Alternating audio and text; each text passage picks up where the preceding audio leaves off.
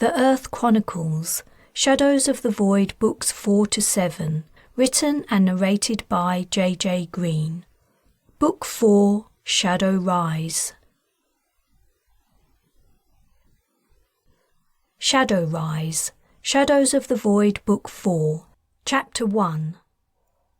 Lifting his duffel bag onto his shoulder, Carl Lingyari took a final look at his cabin before preparing to disembark the Galathia. He wasn't usually so sentimental, but the prospecting mission he'd just finished had been eventful.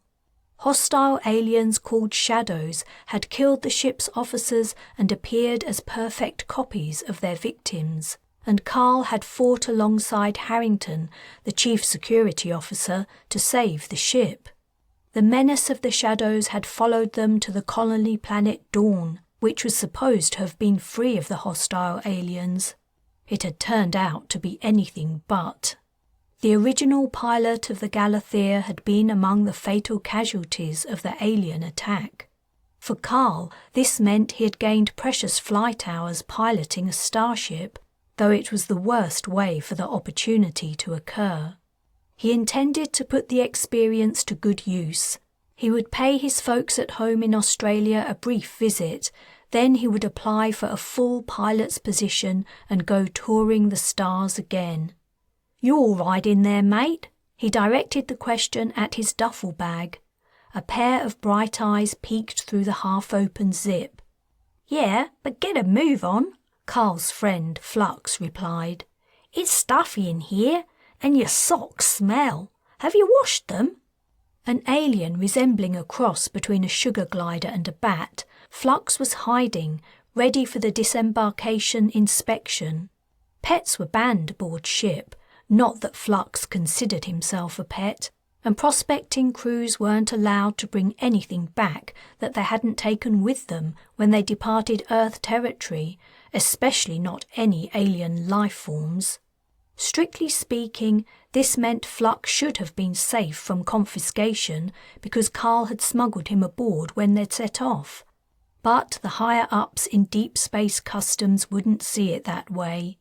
Flux would have to hide, and Carl would employ a special signal an old girlfriend who worked in customs had taught him. The signal would guarantee that his bag wouldn't be inspected. His door chimes sounded. Harrington was waiting outside, looking stormy. "What's up?" asked Carl as he left the cabin and closed the door for the final time. "Haven't you received Haggerty's message yet?" Harrington replied. "Check your interface." Carl unzipped his bag, lifted a disgruntled Flux off of his screen and pulled it out. The alert light was flashing, indicating a message had arrived. Flux must have been sitting on the speaker when it beeped. Haggerty had taken over as the Galathia's master when Akabe Loba had died, and had avoided as much responsibility as was possible in his new position. Carl wondered what the man had to say now that was suddenly so important. Harrington supplied the answer before he could even open the message. "He wants us to lie about what happened," she said. "He sent us a report to repeat to the investigators so he doesn't get into trouble for not helping to save the officers from the Shadows. Cratting Mistborn! I'm damned well not lying for him." "Crew to departure hatch," came a voice over the comm system. "Prepare to disembark." Carl and Harrington set off, joining the crowds of shipmates heading in the same direction. Carl wasn't surprised that Haggerty wanted to cover up his role in the events of the last few weeks. If Polestar or the global government found out the extent of his inaction, he would be dismissed and his pension withdrawn at the very least. At worst, he could be charged with criminal negligence and involuntary manslaughter. "Does he really think he can brush everything under the carpet that easily?" Carl asked.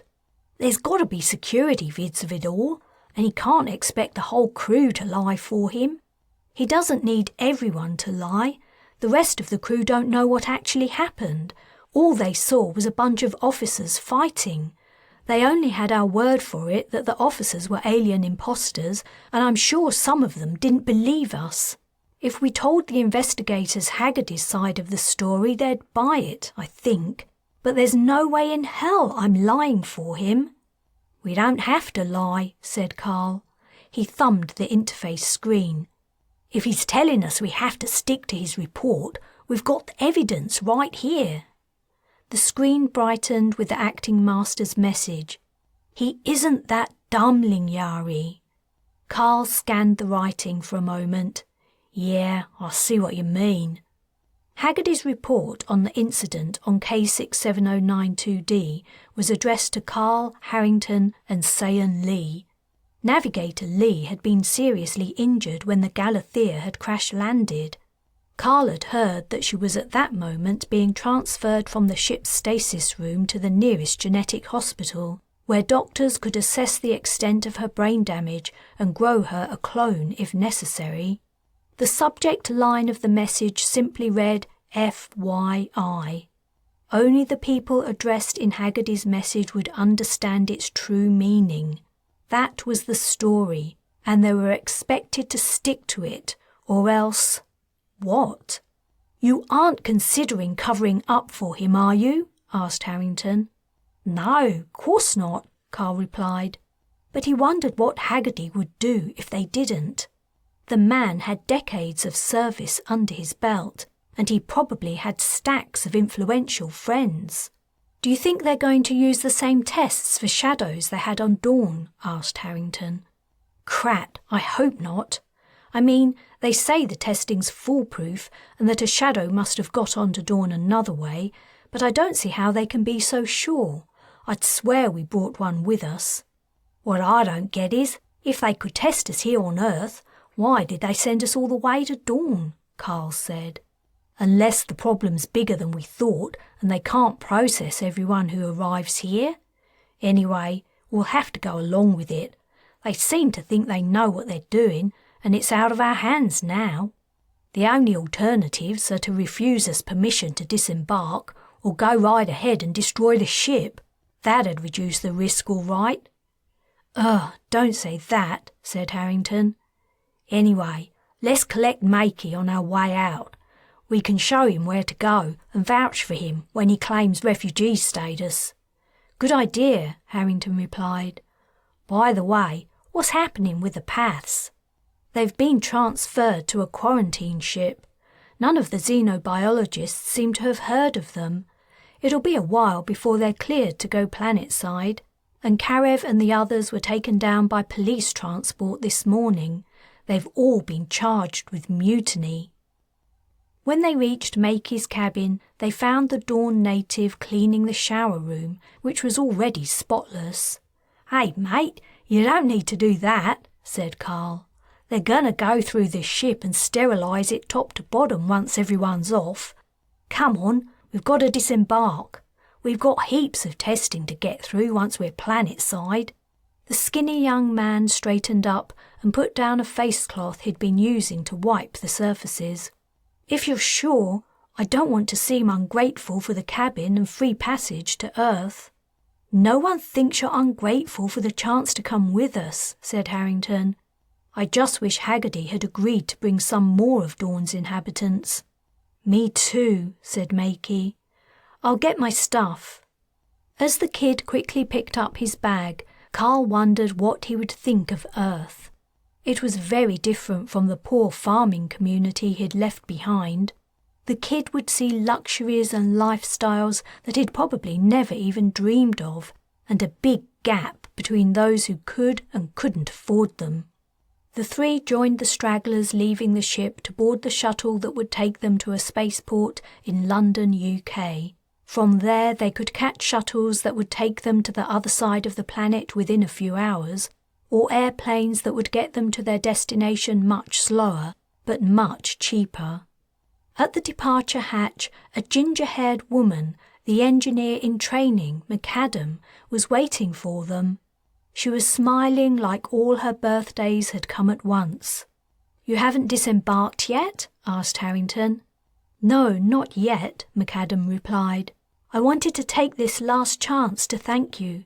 I might not see you again once we all go our separate ways." "How come? You hanging up your wrench?" Carl asked. Prospecting crews often encountered old shipmates in the course of their work. I might be, the engineer grinned. I sent a request to visit my kids, and I've just heard that I've got an appointment. If I manage to stay clean for another 6 months, they said I stand a good chance of getting them back. Great news, said Carl. He had a feeling that Harrington's mail to the relevant authorities about McAdam turning over a new leaf might have had something to do with the favourable response to her request. Yeah, great news, Harrington said, followed by, Crat. Haggerty was striding toward them. They'd nearly made it onto the shuttle without meeting the brown-noser. Lingyari, Harrington, just the people I wanted to see. McAdam and... The acting master's eyebrows rose. I remember you, he spluttered as he recognised Makey. I gave instructions that you were not to board the ship. Not a lot you can do about it now, is there? Said Carl. Makey, wait for us when you're through the testing. We'll point you to the refugee office. As the kid went away, Haggerty followed him with his gaze. Then he turned narrowed eyes to Carl and Harrington. McAdam had made herself scarce, mouthing a goodbye. Haggerty said, I gave explicit instructions. What's done is done, said Harrington. The kid's here now, and he can claim refugee status. It's going to be a long afternoon, so we'll be on our way. No, you don't, Haggerty said. Until you leave the ship, you two are still under my command, and I order you to remain. I have something to tell you. Folding his arms over his chest, Carl waited with the grim-faced Harrington. After waiting until the rest of the crew were out of hearing range, Haggerty said, I sent you both a report detailing what happened when we first encountered the shadows. You are to memorize and repeat the facts as I stated them. There is to be no mention of your versions of the events, no interpretations, twisting, or embellishments of the truth as I have laid it out. Is that clear? No way, Haggerty, Harrington said through her teeth. No way am I lying for you. Forget it. Yeah, said Carl. That's not happening, mate. You didn't do your job. That's the truth, and that's what I'm telling anyone who asks. Let's go, he added to Harrington.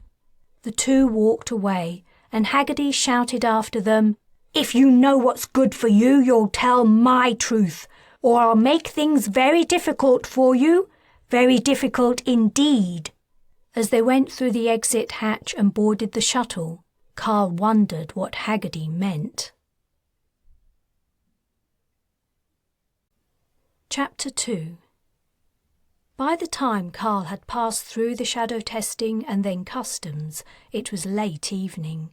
He stepped out of the spaceport and into the heat, humidity, noise and bright lights of London. Flux had long ago fallen asleep in his bag. When Carl checked on him, the animal's closed eyes and half-open mouth with its double row of needle-sharp teeth showed through the transparent wings he'd wrapped over his face. Carl yawned. He had an appointment the next day with Polestar's investigators. He needed to find somewhere to stay the night. Even at that hour, the multi-lane road that skirted the spaceport was busy with traffic, both at street level and just above, as cars passed slower-moving vehicles by flying briefly over them. Carl wondered how long it would be before constant hover driving was legal, and the traffic would split into road and just above road level, and after that, maybe a third level.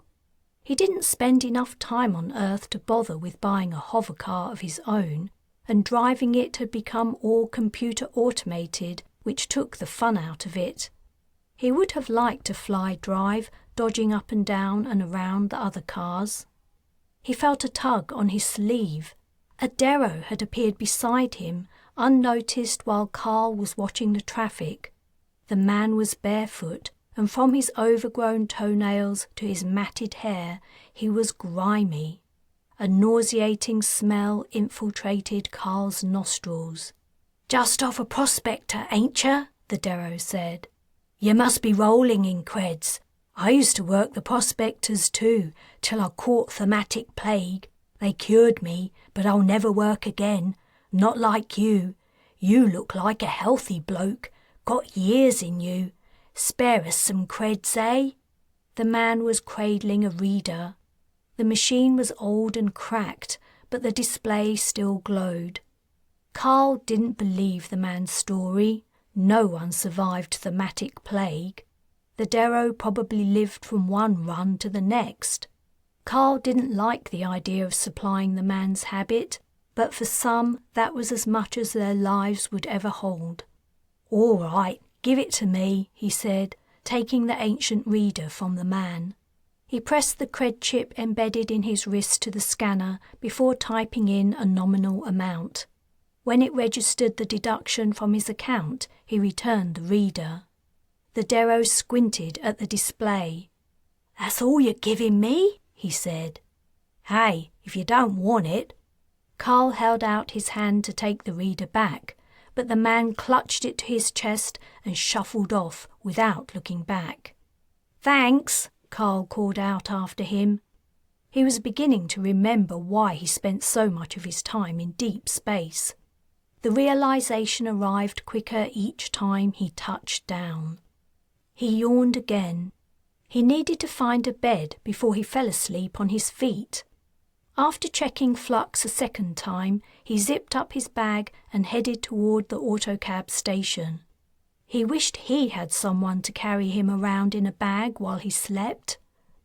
At the station, no autocabs were available, and, according to the screen, none were due to return for another half an hour.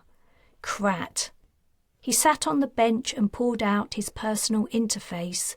He'd handed over his ship's one to the investigators of the incidents on K67092D. He hoped they would let him leave in enough time to catch the shuttle to Sydney the next day.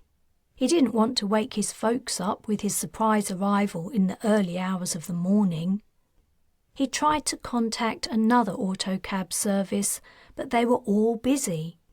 He would just have to wait for a spaceport vehicle to return. He started to look up local hotels on his interface to book a room. He found a place that didn't look like too much of a dive, but wasn't too pricey either.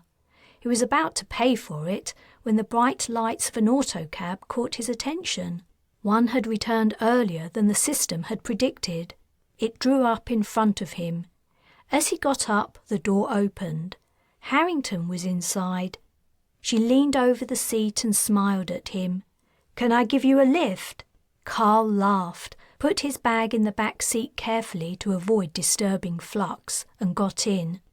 "I thought I'd return your favour," Harrington said as the door closed and the vehicle moved away. "Though I'm not exactly saving your life." She was referring to the time he'd picked her up in a shuttle when she was under attack on Dawn. He said, "Thanks, but you would have got yourself out of that scrape if I hadn't happened along." "I don't think so." "I appreciate it anyway. How'd you know I was waiting?" "I was hanging about just in case. I saw all the autocabs got taken fast. Thought you might need a ride." "Thanks a lot. I'm going here." He showed her the hotel he'd picked. Well..." Harrington gave him a sidelong look. "My place isn't far. How about you save some creds and stay with me tonight?" "That'd be great." The evening was getting better and better. After Carl's agreement, a slight awkwardness invaded the atmosphere. He wasn't sure what Harrington's intentions were. Maybe she was only offering him a place to sleep, or maybe she had more in mind. He was confused about how she felt toward him, and his feelings about her weren't yet clear to him. When he'd first known her, she'd been a crush of his, but the woman had been so wrapped up in doing her job, she'd barely seemed to register that he existed. Dealing with the shadow officers aboard the Galathia had brought them closer together, and he'd felt like he was getting to know the inner Harrington a bit better. But then she'd grown close to a lieutenant stationed on Dawn. He'd backed off, assuming he'd imagined her increased feelings toward him. After she'd killed the shadow of the lieutenant, however, it had been him she'd turned to in her confusion and grief. The truth was, he had no idea where he stood with her. The autocab was turning off the street, and a wide garage door lifted up, revealing the entrance to an underground car park. Carl leaned back as the vehicle's nose dipped and it went down into the dark space. The cab halted abruptly next to an elevator and the doors popped open. "This is it," Harrington said. "Don't forget your stuff. You do live close to the spaceport." The woman shrugged as they went into the elevator. "It's convenient. I usually sign up again pretty quick after finishing a mission." The conversation lapsed and the awkwardness continued as they went up 30 floors. After getting off the elevator, Harrington pressed her wrist to the door scanner and the door opened. "It's small, but I don't need much," she said as they went in. She wasn't joking that it was small, Carl thought. He put down his bag. He'd heard that space was at a premium in London, but Harrington's apartment was so small it would have fitted into his parents' living room. The place reminded him of a starship cabin. The bed, kitchen and living area were combined, and a single door led to the shower room. The place was clean and tidy, and it didn't look poor, but it had an institutional feel to it. Someone had told him once that Harrington had grown up in a government orphanage, and the gossip rang true now that he saw how she lived. "Are you hungry?" asked Harrington. "We can order something." "Nah, I'm not. How about you?" "No." She sat on the bed. "So, I'm pretty bushed," Carl said. "I'll take the couch." "Oh, okay." Did she sound disappointed? "I'm going to freshen up," Harrington said. She went into the shower room. Carl got Flux out of his bag. The creature remained sound asleep. He put him on the end of the couch and covered him with a throw. While waiting for Harrington to finish, he looked out of her window and across the cityscape. Rivers of light marked the roads and freeways. No stars were visible due to their glow. At the nearby spaceport, a shuttle was arriving from a starship, and Carl squinted in its glare as it landed. When the engines had been shut off, he recognized it was the latest model. He'd never flown one, but that no longer mattered. His eyes were on higher stakes. He was looking forward to his first starship commission. Behind him, the door to the shower room opened and Harrington appeared. She had changed into loose pajamas and her hair was damp and messy from towel drying. Her sleepwear was typical Harrington, more functional than feminine, yet his long-time attraction to her remained the same. "Your turn," she said. He went into the shower room and mulled over what he should do as he got ready for bed. He was confused. Should he make a move? Was that why she'd brought him home? Or was she only doing a shipmate a favour? Harrington wasn't the flirtatious type. He found her hard to read. If he tried something and the timing wasn't right, he might kill any chance he had of getting closer to her. He recalled again how shaken up she'd been by killing the shadow of the soldier she'd liked on Dawn. That decided it. He would wait for a crystal-clear signal before he would try to take things any further. She had to still be pretty upset by that incident. Carl returned to the living room. Harrington was already in bed. They said good night, and after she'd turned out the light and dimmed the window to near darkness, he lay awake for a while, watching the faint trails of light from incoming and outgoing space shuttles shining through the glass. Memories of their encounters with shadows played in his mind, as well as thoughts about the possible repercussions of the upcoming investigation. Concerns about Haggerty's possible methods for getting revenge also nagged at him. From the sound of her breathing, he could tell Harrington was still awake. "Have you thought about what you're going to tell them at the investigation tomorrow?" he asked. "No? What's to think about? I'll tell them what happened, of course." "Yeah, but I've been thinking about what Haggerty said. Do you think he can really do something serious if we don't go along with his story?" "I don't know. Does it matter?" Harrington asked. "Matters to me. Flying's my life. I don't know what I'd do if he got my licence revoked." Harrington's soft sigh breathed out into the night. "We don't have a choice. We have to tell the truth, no matter what. Haggerty's a real misborn. We can't let him get away with it. It wouldn't be right. If he'd done something when I warned him about Loba, maybe none of those officers would have died. I'm not disagreeing, but what's done's done. And that was his last mission. He's retiring now. He's not a danger to anyone anymore." "Crattling, Yari," Harrington replied, her voice rising. "I can't believe you're even saying that. You were with me there on the Galathia, right? You didn't know all those officers too. All right, calm down. I was just thinking out loud. Jeez." Harrington mumbled something inaudible, and her sheets rustled. She didn't speak again. After a while, her breathing became deep and regular as she fell asleep. Chapter 3. "Thank you for your time, Pilot Lingyari," said the chief investigator, extending his hand. Carl sat up from his slouched position and reached to take the man's hand. He was in front of a team of 5 investigators, and he'd been there so long he'd lost track of time. "That's it, I can go." His throat ached from answering the men and women's questions, and his head buzzed from going over the events on K67092D again and again. The questioning had felt more like an interrogation than an investigation. He was glad he'd told them nothing but the truth according to his memory of the events. He would never have been able to keep track of Haggerty's lies if he'd decided to go along with the man's story.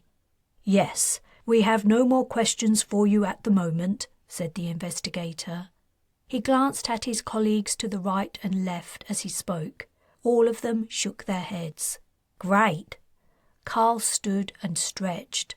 "But until the investigation is concluded, you are not to leave Earth," added the man. "What?" Carl stopped mid-stretch and deflated a little. "How long's it going to take? I mean, I'm a deep space pilot. I've got to leave Earth to work." "We understand. The investigation shouldn't take too long. I'm afraid I can't promise you anything more than that, however. We'll notify you when we've reached our final conclusions." "Great," Carl repeated with less enthusiasm. He took his jacket from the back of his chair and made his way out of the Global Security Headquarters. It was night time. He'd been answering questions the whole day. He checked the time and realised he might make the last shuttle to Sydney if he hurried. He requested an autocab on his interface and waited for it to arrive. It would be a close thing to make the shuttle flight, but after a day of talking about shadows, fighting and death, he had a strong urge to set eyes on his ageing parents and his childhood home again. The shuttle would be worth the extra expense to feel the hot Australian sun on his back again tomorrow. Outback New South Wales was worlds better than muggy, humid, polluted London. He opened his bag. "We're going home, mate," he said to Flux, who was inside eating a cracker. "About bloody time," replied the creature. "I've been in this cradding bag nearly 2 days. I need to stretch my wings." Flux wasn't the friendliest of aliens at the best of times, but it only had an hour or so of flying outside Harrington's window that morning, and the creature's grumpiness was only to be expected. Carl jumped into the autocab that arrived, and he jumped out of it again at the spaceport. He ran through the terminal to make the shuttle, and soon he was strapped in and waiting to take off. Night changed to dawn as he flew to Australia. The sun was coming up over Bondi when the shuttle touched down. Carl had managed a short nap on the flight, but his eyes were heavy and gritty by the time he hired a car at Sydney Spaceport. He told the car the address of his parents' farm beyond the Blue Mountains and settled down to catch up on his sleep while it took him there. As his eyes closed, he imagined his parents' surprise when he turned up months earlier than expected. His mum wouldn't have cooked his favourite meal, as had become a homecoming tradition since he'd first left home to go to flight school, but it didn't matter. He was smiling as he fell asleep, imagining the happiness on his mum's face when she set eyes on him. The pinging of the rental car door opening awakened him. On the adjoining seat, Flux had unzipped Carl's bag from the inside.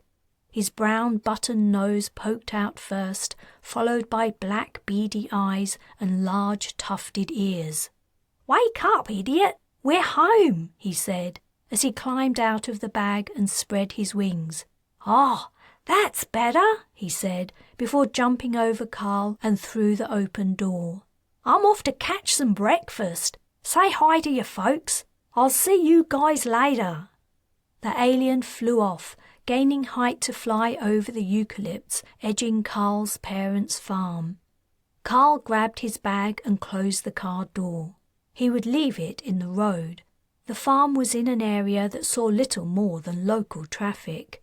He went toward the farmhouse, which stood at the end of a driveway. Though it was still early morning, he was a little surprised his folks hadn't come out to greet him. His mum and dad were usually up with the sun. Maybe they were already out in the yard or working in the fields. He went up the driveway and around the back of the house. Only delivery drones used the front door. No one was in the yard. He tried the back door, but it was locked. Carl's hand dropped in surprise. The back door was never locked. He stepped backward and peered at the upper floors of the house. His parents' bedroom window glass was clear, which meant they were up. Returning to the house, he looked in the downstairs windows, cupping his hands around his eyes. All the downstairs rooms at the back were empty, and in the kitchen there were no signs that breakfast had taken place. He knocked on the back door. No one answered. After 3 or 4 more tries, he went out into the yard again and shouted up, "Mum! Dad!" He ran around the house to the front, but that door was locked too. He decided to investigate the barn. If his parents were out working in the fields, equipment would be missing. But when he checked, everything seemed to be in its place. He wondered if they could have gone for a walk around the farm. It was possible, but why would they lock the door? A terrible fear rose in Carl. He tried to quell it with reasoning. He tried to tell himself that his parents might have gone away to visit a relative, or they might have another reason for leaving their cherished farm, but he couldn't convince himself that something wasn't very wrong. He needed some help. Carl tilted back his head, put his hands to his mouth, and shouted, "Coo-ee!" The sound echoed back from the farmhouse and surrounding trees.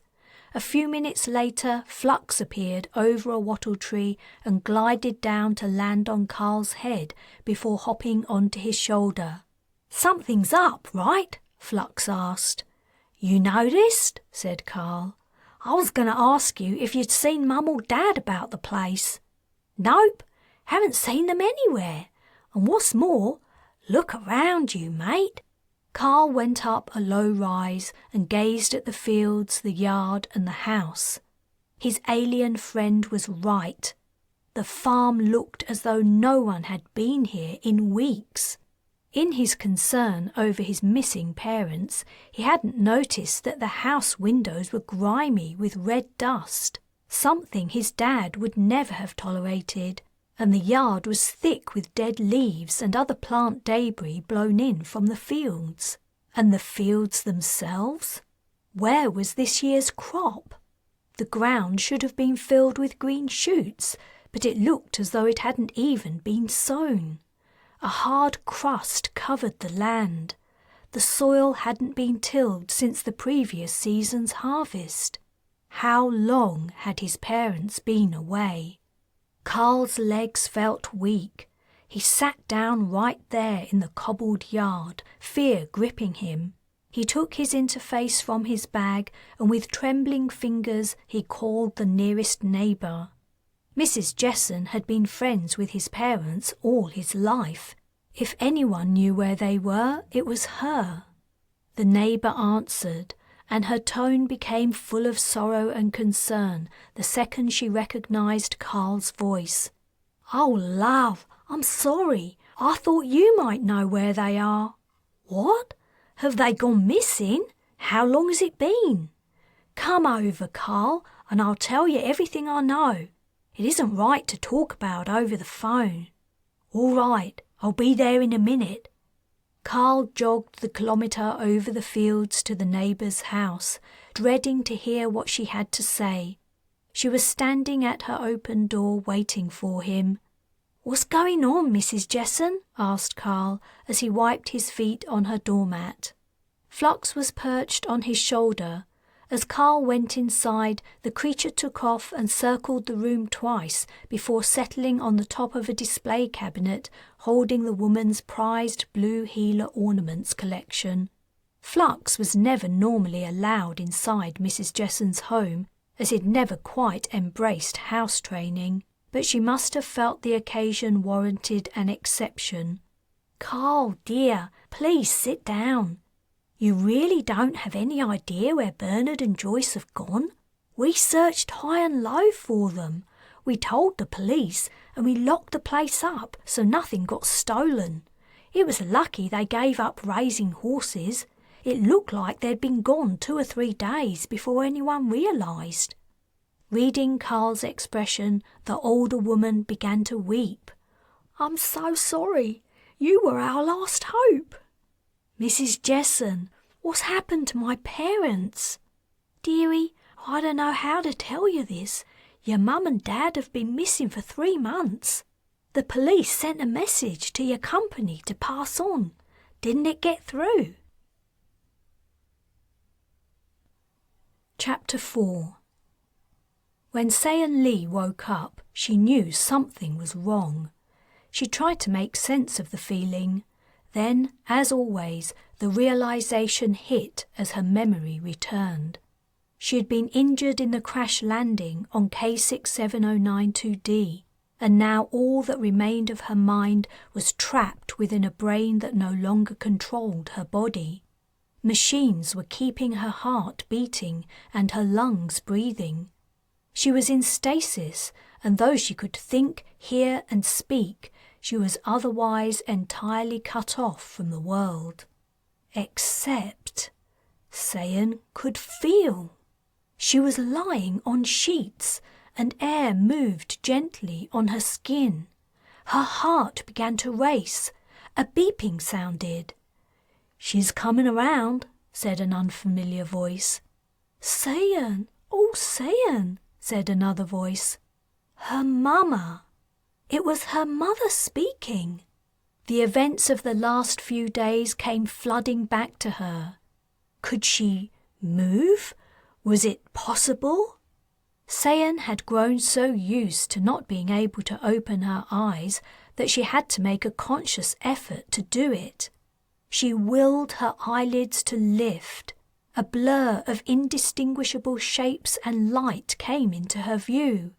Footsteps sounded beside her, moving away. A door opened. "Craven," her mother called. "Get in here. She's woken up. Our baby's awake." The footsteps returned. Sayan forced her lips and voice box to work. "Mama?" Her voice was no more than a whisper. "Oh, sweetheart." Her mother's voice broke. The door opened again. More footsteps sounded, heavier and firmer than her mother's. "Sayan, darling," said her father. "Now don't you try to move or say a thing. The nurse has called the doctor, and she'll be here any minute. It's a miracle, Carleen, a miracle." The shapes Sayan saw were becoming more defined by the second. There were multicolored tiles lined with thin light strips, but the lights weren't on. Her vision was filled with sunlight. The sound of her mother's sniffles was coming from her right-hand side, and the window was to her left. Sayan felt like crying herself. The operation had been a success. The genetics team had grown her a new body, and they'd taken all the knowledge, memories, and personality contained in her old brain and transferred it to the new one. She had survived. She would move, eat, speak, live again. After Dr. Sparks had told her about her accident, and that it would be a long time before the Galathia could return to Earth, if ever, she had thought she was living a kind of half-death, and that her real demise was only delayed a little. It had been good, of course, to talk to Carl and Jas and the others aboard the ship, and to help out with their problems, but she'd given up on any chance she might be saved. Yet here she was, in a brand new body. And not only was it brand new, it was also enhanced. She'd been fitted with the latest in organic synthetic technology. She didn't only have a new body, she had a better one. The door opened again. "Hi, Sayan, I'm Dr. Evans, and I'm in charge of your treatment. Do you remember me? We had a long talk before we attempted the transfer. Now, I don't want you to say a thing. Just close your eyes once for yes and twice for no, okay? So, how you feeling, sugar? You feeling okay?" Sayan closed her eyes once. "Great. Do you have any pain anywhere?" Sayan blinked twice. "Even better. Well..." A shadow crossed Sayan's vision as the doctor moved past, blocking the sunlight. "All your vitals are looking great, honey. I don't like to be too optimistic. There's plenty that could go wrong even at this stage, but I think you're gonna be fine. Mr. and Mrs. Lee, could you join me outside, please?" Her parents and the doctor left the room, but Sayan remembered one of her new enhancements. She strained her hearing hard, and through the closed door she could clearly make out the conversation the doctor was having with her parents. Had the doctor underestimated the quality of the hearing the cloning service had supplied, or did she intend for Sayan to hear what she said? "Mr. and Mrs. Lee, I know I've already told you this, but I wanted to emphasize that it's very, very early days with Sayan. She's got her new body, but you have to remember that she spent quite a while trapped in her mind. It'll take her some time to get used to controlling her movements. She'll be like a little baby learning to walk. She'll learn faster than a child because she's done it before, but she will have to learn." "I understand, Doctor," said her mother. "We're prepared to pay for the very best in therapy to get her back to normal." "Yep," added her father, "whatever it takes." "I know you are. You've both been very generous, and we all appreciate your kind donation to the hospital. But the real reason I wanted to speak to you was so I can be totally sure you understand she might not have all the mental capabilities she once had. Even without the death of her brain tissue, there's no guarantee we can recover everything from the old mind. And after Sayan's accident, we do understand," came her father's deep voice. "We know, Doctor, we know, but it doesn't matter. You brought our baby girl back, and we can never thank you enough." Her mother began to weep again. "Just doing our jobs, Mr. and Mrs. Lee," said the doctor. "But it's a pleasure, a real pleasure. Now, why don't you go and spend some time with your daughter? Just an hour or so. Please continue to resist the urge to hold or touch her, however tempting I know that must be. Her body is very, very fresh. We were forced to push the envelope on getting her transferred into it in consideration of the conditions she'd been stored in. If we'd waited any longer, well, let's just say it might have been a very different Sayan you would be taken home." "We'll be careful," said her mother. "Don't you worry." She blew her nose. "We won't let anything bad happen to her ever again." 3 days later, Sayan could sit up and she was eating, drinking and speaking normally. She was still experiencing the sheer joy of being alive. She would spend hours looking out the window, studying every feature of the hospital's lavish garden. Each flower, plant, insect and bird delighted her.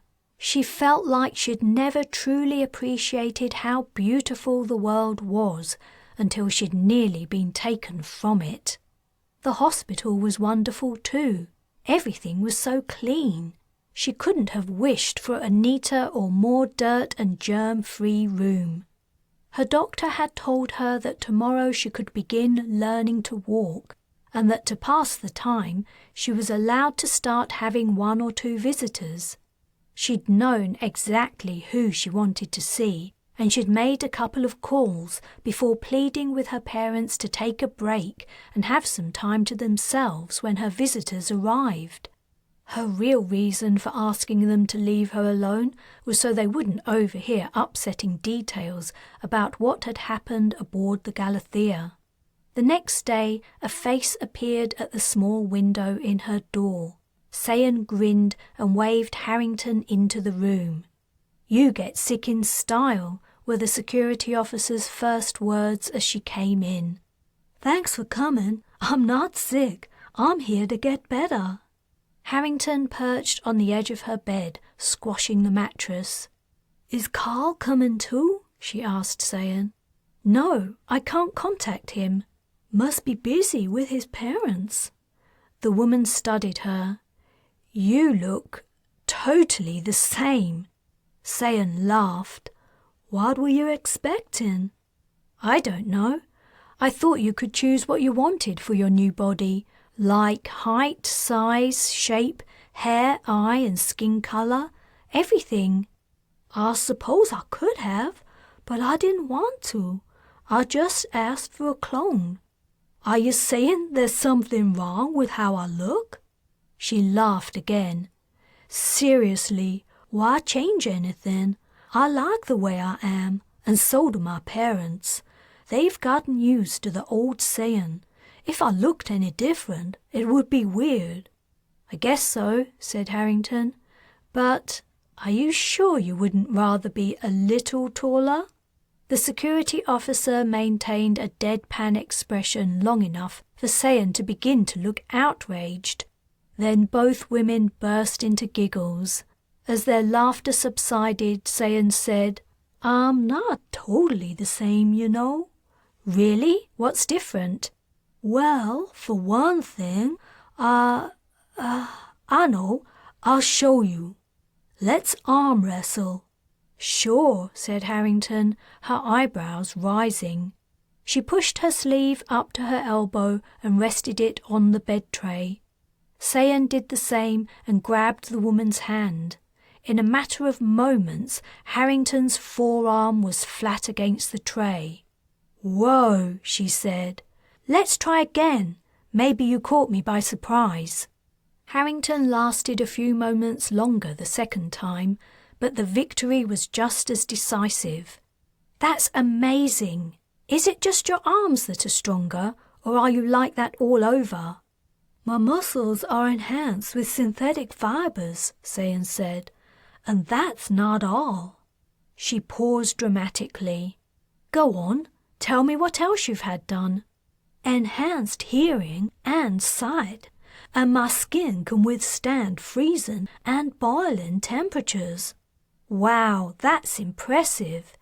It sounds like you didn't come too badly out of nearly dying. Well, I'd rather that hadn't happened, but I'm not complaining about the end result. Though I think my parents' accountant might be. You know, Jas, I used to be so afraid of everything. I wouldn't even set foot on an alien planet. I remember. Something's changed in me. When I came so close to dying, I realized I'd never really lived. Do you know what I mean? I guess so. After I get my strength back, I'm not gonna hide away anymore. I'm gonna take risks. I'm gonna live my life to the full, even if it means a little danger now and then. That's great. I'm happy for you. Just take things easy at first, okay? Of course I will. But what's been happening? What are the results of the investigation? Have they arrested Haggerty yet? No, not yet. I told them everything that happened, and they said they'd let me know the verdict. But I haven't heard anything so far, and there's been nothing on the news. I wish they'd hurry up. I just want to move on, you know? It's been longer than a week. I'm ready to sign up for another mission. Chapter 5. Jas couldn't believe it. She was at home in her apartment, and she'd been standing when the message appeared on her interface, but her knees buckled and she sat on her bed as she read it.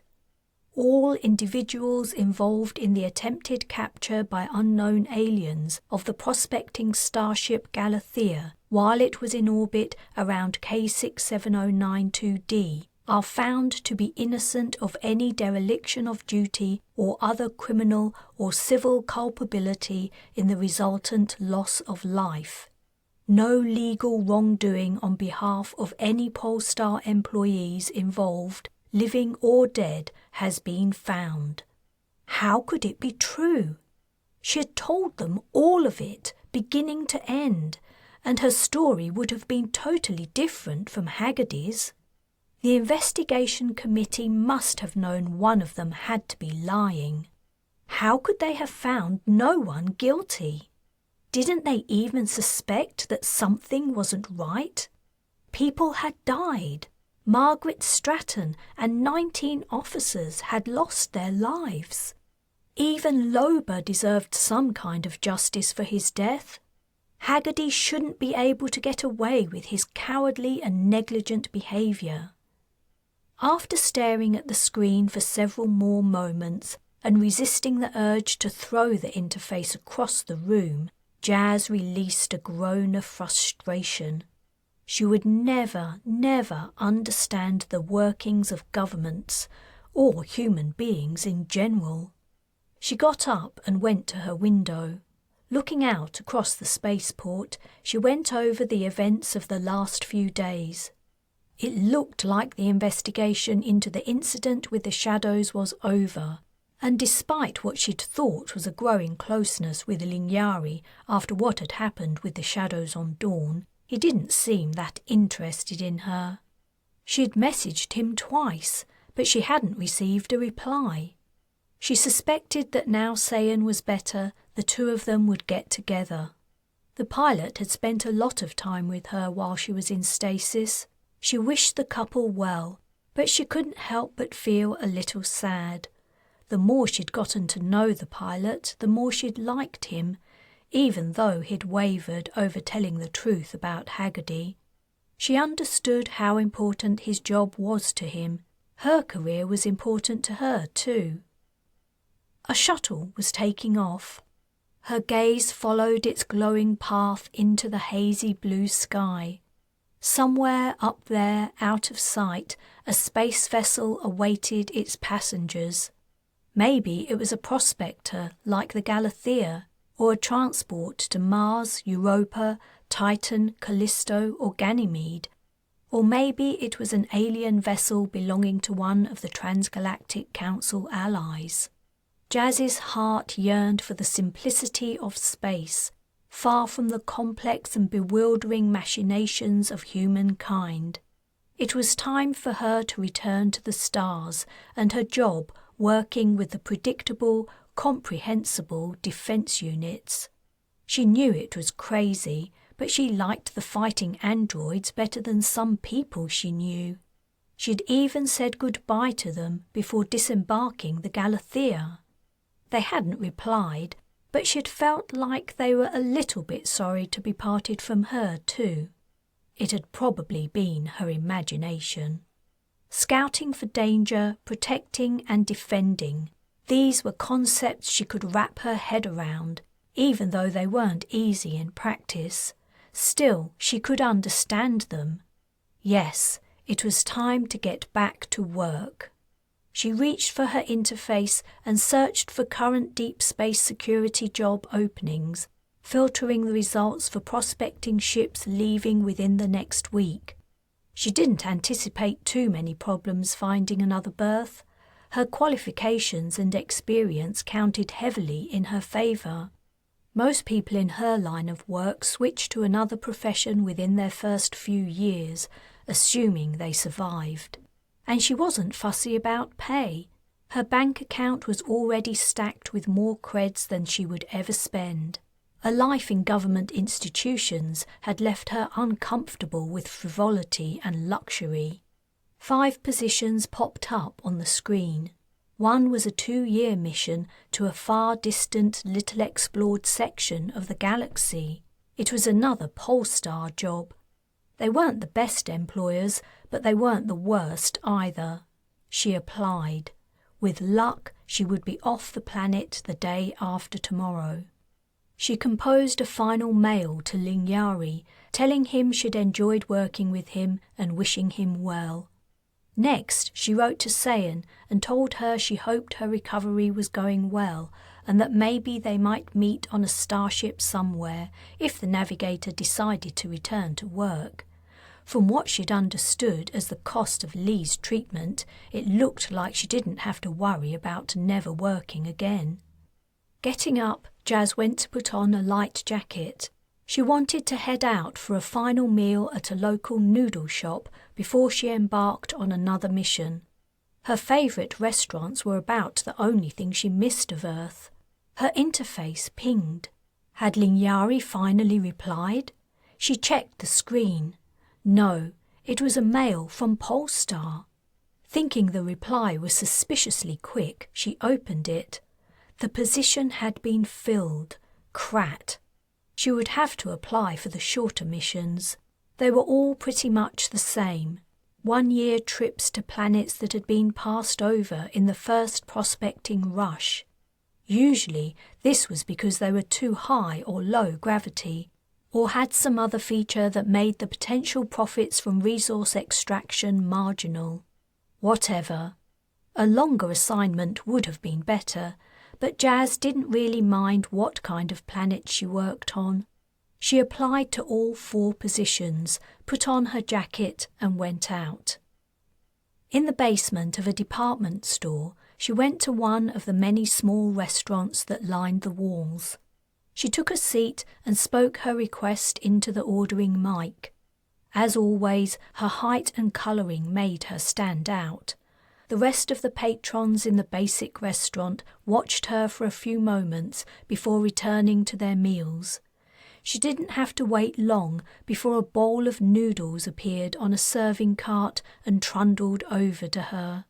She'd barely begun eating before her interface pinged again, twice, in her pocket. She took it out and propped it up against the condiment containers on the table. She'd received 2 mails replying to her job applications. That was fast. She opened the messages and read that both positions were no longer open. Her stomach began to sink. 3 jobs filled as soon as she applied for them? It was too much of a coincidence. With a sense of foreboding, she continued to eat.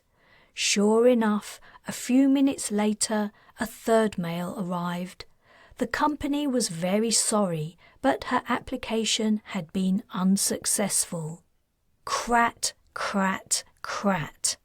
She'd finished her meal, paid, and was leaving the restaurant when the fourth mail arrived. She almost didn't bother opening it. The security officer position had been posted in error, the message said, and the company was not accepting applications. It had to be Haggerty's doing. He hadn't only got off scot-free, he'd called on all the contacts he'd built up over his long career and managed to get her blacklisted. Damn the Mistborn. He'd followed through on his threat to her and Lingyari. She stopped in her tracks. Lingyari. If Haggerty had punished her for refusing to cover up for him, had he punished the pilot too? Did Lingyari already know he'd been blacklisted? And did he blame her for pushing him to tell the truth? Was that why he hadn't been answering her mails? She continued on her way back to her apartment. When she arrived, she threw herself on her bed. Her plans to get away from Earth were falling through, and it looked like a good friend now hated her. Could the day get any worse? As she lay thinking about what other space work she could apply for and wondering how far Haggerty's reach stretched, her interface pinged again. Lifting her arm from across her eyes, she peered at the screen. She blinked away the blurriness of her vision. Someone was calling her on a live vidmail. She sat up and squinted at the name. When she recognised it, she smiled. Finally, she had something to be happy about. She thumbed the icon to open the vid. "Jas!" exclaimed Makey as soon as he saw her. "Hi, what's up, kid? How are you doing?" The young man looked much better than he had when Jas had last seen him. His face had filled out and his skin was a healthy colour. "I'm all right. I'm living in a holding centre while they process my refugee application. Some of the people here say I shouldn't have any problems because Dawn's being invaded at the moment. Did you hear they're sending in extra troops?" "Yeah, I did. I hope they win back the planet soon, Makey." "So do I." He paused and screwed up his face as if he found it difficult to say his following words. "I'm worried about my Da. I know he wasn't good to me, but I understand. He's still your father. Try not to worry. I'm sure the army's doing everything they can to protect Dawn's inhabitants. And I miss Mam and Neve. When they got taken by the shadows and I left so fast, what had happened to them didn't really sink in. Now I've had time to think about it." The kid's expression fell. "I'm sorry, Makey," Jas said. "But you know, I think they would have been happy to know that you got away and that you're going to have a chance at a new life." Makey smiled sadly. "Yeah, maybe." "So what's the plan when your application's approved?" Jas asked. "I haven't decided. There's so much I don't know and so much I want to do. But I was thinking about becoming a security officer like you. I want to fight the shadows, Jas. I want to get them back for what they did to my family and friends. It might help me feel better about leaving them on Dawn if I could work at protecting other people." "Makey, you've got nothing to feel bad about." I know. I understand what you and Carl said about me being just a kid and everything, but it doesn't change how I feel. Jas, could you help me? I don't know anyone here, and I need someone to help me apply for courses, or maybe apply to the military. I haven't decided yet exactly what I want to do." She arranged to go and see him at the refugee centre. It would be good to see him again, and it would give her something to occupy her while she figured out what she was going to do with the rest of her life too. Chapter 6. Carl sat in the kitchen of his parents' farmhouse. Though the weather was as hot as an oven outside, the room felt cold to him. It was twilight, but he hadn't turned on the lights. He preferred the dark. It matched his feelings, and artificial illumination only seemed to drive home the fact that his parents weren't here. From outside came a kookaburra's laughter and the songs of cicadas driving away the unwelcome silence. Carl's eyes were sandy and sore, and his head throbbed. He couldn't remember the last time he'd slept properly since finding out his parents had gone missing. After the initial shock and visits to the police, as well as anyone else who might provide a clue as to what had happened, his sleep had been invaded by dreams of his mum and dad. His sleeping mind jumbled up his parents with the events of his time aboard the Galathia. He would dream of fighting to get over to the shadow of Grantwise, the former pilot, and take over the flight controls before the starship crashed. But when the shadow turned around, it was his father. Or he would see Makey take aim at the shadow that had been about to kill Harrington on Dawn. But the shadow would transform into his mother. Whenever he awoke, sweating from the nightmares, he would always ask himself the same questions. Had his parents been taken by shadows? Was Earth being invaded? He didn't have any evidence for his fears, and all he knew about shadows contradicted the idea. If shadows had taken his parents, he would have expected to find replicants in their place, and if shadows were on the farm, he would have expected to find their traps. But he'd checked every metre of the familiar soil and found nothing but weeds and the remains of unharvested crops. The only explanation for his parents' disappearance the police could offer was that they'd gone for a walk, their car was in the garage, and they'd had an accident. It was also remotely possible they'd been attacked or abducted, though crimes like that were unheard of in the area. Carl couldn't accept the police's conclusions. His parents knew their surroundings too well to go anywhere unsafe or do anything dangerous, and they were fit and healthy for their ages. The idea that both of them could suddenly collapse, with neither of them able to get help, just wasn't credible. Over the last few days, Carl hadn't paused in his search for them. He'd tramped the landscape, calling them both by name, and flown his dad's old plane over the whole farm. He'd spoken to everyone who could possibly have seen them before they disappeared.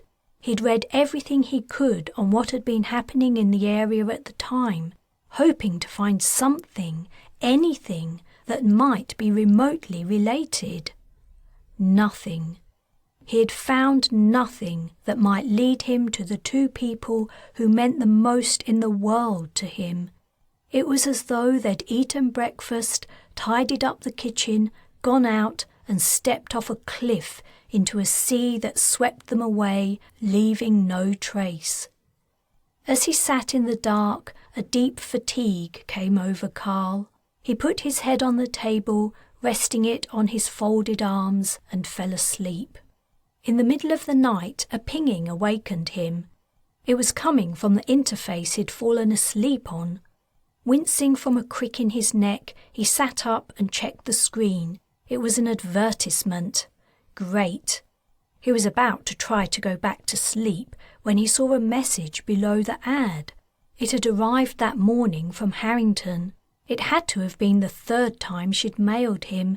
He'd put off replying because he felt like the moment he talked to someone who didn't know his parents were missing and told them the news, it would make it all real.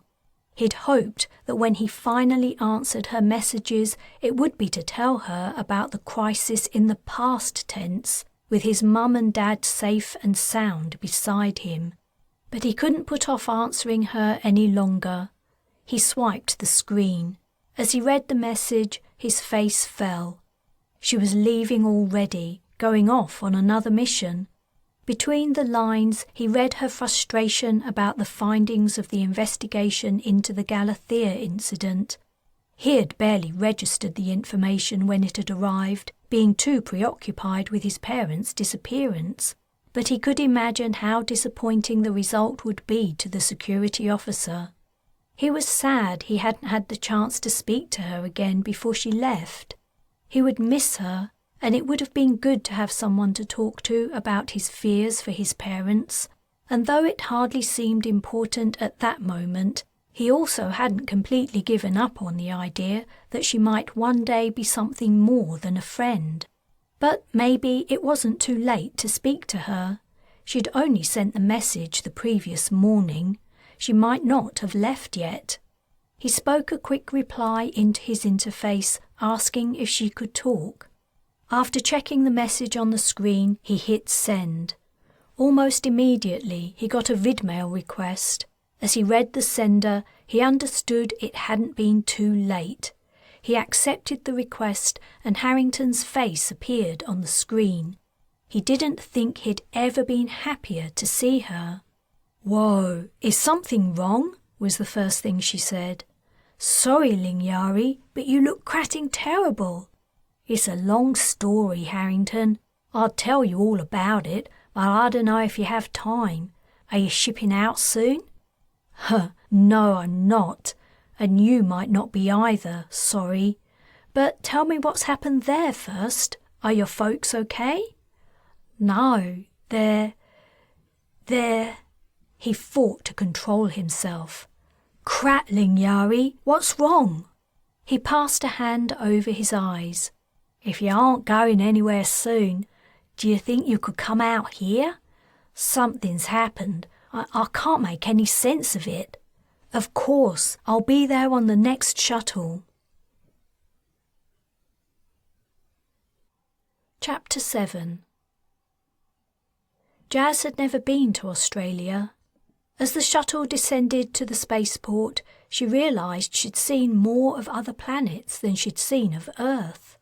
Most of her childhood had been spent on Mars. It was only when she'd reached puberty it had occurred to the orphanage director that if she didn't go to Earth soon, she would grow too tall and weak to ever go there. A few more years in a government institution in Chicago had passed. Then she'd gone directly to security training, and as soon as she'd graduated, she'd left on her first mission aboard a prospector. At the time, she'd seen no reason not to start work immediately. She had no family nor any particularly close friends to leave behind. But as she looked out of the shuttle window at the bright blue of Botany Bay and the thin white-yellow line of the beaches along the New South Wales coast, she wondered if she should have spent more time exploring the home planet of humankind. Maybe it wasn't such a bad thing she'd been forced to stay a while. At least she could help Carl search for his missing parents. Their disappearance was very odd, and he was naturally out of his mind with worry. She grabbed the cabin bag that held the few things she'd brought with her and went directly out to meet her friend. He was easy to spot among the happy faces of the people waiting to meet other passengers. He was smiling like them, but he had dark shadows under his eyes, and he'd lost so much weight he looked positively gaunt. "Thanks for coming," he said as she approached. After a welcoming hug, he pulled out something from his jacket. "These are for you." It was a pair of flight goggles. Jas took them from his hand. "Don't tell me we're going to... The family plane's the fastest way to get home. Unless you're tired of flying after your trip?" "No, I'd love to have a ride in your plane." "Great, let's go over to the airport," Carl said. "The place is a lot quieter than it used to be. More and more people take the shuttle these days." Carl's plane looked out of place among the expensive, gleaming hobby aircraft. Jas was no expert on airplanes, but she would have bet money that it was from the previous century. A simple two-seater, its paint was dull and the fuselage was patched in places, but she liked the look of it. There was something about it that explained a lot about Carl. He helped her up into the passenger seat. As he got in, She stowed her bag in the footwell, fastened her safety harness, and put on her goggles. Carl checked over his shoulder that she was ready, and he started the engine. What followed was one of the most memorable experiences of Jas's life. As they soared up into the cloudless sky, she understood why Carl loved flying so much. She had never felt so free or exhilarated. The roar of the engine and the wind made it impossible to speak, but when her friend looked over his shoulder again, they shared a smile.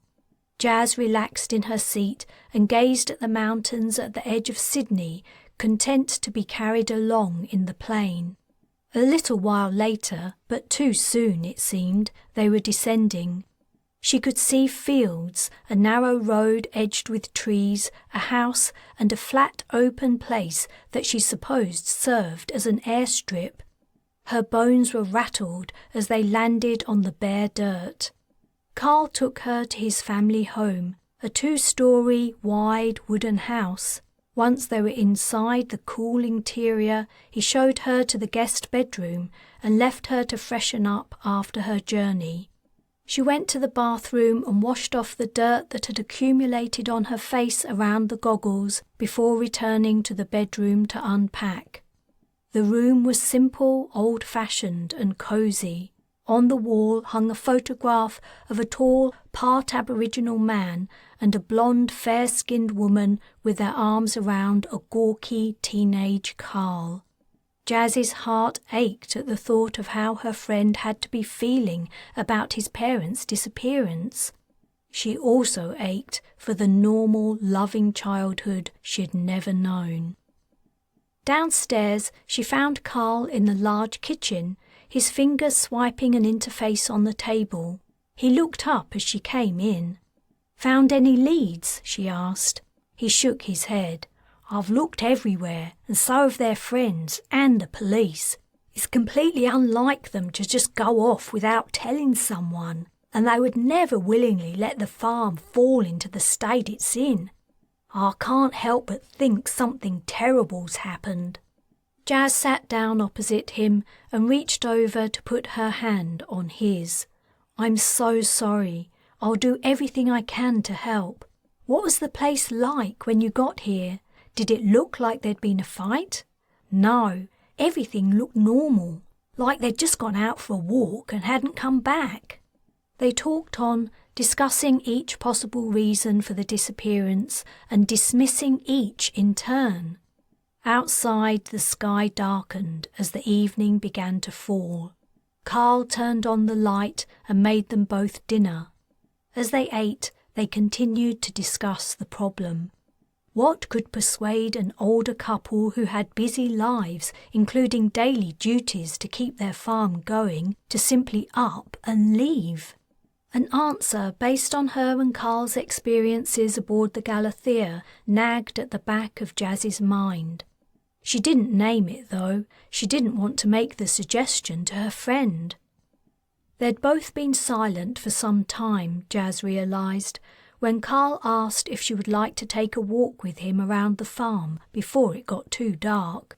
"I'd love to," she replied. The air felt thick and warm as they stepped out into the twilight. Cicadas sang loudly.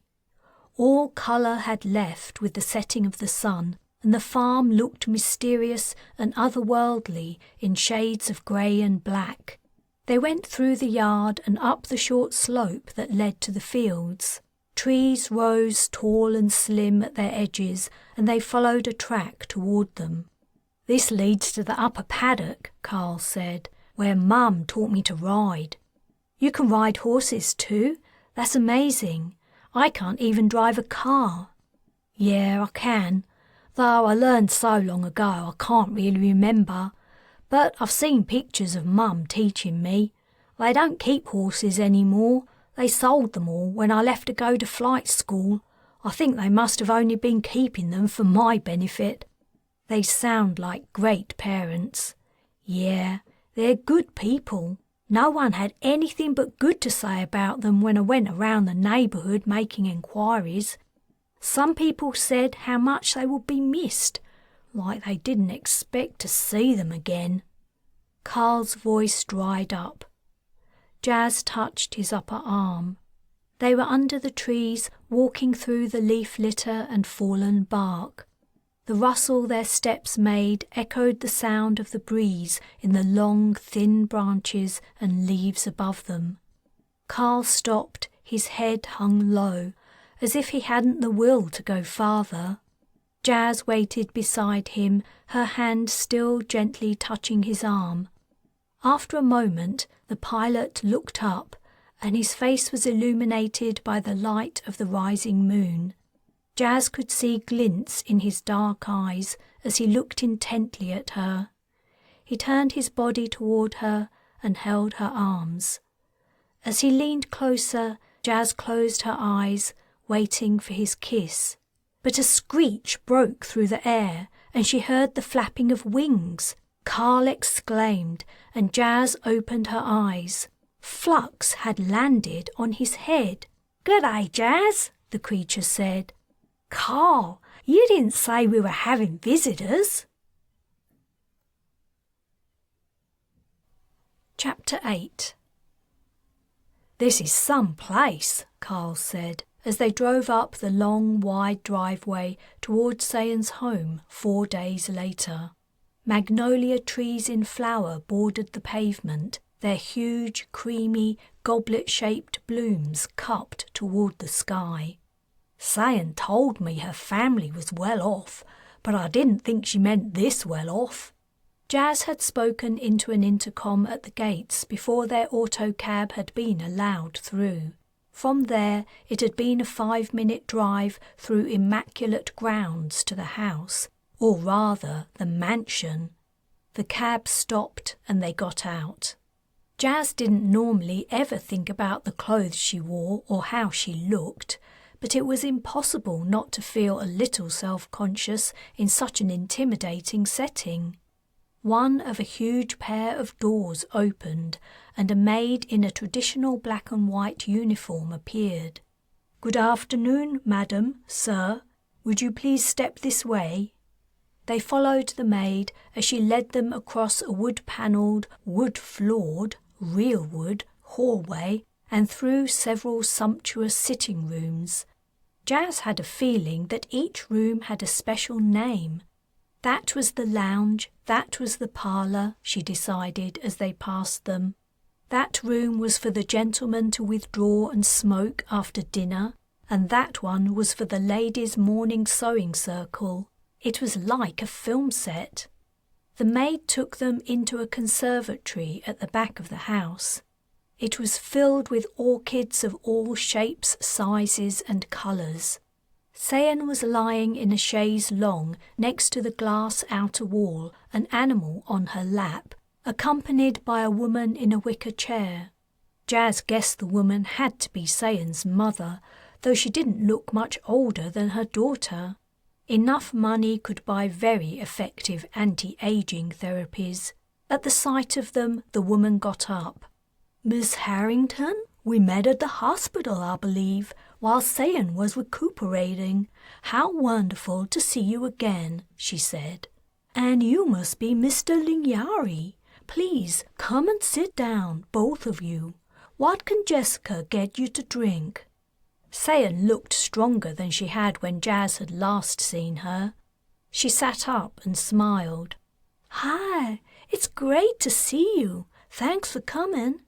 After a few minutes' small talk, Sayan gently hinted to her mother that she should leave her alone with her friends, and the woman left, telling them to ask Jessica for anything they wanted, anything at all. As soon as the woman was out of earshot, Sayan said, "The maid's name is Florence, and she appreciates it if you call her that. Mama calls all our maids Jessica. She says it's because she can't remember their names. It's so embarrassing." "You look amazing," said Carl. "It's hard to believe you were in such a bad way." "Thanks, Carl. I feel pretty good. I'm nearly back to normal. I had to learn to do just about everything again, but I'm not complaining. I'm grateful to be here. And that reminds me, she turned to Jas. I never thanked you properly for what you did for me. Not long after I woke up in stasis, Carl told me it was you who saved me. He said it was you who refused to give up when everyone else was saying I was a goner. If it weren't for you, I wouldn't be here. I'll never forget that, and believe me, neither will my parents. Jas struggled to think of what to say. It wasn't anything. Shut up, Harrington, said Carl. You were a bloody hero. Then she really didn't know what to say. The best option seemed to be to change the subject. Thanks, I mean it, but we haven't only come here to see you, Sayan. We wanted to talk to you about something face to face. Sayan sat up straighter. Really? What is it? This sounds interesting. I've been so bored while I've been recuperating. Tell me what it is. The eager anticipation on her face changed to sorrow and concern as Lingyari told her about his missing parents. He spoke for several minutes, and after he'd finished, no one spoke for a while. Carl, I'm so sorry, Sayan said quietly. I went over to his parents' place to help him, Jas said. It's exactly like he says. It's totally weird. They vanished into thin air, and no one's noticed anything suspicious, not at the time they went missing or since. You're the smartest person we know, Sayan. We were wondering if you could think of anything we or the police haven't done yet to find out what's happened to them. No creds have been taken out of their bank accounts since the last time they were seen. They lived in the same place all their lives, and everyone in the area knew them, and no one has any idea what could have happened. It is very strange, Sayan said. Carl, I don't want to scare you, but do you think it might have something to do with the shadows? I do, he replied. We both do, he added, glancing at Jas. Though it doesn't make a lot of sense. My parents haven't been replaced. They're just gone. And what would the shadows want with them? They're just farmers. Sayan's expression was troubled. It might not be your parents they want. It could be their land. The shadows need places for their traps, places not too far from human habitations, but not so close they'd be easily discovered. Yeah, I had the same thought, to be honest. I flew all over the farm, but there's nothing there. The word yet hung in the air unspoken. When we arrived back on Earth, said Jas, we were given the same tests that we went through on Dawn. Dawn, which was invaded by shadows. I told them there might be a shadow on the ship, but they said the tests were foolproof. How could they be foolproof if a shadow got onto Dawn? Yeah, and if they got onto Dawn, maybe they're here, said Lingyari. I've been thinking about what happened on K67092D and Dawn, Sayan said. There's so much that doesn't add up. How long has the government known about shadows? Long enough for them to set up at least 2 testing centers, on Dawn and here, for people exposed to them. But I haven't seen anything in the media about them. Have you? I've been searching for days. Why are they keeping the shadows a secret? Do all the prospecting companies know about them? Is the government doing anything to stop them from spreading? Are the Transgalactic Council and Unity involved? They made us sign a secrecy agreement on Dawn, Jas said. It was really shady, and they wouldn't tell us what they did with any shadows they caught. Sayan frowned. There has to be a way we can find out. She rose from her seat and the animal on her lap jumped down. Lingyari gazed after it as it trotted away. Is that a dog or a cat? Neither, Or both, said Sayan, depending on how you look at it. Bo's a cag, or a dot. I don't know what the official word is. Is a hybrid cat and dog? Yeah, he is. He was a present to welcome me home.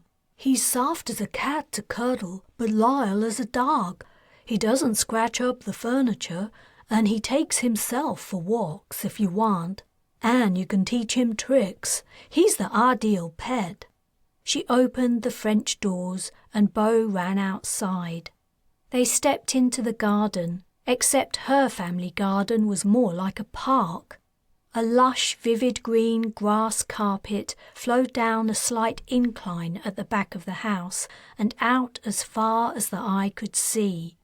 Ornamental trees dotted the verdant expanse, and in the distance was a bright silvery lake with— Jas stopped. It couldn't be. Are those flamingos? She asked, pointing at the moving pink dots.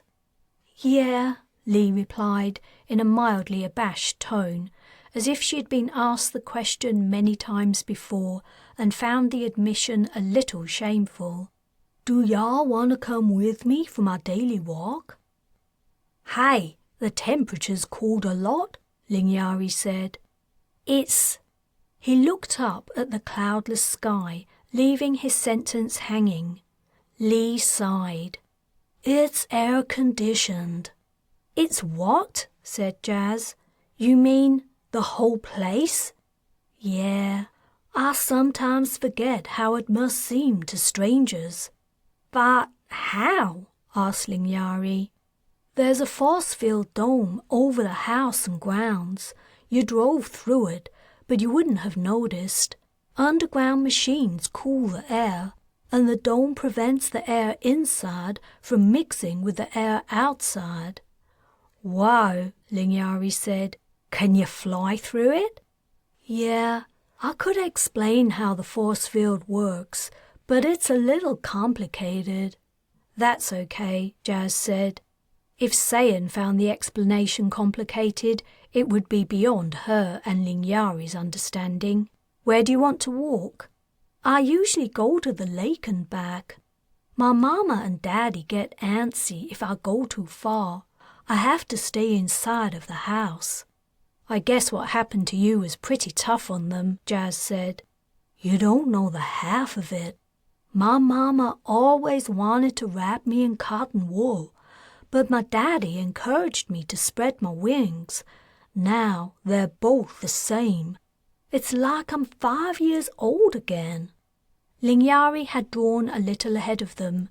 Jas wondered if he was going to trip over his feet because he wasn't looking where he was going. He was looking upward, as if trying to spot the force field holding the cool air in. The pilot stopped and turned. Hey, I just remembered something. When you were breaking the comm links on the Galathia's defense units, you said you used to tamper with the android servants at home. Is Florence an android? Yeah, she is. They all are. Me, Mama, and Daddy are the only humans in the house. You're kidding, exclaimed Jas. It was her turn to stop in her tracks. Then, what was all that about her preferring to be called by her name? You're saying they have feelings? Our androids aren't like your defense units, Jas. The ratio of human cells to synthetic components is much higher than usual. They aren't commercially available. To be honest, they sit on the border of legislation on android ethics, but they've always seemed happy to me. And it's better than using humans for menial work, don't you think? Lingyari asked the question that was also on Jas's lips. Sayan, what the hell do your parents do?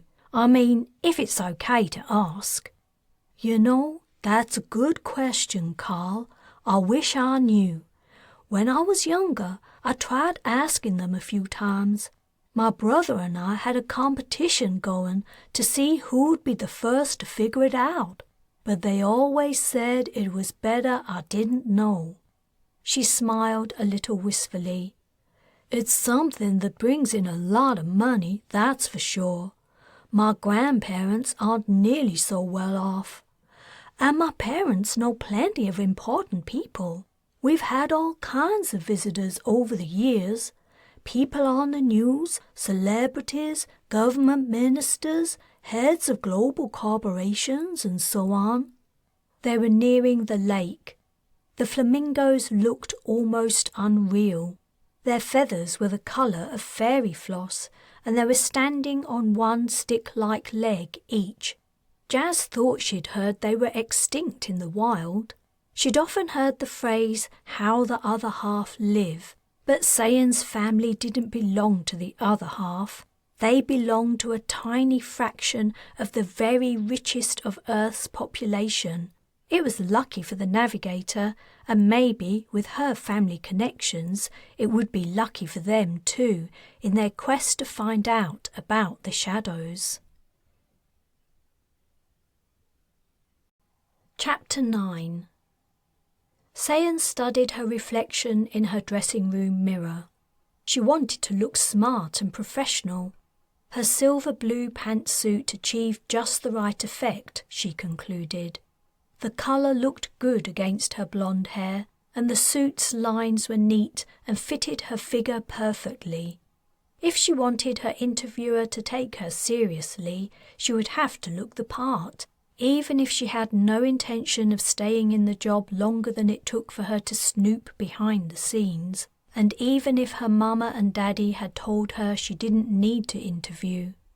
They'd pleaded with her not to go back to work. But when they'd finally relented, they'd said any job she wanted was hers, providing she had the skills and qualifications. She only had to ask and they would arrange it. But she couldn't risk the global government thinking she was there for any other reason than she wanted to work. She didn't want to be observed beyond the normal level of interest in a new employee. She made a final check of her appearance before going downstairs to say goodbye to her parents. They were each in their home offices. Her mother was reading something. As she looked up, it was clear she'd been crying. "Sayan," her mother said as she went in, "for the last time, why? Why can't you stay here and have fun doing whatever you want? You know you only have to give the word and we'll make it happen for you." "Mama, I told you. What I want is a job. I'm dying stuck in here all day. Can't you at least try to understand that?" "I'm trying, honey. I'm trying. But when I think of seeing you after your accident... But I got better, didn't I? I'm better than ever. And I want to do something with my life, not spend it hiding away from the tiniest little thing that might hurt me. Oh, sweetheart, I'm just worried about you, and when you have kids of your own, you'll know how I feel. I'm sorry, Mama. Can you at least wish me well?" "Of course I wish you well. I always wish you well, honey. Come and give your Mama a hug." Sayan's father didn't say anything to her when she went to see him. She was interrupting a vid call. He asked the person he was speaking with to excuse him for a moment, and he came over to Sayan and wrapped his arms around her. After planting a kiss on her head, he turned back to the screen, giving a half wave. He hadn't gone on and on trying to dissuade her like her mama had, but she could tell he was just as against the idea.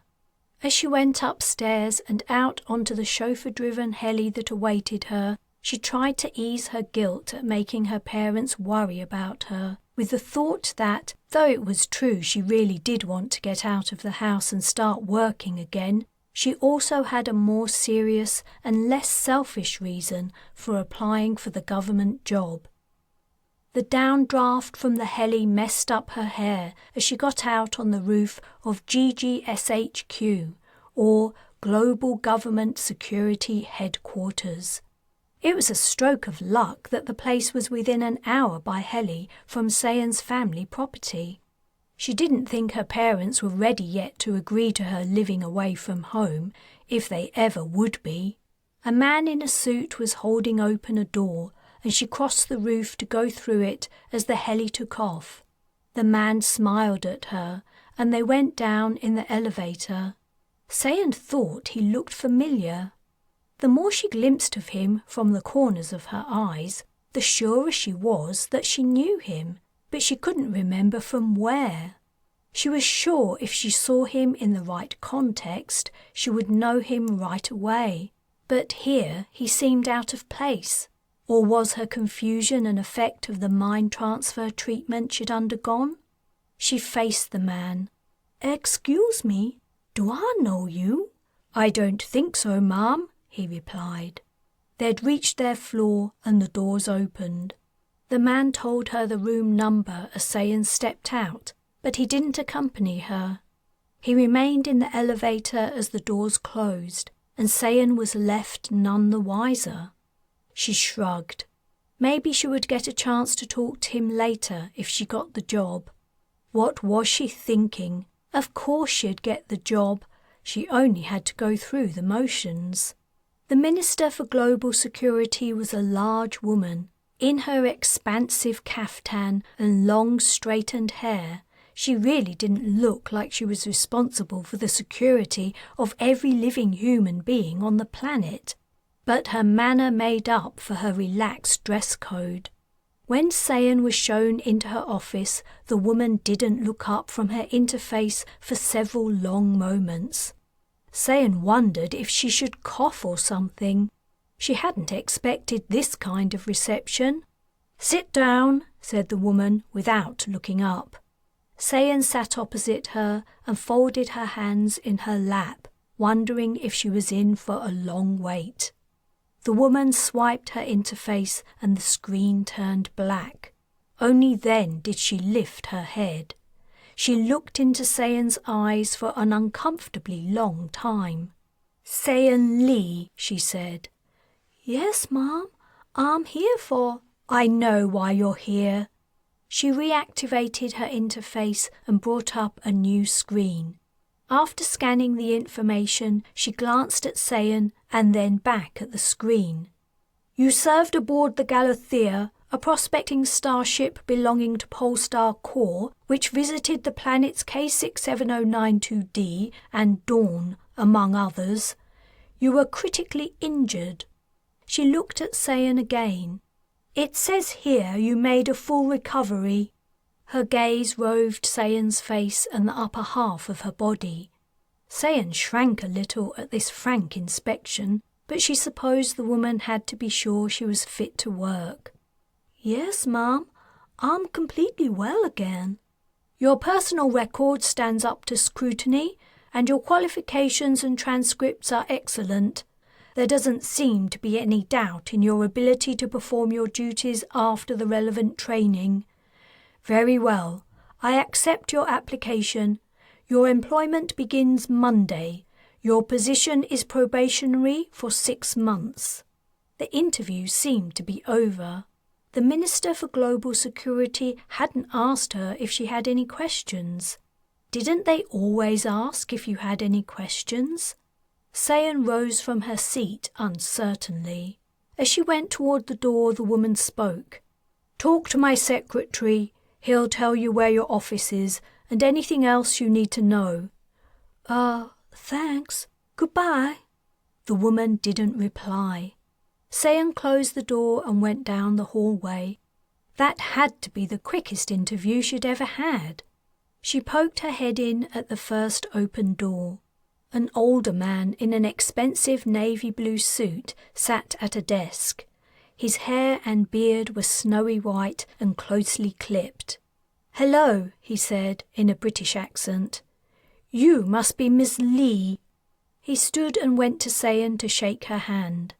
After the frosty experience in the Minister for Global Security's office, she was relieved by the man's kindly smile that wrinkled the skin around his eyes.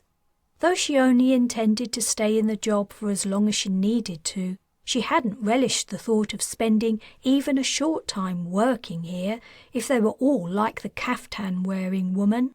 Then she scolded herself for the thought. Hadn't she decided she wanted to take risks and do more challenging things with her life? "Yes, that's me," she said. "Wonderful. I'm Mr. Lombard, but you can call me Bernie.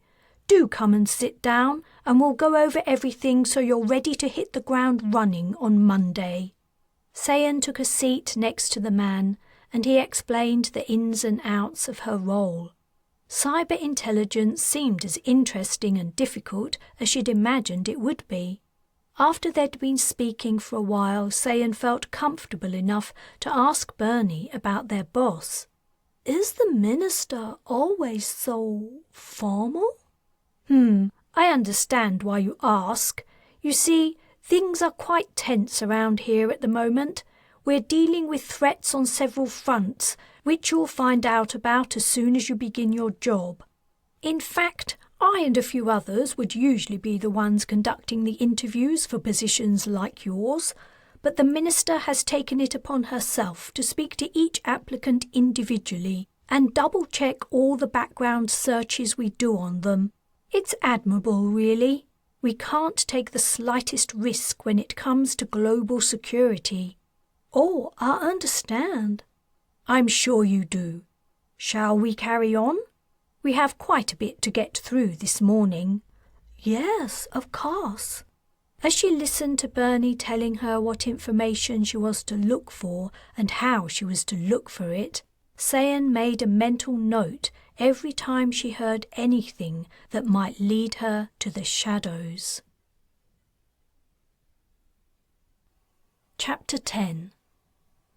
Carl had returned to Australia, but he was regretting his decision.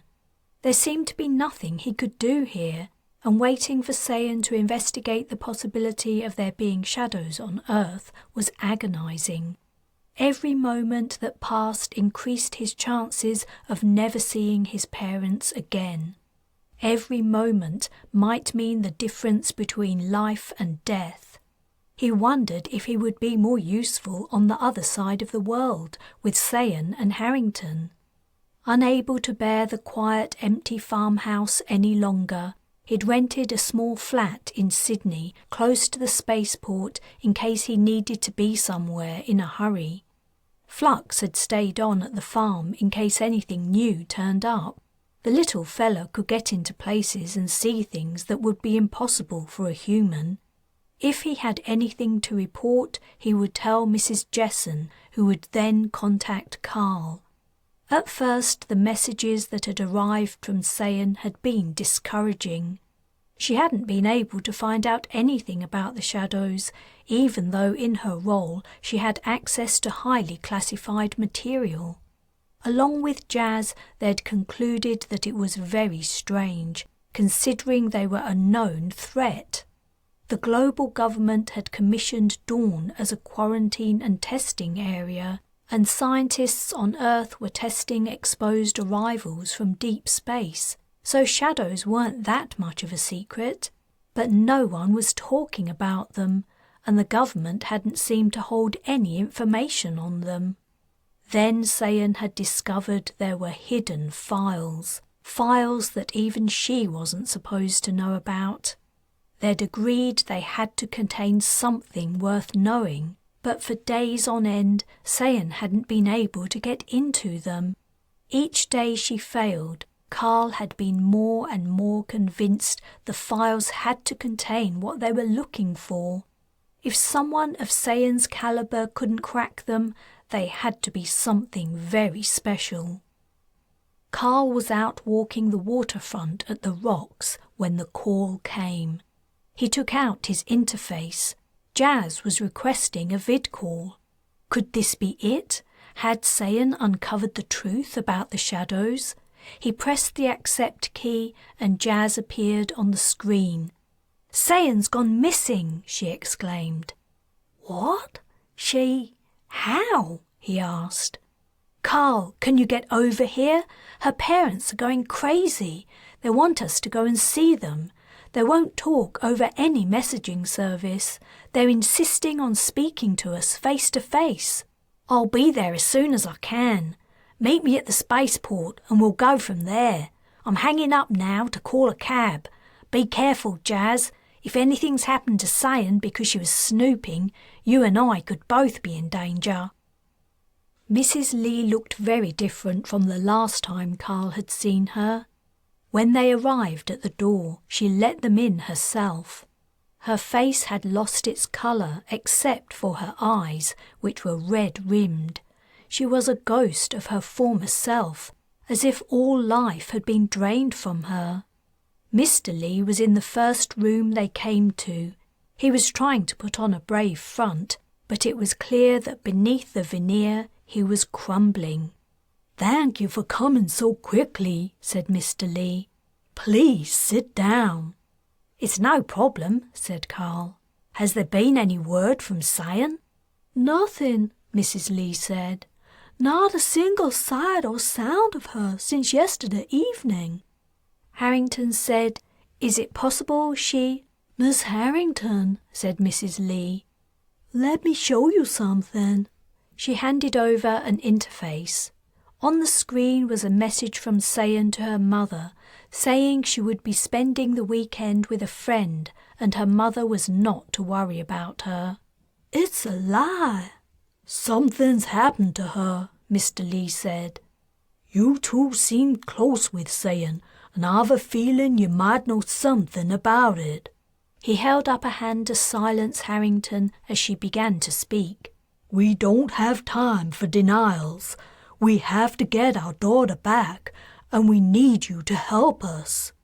"I wasn't about to deny anything, Mr. Lee," Harrington said. "We'll do all we can to help."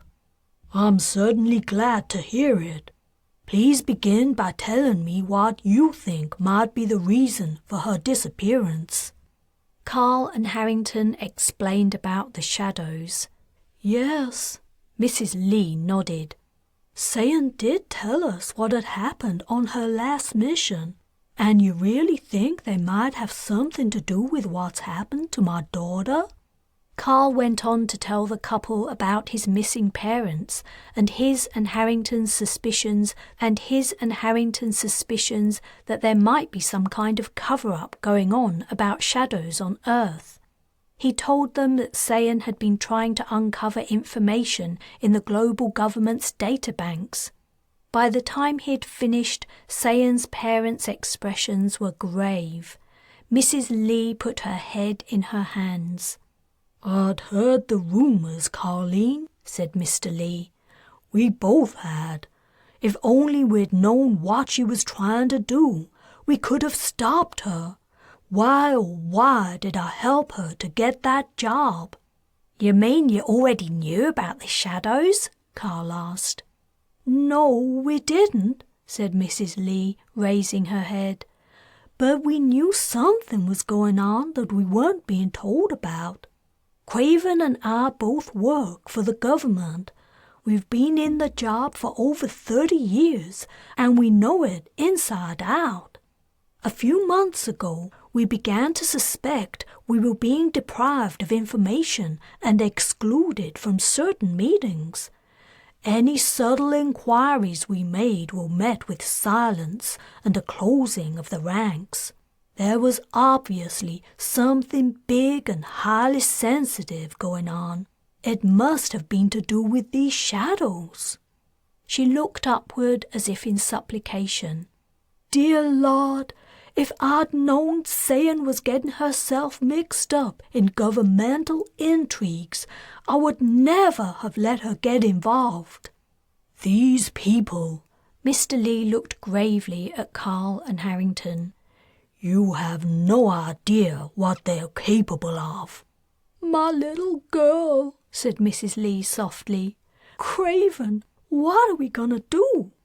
"Everything we can, Carleen. We're gonna do everything we can to get her back. We still have friends, don't forget that. Mr. Lingyari, Miss Harrington, we need your help. Sayan has touched on something sensitive and she's been taken. Whoever it was who took her, they have to be very high up. It has to be people who are confident that their actions will be beyond reproach. There aren't many who are above our circles of influence. Thank you for being frank with us. Now that we know what Sayan was doing, we can begin to turn the wheels that will bring these people's actions to light. Unfortunately, for the time being, we can't leave our home. Due to our connection to Sayan, the chances are that these individuals may try to take us too. We can't do a thing in person to go get our baby girl.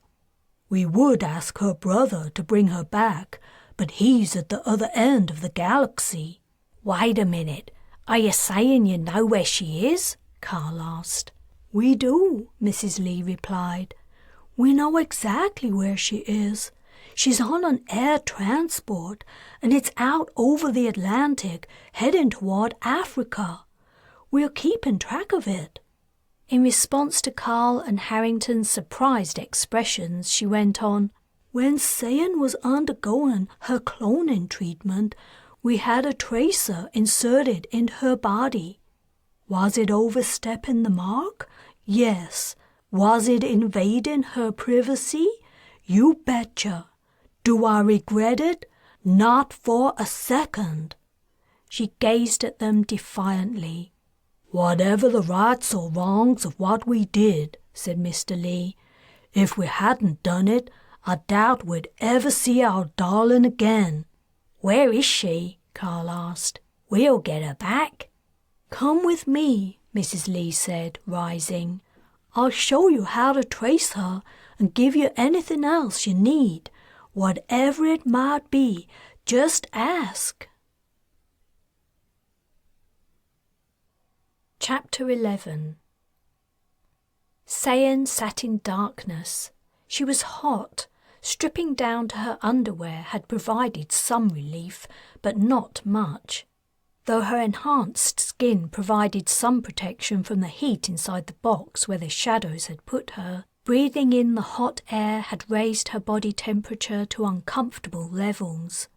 She guessed the box wasn't much more than 1 meter in every direction. The ceiling was too low for her to stand up, and the walls were too close together for her to lie down outstretched. They were made of metal, and they were warm to the touch. There was no ventilation. That morning, when she'd arrived for work, the minister had been out of the office. Sayan had been glad, because it meant she would be left to her regular work without being interrupted to research something in particular. She'd anticipated the opportunity to exploit the crack she'd found in the security surrounding the files on the shadows. She'd thought she'd disabled any unauthorized access alerts. After only minutes of reading, wide-eyed, the files on the shadows, Bernie had entered her office without knocking. Gone were his twinkling eyes and cheery expression. It had all been a facade. Bernie had the expression of a corpse. As he'd grabbed her, 2 more men had come in, including the man who'd met her that first day, whose face she couldn't place. Sayan had fought, of course. She'd resisted with every ounce of her newly enhanced strength. But after she'd broken one of the men's arms, Bernie had knocked her out.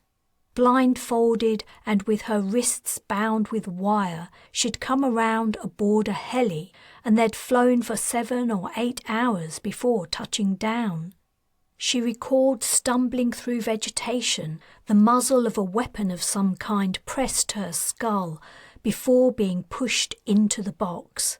Since then, she'd managed to work the blindfold off her head, but as there was no light in the box, it made no difference to her. She still had little idea where she was, except it was somewhere hot. From the length of the flight, she guessed she was somewhere in Africa. The shadows had her. She wondered how long she had before they would try to make a shadow of her too. That would not happen. She wouldn't let it. The thought of a shadow Sayan returning home to her parents turned her stomach. She would rather die than expose them to danger. She was dizzy with heat and her skin was slick with sweat. She licked her arm to try to relieve her dry, swollen mouth. She stopped mid-lick. What had she been thinking? She was forgetting her physical enhancements. Maybe she could break out of her prison. She wasted no time. She'd located the door by feeling the walls, and she'd pushed it once before. This time she really pushed it. The metal bent under the pressure she applied, but the door didn't open. She shifted backward. Bracing herself against the opposite wall, she put both her feet against the door and pushed with her legs. As she gasped with the effort, the door buckled. Bright light streamed through chinks on either side. She'd nearly gotten it open. Bending her knees, Sayan drew up her legs. She spread her arms for balance and gave the door a massive kick. Whatever was holding it closed broke, and the door flew open, revealing lush vegetation. The rich green aroma of the jungle rushed in. The daylight was incredibly bright after the hours she'd spent in pitch darkness, but her enhanced eyes reacted to the change immediately. Outside, someone shouted. She scrambled out of the box. She was in a clearing of knee-high grass and plants, bordered in the distance by tall trees hung with moss and vines. Figures were running toward her across the clearing. The nearest escape route seemed to be the forest. She set off toward the trees at a sprint, heading for the safety of the darkness between the trunks. She heard more shouts coming from behind her. Time seemed to slow down. Every step she took, she expected to feel the pain of a laser burn. Would she feel the beams hitting her, or would it all be over before she knew what had happened? She was running fast, faster than an unenhanced human could ever run.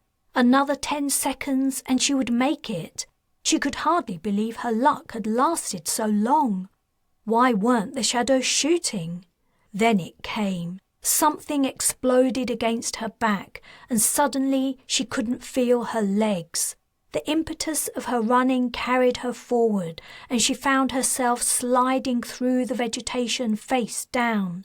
A horrible slicing sensation across her face and the bare skin of her arms and legs were the last thing she felt before she lost consciousness. Something was tugging at her ankles, and her back hurt. Her back hurt a lot. Sayan opened her eyes to see a jungle canopy passing overhead, the blue sky visible in patches between the leaves and branches. She lifted her head to look forward. 2 men were dragging her, holding one of her ankles each. She was being pulled down a track. Her undershirt was pulled up and the rough track was scraping the skin off her back. She felt like she was being shredded. She struggled violently and ripped her ankles out of the shadow's grips. In a moment she was up and running again. But she didn't get far. This time they were ready. Within seconds she felt another explosion against her back. The next time she came around, she was lying on her front. The second thing she registered was pain all over her body.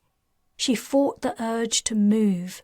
As soon as they knew she was awake, the shadows would stun her again. She needed a better plan than running to get away.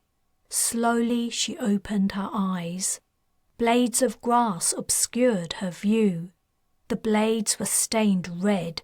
With her blood, she guessed. She wasn't inside a shadow trap yet, at least. Someone was approaching her. More than one person. Large, powerful hands grabbed her around the waist. She was lifted onto a man's shoulder. Sayan tried to remain limp so the shadow man would think she was still unconscious. She held her eyes only slightly open as she tried to take in as much of her surroundings as she could. There was the structure she'd been expecting to see, the hexagonal blocks of a shadow trap, deep within an African jungle where it would be easy to hide. The trees were close together, no doubt helping to screen the trap from the overhead view of planes and helis. If she could just get a few seconds head start on the shadows, if she could just make it far enough they wouldn't have a clear shot at her with a stunning laser beam, she could get away. From the sounds around her, Sayan guessed the man was accompanied by 3 or 4 more shadows. They'd reached the trap. As soon as they entered the hexagonal doorway, the cool interior raised goosebumps on Sayan's skin. She would have to act now before it was too late. The shadow carrying her stopped, and his shoulders shifted as he moved to lower Sayan down. As his hands fastened around her and raised her, the man's head came into view. Sayan drove her elbow into the side of it. His skull swung away sharply, and there was a loud report as his neck cracked. His body jerking, the shadow hit the floor. Sayan fell with him, but she broke away and landed on her feet. The other shadows were immediately upon her. She grabbed the nearest one and drove its head into the stony wall. Its cranium shattered, and the shadow woman slid to the ground, leaving a trail of blood, hair and brains. Another shadow had hold of Sayan, his arms wrapped over hers in a bear hug. She broke his grip and was about to turn and attack him, but another shadow kicked her feet out from under her. She fell. Her chin jarred against the floor, sending a shockwave through her head. Her mouth filled with blood. As she tried to rise, she felt a third explosion in her back. "No!" she screamed inside. They'd stunned her again. She'd failed. She was going to die. She was facing the doorway.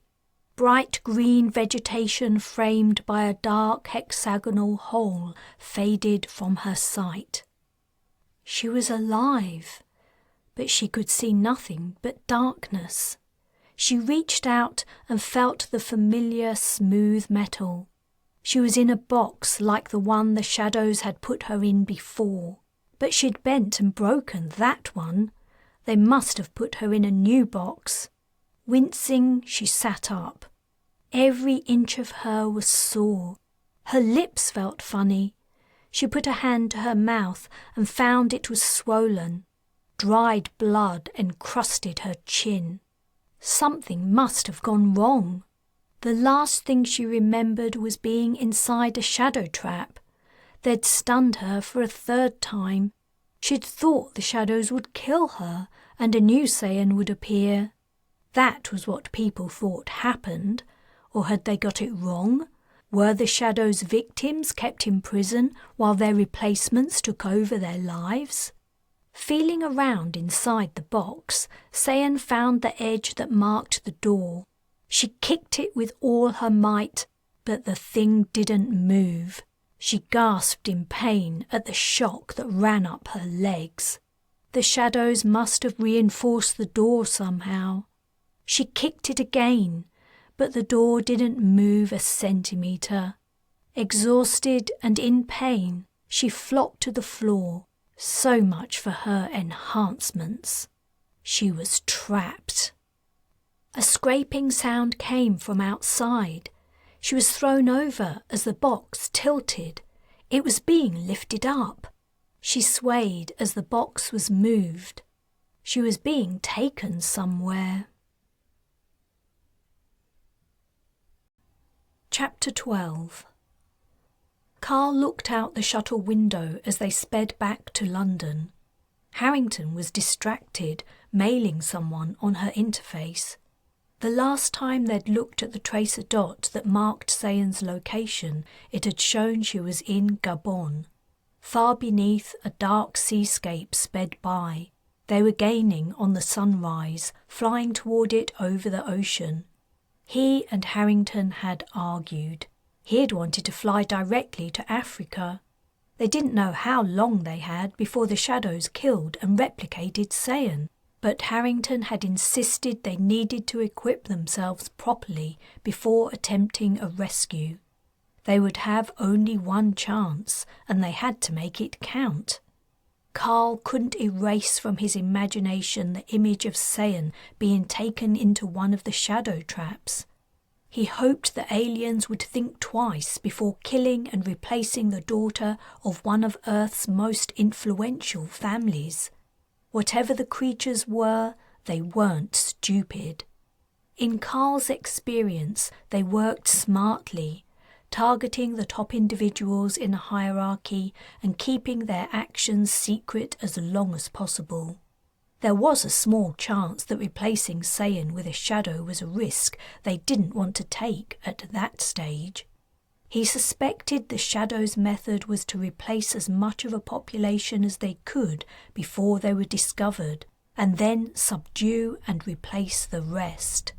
Why they did it and what their ultimate plan was, he couldn't guess. He wondered what Sayan had found out before she was taken. Beside him in the shuttle passenger's cabin, Harrington closed her interface screen and sat back. "Did you get what you wanted?" Carl asked. "Not yet. Someone's working on it. If he can get the stuff, it'll be ready by the time we arrive."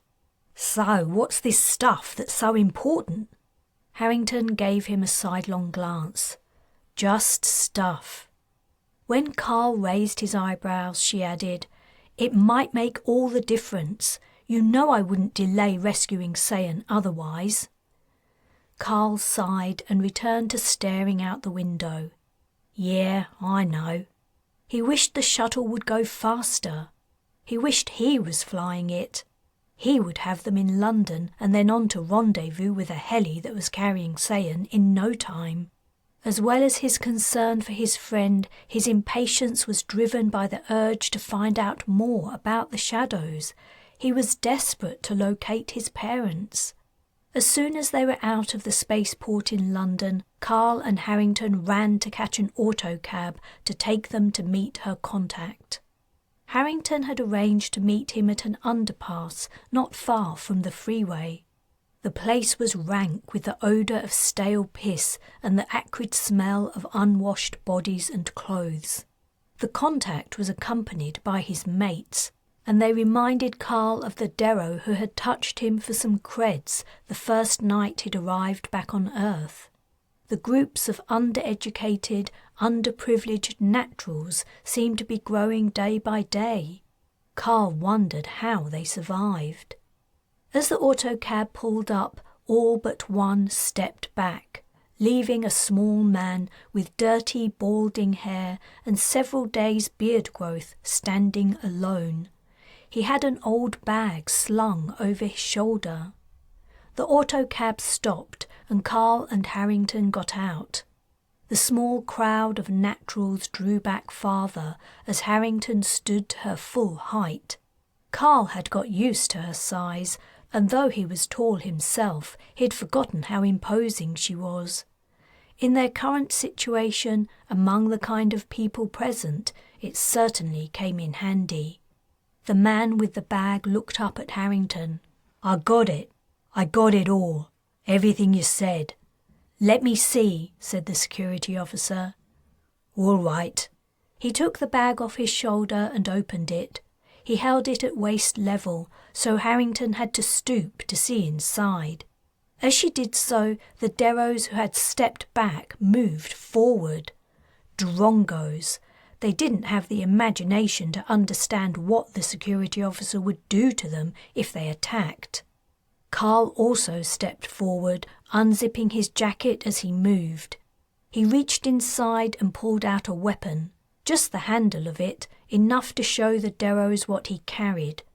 At the sight of the weapon, they lowered their heads and shuffled back to their former position. Harrington was inspecting the contents of the bag. She straightened up. "Got a reader?" she asked the man.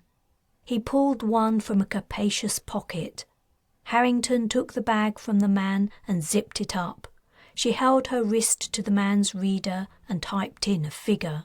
Nothing else was said. Carl and Harrington got back into the cab and left.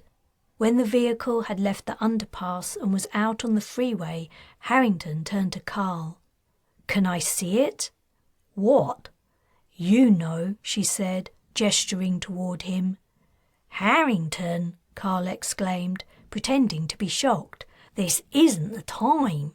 The security officer rolled her eyes, reached over and unzipped his jacket.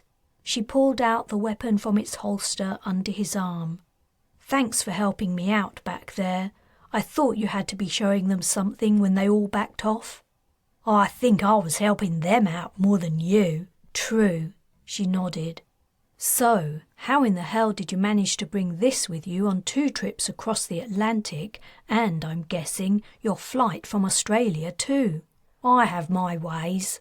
Harrington smiled wryly. She studied the weapon. "Not bad," she said, handing it back.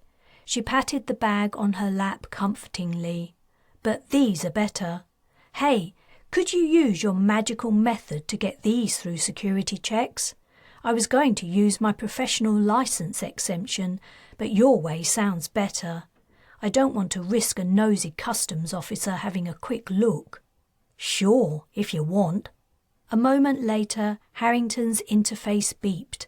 A message had arrived for her. "Crat," she said, when she saw who it was from. "What's wrong?" "I've been mentoring Makey. He got his refugee status and he started studying to be a security officer. I forgot I had to meet him this afternoon." She pressed accept and the kid's familiar face appeared on the screen. Harrington explained she was going away for a while and she would help him when she got back. The kid frowned. "Where are you going? Is that Carl with you? Hi, Carl." "Hi, Makey," Carl replied. "Look, we're just going off on a short trip. Shouldn't be too long." The kid didn't answer for a moment. "Are you going to... Can I talk about secret stuff over a vid call? Is it safe?" "No, it isn't," Harrington said. "Makey, what's wrong?" "Those things we both know about. I think they're here." "At the refugee centre?" Carl asked. The kid glanced to one side before nodding. "Are you going to fight them? Because if you are, I want to come with you." "Makey, if those things are there," Carl said, "it isn't safe for you to stay. But we can't help you right now. We're in a hurry. Can you get away? We can find you when we get back." "I think I can. I don't think they realise I know what they are yet, but wherever you're going, I want to come with you. I want to fight them too." "Makey," said Harrington, "you're too young. It's much too dangerous for you to come with us." "Please give me a chance," replied the kid. "I keep thinking of what happened to my mam and sister. I can't think straight anymore. I can't sleep. It's eating me up. Please let me help you." As Carl struggled to find a way to ease Makey's conscience, the kid added, "You need me. There's only 2 of you, and I know what they're like. I saw the ones that replaced Neve and Mam." "You're right, Makey," Harrington said, with a nod of agreement from Carl. "We do need a 3rd person. Okay, you're coming with us. Bring a change of clothes." They arranged a corner to pick Makey up, then Harrington ended the vid call. She brought up the screen that was tracing Sayan's tracker. "They're moving her," she said. "She's left Africa and she's travelling south." Carl took the interface from Harrington to study the direction Sayan was going. The flashing dot was moving slowly but steadily away from the coast of South Africa. "Unless they're heading to an island, it looks like they're taking her to Antarctica." Harrington had an inscrutable expression on her face. Chapter 13. Hours later, they were in the air again, flying south to Antarctica. Harrington had been subdued the whole way from London. Carl wasn't sure if it was because she was worried about Sayan or if there was another reason. But the woman also hadn't said a word about anything else. Makey made up for Harrington's silence. He was excited to be taking part in their rescue attempt. As they were descending over McMurdo Sound, he said, "I read about this place in the refugee centre. I've been catching up on information about Earth. They didn't teach us much about it on Dawn. All we learned was that humans had destroyed the environment and polluted the air. They taught us that humans had disrespected Earth Mother, and that she punished them by not allowing plants to grow and by bringing earthquakes and hurricanes. Well, that isn't completely wrong. The climate's still being affected by 300 years of industrialisation. The geography's changed a lot as the average temperature has risen. Antarctica's been melting for decades, and it hasn't stopped. Not likely to any time soon either. You can't reverse rising global temperatures easily. It snowed here in the past, and at one time the whole continent was covered in massive sheets of ice. Now the ice is only 100 or so metres thick, and it's decreasing every summer. No more snow's fallen in years, and it isn't likely to. It never did snow a lot in the first place. Looks like we've seen the last of it in our lifetimes." Makey frowned as he looked out of the shuttle window over the semi-frozen continent. McMurdo Sound was like a big country town. Carl guessed only a few tens of thousands of people lived here, judging by its size. It was mid-morning by the time they got out of the spaceport and into the city. The streets were quiet. Not many shuttles flew to Antarctica. They'd had to wait precious hours for the next available flight from London. Thankfully, Sayan didn't seem to have moved in all that time, according to the dot on the interface that showed the location of her tracker. Carl guessed the shadows must have decided to keep her in one place for the time being. That was what he hoped anyway. He didn't want to think about the other possible reason for her lack of movement. "You trained here, didn't you?" Carl asked Harrington as they left the spaceport. "Yep," she replied. "So you must know the terrain pretty well." "Yeah." "And the conditions." "That's right." Carl waited for her to continue, but she didn't. Harrington had never been much of a talker, but Carl wondered about this especially silent streak she seemed to be going through. The security officer pointed. "We can get vehicles over there." Antarctica was the coldest place Carl had ever been. He pulled out a second jacket from his bag and put it on over the first as they walked over to the vehicle rental place. When they got there, Harrington picked out 3 snowmobiles. The vehicles came equipped with snow goggles, thick mittens, and snowshoes. An assistant loaded the snowmobiles into a pickup truck and drove them to the edge of town. After Carl and Makey practiced driving the machines, the 3 of them set off across the flat, icy landscape. On the horizon all around, the dirty white of the land melted into the cloudy sky, so that it wasn't possible to tell where one began and the other ended. When McMurdo Sound was no longer visible behind them, Harrington stopped. Carl and Makey parked their vehicles beside her. Carl got out the interface that showed Sayan's location. Harrington looked over his shoulder. "It's that way," she said, nodding at a part of the landscape that looked no different from the rest. "As I see it, the place she's in has to be crawling with shadows. There's no way we can take them all on. The best we can do is go inside, grab Sayan, and get out as fast as we can." "Right," said Carl. "How do we do that?"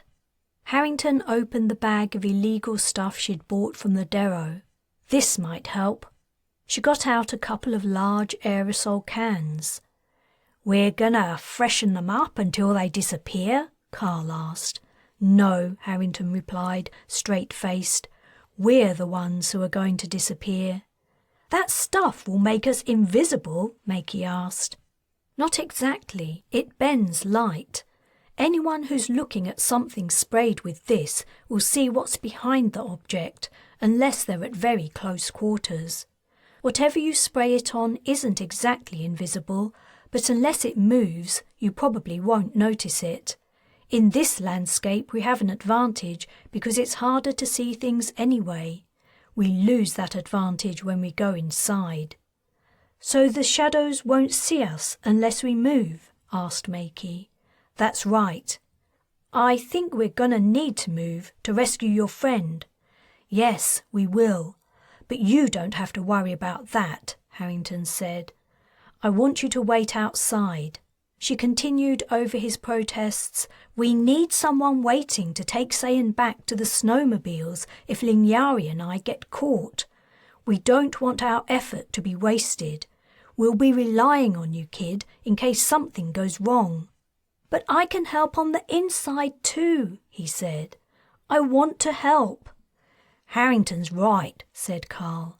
The more of us go in, the bigger the chances of one of us being spotted. You've got to think about the whole picture. Makey nodded reluctantly. Good, said Harrington. Now, let's spray ourselves before we get any closer to the place. We need to go on foot from here. We could spray the snowmobiles too, but they would hear them, so there's no point. So that stuff's illegal? Carl asked. Is it used by the military? No, it isn't even available for restricted use, Harrington replied. There are a few reasons, I think. One is because it contains a tiny amount of mithranil, which is banned, of course. Another reason is because the substance failed safety tests. It causes psychological effects, probably due to the mithranil. Some test subjects developed psychoses. And I think the government might also have banned it because of the havoc it would cause if it got into the general public's hands. Imagine the crimes people could commit if they could turn invisible. Hold on. So what you're saying is, this could make us insane? Carl asked. It's a very slight possibility, Harrington said. Are you ready? She held up the can. I suppose so. Lift up your arms and spread your legs. Hold your breath for as long as you can while it dries. Carl did as she said. He heard a hissing sound, and tiny droplets of the invisibility spray landed on his skin, which tingled unpleasantly. He fought an urge to touch his face. Harrington's footsteps crunched on the ice as she walked around him. He heard the hissing sound again as she sprayed the back of his body. You ready, Makey? She asked. After a little while, when Carl's lungs were bursting, he exhaled. Harrington was finishing up spraying the kid. A very vague shape, the same colour as the landscape, stood where Makey had been. If Carl hadn't been looking directly at him, he wouldn't have known he was there. My turn, said Harrington, holding out the can. He began spraying her. Harrington's face and hair seemed to melt away into the pale grey ice behind her. Her shoulders and torso disappeared, then her hips and legs. It was easy to spot any patches that he missed because they remained suspended in mid-air. He turned to look for Makey. I'm here, Makey said. The kid had moved. His voice came from somewhere to the right of where he'd been standing. Right, Harrington said. If you want to show where you are, lift your snow goggles. We can't spray our eyes, so it's a good thing we're wearing them, or we'd have to keep our eyes closed to slits to avoid being seen. The woman's almond-shaped, deep reddish-brown eyes, eyebrows and a small portion of her face appeared briefly as she removed her goggles to demonstrate. They quickly disappeared into the landscape. When she moved, she was visible, but only vaguely, as if Carl were seeing her through a screen. Whoa, what's that? Makey asked. What's happening? Carl felt it too. It was like he was floating in space. The landscape had become translucent and insubstantial. Then, a moment later, he was in Antarctica again. It's the spray, Harrington said. Try to ignore it. The effect wears off after a while. Let's go. Chapter 14. In the void, the shadows waited. Generation was proceeding at an acceptable pace on the planet called Earth. An early infiltration had occurred when the humans were unaware and unprepared. The process was always risky and vulnerable to failure in the beginning. Most often, the subjects would realize that one or two of their number had been replaced, and they would kill the ones who had replaced them before they had an opportunity to introduce more subjects to the traps. But the initial invasion of Earth had succeeded before the humans had known what was happening. By then, it was too late. The quarantine they'd put in place after they understood the risk from their experiences on other planets had been doomed. The test they'd developed was effective, but the testers were mere humans. Replacing them had been easy. Light years from Earth across the physical realm on a trap planet, the most recent generation had nearly failed. Only one of their number had succeeded in deceiving the humans and surviving when their starship had crashed. That one had arrived on Earth. Passing a test was simple when the tester was also one of them. That one from the trap planet had joined the generators.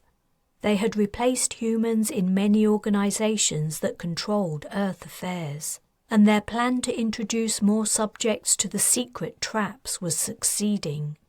The moment was approaching when they would no longer have to hide, and large-scale generation could begin. Already they had acquired many tracts of land in areas close to human habitation. At an appropriate time, traps would be activated in these places and the humans could be replicated on a large scale. There were so many of these species, it would matter little if they destroyed those who resisted. In these early stages, killing subjects was not desirable. It caused disturbance and confusion in the target population and raised suspicions. That problem had occurred in the area called Australia when 2 subjects had resisted. The effects of destroying those subjects were only just dying down.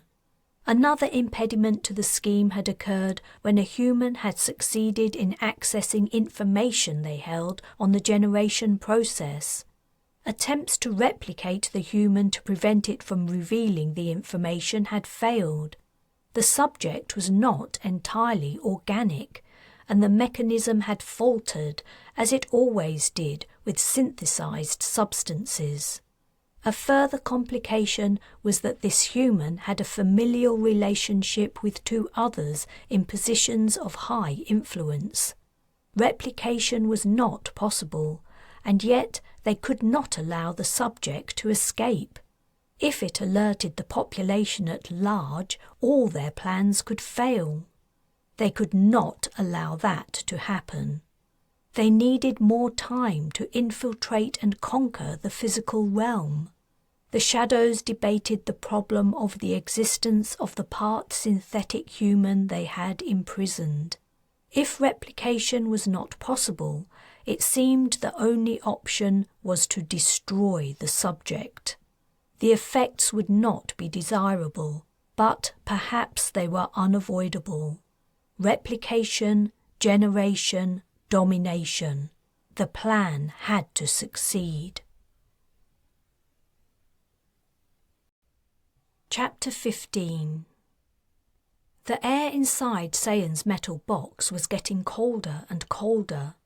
The shadows had taken her on another long flight, and she guessed she must be travelling south. She'd never known such low temperatures. Wearing only her underwear, she would have been suffering from hypothermia without her enhanced skin. The shadows hadn't been careful with her box as they'd loaded her into the heli, and they were the same when they unloaded her. She was thrown from side to side, and at one point the box was upended, and what had been the ceiling became the floor. She was desperately hungry and thirsty. For most of the flight, she'd drifted in and out of consciousness. Lying curled into a ball, Sayan wondered what the hell she'd been thinking when she'd decided she wanted to finally live her life and not be overly cautious anymore. She wished she'd listened to her mother when she'd begged her to stay home, safe and secure. After nearly dying aboard the Galathia, she'd been crazy to put herself in danger again. She should let people like Jas and Carl handle the shadows. She wasn't cut out to be a hero. As she lay unmoving, Sayan tried to figure out why she hadn't been replicated. She was sure that had been the shadow's intention, but something must have gone wrong. She wondered if it was something to do with her enhanced body. Maybe shadows couldn't replicate synthetic materials, and so the cloning process wouldn't work. The box had been still for so long, she began to wonder if the shadows were going to leave her there forever. It wouldn't be a good way to die, but she couldn't get out, no matter how hard she tried. She had bloody bruises on her arms and legs to prove it. A scraping sound came from outside. Something was being dragged across the metal. Sayan heard the rattle of chains falling, and at last the box opened. She didn't recognize the expressionless faces of the 4 shadows that stared in. These were different from the ones at the last place. All of them were pointing weapons at her. "If you try to run or fight us, we will kill you," one of the female ones said. Sayan reflected they were probably going to kill her anyway, but she decided to play along for now. Grimacing with pain, she crawled out of the box and unsteadily stood up. They were inside a windowless room. It looked like some kind of classroom. She was inside a building, not a shadow trap. The room was square and empty. "Come with us," said the shadow who had spoken.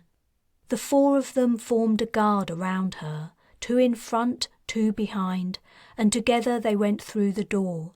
As they moved along, more shadows passed them. Sayan's guard didn't speak to the others or even look at them. They passed 10 or 12 shadows. Sayan was dismayed. They'd been going about 5 minutes, and the building seemed quite big. If it was full of shadows, that meant there were already many of them on Earth. How had the aliens got here? A door opened as they arrived outside it, as if whoever opened it was aware of Sayan and her escort without seeing them. They went through, and Sayan found herself in something resembling a medical centre. She shivered. At the best of times, she hated these places with their invasive machines.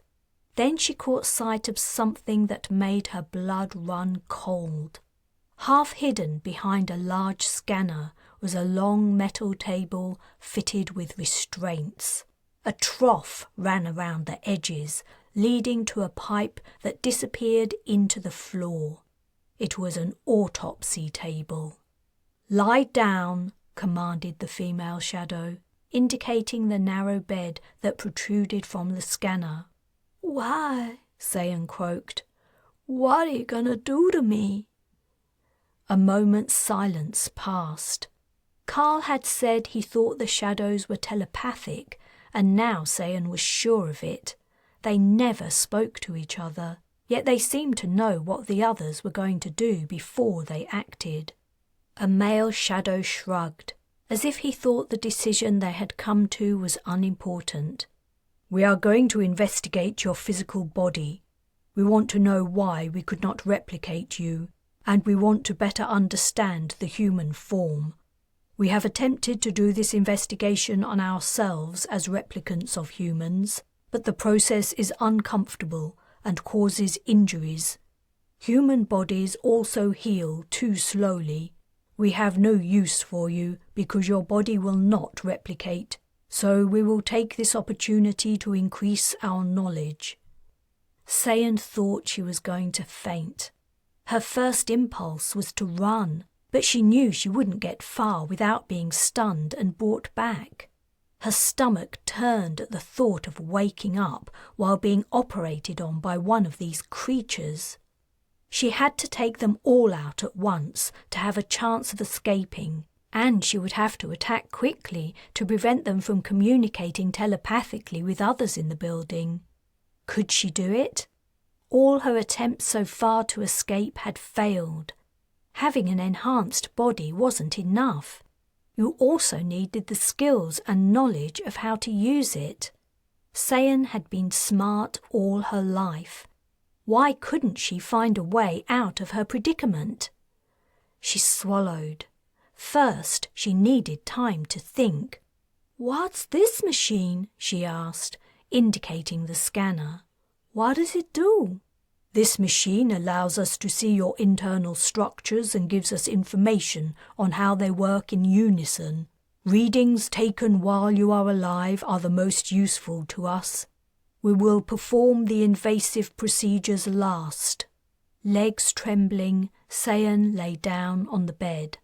A scan wouldn't harm her, and she still had no idea how she was going to get out of the situation. She wished she had Jas with her. Jas would know what to do. Jas would protect her. The narrow bed was activated, and Sayan slid inside the machine. Whirs and clicks started up, and her mind whirred too. 4 of them have weapons. 4 weapons is a lot, but I only need to get one and kill them all before they have a chance to shoot me. She grimaced. "Yeah, that's all, Sayan. How are you gonna do it?" Too soon the machine stopped and the bed she was lying on slid out of it. 3 shadows stood around her and 2 were looking at a screen. Of the ones standing near, only one had its weapon trained on her. The others had returned theirs to holsters at their waists. Sayan estimated it would take them at least a second, maybe longer, to draw and fire. But the moment she reached for the weapon pointing at her, the shadow holding it would shoot, and it would be all over for her. She was sure the shadows wouldn't mind giving up on their scientific investigations and killing her if they thought she was a risk to them. Though she was shaking with fear, she would have to keep her cool and wait for the right moment. "Sit up," said the man. One of the shadows at the screen came over, holding an ophthalmoscope. They must have noticed her enhanced eyes on the scan. The shadow held up the instrument in its hand to Sayan's face and leaned toward it to read the display panel on the back. Sayan blinked slowly, twice, to activate her enhancement. Her eyes zoomed in on the skin of the shadow's face, and she could see it in minute detail. The fine hair sprouting from pores, the tiny sweat glands, the ridges and furrows, even a minuscule blind mite. She shuddered. Shadows really were physically identical to the humans they replaced. Who had this shadow replaced? What had been her job? Had she been married? Had she had a family? To create the 5 shadows in the room, 5 people had died. Sayan thought of Carl's missing parents and wondered how many people the shadows had killed. How many more would they kill if they weren't stopped? She thought of her parents being replaced by these evil aliens. Her fear began to give way to rage. If she didn't make it home, it would break her parents' hearts. She wasn't going to let that happen. She was furious at these things that had trapped her. "Your eyes are partly synthetic," said the shadow. "Their capabilities exceed the limits of natural human eyes. Do many humans have modifications like yours?" "Yes," Sayan spat. "Lots of us have. That's why you couldn't replicate me and why you won't be able to replicate them. And the enhancements I have are nothing compared to most of theirs. They'll kill you." The shadow moved its gaze from the display screen to look directly into Sayan's eyes. "I think you're lying. We have replicated many humans. You are the first we couldn't replicate." Sayan locked eyes with the creature for a moment until it broke under her stare and turned away. Another shadow approached with an otoscope. They'd noticed her enhanced hearing during her scan too. As the creature examined her ears, she watched the others in the room, noting their positions and their level of attention to her. They were paying her less mind than at first. "We want you to run on this," one of them said, pointing to a treadmill. Sayan went over to the machine and the shadow attached a mask to her face to measure her respiration. It turned on the machine and kept a weapon trained on her while it adjusted the controls. Sayan walked on the treadmill, then jogged, then ran, as the machine sped up. All the while, the shadow looked from her to the machine's display and back to her. In the rest of the room, Sayan could see 3 of the other shadows, but she didn't know where the final one was. She was lucky. The shadow she couldn't see was the one that didn't have a weapon. She couldn't risk looking around to find where it was, or she might alert the shadow watching her as to her intentions. She would just have to take a chance she could locate the unseen shadow before it could react. The shadow by the treadmill continued to watch. Its gaze flitted to her again, then to the treadmill display, to her. She was sprinting now, faster than humanly possible, but with her enhanced body she was barely panting. Her eyes were locked on the shadows. To her, to the display, to her, to the... Sayan pushed off with her right foot. She overtook the speed of the treadmill. Leaping over the front of it, she grabbed the shadow's weapon and kicked the creature down. Its head cracked on the floor, but Sayan didn't see the impact. As it was falling, she was already turning and firing. One shadow fell with a scream, a red smoking hole in its chest. Another raised its hands in self-defense as the aim of Sayan's weapon travelled toward its face, but the beam sliced through its palms. A larger cavity opened where its mouth had been. She spun around. The third shadow had made it to the door and was opening it. She got it in the back before it could take a step outside. Where was the fourth? She had to stop it from broadcasting to the others. She scanned the room, but there was no sign of the creature. There was only one possible place it could hide. She went to the corner of the room and looked under the autopsy bed. The shadow's eyes met hers. She saw fear in them. She hesitated for a split second. Then she remembered the woman whose life the shadow had taken. Her jaw firmed. She raised the weapon and fired. Chapter 16. They must have walked 2 or 3 miles in their snowshoes, Carl estimated. His nose, fingers and toes were numb from the cold, in spite of the exertion, and his face smarted from the steady, chill wind. His mind was also spinning from the effects of the invisibility spray. One moment he was on solid ground, and the next it seemed like he was stepping into eternal nothingness. Keeping track of the other 2 was also hard. Every few minutes they would all speak to indicate their location and move closer if they'd drifted too far apart. Harrington had coated 3 weapons with the invisibility spray and handed 1 each to Carl and Makey, emphasizing they had to take special care to know what they were shooting at to avoid shooting each other. She had also pointed out that if they dropped their weapon, it was as good as lost. Though she'd sprayed the bag of equipment she was carrying, she hadn't treated anything else inside it. Every so often, the interface that showed Sayan's location would appear mysteriously in mid-air and float around for a few moments before disappearing into nothingness again. After one of these appearances, Carl heard Harrington mumble to herself. "Shouldn't we be getting closer?" he asked. "Yes, we should," she replied. "According to the readings, Sayan's being held only 200 or 300 meters from here." The landscape in front of them remained bare and empty of life.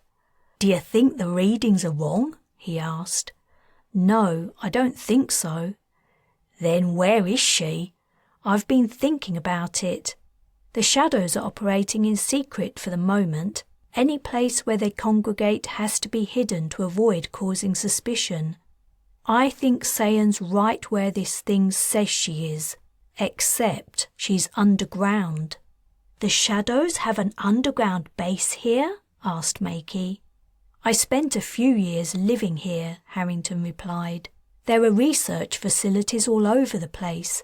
It wouldn't surprise me if one of the old superpowers built a secret underground facility. If the shadows occupied one, it would be the perfect hiding place for them." "Crat," Carl said. "How are we going to get inside?" "We'll figure out a way," Harrington replied. "Makey, this is where you wait. You remember what Sayan looks like from seeing her on the Galathia, right? She looks the same now, just conscious.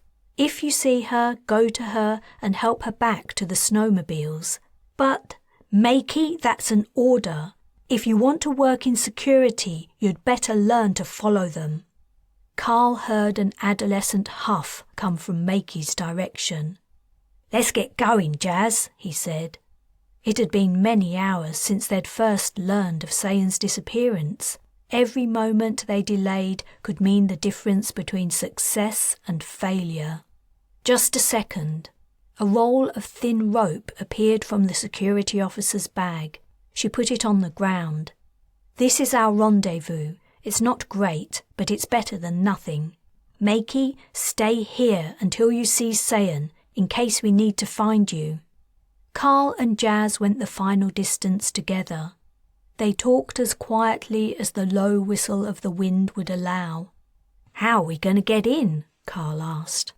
"The entrance has to be disguised to look the same as the surroundings, or we'd see it by now. But the shadows have human bodies. In this environment, they need heat, and heat will escape through any gap." A pair of binoculars appeared from thin air and floated over to Carl. "What do you see?" He held the binoculars up to his eyes, and the landscape was transformed to grey shapes beneath a glowing sky. Except in one place. 4 bright lines formed a square only a few meters from where they stood. "We're right on top of them," he said. He removed the binoculars and focused his gaze on the spot that had shown the heat signature. As he went nearer, the faint lines marking the edges of a hatch became visible. "Over here!" Now he looked closely at it. The ice over the hatch didn't glisten like the rest. It was artificial, but without looking directly at it, he would never have been able to tell. He felt something swipe him. It was Harrington's hand. She grabbed his arm. "Great," she said. "I can see it too. According to the tracer, Sayan's about 20 meters farther in the same direction." She sighed. "I was hoping we wouldn't have to do it this way. If we could kill a guard and slip in, we'd have a little time before they realized what was happening. But we don't have an alternative. We'll have to surprise them and rely on chaos and confusion." "What do you mean?" "I'm going to blow the door in." The bag rustled. "This is a 2-minute fuse," Harrington said as an explosive device appeared. "The second it blows, we go in. After that, Crat, I don't know. I don't know what we'll find in there, how big the place is, or how many shadows there are. We're going to lose each other the minute we're inside, and we won't be able to talk or we'll give ourselves away. I guess we'll just have to find her, get out, and get back to Makey. Whatever happens, don't wait for me. Go to the snowmobiles. I can find my own way back." "The same for me," said Carl. There didn't seem much more for either to say. They withdrew to a safe distance. "Cover your ears," Harrington said, just before the explosive blew. As a gaping hole appeared in the ice, Carl was already running toward it. He leapt in and straight down into the shadow's base. The door had ripped the handbars from the wall before embedding into the floor. Carl landed on it and moved quickly away. As he expected, he heard a thunk as Harrington jumped down behind him. Smoke from the explosion filled the air. Carl headed in the only direction that was clear. Shadows were already approaching the scene of the explosion. He slipped past them easily and went deeper into the base. As he ran, he wondered what he was looking for. Where would the shadows keep their prisoners? Sayan could be anywhere. Harrington had been right. The place did seem to be a research facility. He'd already passed several labs. A chill sweat broke out on him. Had the shadows brought Sayan here because they wanted to experiment on her? He was heading into an area of classrooms. He doubled back to return to the research laboratories, though he dreaded what he might find. A shadow ran out of a doorway, and Carl crashed into it. The creature landed heavily and stared around in confusion. Carl jumped over the shadow and sped away, wondering what he had seen. For a moment, Carl had experienced the drifting into nothingness that was an effect of the invisibility spray. At that moment, he'd looked at the shadow and seen a faint light around the man, like sunspots on his retinas on a sunny day. He ran on. No shout or cry came from behind him, but if the shadows were telepathic, as he suspected, the information about invisible assailants was probably being broadcast.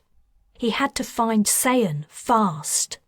The shadow base was eerily silent. No alarms were ringing due to the explosion at the door.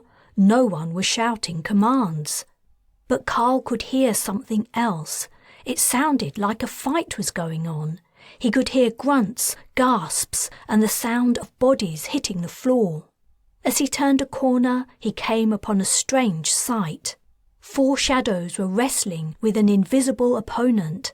Carl got a glimpse of a pair of beautiful reddish-brown eyes. Harrington's snow goggles had come off, and the shadows had caught her. If he didn't do something soon, they would hold her still enough to get in a shot. He aimed to fire, but he risked hitting Harrington. The disorientation effect of the invisibility spray hit him again. The shadows before him glowed faintly. He blinked and the glow was gone. He had to concentrate. He would have to take them out close up. Before he could move, Sayan appeared, running toward them from the opposite direction. She was in her underwear, and she was a mess, covered in bruises, scratches, and dried blood. But she was alive. Now he just had to save Harrington and get Sayan out. The woman's eyebrows rose at the sight of the struggling shadows, and she slowed her pace. "It's Harrington," Carl called. "They've got her. Get out of the way. I'm going to shoot." Sayan looked in his direction, her face brightening in recognition of his voice. She slowed to a stop. The shadows, on hearing him speak, loosened their grip on Harrington. They also noticed Sayan. She had a weapon in her hand. She raised it and shot one of the shadows in the stomach. As it fell to the floor, another was thrown headfirst into the wall by an unseen force. Carl shot a third, which was coming in his direction, trying to find the source of the words he'd spoken. The fourth aimed at Sayan, but the beam from her weapon cleaved its skull. "Carl, Jas, where are you?" Sayan said. Carl ran to her and grabbed her. "I'm here. Let's go. The exit's this way. Harrington, are you behind us?" "Yes, I'm coming. Go." Gripping Sayan's arm, Carl ran with her back to the blown-in door. When they reached it, they had a problem. With the handbars ripped off, the hole was too high to reach. Then Carl had an idea. "Climb on my shoulders and I'll lift you up." "Where are you?" "Here." He put her hands on his shoulders and squatted down. When Sayan was aboard, he rose to his feet. Sayan was in reach of the edge of the hatchway. He felt her pressure on his shoulders as she scrambled out. He'd done it. They'd saved her. "Makey's due east, Sayan. He's waiting for you, and he'll take you to McMurdo Sound." "Crat that, Carl. I'm not leaving without you." She was standing over the hatch looking down at him. "You'll have to. I can't make it up there." "I might not be able to see you, but I can pull you up." "You can't. I'm too heavy." "You really think so? Try me." She gave 2 small grunts. "I've anchored my feet in the ice. Grab my hands."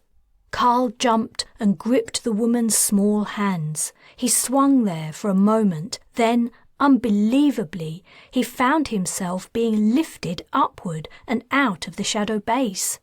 As soon as he reached the edge of the hatchway with his knee, he levered himself the rest of the way. Sayan was grinning. Now they just had to get Harrington. He looked into the hatch and quickly drew his head away as the shadows in the corridor fired at him. He caught a brief glimpse of return fire from Harrington. She was using the door as a cover. "Harrington!" he shouted down. "I've set a bomb," came her voice directly below him. "Run! Get Sayan away!" But the woman was scrabbling back to the hole. "Jas, take my hands!" She thrust her arms into the hatch and screamed. Her face was twisted in pain, but she heaved an invisible Harrington out of the hole. They ran. The ground shuddered, and Carl was thrown down as the shadow base exploded behind him. Smoking debris began to rain from the sky. He scrambled to his feet and went to continue, but the body of a shadow fell in front of him. Carl halted in horror. The thing was still alive. It had a weapon in its hand. It was aiming at him.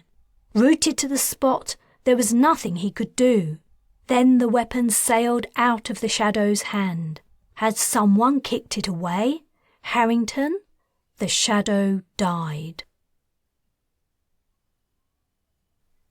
Chapter 17. "That's it, Makey," Harrington said through her teeth. "When we get back to London, you're on your own. No more mentoring.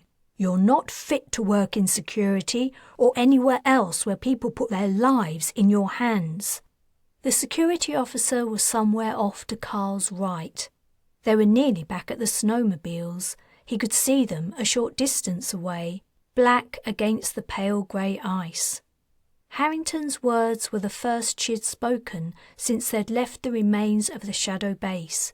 Her pitch was low and calm, but it was clear she was in an absolute rage.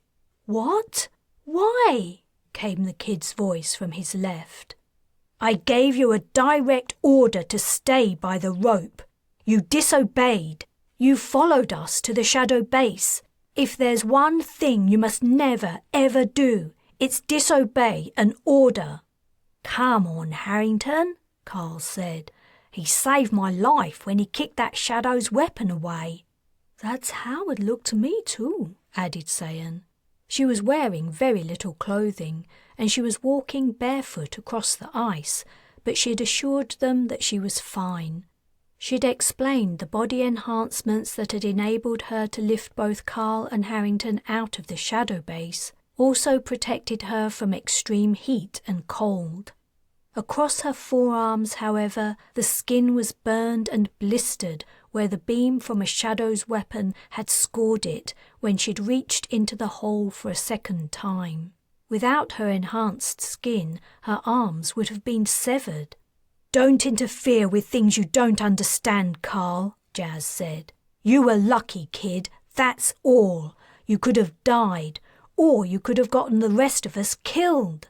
You never disobey an order. If you don't get that, it's over. Forget it." Carl said, "Jas, don't you—" "This is none of your business," she exclaimed. Anger rose in Carl in return. The woman's temper got on his nerves, and in this case it wasn't justified. Makey was just a kid, and he'd been a big help in a sticky moment. But before Carl could reply, Harrington continued, "When we get back to the snowmobiles, we need to change our clothes and wipe off the spray. Then we head straight to the spaceport. There are probably shadows in McMurdo Sound, and I don't know how long we have before they're alerted about us." The invisibility spray came off when scrubbed with handfuls of ice. By the time he was free of the sticky substance, Carl was freezing. His hands were red and raw from holding the ice, and he could barely feel them. He thrust them into his mittens, but that made little difference. It was odd seeing Makey and Jas slowly reappear as they cleaned off the spray. Sayan stood by, her arms wrapped around herself, watching them all in amusement. "How are we going to get Sayan on a shuttle?" Makey asked. "She doesn't have any ID." "Don't worry," Sayan said. "I don't think it'll be a problem, but I do need some clothes. I don't suppose you have any to spare?" Makey was the closest in size of the three of them to the petite woman, but she still looked ridiculous in his pants rolled up at the ankles and his sweater which hung almost to her knees. They decided they couldn't risk taking the time to get her anything more suitable. They had to get out of McMurdo Sound before the shadows made a move against them. Before they set off, Harrington mailed a one-word message to Sayan's parents: "Success." Jas was silent all the way to the spaceport, and Carl didn't say much either. He remained angry with her over her tirade at Makey. He was beginning to wonder what he'd ever seen in her. She could be moody and difficult, and her outbursts of temper were annoying. Harrington's message seemed to have borne fruit when they arrived at the check-in for the next flight to the US. The clerk didn't ask to see any of their IDs, and neither did the shuttle staff when they boarded.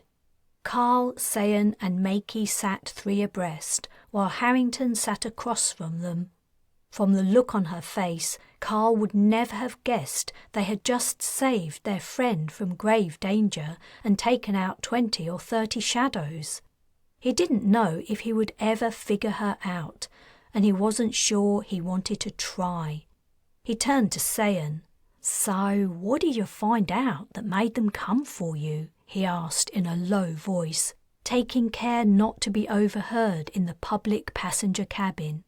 "I'll explain later," she replied. "But one thing I can say is they're good at mimicking us. I thought my manager was a sweet man, but it turned out he was one of them. We can't trust anyone." Carl thought of his parents. Would he ever find them? And if he did, could he be sure it really was them? Across the aisle, Harrington's interface beeped. She swiped the screen to read the message. Her sour expression turned sourer still. Wordlessly, she handed the screen across to Sayan. As she read it, the woman's face fell. She angled the device so Carl and Makey could also see it. "Please do not bring our daughter home. We are so sorry. They know who you are. It's no longer safe to come here. You must disappear. Don't use anything that will allow you to be traced. A friend will meet you at the spaceport you're traveling to and give you a package. Good luck. S, we love you, darling." Sayan looked like she was about to cry. Carl put an arm over her shoulders. "Don't worry. We defeated them back there, like we did aboard the Galathia. They're not invincible. We'll find out who they are and we'll destroy them. Whether they're in government or corporations or the military, or even if they've made it to the Transgalactic Council itself. We'll get them all. They aren't going to win." Underworld, Shadows of the Void, Book 5. Chapter 1. Sayan was the first to notice that the shuttle they were in wasn't flying to its scheduled destination. She was sitting in a window seat and was in no mood for talking. After telling Carl what she'd found out at the Global Government Security Headquarters, their conversation had drifted to silence. She was worried about her parents. She wondered what their message meant in terms of their own safety. They'd written that it was no longer safe for her to go home, but had they meant it was unsafe for her because the shadows were looking for her, or that their house was under threat of attack? She had no way of finding out because they'd also told her not to do anything that would allow them to be traced, and that included contacting them. Her thoughts had preoccupied her so much she hadn't really been registering her view of the landscape below. When her ears popped, the sensation jolted her out of her distraction. The shuttle was descending. She scanned the ground for the familiar sight of her state's capital, and with growing alarm she realized she didn't recognize what she saw. Instead of a large metropolis, below them was a small town. On the horizon was a mountain range she knew, but it lay in the wrong direction. She clutched Carl's arm on the seat rest beside her. "Something's up, isn't it?" he asked in an undertone. "Yes," Sayan replied quietly. "We're landing in the wrong place. How did you know?" "We started descending too soon." He leaned over her to peek out the window. "Do you know where we are?" "At least 3 hours' drive from where we should be." She looked past him toward Jas and Makey. The kid was asleep. The woman was staring at the back of the seat in front of her, her face set and expressionless. "The pilot hasn't made an announcement," Carl said, "so he's in on it." He reached across the gap between his seat and Jas's and pulled on her sleeve. She snapped out of her reverie. "What?" she asked him, frowning. Sayan waved to get her attention. She pointed out the window and shook her head in an exaggerated gesture. Jas's eyebrows rose. She mouthed the word "crat" and pushed Makey upright so he woke up. As he opened his eyes, she put a finger to her lips and leaned over to whisper in his ear. Around them, a hum of conversation rose in the cabin as some of the passengers also began to notice the shuttle wasn't landing where it was supposed to. A ping sounded from above as the overhead speaker came to life. "This is your pilot speaking. I am sorry to report that bad weather has forced us to divert to Silversville. An autobus will ferry passengers on to your scheduled destination.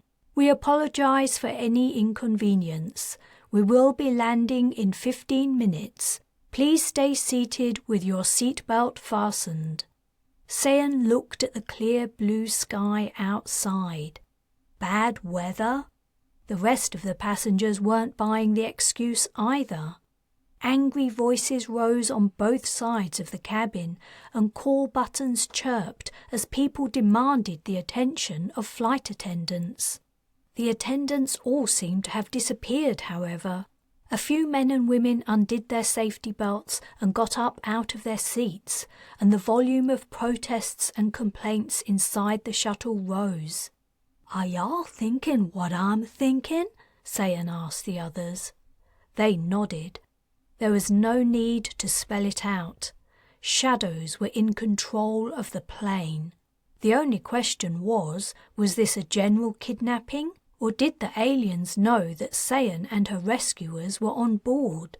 There weren't many shuttle flights from Antarctica. It wouldn't have taken a genius to narrow down the possibilities as to where they were, and the news of her escape from the Shadow's base must have gotten out by now. Jas was standing and taking down her bag from the overhead locker. After putting the bag on her seat, she said to Sayan and Carl, "We can't let them stay in control of the shuttle. If we go along with their plan, they're going to have a nice reception committee waiting for us when we land. Carl, can you fly this?" "Probably," he replied. "If you can get us on the ground without killing everyone, that'll be good enough. Sayan, how are your arms? Can you hold a weapon?" Sayan's forearms were still painful from the laser burns she'd received during her escape. "Yes, I can." "Great. Short, sharp bursts, okay? If you melt a hole in the shuttle, we're all dead." Jas turned to Makey. "You stay right where you are. You're just another passenger, okay?" The kid scowled. Jas still hadn't forgiven him for not following orders when he'd taken part in Sayan's rescue. She grabbed her bag and surreptitiously pulled out a weapon for Sayan and Carl. "Let's go." The three of them made their way to the front of the cabin, which was already blocked with angry passengers trying to find the flight attendants. The attendants all seemed to have retreated into the pilot's control room. Sayan hoped none of them were human. "Get back to your seats!" Jas shouted. "Everyone, for your own safety, return to your seats and fasten your seatbelts." She got some attention, but not enough. Most of the passengers ignored her. "Who do you think you are?" asked a woman shrilly. "We want answers. My husband is waiting for me at the spaceport. This diversion is unacceptable."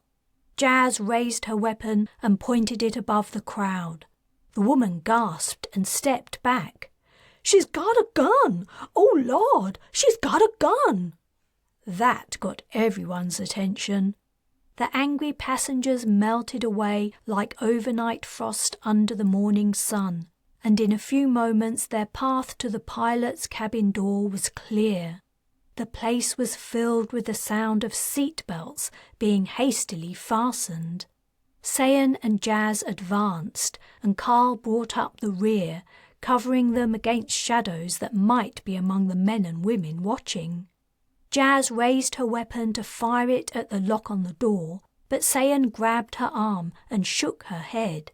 The shadows could be expecting them to do just that, and they would shoot as Jas went through the door. Jas frowned at her, puzzled. As Sayan put her ear against the wall, the woman's brow cleared and she lowered her gun. Sayan listened with her enhanced hearing. No voices could be heard inside, which wasn't surprising as the shadows communicated with their minds, but she could detect the sounds of movement and, if she listened very hard, breathing. She held up 4 fingers to Jas. The pilot and 3 flight attendants were inside. She dropped 2 fingers and pointed with the others, indicating the positions of 2 shadows. Jas nodded and aimed her weapon. A faint, "Oh my Lord," repeated from behind. Sayan aimed where she estimated the pilot's head to be and prayed that she hit it and not the window. With a mutual exhaled breath, she and Jas fired, then altered their aims and immediately fired again. The shuttle lurched and Sayan fell onto a seat occupied by an obese man. The cabin door swung open and a laser beam shot out, narrowly missing Sayan but hitting the obese man in the gut. He shrieked, and screams and yells from the other passengers echoed his cries. Jas shot again, and the shadow that had fired fell out of the doorway, half its head missing. She had killed it, but at least one of their shots had pierced the shuttle.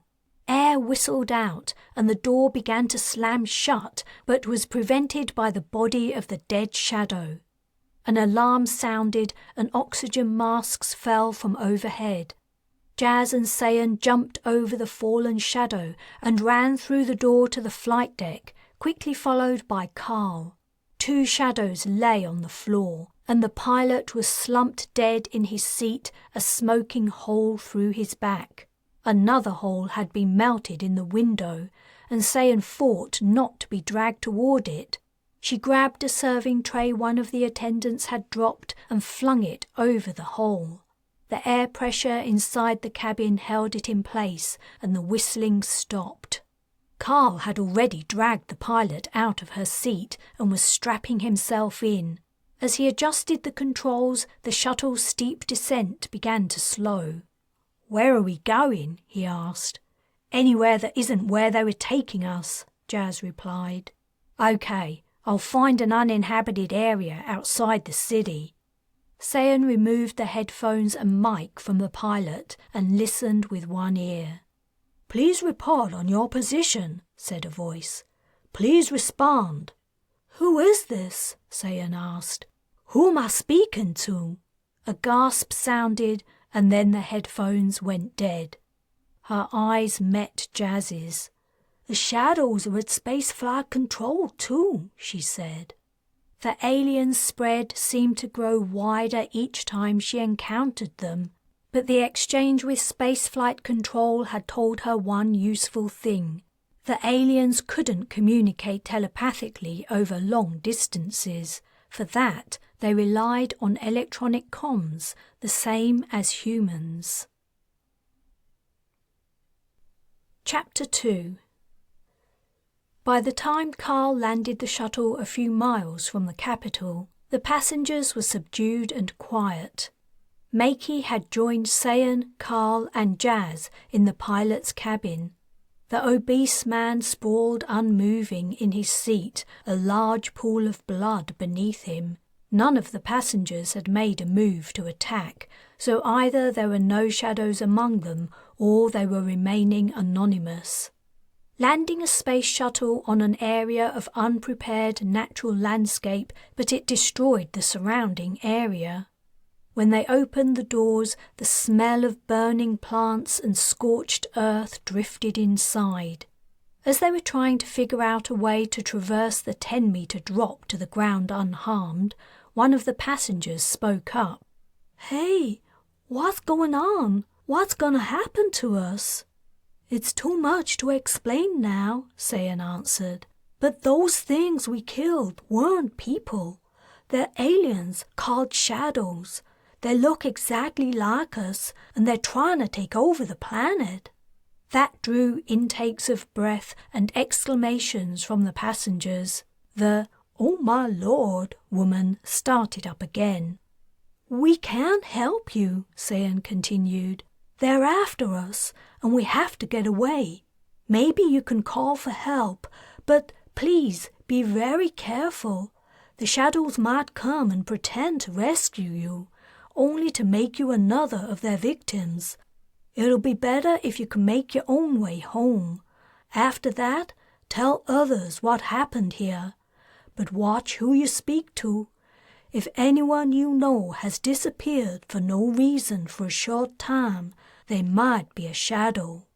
The passengers murmured as they digested this information. A young man stood up, and Jas instantly aimed at him. The man blanched and raised his hands.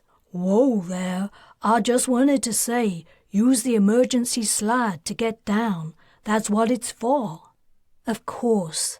Sayan opened the casing beside the door and activated the mechanism. A bright yellow slide inflated all the way to the ground. Thanks, she said. No problem. Good luck to you, replied the man, sitting down. Jas went to retrieve her bag from her seat. The curious heads of the passengers poking out into the aisle retreated as she passed them and popped out again as she returned to the front. Sayan hoped Jas had plenty of stuff in that bag of hers to help them survive. Thanks for saving us, honey, piped a voice. It was, Oh my Lord. Ready? Jas asked Sayan and the others. They jumped onto the slide one by one and scooted out of the way immediately when they hit the bottom. The ground was still smoking from the shuttle's engines. Sayan coughed and her eyes watered. 50 or so meters away were some low hills. She suggested they made their way over to them as they were in the direction of the capital. She was thankful for the enhanced skin on her bare feet. In their hurry to leave Antarctica, they hadn't even stopped to buy her some shoes. As they went along, Sayan glanced over her shoulder. The shuttle passengers were beginning to leave, sliding down to the ground. She wished them well, but also feared for them. The shadows seemed to be everywhere, surely and steadily infiltrating every avenue of life, so that soon no one would know who was their family or friend or colleague, or who was a shadow.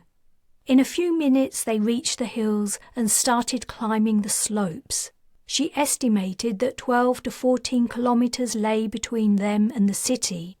It was late afternoon, and if they wanted to sleep in a bed that night, they had a long walk ahead of them. Her stomach sank as she remembered what her parents had said. "Don't use anything that will allow you to be traced." The minute they used the cred chips embedded in their wrists, they would be identifiable. If they couldn't pay for anything, how were they going to stay in a hotel or buy food? How would she buy herself some shoes? And she needed a change of clothes. Walking around in Makey's oversized loans wasn't only uncomfortable, she looked so ridiculous she would stick out like a sore thumb. If they were to avoid detection by the shadows, they had to disappear, her parents had said. How they were going to do that, she didn't have the faintest idea. As she mulled over their problems, the four of them climbed higher into the hills, following narrow tracks created by hikers. Makey led them.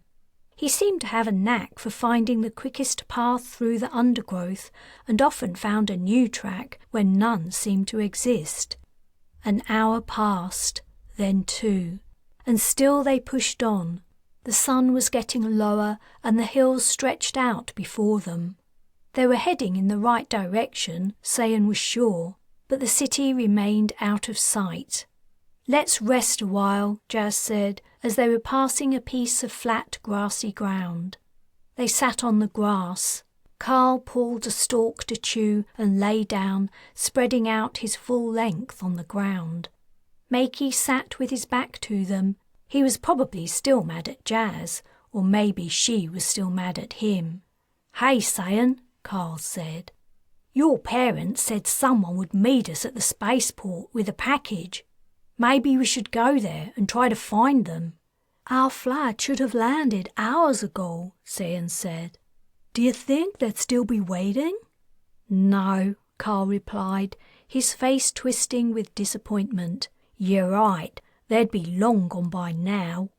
"It wouldn't be safe for them to wait around," Jas agreed. "The shadows will have announced the shuttle crashed, or another excuse. They might not believe it, but there wouldn't be anything they could do. And the spaceport's so far away, we'd never make it there. I don't know what to do. I'm out of ideas." Something had been nagging at Sayan, and now seemed a good time to bring it up. "There's one thing I can't figure out. How did y'all know where to find me? Did you know about the shadow base and guess I must be there?" Carl sat up and shared a look with Jas. Neither replied to her question. "What's wrong? Why won't you tell me?" Sayan asked. "Sayan, I'm sorry," said Jas. "I forgot you didn't know." She pulled an interface out of her bag, brought up a screen, and handed it to her. Sayan studied the blinking blue spot and the map surrounding it for several moments before she began to understand what Jas was telling her. "Hold on. Is this me?" Her mouth fell open as the penny dropped. "My parents had me fitted with a tracer? I'm carrying a tracer? You've got to be kidding me!" She jumped up, and Jas quickly took the interface from her. Sayan clenched her fists and looked down at her body. "Do you know where it is? Did they tell you?" She probed the skin of her stomach, hoping to feel the hard edge of a chip. "They didn't say," Carl said. "Sayan, they were worried about you after what happened on the Galathia." "I'm a grown woman, and my parents are keeping tabs on me like I'm a little girl. Worse than if I were a little girl. Can they even do that? It's illegal, right? It's an invasion of... crad! My own parents." She sat down again. "Well," said Carl, "looking on the bright side, if they hadn't, we would never have found you. you'd still be back in the shadow base, being experimented on. Sayan threw him a dark look. He was right, of course, but that didn't make her feel any better.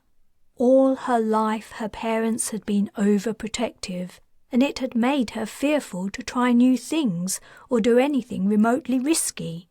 She'd finally overcome that fear, only to learn her parents weren't prepared to let her go and stand on her own 2 feet. "We've got to find that tracer and get it out of you," Jas said. "Yes, we have," Sayan replied. Then, suspecting Jas's reasoning was different from hers, she added, "Why?" "You know all about the shadows on Earth now, and they know you do. They're trying to keep their operations secret, so they'll want to stop you from spreading the word about them. If they find out your parents fitted you with a tracer, they'll try to use it to find you." She looked at the interface in her hands. "Come to think of it," she said as she got up. She went over to a rock and put the interface down on it. After searching for a moment, she found another rock and brought it down heavily on the interface, shattering the plexiglass screen. She continued to hammer the interface until it was nothing but small fragments. Finally satisfied the device was completely destroyed, she said, "We can't be too careful. Let's get out of here." Chapter 3. On the quarantine station in low Earth orbit, Dr. Sparks was bored. He'd pondered the question at length, but he hadn't been able to understand exactly why Polestar insisted it had to be him who performed assessments on the paths. It was true he'd been the physician aboard the Galathia when it crash-landed on K67092D, but he hadn't even seen the things before they'd been taken to quarantine. But Polestar, in its infinite wisdom, had somehow connected the paths with the only scientist on board who was well versed in the complexities of the human body, and it had ordered him to conduct tests on this new species. He could have refused, but then he would have been out of a job and without a good reference to show a new employer. He regarded the paths on the other side of the transparent barrier and yawned. The shapeless, fungi-like upturned bags were among the least interesting aliens he'd come across. They just sat there, not doing anything, apparently existing on nothing but ordinary air, as they didn't eat any of the variety of foods offered to them, and they didn't drink or absorb water or any other liquid. All they seemed to do was emote. Anyone within a few meters of the creatures inevitably felt whatever the paths themselves felt at the time. Or that was how it seemed. That was supposed to be one of the things he was investigating. It occurred to him that maybe his boredom wasn't his, but theirs. He took several steps backward to test his suspicion. From previous tests he'd gathered that the vicinity within which the paths had an effect on humans seemed to be limited. He left the room and went a short distance down the corridor. He was still bored. "Sparks," said a lab tech, Rogers, approaching him. "How are you doing? Found out anything about your mushrooms yet?" "No," intoned the doctor. "I don't suppose you have some free time? I need another human subject to test their emoting." "Me? Sit in a room with those things? You must be joking. My emotions are my own, not to be tampered with." "The feeling wears off almost as soon as you leave the immediate area," said Sparks. "It's completely harmless as far as I can tell." "And it's that 'as far as I can tell' that makes me repeat my response. No. Sorry." Rogers moved away. "Good luck." He was right to be cautious, of course, Dr. Sparks mused. No one knew the long-term effects of exposure to the paths. He hoped that wasn't something that Polestar would like him to find out. Their instructions had been annoyingly vague. He didn't think the company itself had any idea what it wanted to know, or what to do with the creatures. Returning them to K67092D was out of the question. Not only was the planet occupied by hostile aliens, but the paths didn't appear to be natives of the place. No one knew where they'd come from. Sparks had scoured the Transgalactic Council databases on life forms existing and extinct, but he'd found nothing that remotely resembled them. None of the Council's experts had even been able to help with educated guesses. Sparks wondered when Polestar would finally give up their investigations and put the strange aliens in a zoo. He returned to his observation room. The paths hadn't moved, but he hadn't expected them to. He sat down and brought up his latest unfinished report to Polestar on his screen. It was very short and thin on meaningful detail. He didn't think Polestar would be satisfied with it. If only he could get someone to agree to be a test subject, maybe he would find out something new. He wondered if the strength of the emotions conferred differed according to a variable within the subject. Sparks rested his elbows on the frame around the window to the path's room. He steepled his fingers and gazed intently at the aliens. There had to be something else he could say. Something. He blinked. For a fraction of a second, the paths had seemed to change in some way. But the moment had been so short, he wasn't sure what the change had been, or if his eyes had been deceiving him.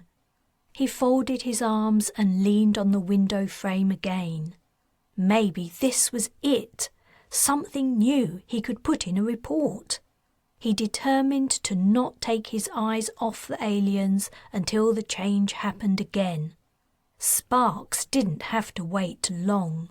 After a couple of minutes, the paths very briefly faded before returning to full visibility. He was right. They were doing something. He set a timer. 2 minutes and 24 seconds later, the creatures faded again. Sparks made a note and returned to his observation. Exactly 2 minutes and 24 seconds later, the same thing happened. The fading seemed to be a regular behaviour. A fourth bout of fading supported Sparks's hypothesis. His head tilted to one side as he watched. The phenomenon was so subtle, he doubted he would have noticed it if he hadn't been staring directly at the creatures for a sustained period of time. It occurred to him that the paths could have been doing the same thing ever since they'd collected them on K67092D, but no one had noticed. He turned his attention to his screen and brought up a vid from the camera that had been filming the room that held the aliens. It took him longer than 20 minutes to detect the first fading, but once he'd seen it, the ones that followed at regular intervals were easy to spot. Sparks smiled to himself as he brought up his report to Polestar. This new behaviour he had observed should fill it out nicely. He began to speak into his mic and his words appeared on the screen. He recorded what he'd seen directly and the corroborating evidence from the vid. He would include a copy of it with a note regarding the timing of the behaviour. As he scrolled down the report to the section on his conclusions, he paused as he wondered what to say. What did the behaviour mean? Were the creatures capable of entirely disappearing? Transparent organisms weren't unusual on Earth or elsewhere in the galaxy, but the paths didn't seem to be turning see-through. Their entire body faded, as if they were very slightly and very momentarily not there. And it happened at a regular rate, almost like a heartbeat. Could it be possible they weren't fading, but they were going somewhere? Were they able to move, but without a conventional means of locomotion, and to places not in their immediate vicinity? Sparks gasped as another idea popped into his head. Was it possible the paths could move in time? Did they fade as they moved briefly into the future or the past? The most famous xenobiologists had long speculated that beings with such capabilities might exist somewhere in the galaxy, given the wealth of variety in species already discovered. Some species could do things no human had ever dreamed of. But he must not get ahead of himself. There would be plenty of time to test his hypotheses later. He grinned. He hadn't felt this excited about practicing science since he'd been at medical school. His speculations made him feel young again.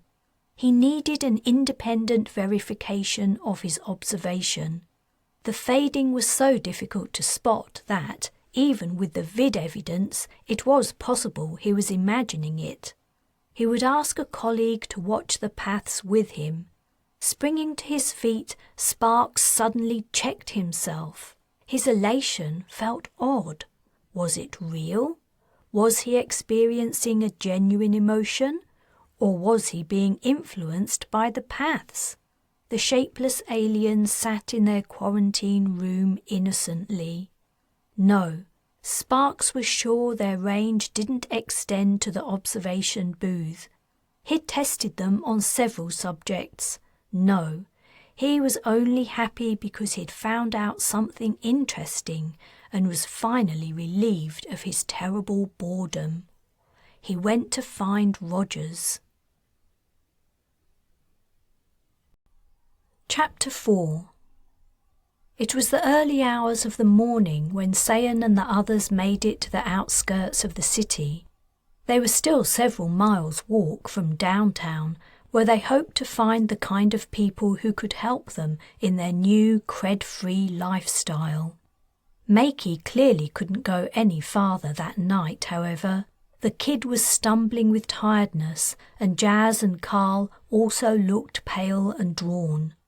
They'd come across a stream as they descended the hills, and the water had seemed clean enough to drink.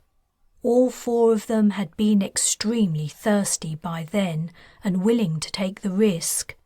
Sayan's stomach had ached with hunger for a few hours, but now she only felt a little weak for lack of food. The suburban houses at the city's edge offered little hope of rest or sustenance. Knocking on a random door was out of the question. Whoever answered wouldn't waste much time in calling the police. Dusty and haggard from their walk, they looked like the kind of people who made suburbanites uneasy. Sayan was barefoot and wearing oversized clothes. She was also covered in scratches and bruises from her escape from the shadows.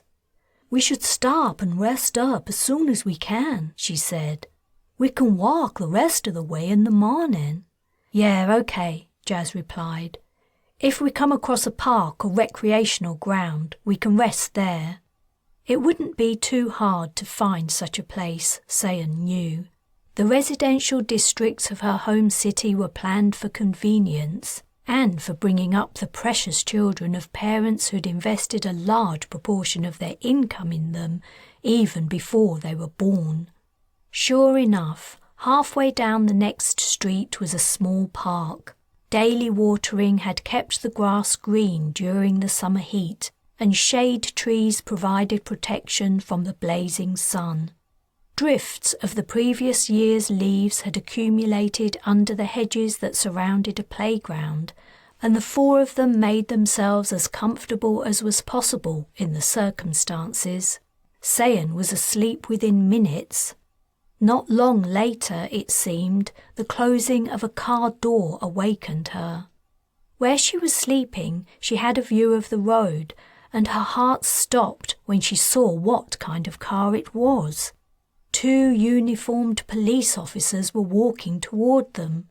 Carl was sleeping along from her under the same hedge. She edged toward him and pushed his shoulder with her foot. He shifted but didn't wake until she pushed him again, harder. He mumbled as he woke up. The police officers heard and altered their direction, heading right for them. Sayan was already forcing her way through the leaves and stems to the other side of the hedge, and Carl followed seconds later as he realised what was happening. Jas and Makey were on the far side of the playground.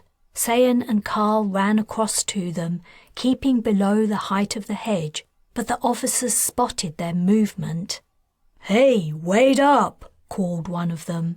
The cop's voice woke Jas. Sayan saw her eyes snap open, and she crawled quickly over to Makey and shook him, holding a finger to her lips as he stirred. Sayan had spotted an exit to the playground in the opposite direction from the police. She pointed toward it wordlessly. "Hey!" called the officer again, more stridently. Now they'd been seen, there was no point in trying to hide. All four sprinted toward the exit and through it before running down a road. Sayan suspected the police were only trying to move them on, and it seemed she was right, as no shots were fired and there were no more shouts. Sayan kept her pace slow enough for the others to keep up. They raced the length of 3 streets before drawing to an exhausted stop. When the others had caught their breath, she said, "I guess a neighbour saw us and made a call." Jas nodded. "They don't want us down and outs in their area." "Exactly," Sayan said.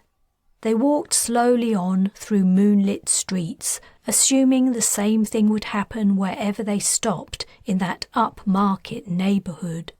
Solar-powered street lights cast a soft orange glow. The others were beyond tired, but they had no choice but to march on. Gradually, the houses lining the streets became smaller, and they directly abutted the road with no security fences. The houses also became older and shabbier, and more cars and autocabs drove past. When Makey staggered and fell, they had no choice but to stop. They had wandered into an area of apartment blocks and small convenience stores. Sayan and Jas helped the kid into a large block's recessed entrance, and he lay down under the security panel. Jas sat with her knees drawn up and her head resting on her folded arms, and Carl curled into an uncomfortable-looking ball on the hard pavement. Sayan sat in a corner with her back against the apartment block door and leaned her head against the wall. It seemed only moments later when she found herself falling backward. She managed to jerk awake just in time to prevent herself from hitting the back of her head hard on the floor. It was dawn, and the door she'd been leaning against had opened. A pair of legs in pants and heels were stepping over her, their owner cursing good-for-nothing panhandlers. The woman who had opened the door let go of it so that it would have hit Sayan if she hadn't put out her hand to catch it. She held on to the door as the woman left, not giving them a backward glance. Jas and Carl were blinking awake. Makey snored gently, his mouth hanging open. "Hey, look," Sayan said, nodding toward the building's interior. "We can get inside?" asked Carl. "What good's that gonna do us? Are you saying we should break into an apartment?" "I thought about it," Sayan replied. "We could find one by buzzing them all and seeing which ones don't answer, but it's too risky. There might be other stuff inside the building, though." "Yeah, that's right," said Jas. "It might have a gym." Carl looked at her like she was mad. "Showers," she explained. "Clean water." They woke Makey up and went inside the building. The elevator was operated by retinal scan or voice recognition, but the fire door to the basement opened with a push and they went down 2 flights of stairs. They found a gym. The equipment was sparse and old, and so were the showers, but the water was hot and it was free. They had no soap or towels, but right then that didn't matter to Sayan. They went into the shower stalls. Sayan stripped off her clothes and turned on the shower, sighing with pleasure as the warm water cascaded over her body. Her enhanced skin was already almost healed. The scratches she'd sustained in the jungle were now only slight grazes, and her bruises were light yellow. Bending over, she lifted her feet one by one and checked the undersides. They were holding up well, considering the many miles she'd walked without shoes. If it hadn't been for the enhancements her parents had paid for, she would never have survived the last couple of days. Her conscience twinged as she remembered her anger over the tracer they'd put inside her. She still thought it was wrong, but she didn't doubt their love for her. "Sayan," came Jas's voice from behind the shower curtain. "Are you nearly done? We have to go. Someone's bound to turn up in a minute, and we can't risk another run-in with the police." "Okay," she replied as she reluctantly turned off the water. Leaning forward, she ran her hands across her head, trying to wipe away as much water as she could. She reached up into the basket that held her clothes. Wrinkling her nose, she put on the dirty underwear and clothes, tugging them over her wet skin. They went up onto the first floor and outside. Air and her body's warmth quickly dried Sayan off as they went deeper into the city. The place was waking up, and they began to attract attention from passers-by. The area they were in was still too affluent for them to pass unnoticed, but this was Sayan's home city, and she knew where they had to go. When they reached the oldest, dirtiest, most dangerous area, they wouldn't get any more stairs. In their unkempt, hungry, desperate state, they would fit right in. Chapter 5. With no possibility of using their embedded cred chips, Sayan and the others had a hard choice to make. They'd finally reached the area where the people the vid news called Underworlders lived, and they stopped to discuss their next move.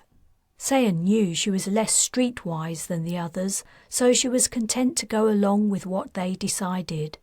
It was clear they would either have to steal to survive, running the risk of arrest with nothing but an implausible story to tell in their defence, or sell the only assets they had, the contents of the bag Jas had carried all the way from the shuttle. The decision didn't take long to make. They decided to keep Jas's 2 weapons and Carl's that he'd brought from Australia. They would sell everything else. The invisibility spray could have been very useful to them, but it was also very illegal in the way that personal weapons were not, and their risk of chance encounters with the police was high now they were homeless. The spray, the explosives, and the rest of the bag's contents would have to be sold. But with the proceeds they could buy food and maybe somewhere to sleep while they figured out what to do about the shadows. They decided they would try to find a buyer as quickly as possible. Considering it was around midday, the street they'd stopped on was quiet. Few cars seemed to drive through the Underworld zone, and the ones they saw were customised, self-driving models that didn't seem to be going anywhere in particular, but only cruised up and down the streets. It was fortunate the street wasn't busy with traffic, as children roamed it. Even toddlers who could barely walk had been allowed out by their parents, and they tottered around, sometimes in the care of slightly older siblings, and sometimes ignored by all. Older youths also loitered a short distance away from Sayan and the others. They were unashamedly staring at them.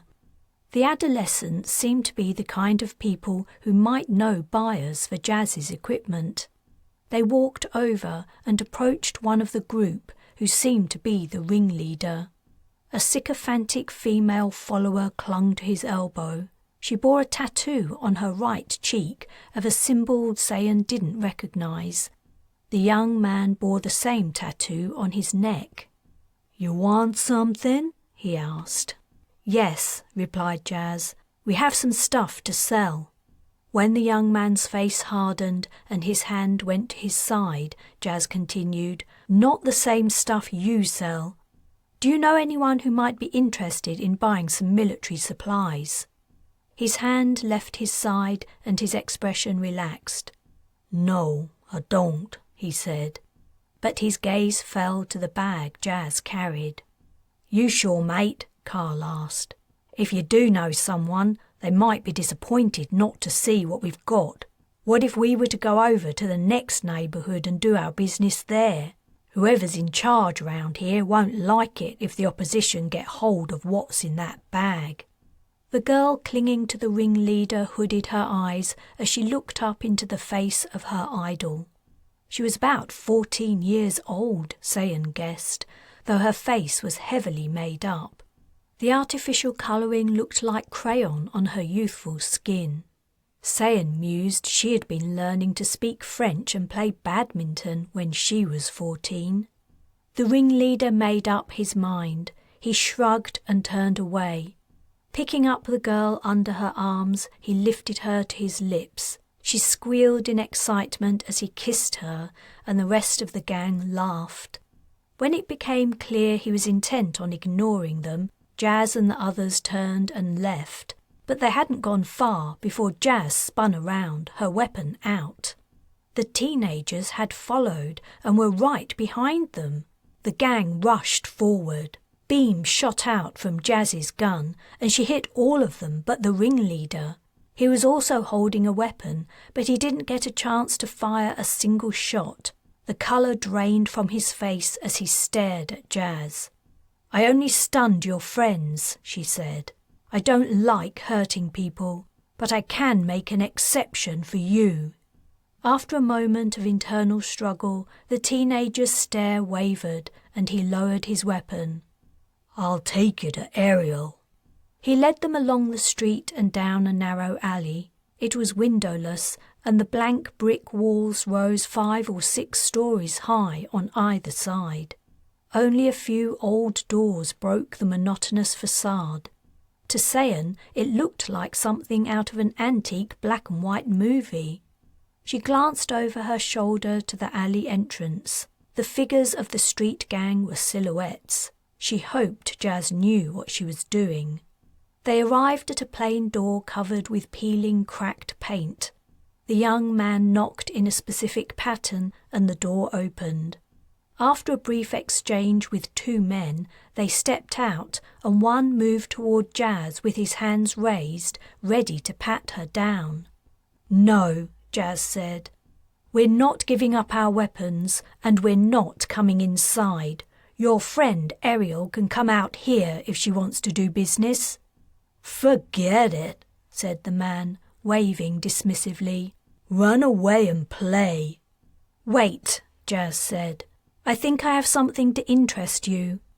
With her free hand, she reached into the bag and pulled out a device the size of her fist. "I estimate this would take the whole building down with your precious Ariel inside, but I'm not sure. Do you think I should find out?" She flipped open the casing with a thumb. "Whoa, geez, lady," exclaimed the man, throwing up his hands. "We'll be back in a minute." He and the other guard went inside. The teenager who had brought them quickly left. They waited for several minutes until Sayan was beginning to worry that Jas really would blow the place up. But then the door opened and a woman stepped out. She was about early 40s and lean, but well-defined muscles lined her arms and neck. A scar scored her cheek and ran down to her chest, and Sayan couldn't help but gasp a little at the sight of it. She rarely saw any form of physical abnormality. She couldn't understand why the woman didn't get the scar fixed. Cosmetic surgery didn't cost a lot, and you could get it for free if you let students use you for practice. Her sharp intake of breath had attracted Ariel's attention. Sayan fought to smooth away the expression of disgust on her face, but she wasn't fast enough. The woman had caught sight of it, and in response she looked from Sayan's toes to her head. finishing with a gaze of pure loathing directly into her eyes. Then the silent encounter was over, and Ariel turned her attention to Jas and the device in her hand. Her anger seemed to dissipate into mild surprise, as if she hadn't quite believed that someone was really in her alley threatening to blow the place up if she didn't come out. But Ariel was more bemused than frightened. She leaned against the alley wall, her arms folded over her chest.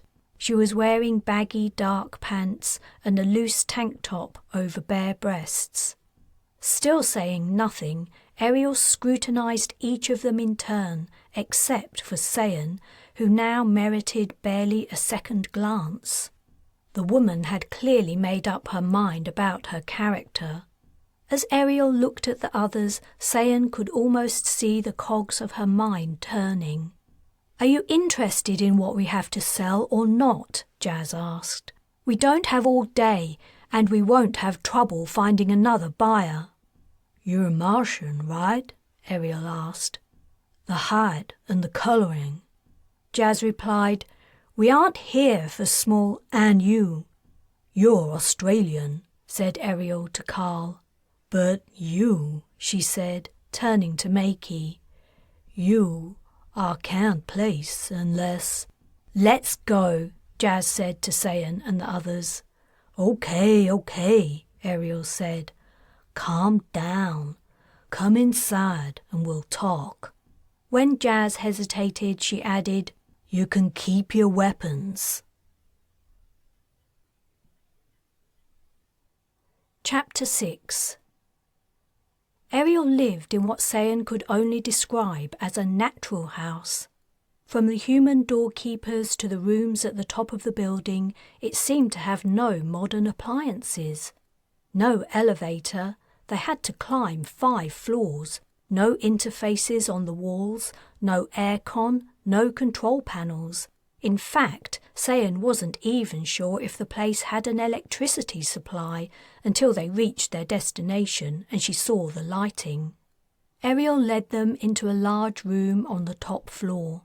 Unlike the rest of the place, the room looked relatively comfortable. A rug covered the bare boards, and worn, thick, soft floor cushions were piled here and there next to low tables. The walls looked like they'd been painted by hand, each a different bright colour. Simple wooden cupboards had been decorated with intricate, multicoloured designs. "Sit down," Ariel said, nodding toward a corner. "You look hungry.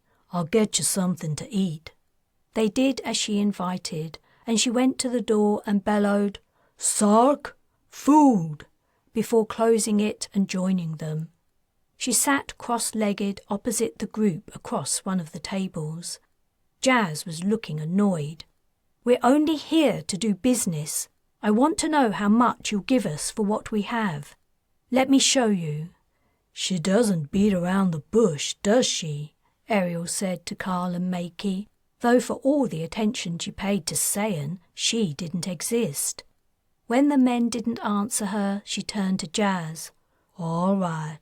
Show me." Jas took out the contents of her bag piece by piece and placed them carefully on the table. Ariel's eyebrows rose when Jas produced the invisibility spray. The woman's carefully constructed mass of indulgent tolerance fell for a moment, and a look of excitement leaked through. When Jas had emptied the bag, Ariel sat back. "I can't deny it. That's quite an impressive haul." The door opened and a woman entered, pushing the door with her back as her arms were occupied with holding a large tray stacked with dishes. Jas began returning the equipment to her bag, and in the space she cleared on the table, the woman placed the tray. Sayan felt like her stomach was going to climb up out of her throat to get something to eat. "We aren't here to eat," Jas said. Sayan's stomach squirmed in disappointment. "Tell me how much you'll give us for our stuff." "You don't trust me? You think I poisoned the food?" asked Ariel. "I'm hurt, truly." She picked up a handful of rice and beans and pushed it into her mouth. Sayan thought she heard Makey whimper with hunger. "I bet the kid could eat something," Ariel said, her mouth full. "Couldn't you, hun?" She swallowed and took a bite from a piece of bread. Makey's eyes reminded Sayan of her cat dog, a genetically designed begging machine. Jas sighed. "Oh, okay. Eat, everyone." No one needed telling twice. Sayan leaned over the table and helped herself. She'd eaten the rarest foods prepared by the world's top chefs in the fanciest restaurants, but nothing compared to the pleasure of eating at the Underworlders' hangout that afternoon after 2 days of nothing but water. While she and the others ate, Jas and Ariel negotiated the sale of the military items. Jas sneaked the odd piece of bread dipped in stew and 1 or 2 leaf-wrapped parcels of spiced rice as they talked. The discussion took some time. Ariel had guessed they were new to the Underworld. As her talk with Jas spread to wider things, she filled them in on useful information about her society, such as the major forms of currency Underworlders used to trade with when they had no creds to buy goods in shops. A mild narcotic called kratom was most often used where a straight barter of goods wouldn't work, Ariel told them. She explained the amount of food they were eating cost about 25 grams of kratom. An hour with someone whose main asset was their body cost about the same. Ariel paid her guards 50 grams of kratom a day, she said, but their bed and board were free. Clothes and consumer products were mostly stolen, she told them without a shred of shame. Some underworld societies existed out of town, where a few crops were grown, mostly kratom. Electricity was diverted from the main supply. Sayan strongly suspected Ariel had a hand in many of the activities that kept her society running.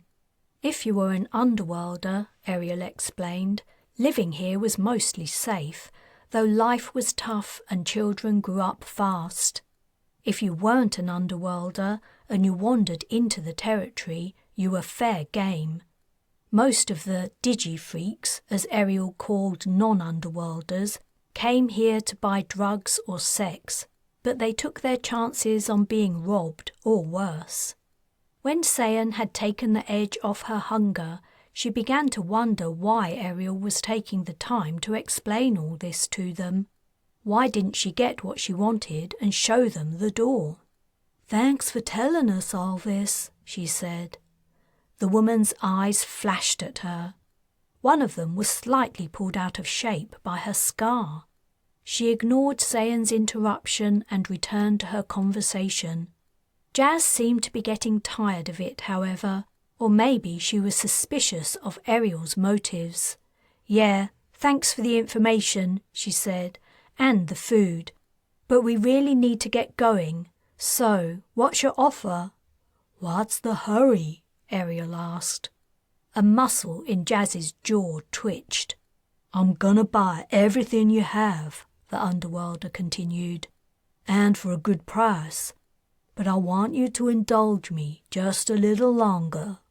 She got up and went to the door before bellowing down the stairs, "Sark, plates!" They waited in silence for the woman to come up and clear the dishes. Makey had collapsed onto the cushions and was fast asleep. Guarded looks were passing between Jas and Carl, and Jas turned her gaze to Sayan too, more than once. Her eyes warned her to be on guard. When Sark had retreated, Ariel leaned her elbows on the table. "A Martian, an Australian, an Offworlder, I think, and the cream of our genetically engineered society. Sounds like the start of a joke, but it's no joke to you, is it? I wasn't lying when I said I'd buy your stuff, and you're lucky you ran into me. I'm no angel, but I'm the best of my kind you'll find around here." She reached over and took Jas's hand. Jas watched warily, but allowed the Underworlder to turn it palm upward on the table. Ariel traced a slightly raised, almost imperceptible square bump on Jas's wrist with her finger.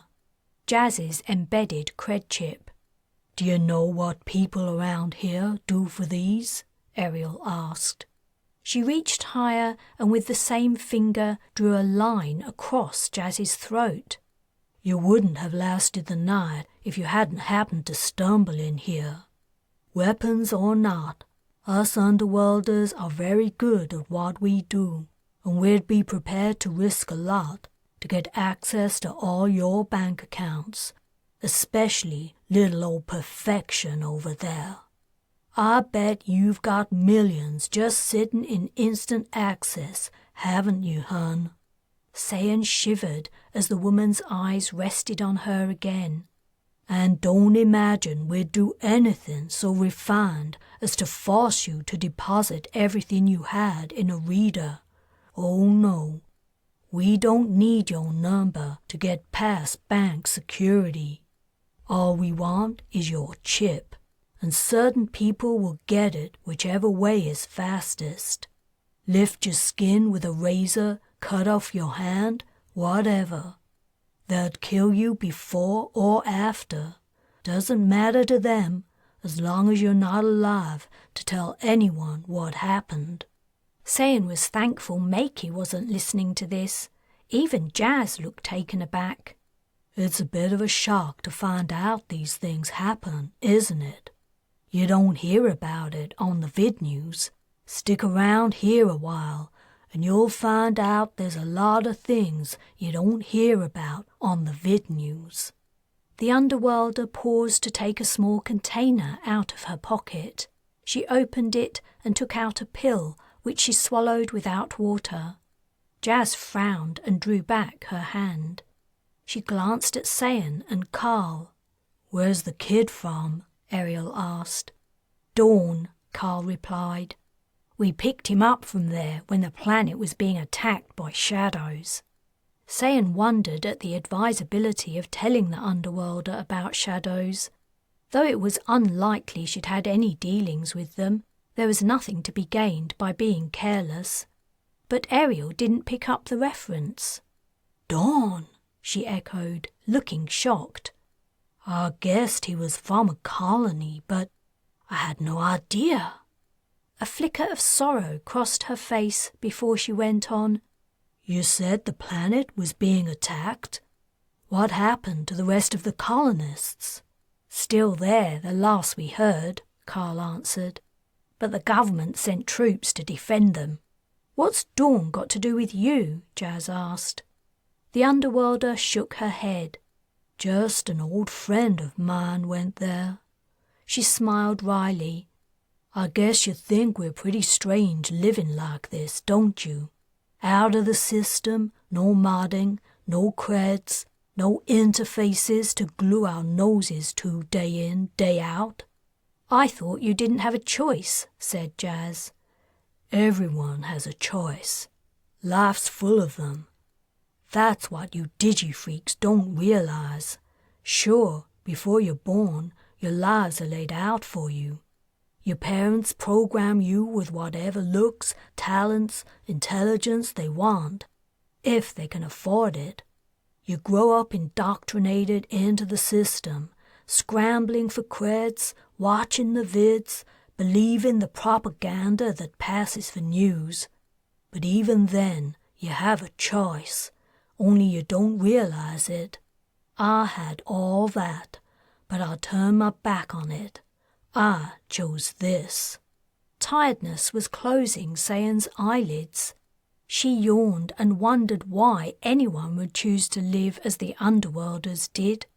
Through half-open eyes, she glimpsed Jas throwing her a sharp glance. "Still, it's easy to get taken in, I admit," continued Ariel. "A lot of people I used to know believed the government's lies about Dawn being somewhere they could live freely and naturally. I lost a very special buddy because of that. Someone I loved. I didn't go with her. I didn't see why we couldn't or shouldn't live outside the system right here. It's a free planet, right?" She laughed. Carl was also yawning. "Sayan," Jas said, "wake up, matey, we're leaving." "Hey, what's your problem?" asked Ariel. "We haven't decided a price yet." Jas grabbed her bag and tried to stand, but stumbled. "You misspawn," she muttered as she sank to her knees. Carl toppled over and Jas also hit the floor. Out of her control, Sayan's head fell forward. The last thing she heard before she lost consciousness was the Underworlders' laughter. Chapter 7. It had been Sparks' idea, but he'd wanted Rogers to do the actual experiment. He thought he should find out if the path's flesh faded even when separated from the main body. But the truth was, his years at medical school had taught him his strengths didn't lie in science. He was more comfortable in dealing with the face-to-face human side of practicing medicine, not the nitty-gritty of diagnosis, interpreting test results and prescribing treatments. Emotions he could do. Science, not so much.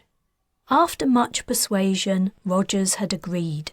He was in the path's quarantine chamber, wearing a biohazard suit.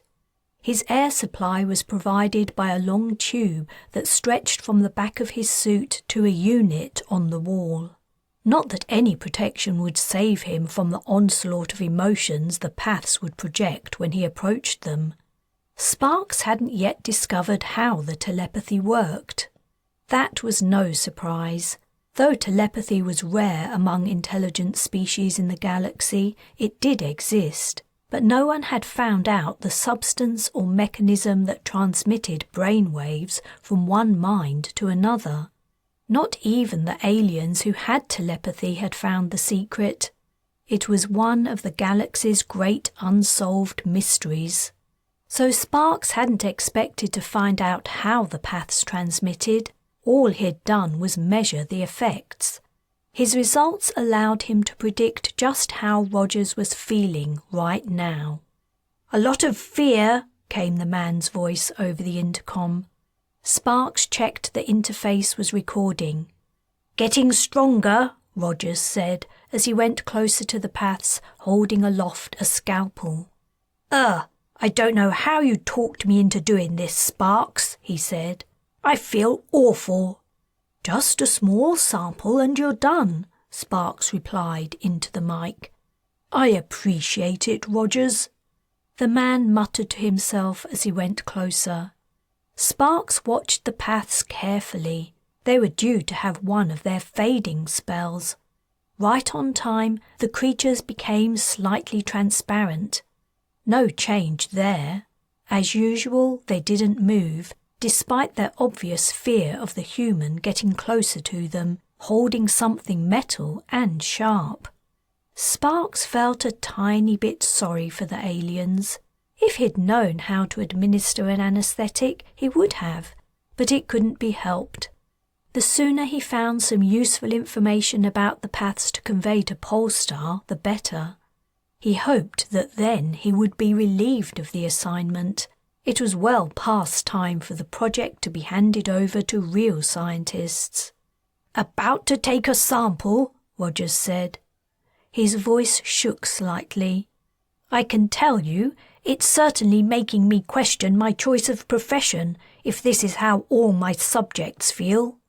"It'll be over in a moment," Sparks said, in what he hoped was a reassuring tone.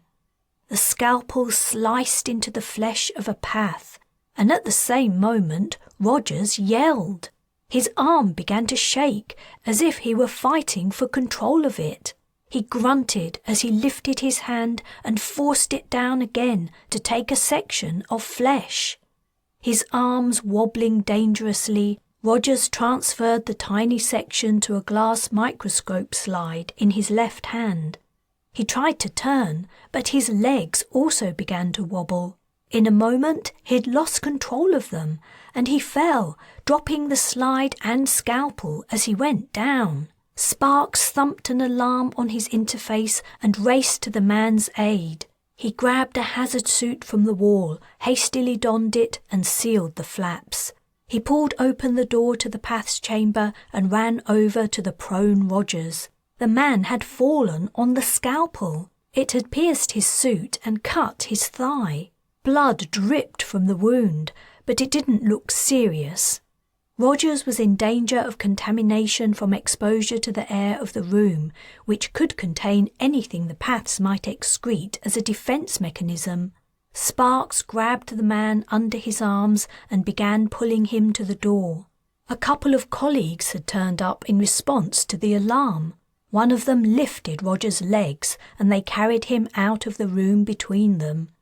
Without waiting to remove Rogers or their own hazard suits, they carried the affected man toward the station's medical centre. Medics met them halfway with a gurney. They were also suited up. Sparks and his colleague lifted Rogers onto the gurney, and one of the medics also leapt aboard and began cutting open the hazard suit. The other grabbed the bar and pushed the gurney, running with it down the corridor. Sparks also ran to keep up, watching as Rogers was cut free of his suit. The cut from the scalpel hadn't looked too bad, and any emotional effects from contact with the path should have worn off by now. Yet Rogers was staring unblinking and apparently unseeing at the ceiling as he was rushed along. His mouth worked wordlessly, though Sparks could hear a faint droning hum or moan escaping his lips. Chapter 8. Jas reached up to her head as she woke.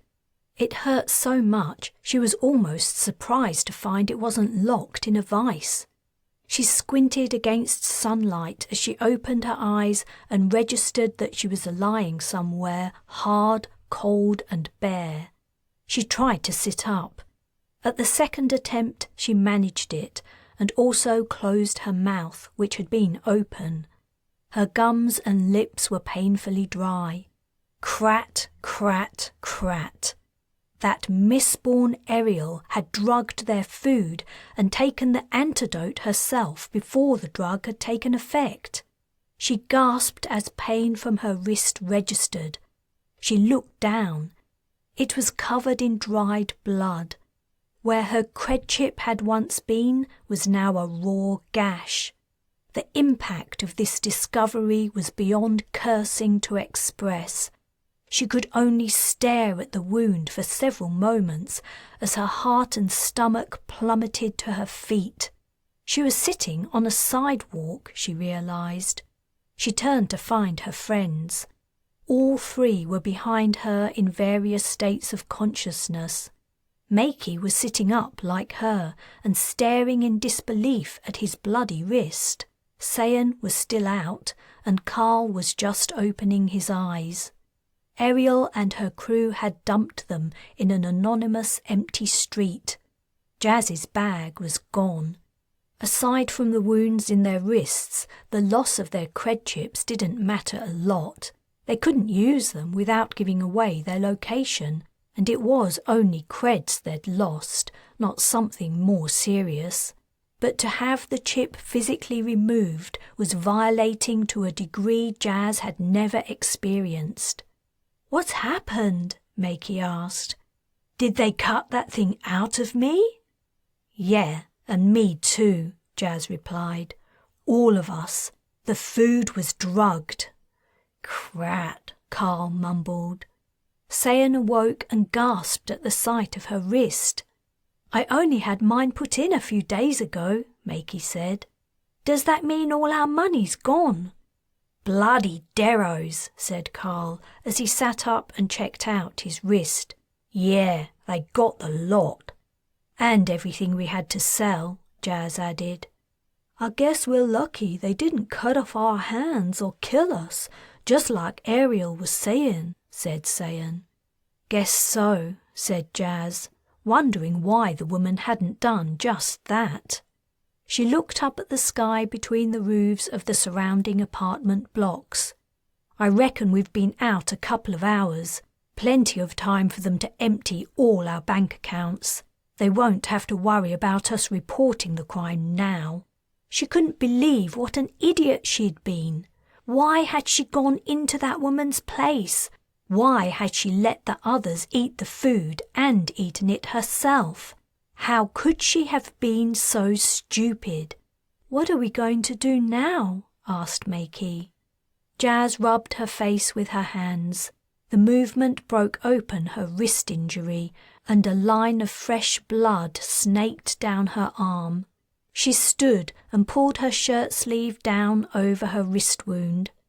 "At least they left us our clothes." "Ariel was right," said Sayan. "I do, or did, have millions of credits in my account. They could have given me some shoes at least." This brought a subdued chuckle from the others. Carl held out his uninjured hand for Jas to help him to his feet. She gripped it tightly and pulled. Makey and Sayan also stood up. "Well, my plans haven't come to much," said Jas. "What do you guys think we should do? I'm cratted if I know." "We'll have to deal with the shadows soon," Carl said. "We can't survive like this for long." "Yeah, we haven't discussed just what we're going to do about them," said Sayan. "It's hard to know what to do," said Jas. "Sayan, I never asked you what you found out about them when you were at the security headquarters." "I told Carl while we were on the shuttle. The government knows about them, but they've put a media ban on any mention of them. To avoid mass panic was the reason they gave. But I found a memorandum saying it was important to show the Transgalactic Council they had the situation under control. The Council have been banning traffic to and from planets where the shadows are known to be established. If I recall correctly, the government didn't want to jeopardize Earth's trade agreements with other galactic nations." "Mistborns," Jas said. "Oh, and those tests on Earth and Dawn that you two took," Sayan said to Jas and Carl. "Fake, or mostly fake. There's only one test that actually works. It's a scanner, and it detects a glow around shadows that no other species has. All the other tests are only to confuse the shadows about what we're using to identify them." "Really?" Carl said. "You didn't tell me that. I saw the same thing at the shadow base. They were surrounded by a glow. Did you see it, Jas?" "No, I didn't get a chance to notice much before one of them ran into me and got my goggles off as we struggled. What did you see?" "It was just like Sayan says. I wondered if it was an effect of the invisibility spray." "Well, that might be useful information," said Sayan. "We can detect them if we have the right scanner. Then they can't hide by disguising themselves as our friends and relations." "I wish I'd hidden that invisibility spray," said Jas, "instead of trying to sell it. I wonder if it was because you were looking through the spray on your goggles, Carl, or if the stuff altered your brain chemistry." "No point in speculating right now," Sayan said. "What are we going to do about the shadows? We can't find and destroy them all by ourselves, and I don't know who to tell about them. Who can we trust? It was a shadow at the Global Government Security HQ who had me abducted, and I swear the security minister is a shadow too. She was really creepy." "If Earth's government is compromised," said Jas, "it seems to me we need to go one step higher." "That's the Transgalactic Council, right?" Makey asked. "Yeah," said Carl. "But how the hell we contact them, I don't know." A hand clutched Jas's arm. It was Sayan. Her eyes were wide and her mouth was open. Jas followed her gaze and looked down the street. A group of underworlders had appeared at the end of it, and they were heading in their direction. Had Ariel decided that leaving them alive had been a mistake? Had she sent her cronies to finish them off? "Shouldn't we run?" asked Makey. "Not unless you want to be shot," Carl replied. The Underworlders were aiming weapons at them. They wouldn't stand a chance if they tried to escape, and they had nothing to defend themselves with. The only good news was that if Ariel had wanted them dead right away, the Underworlders would have fired by now. "You're coming with us," said one of them, as soon as he was within speaking distance. They had no choice but to do as he said. Chapter 9. Ariel was a lot less friendly than she'd been earlier, in Makey's opinion.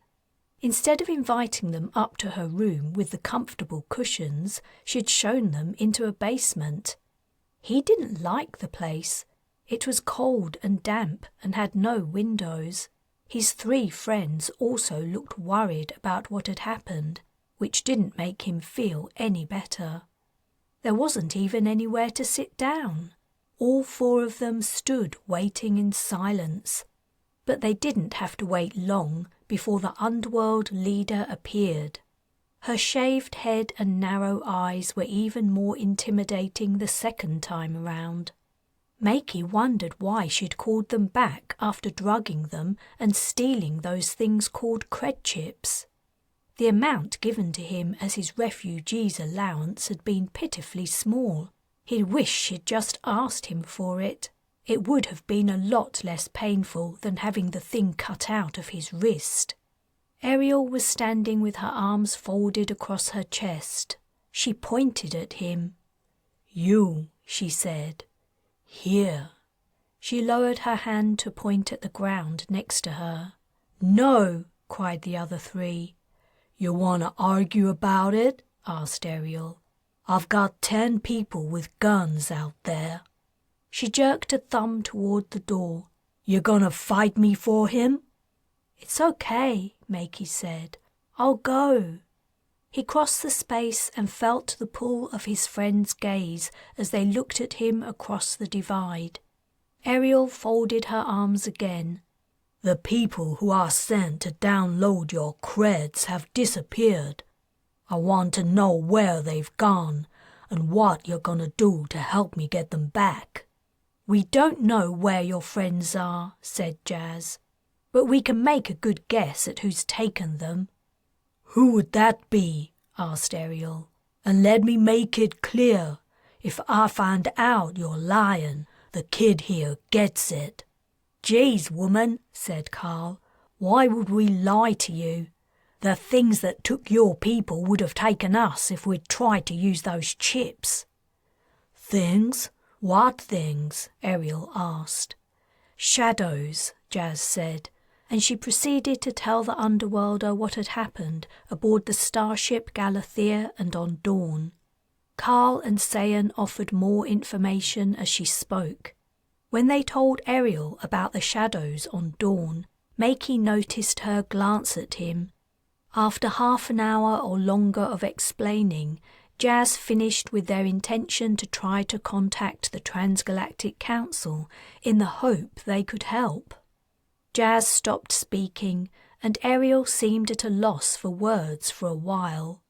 "Is this true, kid?" she asked Makey. When he nodded, she said, "But you would agree with them, wouldn't you?" She deliberated a little while longer before sighing and saying, "It's so bizarre. I don't think anyone could have made it up. I guess I believe you." "So will you help us?" asked Jas. "What do you mean?" "We have to do something to stop the shadows. You can help us get a message to the Transgalactic Council. We can't do it by ourselves. You saw what happened as soon as someone tried to use the cred chips that identified them as us. We can't go to the government because we don't know who we can trust." Ariel snorted with laughter. "Me? Help you digi-freaks? Your kind have been making our lives a misery for centuries. All we ever wanted to do was live the way we wanted, naturally. And what did you do? You ruined our Earth for us. You made us the lowest of the low. We have no respect, no voice, and no power. Naturals are shunned and ridiculed wherever they go. Help you? Forget it. You can all go to hell. These shadows you're so worried about won't be interested in us underworlders.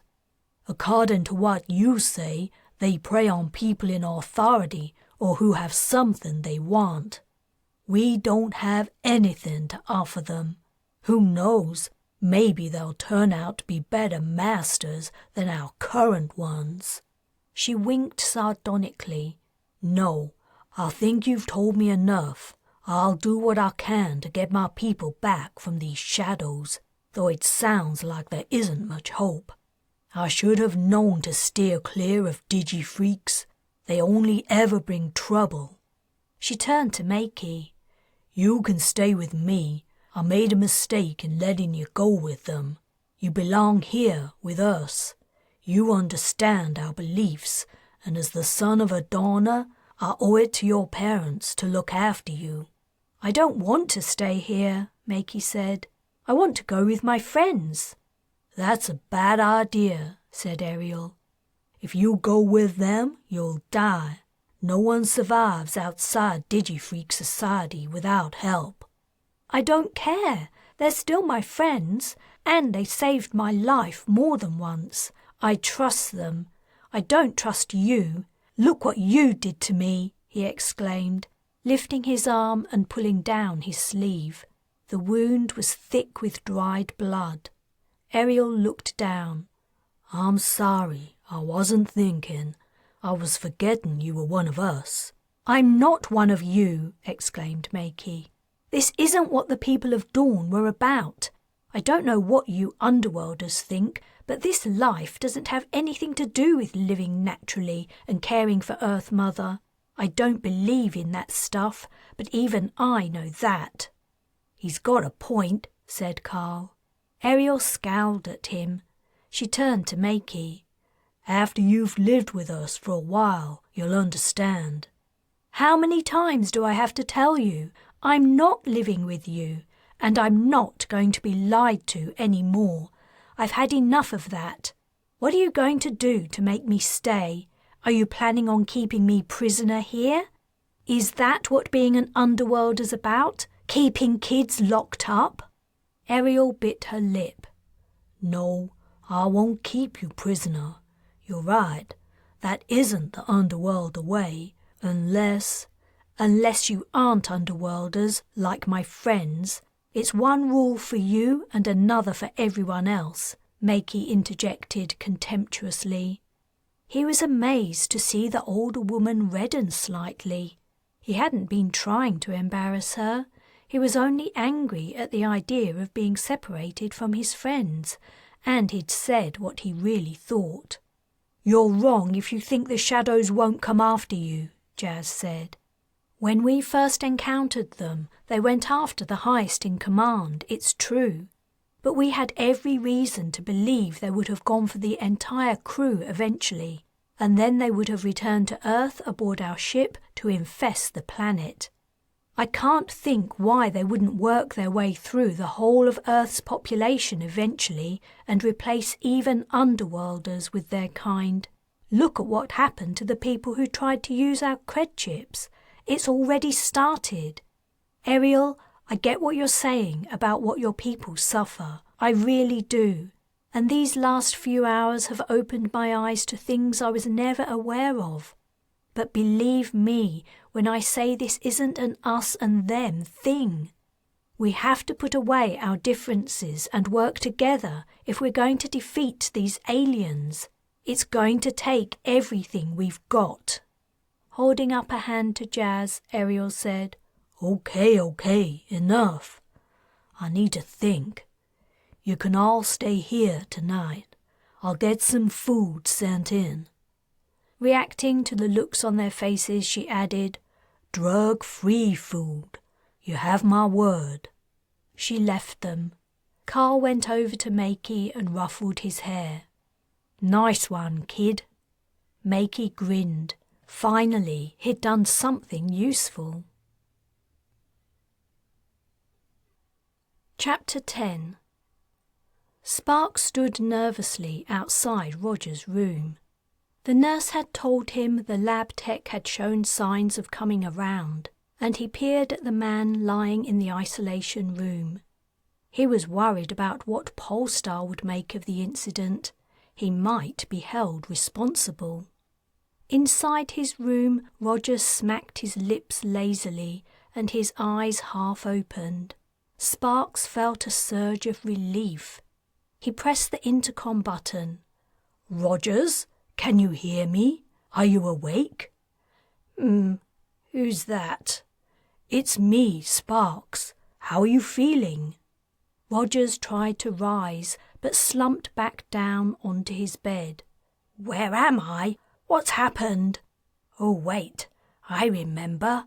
The paths." "Yes, that's right. You're still on the station in the medical center. How are you feeling? You had some kind of fit." "I did I?" Rogers, with some effort, managed to rise to his elbows. He scanned the room until he spotted the observation window Sparks was looking through. "There you are. How long have I been out?" 4¼ hours. Do you remember what happened?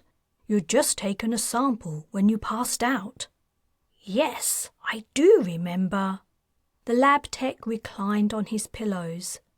"I was in a terrible state of fear, brought on by the paths. It was awful feeling their terror. I think they thought I was going to kill them. I'm never doing that again, so don't even think of asking me." His eyes swiveled to the right to meet Sparks's. "No, of course I won't," Sparks said. "Good. So, I cut once and then again to take the sample, and I thought that was it. Their ordeal would be over, and I would be able to get out of range of those odd creatures. And then, well, I was suddenly in the most wonderful place I've ever been." "Really?" asked Sparks. "What do you mean? You didn't go anywhere, except straight here to the medical center as fast as we could take you. You must have been hallucinating." "I suppose I must have. But that isn't how it felt. It felt very real. I was floating in infinite space. And now, let me see. I seem to remember I was sure I could become infinite too and fill the space. Or I could choose to become infinitesimally small. But that wasn't the best part. Oh no. I was serenely, blissfully happy. The happiest I've ever been in my entire life. No cares or worries bothered me. Nothing mattered at all, except being, you know." His face seemed to shine as he relived the memory. It was quite wonderful. I wouldn't mind going there again, in fact, if it were possible. "Extraordinary," Sparks mused. The paths had accessed the technician's emotions, but not as he would have expected when they were under threat. He would have expected them to continue to project their negative emotions in order to make whatever was threatening them go away.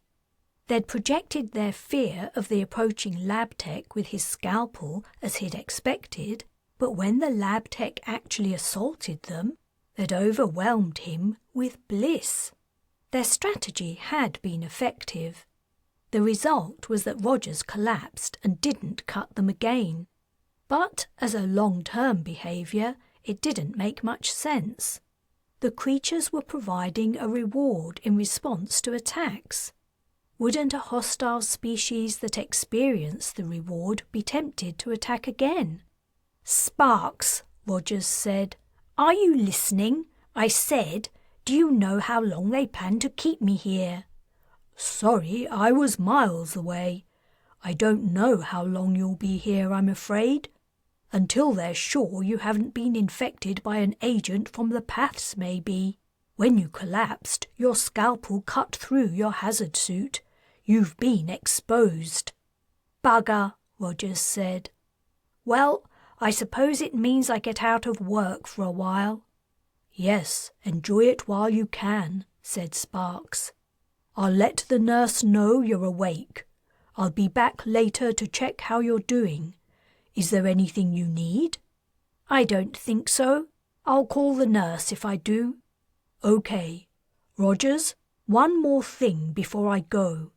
I'm curious about this state you were in. Do you think you could write me a report about it?" "Doesn't look like I'm going to have much else to do for a while." "Great, thanks." "You know," Rogers said, "I was a little peeved at having to go near the paths again.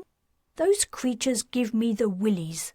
I like my emotions to stay my own, but now I'm kind of glad you asked me to help out.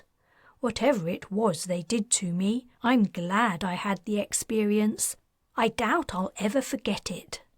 It was the quiet shift, and after Sparks left Rogers, his words helped Sparks sleep more easily.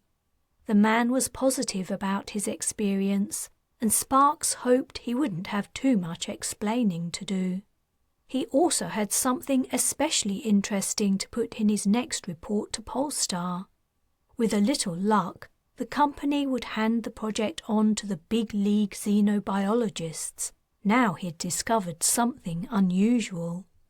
The following morning, on his way to the canteen to eat breakfast, he passed the Path's quarantine chamber and found the whole place, including his observation office, had been sealed off with security tape. The master of the quarantine station was there, and when he spotted Sparks he approached him and slapped him on the shoulder. "Just the man I want to see. I cummed you 3 times. Is your button turned off?" Sparks looked down at the com button on his shirt. He had indeed accidentally thumbed it off as he was attaching the device. He turned it on. "Yes, sorry. What's going on? Why's the area been cordoned off? Has something happened to the paths?" He wondered if Rogers had harmed them somehow when he'd taken his sample. Maybe they'd bled out overnight. He hadn't gone to check on them because he'd been too preoccupied with the lab tech. "I thought you hadn't heard. One of the researchers broke into the path chamber during the quiet shift." "What?" exclaimed Sparks. "Why would anyone do that?" "As far as we can tell, it was because she'd heard about Roger's experience yesterday. He told the nurse, and she passed the story on. She didn't see any reason not to, she says, and I guess she's right. It was just a little bit of gossip to her. The poor woman, she's distraught now. She's saying it was all her own fault." "What was her fault?" asked Sparks, standing on his tiptoes and craning to look into the chamber. "The researcher got it into her head that what happened to Rogers sounded pretty nice, and she thought she'd try it for herself." Sparks's eyes grew round. "No." "Yes. She took a knife with her. I don't know what she intended. Thankfully, she didn't have the opportunity to do much damage." "I'm glad to hear it," said Sparks. "I take it they weren't too badly cut?" "They were hardly cut at all." "And the woman? Did she have a fit like Rogers? I take it you placed her in confinement?" He leaned closer and lowered his voice. "Is she a natural by any chance? I've always thought there should be some kind of vetting for professional positions." "No. The reason she didn't cut the paths very much was because she didn't have the opportunity. She died." "She's dead? They killed her?" Sparks almost squeaked. "She's lying in there right now. She was cold by the time someone noticed the chamber door was open. She'd used her security clearance to disable the alarm." "Dead?" Sparks repeated. He needed to sit down. He pushed past the master and stepped over the tape that covered the door to his observation room. Collapsing into his chair, he caught sight of the deceased researcher in the Path's quarantine chamber. She was right next to them. They hadn't moved or changed position, but the woman was on her back, her arms and legs spread out. The most beautiful smile Sparks had ever seen was emblazoned across her features. Chapter 11. What are you planning to tell the Transgalactic Council if you ever manage to contact them? Ariel asked. The day following their capture, Sayan and the others had been allowed to climb the stairs to her private room once more. Though from the way Ariel continued to ignore her, Sayan doubted she would have received the same respect if she'd been alone. "We'll tell them the Shadows have infiltrated the global government and that whoever hasn't been killed and replaced believes the problem was dealt with and the Shadows are no longer a threat." "That's a long message." Ariel smiled sardonically.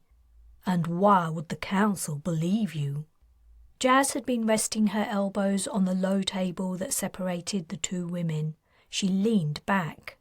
"Why would they believe us? Why wouldn't they? It isn't the sort of thing someone would make up." "You don't think so? There's plenty of crazes around. Sometimes modding goes wrong, you know. Some people aren't right in the head, and they often end up here. Plenty of conspiracy theorists. The council wouldn't take much persuading from someone high up in government to convince them you're insane. Hell, I bet they receive 1,000 messages a day from crackpots in one corner of the galaxy or another. Why do you think they'd treat yours any differently?" Jas frowned and looked down. "What do you think we should do?" Carl asked. "I'm not sure. Tell me more about these aliens." They told her all they knew, and when they arrived at Sayan's investigations at the Global Government Security HQ, she took over the story and related what she'd read in the hidden files. She also explained how her manager, Bernie, had turned out to be a shadow and had arranged for her to be abducted and nearly replaced by a shadow herself. Ariel didn't look at her as she spoke, but she listened. "So you can identify shadows, no matter how closely they resemble their victim, with one of these special scanners?" she asked.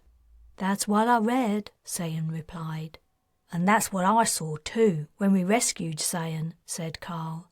"We were covered in that invisibility spray you stole from us." "Huh, consider it payment for your bed and board," Ariel replied. "Well, we can't use that. That's long gone down the pipeline, much too hot to keep. But if you had a scanner, you could identify a shadow and capture it. A shadow found in Earth territory would be good evidence to show the council." "We don't need to identify a shadow," Sayan said. "I know one. The man I was working under at the security HQ. If he's still there, we could try to kidnap him." "That British guy you were telling us about?" Carl asked. "Well, that's who the victim was, yes," Sayan replied. "Now a shadow's doing a great impersonation of him. Unless that thing's gone somewhere else, he'll be at the HQ. "Yeah," said Jas. "We could kidnap a shadow to prove we aren't crazy, but what then? How would we get it to the Transgalactic Council?" "One thing at a time," Ariel said. "It's some kind of a plan," Carl said. "Sayan, the HQ's in this city, right? How far from here?" "Not far. About half an hour by autocab." "I can't think of a better alternative," Jas said. "Let's do it, tonight. The longer we wait, the more people will fall victim, and the shadows will move closer to catching us. Sayan, think of everything you can remember about this creature, what time it leaves the office, how it goes home, if that's where it goes. We'll ambush it in a quiet spot if we can. Ariel, how many of your people can you lend us?" "People? You can't have any of my people. You're on your own." "What?" Makey exclaimed. "I thought you were going to help us." I am helping you by letting you and your friends go. That's what you wanted, isn't it? I've had your wrists treated. I've even listened to your cockeyed plans and pointed out how stupid they are. What more do you want from me? I expected you to help us defeat the shadows, said Makey. Don't you want them forced to leave Earth? My friends told you what happened on Dawn. You said there was someone you loved there. Don't you care about what happened to them? Ariel's brief expression of sadness was quickly followed by a stony look. My lover made her choice. She could have stayed here and continued to fight the government, but she didn't. She left with the rest of the Earth Mother cultists. I learned my lesson then. Look after yourself. No one else matters. The Transgalactic Council doesn't give a crat about us Underworlders. If these shadows come to us, we'll fight them. But we'll fight on our own terms and in our own way, not because some digifreaks want us to. Jas sighed and shook her head. Will you give us our weapons back at least? Explosives. You know we'll need everything we can get. Ariel said, Okay. She looked at Makey. Are you sure you don't want to stay here with me? I was hoping we could talk about Dawn. Maybe you knew my friend. I'd have liked to hear news of her. I haven't changed my mind. I know who my friends are, and I know the right thing to do, even if you don't. The corner of Ariel's lip lifted. You sound just like my friend. Maybe you did know her. I think you should stay here, Makey, Jas said. In fact, I insist. I'm not allowing you to come along. What? Like I told you in Antarctica when you ignored my order, you're a danger to yourself and others. I can't trust you, so you aren't coming with us. Oh, come on, Jas, said Carl. And like I told you, this is none of your business. Carl let out a snort of frustration and folded his arms. Sayan said tentatively, Jas, no, this isn't up for discussion. The kid isn't coming with us. He's too young and he's too unreliable. I'm not going to risk both your lives or mine so he can feel good about himself. It isn't about feeling good about myself, Makey exclaimed, rising to his feet and clenching his fists. Those Mistborns killed my mam and my sister. I want to fight them just as much as you do. Hey, shouted Ariel, simmer down. When their gazes turned to her, she continued, I changed my mind. The kid goes with you, or you don't get any of your stuff back. I'm not having digifreaks telling us Underworlders what we can and can't do. The kid goes with you, or you leave here now with nothing but the clothes on your backs. Jas glared at the woman. Take it or leave it, Ariel said. Carl said, We'll take it, right, Sayan? Yes, we'll take Makey with us, she replied. Give us our things, and we'll get along. Time was passing. The Shadow Bernie would be leaving work soon, and they didn't have a plan for his capture. Sayan also felt Jas was being unreasonable. Most of the time she was nice, but sometimes she could be pig-headed. She didn't know what her problem was. Ariel called for the weapons and explosives she'd taken from them and handed them over to Jas. The woman took them without a word. She looked furious. Sayan had another problem that needed addressing urgently. Ariel, do you think I could get some shoes? She asked, pointing at her bare, dirty feet. The sight of them made her squirm. What wouldn't she give for a hot bath and clean clothes as well? Rolling her eyes, Ariel made the request by her usual method of shouting downstairs. Almost miraculously, a worn pair of running shoes arrived that were only about a size too big. Sayan slipped them on and tied the laces. trying hard not to think about the residue from someone else's feet touching her skin. Chapter 12.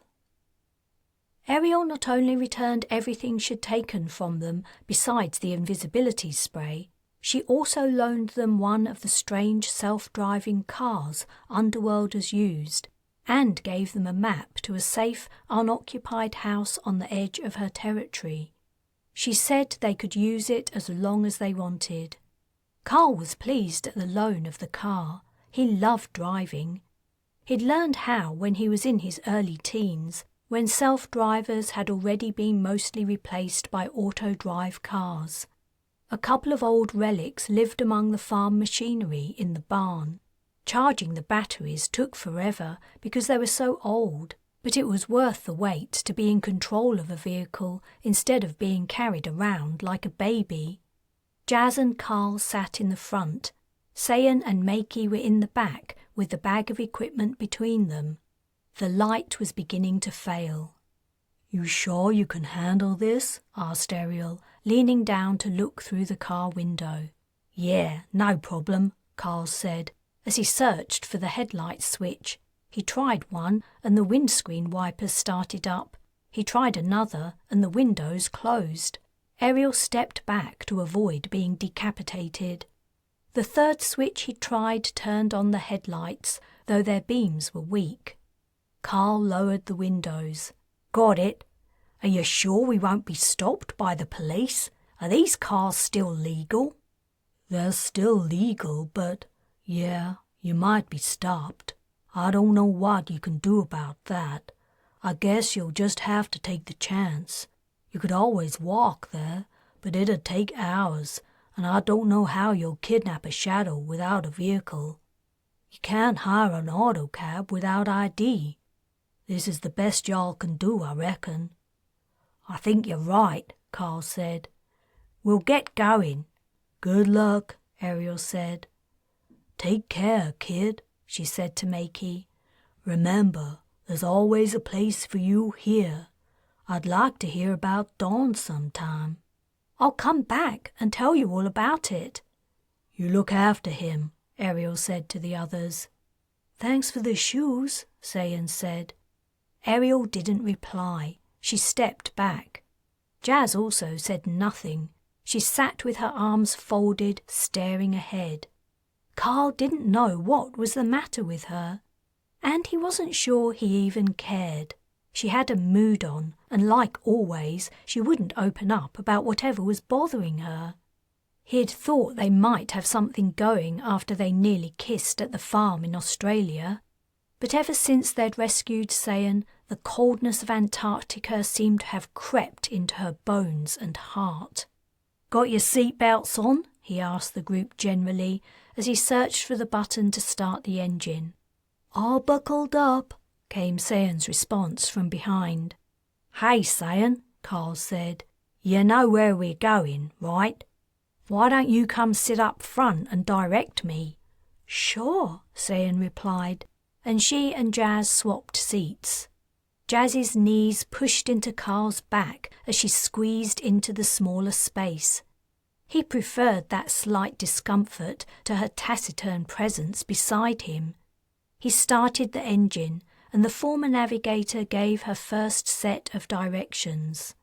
As they gradually drove farther and farther from the Underworlders' domain, the traffic became heavier and pedestrians grew sparse. It wasn't long before they were driving through the business district, attracting many second glances at their out-of-date self-drive vehicle. Carl grew nervous. Surely it wouldn't be long before they were stopped. As soon as they were asked for their IDs, the game would be over. "Second left," Sayan said. "We're a few minutes' walk from Security HQ. But I don't recall any parking nearby. Not public parking anyway. And we would never pass the security check to get into the underground car park. But if I'm right, there's an alley down this street," she said as Carl turned the vehicle. "We can wait there until it's time for Shadow Bernie to leave work." Dusk was falling and the street lights were turning on. On their way over, Sayan had explained their target usually left the office around 7 o'clock every evening and departed in his personal government car.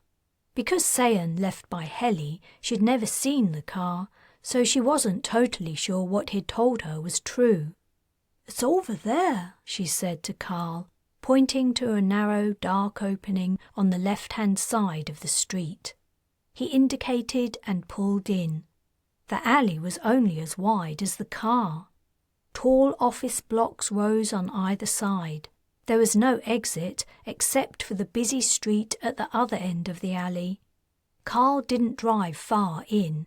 With nowhere to turn around, he would have to reverse the car out. "What's the time?" asked Jas, leaning between the front seats. The car clock read 6:30. "We don't have long," she continued. "The Shadow might leave work early, and we can't risk a practice run.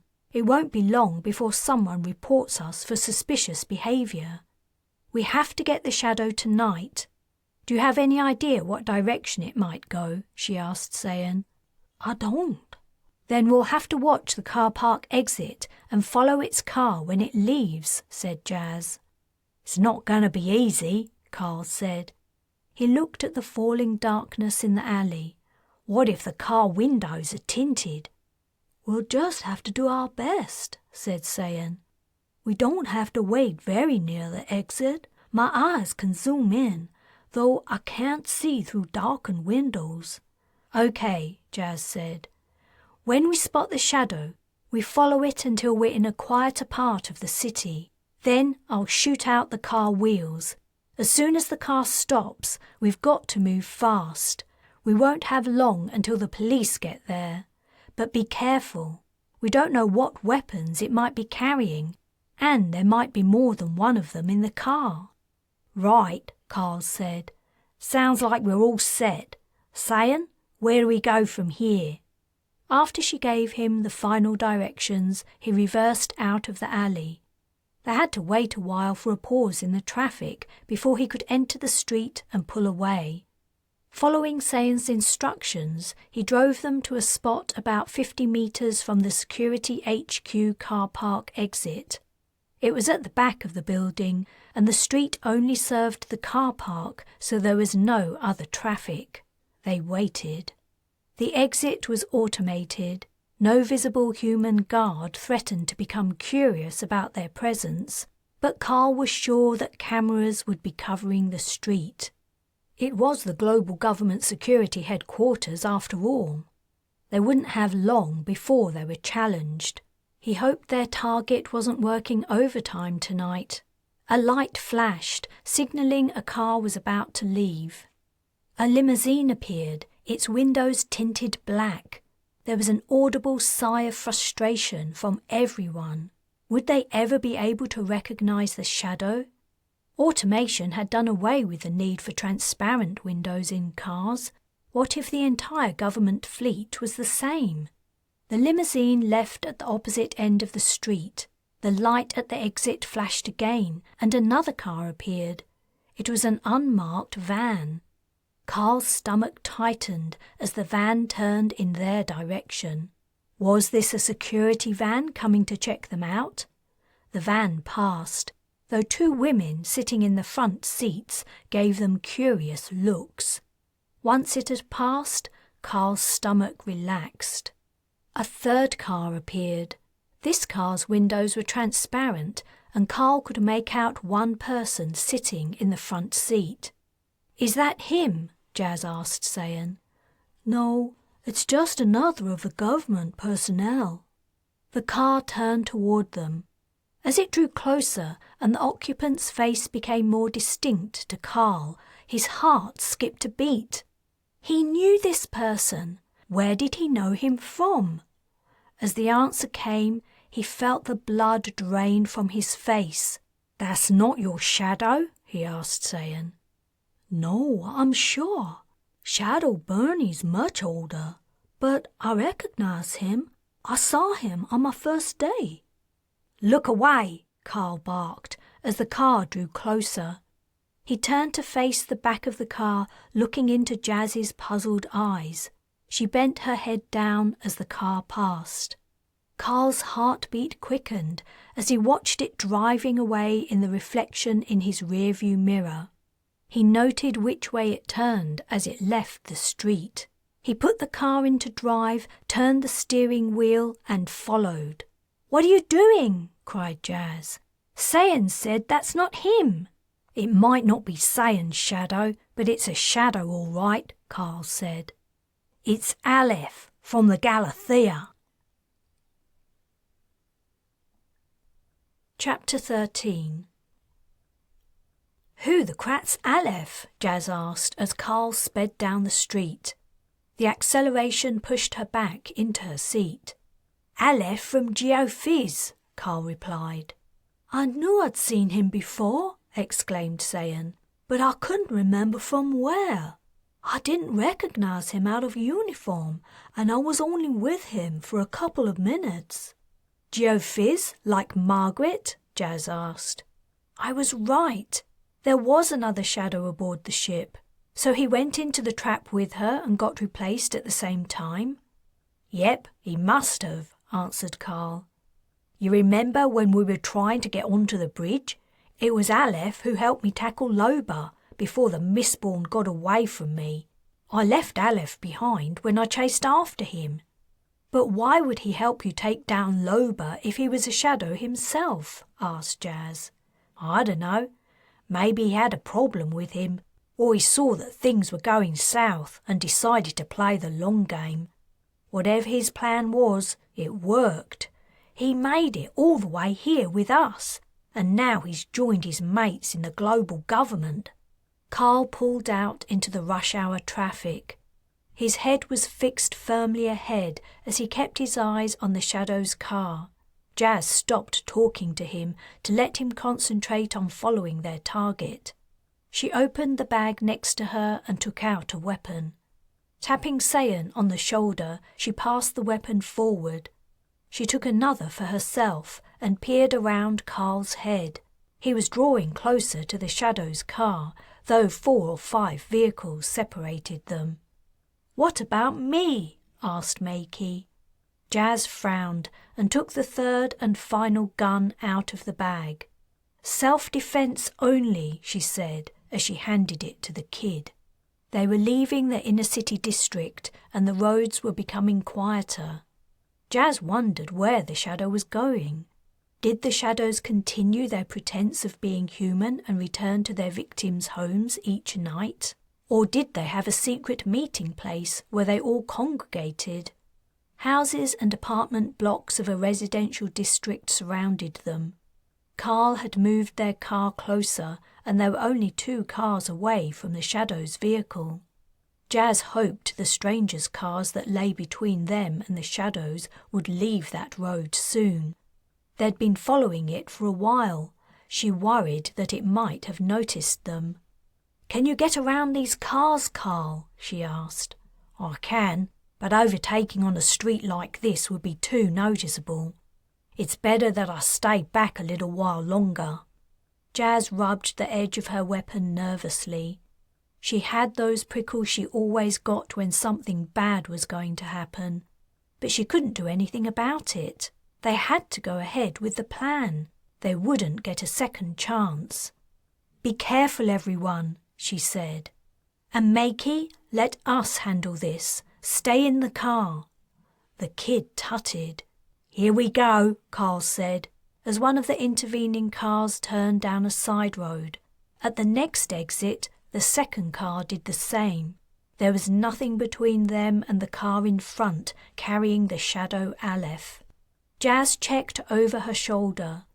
A few vehicles were behind them, but it couldn't be helped. She hoped they would get out of danger fast when the shooting started. She and the others would only have a couple of minutes to snatch the shadow before the police arrived. "I think he's seen us," said Carl. "He keeps turning to look back." "Right, let's go," Jas said. "Drive up his arse, Carl." She lowered her window, and Sayan lowered hers. Jas undid her seat belt so she could lean out and take aim. She fired. Her shot went wide, but Sayan's hit true, taking out the back wheel of the Shadow's vehicle. The car began to veer across the road. Jas fired again and hit the front wheel on the same side as the car turned its longer side toward them. The Shadow ducked down and disappeared from view. An explosion sounded from behind and their car rocked. "Crat!" shouted Carl. The car began to swerve. "We're being shot at! We've got shadows behind us!" Jas's stomach fell as she turned. The van that had passed them outside the security HQ car park was right behind them. While they'd been following the Shadow Aleph's car, they'd been followed themselves. She reversed her aim and shot at the window of the Shadow van. The beam melted a hole in the plexiglass and hit one of the Shadows in the chest. It fell to one side, but the van continued on. Their own rear window was hit by a shot from the remaining Shadow's weapon, and the car filled with smoke and the acrid stench of burning plastic. They crashed. Jas was thrown forward into the back of Carl's seat. As she sat up, she saw they'd hit the Shadow Aleph's vehicle, which straddled the road. Carl revved the engine and backed up so fast that Jas was thrown forward again. Her weapon was knocked from her grasp and fell to the floor. She bent down to pick it up.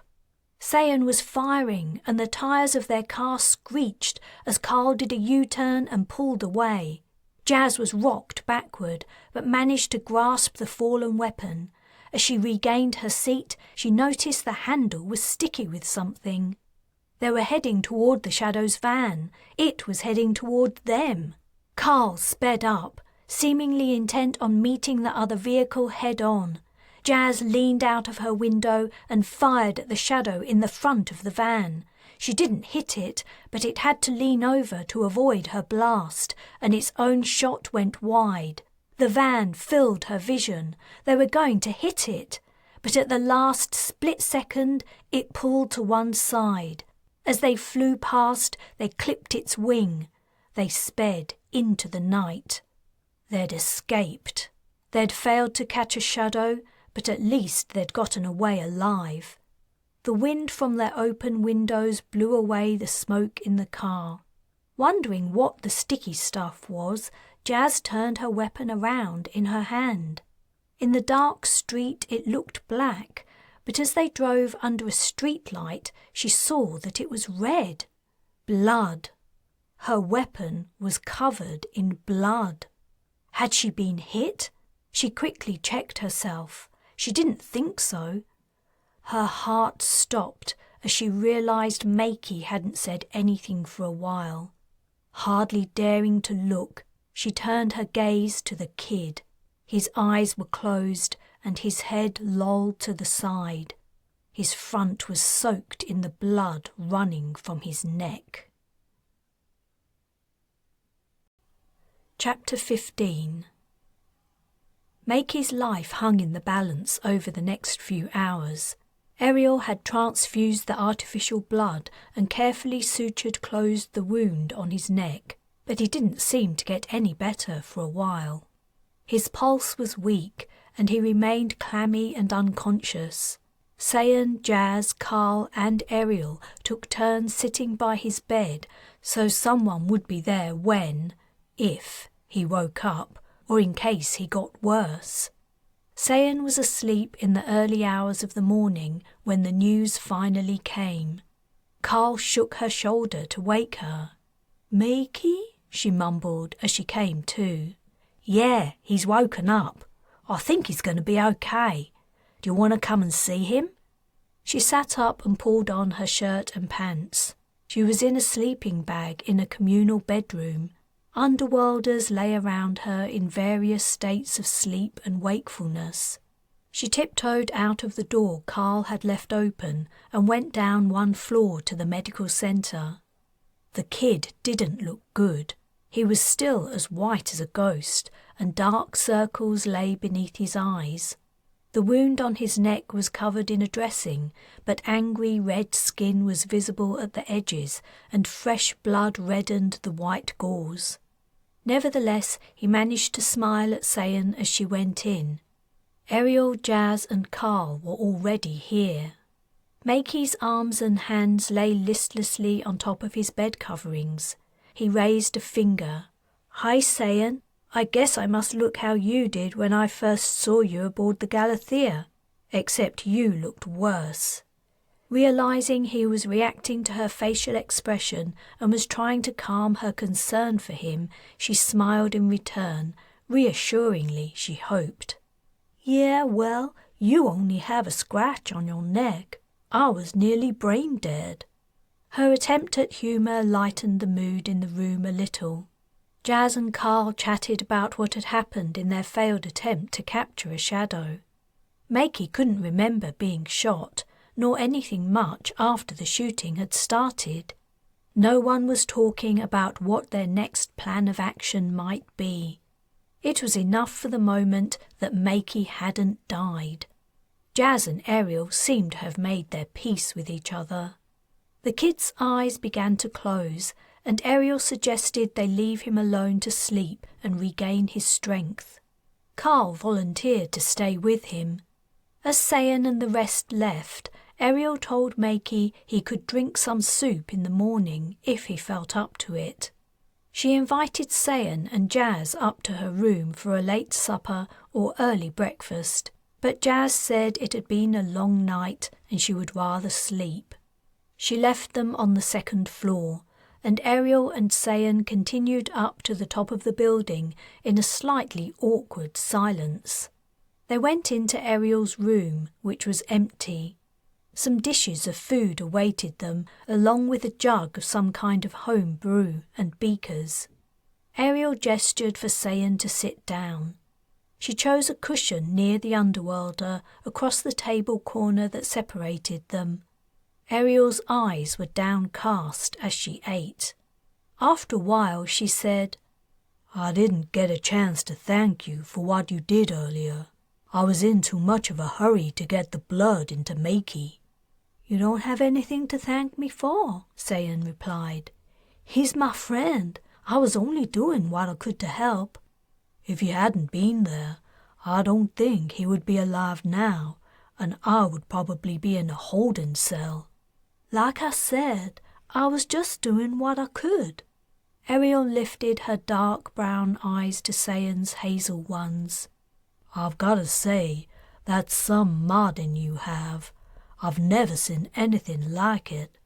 "It isn't modding. My body's enhanced. We told you about the shadows on our last prospecting mission, but we left out the fact I nearly died. Jas saved my life, and she made them keep me in stasis until we got back to Earth. They couldn't revive me, so the doctors cloned my body and uploaded my mind into my new brain. Before they recreated my body, they offered me the option of choosing a few enhancements." "Really?" Ariel's gaze lingered on Sayan's arms and chest. "Can you do anything else as well as you can run and jump?"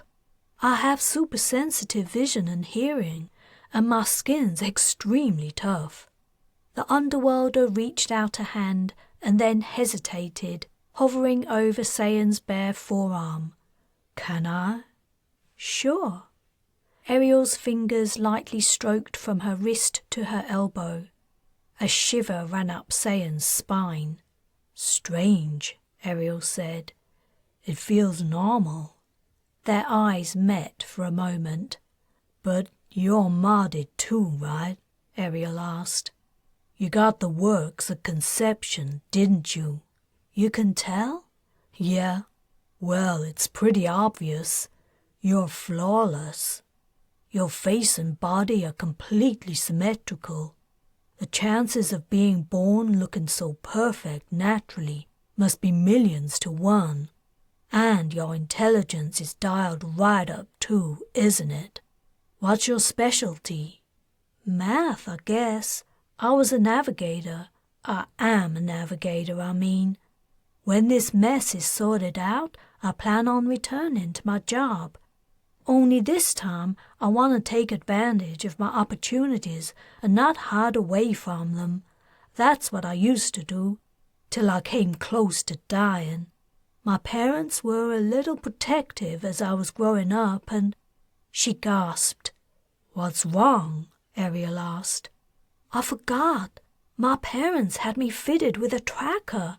I need to get it out in case the shadows find out about it and use it to locate me." "Your parents had a tracker put inside you? Wow, that's more than a little protective, I'd say, hon." Ariel frowned. "I might be able to get it out, but I'd have to operate on you in the medical center, and I don't want to move Makey. Things are still touch and go with him. If he's looking better tomorrow, I'll see what I can do then." "Are you sure you can do it?" "I used to be a doctor," Ariel said. "You did?" Smiling wryly so that her scar pulled her eye a little out of shape, Ariel said, "Is that really so hard to believe? I guess I don't look very professional anymore." Sayan's gaze dropped to the underworlder's lean, bare arms before returning to her face and its disfigurement. "What happened?" "Did you think I was a natural? I guessed you did. After all, why would anyone choose to live like this?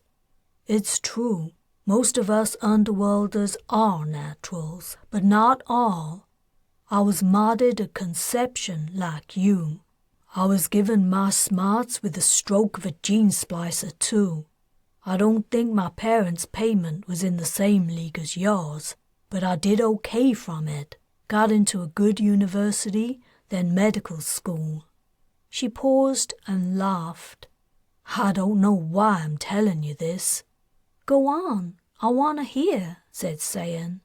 Her privileged upbringing was rare, she knew. She'd always been curious about what regular lives were like, but it had seemed crass and insensitive to ask. Ariel sighed. "I went into cosmetic surgery." As Sayan raised her eyebrows, she touched her scar. "I know, ironic, huh? Anyway, you wouldn't think there would be much call for facelifts and so on these days, but you'd be surprised.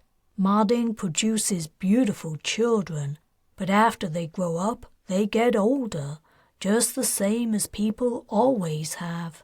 Sure, there's plenty of aging treatments these days, but nothing as effective as the surgeon's scalpel." Ariel's tone was quiet and intense. Sayan waited patiently to hear what she had to say next. As the underworlder spoke, she was breaking a piece of bread into tiny pieces. "One day I got asked to do some pro bono work. I agreed. My job paid well, and I had time on my hands to do a little good in the world. It wasn't until I saw my patient I realized how much in need of good the world was." She took a deep breath and released it. "It was a little girl. She was badly disfigured. I thought she must have been in an accident, but my contact, I never met the girl's parents. My contact told me she'd been born like that." "How come?" Sayan asked. "Was she a natural?" She had heard about the many genetic abnormalities that modding had just about eradicated. "No, she wasn't a natural. That was the point. It was all done very secretly. My contact brought the little girl in the evening and asked me not to put anything in the system about the operation. The nurse who assisted agreed to never tell anyone. I had to record the anesthetic and other resources as wastage to account for them. The poor girl looked terrible. I wanted to do all I could to help her lead as normal a life as possible." "Hold on," interjected Sayan. You're sure she wasn't a natural? I mean, I don't get it." "Sayan, my contact swore to me the child's deformities were the result of modding gone wrong. He said there were more like her, but the parents were bribed or threatened to silence. Their fee for genetic modification was refunded, and they were offered a second treatment free of charge. And the babies with the abnormalities. She swallowed. Her eyes were wet. The babies were whisked away somewhere. I don't know where. The parents of the girl who was brought to me had insisted they wanted to keep her, but they had to keep her hidden away. Our world barely tolerates people conceived naturally these days, people who look normal, let alone anyone who's different.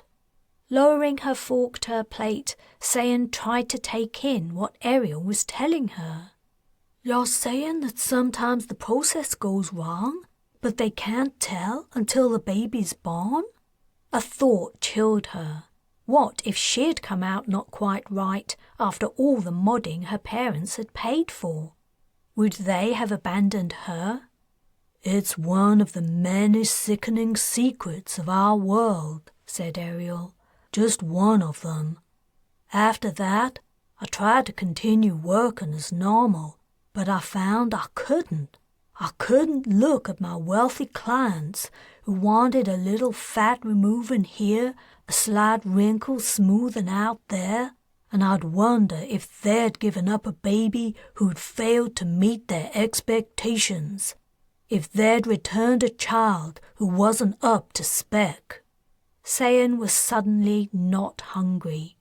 She pushed away her plate. Silent tears rolled from Ariel's eyes. I'm sorry, Sayan said. She lifted a hand and slowly wiped away one of Ariel's tears with her thumb, brushing her scar. Ariel met her gaze. How'd you get this? Sayan asked. Car accident. When you don't use auto drivers, they happen. She shrugged. I could have it fixed up a little, but it seemed kinda hypocritical. I'd left my job by then. I just couldn't stomach it any more. I couldn't stomach living in the sick, fake world we've created. I came here and joined the Underworlders. And I guess I represent everything you Underworlders hate, Sayan asked. Ariel smiled and wiped her eyes. Yeah, you do. I'm sorry for being a misborn to you before. Try not to take it personally. After what you did for Makey, I know you're not like some digi-freaks I've met. What am I like? For a long moment, Ariel didn't answer, and the silence stretched between the two women. Their eyes didn't leave each other's faces. It was Ariel who made the first move. She leaned over the table. Sayan met Ariel's lips with her own. Chapter 16. Carl woke up. He was sitting in a chair, and his head and arms were on a bed. Disoriented for a moment, he sat bolt upright and looked around. As he realized where he was and remembered what had happened the previous day, he immediately swung around to Makey. The kid was motionless, and his skin was like alabaster. Carl leapt up and grabbed his shoulder. What? Makey exclaimed, his eyes snapping open. Jeez, I thought you were dead, said Carl. Ah, Makey said, wincing as he eased his shoulder from Carl's grasp, which made him move his neck. No, I'm still around, thanks. Sorry. How are you feeling? Are you hungry or thirsty? Would you like me to get you something to drink? Yeah, something to drink would be great. Carl left him and ran up the stairs 2 at a time to Ariel's room to tell her the kid was awake again and needed her attention. He burst into the room without knocking. The Underworlder was there, and so was Sayan. Ariel was looking out of the window, and Sayan was lying on some cushions beneath a cover. The two had been talking when Carl interrupted them, though he hadn't caught the gist of the conversation. For a brief moment, Carl wondered what Sayan was doing here. Everyone else slept in one of the several communal rooms on the second floor. As the realization dawned, he said, "Oh, crap, sorry," and he began to back out of the room. "It's okay. What is it?" Ariel asked. "How's Makey?" "He's woken up, and he's thirsty. I thought you'd want to know." "I do, thanks. Could you get him some water from the kitchen? I'll be down in a minute." Carl ducked out and went to get the kid a drink. By the time he returned to the convalescent's room, Jas was there. She was talking to Makey. "It's out of the question," she was saying. "Even if you were well enough, which you aren't, it'd be far too dangerous." Makey said, "But look, I overreacted in Antarctica," said Jas, "and I apologize for it. But the basic facts hold true. It was totally idiotic of me to allow you to come along on that trip yesterday. I should have made you get out of the car and picked you up later, no matter what Ariel had said." As Makey tried to voice further protest, she continued, "No, you aren't ready. But listen, I will train you, I promise. If we have an opportunity, I'll start as soon as I can. But we've got to make our next move, which is to capture a shadow. For now, I'm ordering you to rest and get better." "Are you going to follow my order or not?" "I'm going to follow your order," he said eventually, with an air of disappointment. "Are we continuing with the plan?" Carl asked Jas as he handed Makey a beaker. "I don't know what else we can do," she replied. "Ariel's right. Without proof, the Transgalactic Council has no reason to believe us. If these scanners that detect shadows exist, we can show them we've caught one, and they won't be able to deny they're here on Earth. Under the Transgalactic Treaty, they'll have to help us." "It's a shame that bugger Aleph got away last night," Carl said. "Yeah, it is. Shadow Aleph, you mean?" "Yeah, Shadow Aleph.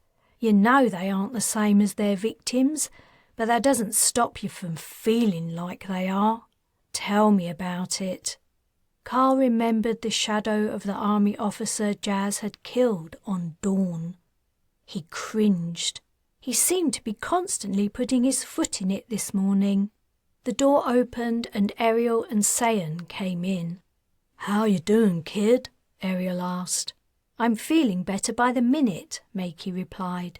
Some colour had returned to his cheeks and his eyes were brighter. "Great." Ariel went to the door and bellowed, "Sock soup," before shutting it. "If you're feeling up to it, I'd like to move you out for about an hour while I perform a small operation." "An operation?" Jas asked. "Was someone injured in the raid last night?" "No, we all got away unharmed, thanks to this woman," Ariel said, putting her arm around Sayan and giving her shoulder a squeeze. "But I want to do this operation as soon as I can." "It's my tracer," Sayan explained. "She's gonna take it out so we can destroy it." "Of course, I'd forgotten," Jas said. "Are you sure you can do it safely?" she asked Ariel. "Yes, I've extracted various pieces of shrapnel in this room over the years. I have everything I need." She turned to Sayan again. "I'll use a local anesthetic, okay?" As Sayan nodded, Ariel's words reminded Carl of something that had long been bothering him about the Underworlders. "So you're happy to use modern technology?" he asked. "You said some of your people went to Dawn. I've got to know those people, and they wouldn't have had anything to do with modern medicine or anything else they thought was unnatural." Ariel rolled her eyes. "Yeah, that's what they were like. We aren't all like that. They're confused, in my opinion. It isn't modern technology we reject, it's what comes with it. The government uses technology to watch and control you digi-freaks. The only way to avoid it is to refuse to take part in normal society." You think we'd choose to live like this if we could have all the benefits you enjoy with none of the downsides? Of course not. That would be stupid. But if we have to give them up to be free, we will. Now, I don't suppose you know where that tracer is, Sayan? I don't. I don't even have a scar. They must have added it as my body was being grown. Ariel grimaced. That might make it harder to get out. Let me think. They would have put it in the safest place possible. It's probably somewhere without many nerves and not very deep or near any organs. I have an idea. Turn around. Sayan turned her back to Ariel, and the latter lifted her shirt and pushed her hands down the base of her back, under the waistband of her pants. Ariel frowned as she palpated the flesh at the top of Sayan's buttocks. Her face brightened. I think I found it. Just here. Give me your hand. She took her hand and placed it on a certain spot. What do you think? Can you feel it? I've got a scanner that should confirm it's there. I'll get it out. Great, Sayan said. And then, can I finally get some clean clothes? Ariel laughed and nodded. Sayan prodded the spot on her buttocks. She noticed Carl and Jas watching. Don't you two have something else to do? Sark came in with some soup for Makey, and Carl and Jas went to leave through the open door. Wait a minute, Ariel said. Before you go, have you had any more thoughts on how to catch your shadow? I haven't, Jas replied. Have you, Carl? He shook his head. I heard there's a security meeting tonight at the HQ, Ariel said. A few government officials are flying in from overseas. Would your shadow usually attend those, Sayan? Yes, he would, Sayan exclaimed. Tonight, Jas said excitedly, but her face fell. That place will be locked down after our attack last night. Maybe, said Ariel. Or maybe they think you wouldn't dare attack them again so soon, especially when all you've got is a beat-up old car and a few weapons. Maybe they're right, Carl said. But if I were to help... You're going to help us? Asked Jas. And I've got quite a lot of equipment that should make things more interesting. That's great, Jas said. What made you change your mind? Ariel shrugged. I guess I finally understood this isn't a them and us thing. Chapter 17. I can't believe you lied to me about the invisibility spray, Jas said to Ariel. You think I'm gonna tell a digi-freak the truth? The Underworld retorted as she retrieved the can from a cupboard in her munitions room. This stuff's so precious, I could sell it and buy enough black market food to keep the whole neighborhood fed for a year. I understand, I guess, Jas said. Still, if we'd had it when we tried to catch the shadow, maybe no one would have been hurt. I know. No need to remind me. That's one reason I'm coming with you tonight.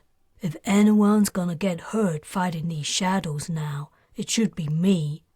I wasn't thinking straight, and Makey suffered for it. I should have sided with you when you said you didn't want to let him come with you, or I should have lent you the best equipment I had. I messed up, and the kid nearly died. I hope I'm gonna put that right tonight. Don't blame yourself, said Jas. If I hadn't been so hard on him in Antarctica, he mightn't have been so insistent. But neither of us knew what would happen, and he's going to be okay. Jas took the blaster that Ariel handed her and passed it to Carl, who inserted it in a holster inside his jacket. How's Sayan doing? She's got a sore butt, but she should be up and around tomorrow. Did it take you long to find the tracer? Carl asked. No, but it had worked its way in a little, and I had to dig it out. I melted it in a burner. Sayan's got a few stitches. She wanted to come with us, the idiot. I told her to get some sleep, and in the morning I'd have a shadowy gift for her." Jas was a little puzzled by Ariel's attitude towards Sayan. At first she'd seemed to hate the ground the woman walked on. Then that morning she'd been overly familiar and intimate when she'd examined her, and Sayan hadn't seemed to mind. Now she was talking about giving her a gift. She wondered what was going on. Tucking the blaster Ariel handed her into the belt of her pants, she said, "How are we going to get there?" If they had to use the car that Underworld had lent them the previous day, it wouldn't take the Shadows longer than a split second to recognize it, or a split second longer to blow it to pieces. "I've got a vehicle that'll help us blend in," Ariel said. "You'll see." They were leaving the alley that led to Ariel's place. The Underworlder had covered herself in invisibility spray, including goggles to cover her eyes, saying she would explain on the way. Jas worried about what she might have in mind. The spray brought its own set of problems, though it gave them plenty of advantages. Another large black advantage was parked out in the street. A long, low global government limousine sat in the road, its doors open. An Underworlder was giving it a final polish. "Whoa," Jas said. "How the hell did you get it?" "Now that would be telling." Ariel's voice came from Jas's right. "What a beauty," breathed Carl. "Can I drive it, or is it auto-drive?" "They're either or," Ariel replied. "But I was hoping you would want to drive it. The auto-drive safety control will stop us from getting too close to other vehicles, and that won't work for what I have in mind." "And what do you have in mind?" Jas asked. "I said I'll explain on the way." Jas hated the last-minute planning, but Ariel had wanted to have someone survey the security HQ and report back. They got into the car and headed out. Ariel sat in the rear and outlined how they were going to kidnap Sayan's shadow. Sayan had given them a detailed description of their target, but many personnel would be leaving the headquarters that evening in government cars, and they had to be sure they had the right one. Ariel's plan was that she would slip inside and down into the car park, hopefully undetected as she would be invisible. Her contact had scoped out the place, and she said she knew where to go for a close-up view of people entering the car park after the meeting. Carl and Jas would circle the block until Ariel notified them via short-range radio that the shadow was leaving, after which they would follow the car as it left the car park and make a second attempt at a kidnapping. "I don't like the idea of you going in there," Jas said. "The place could be crawling with shadows. Being invisible doesn't make you as undetectable as you might think. I found that out when we rescued Sayan.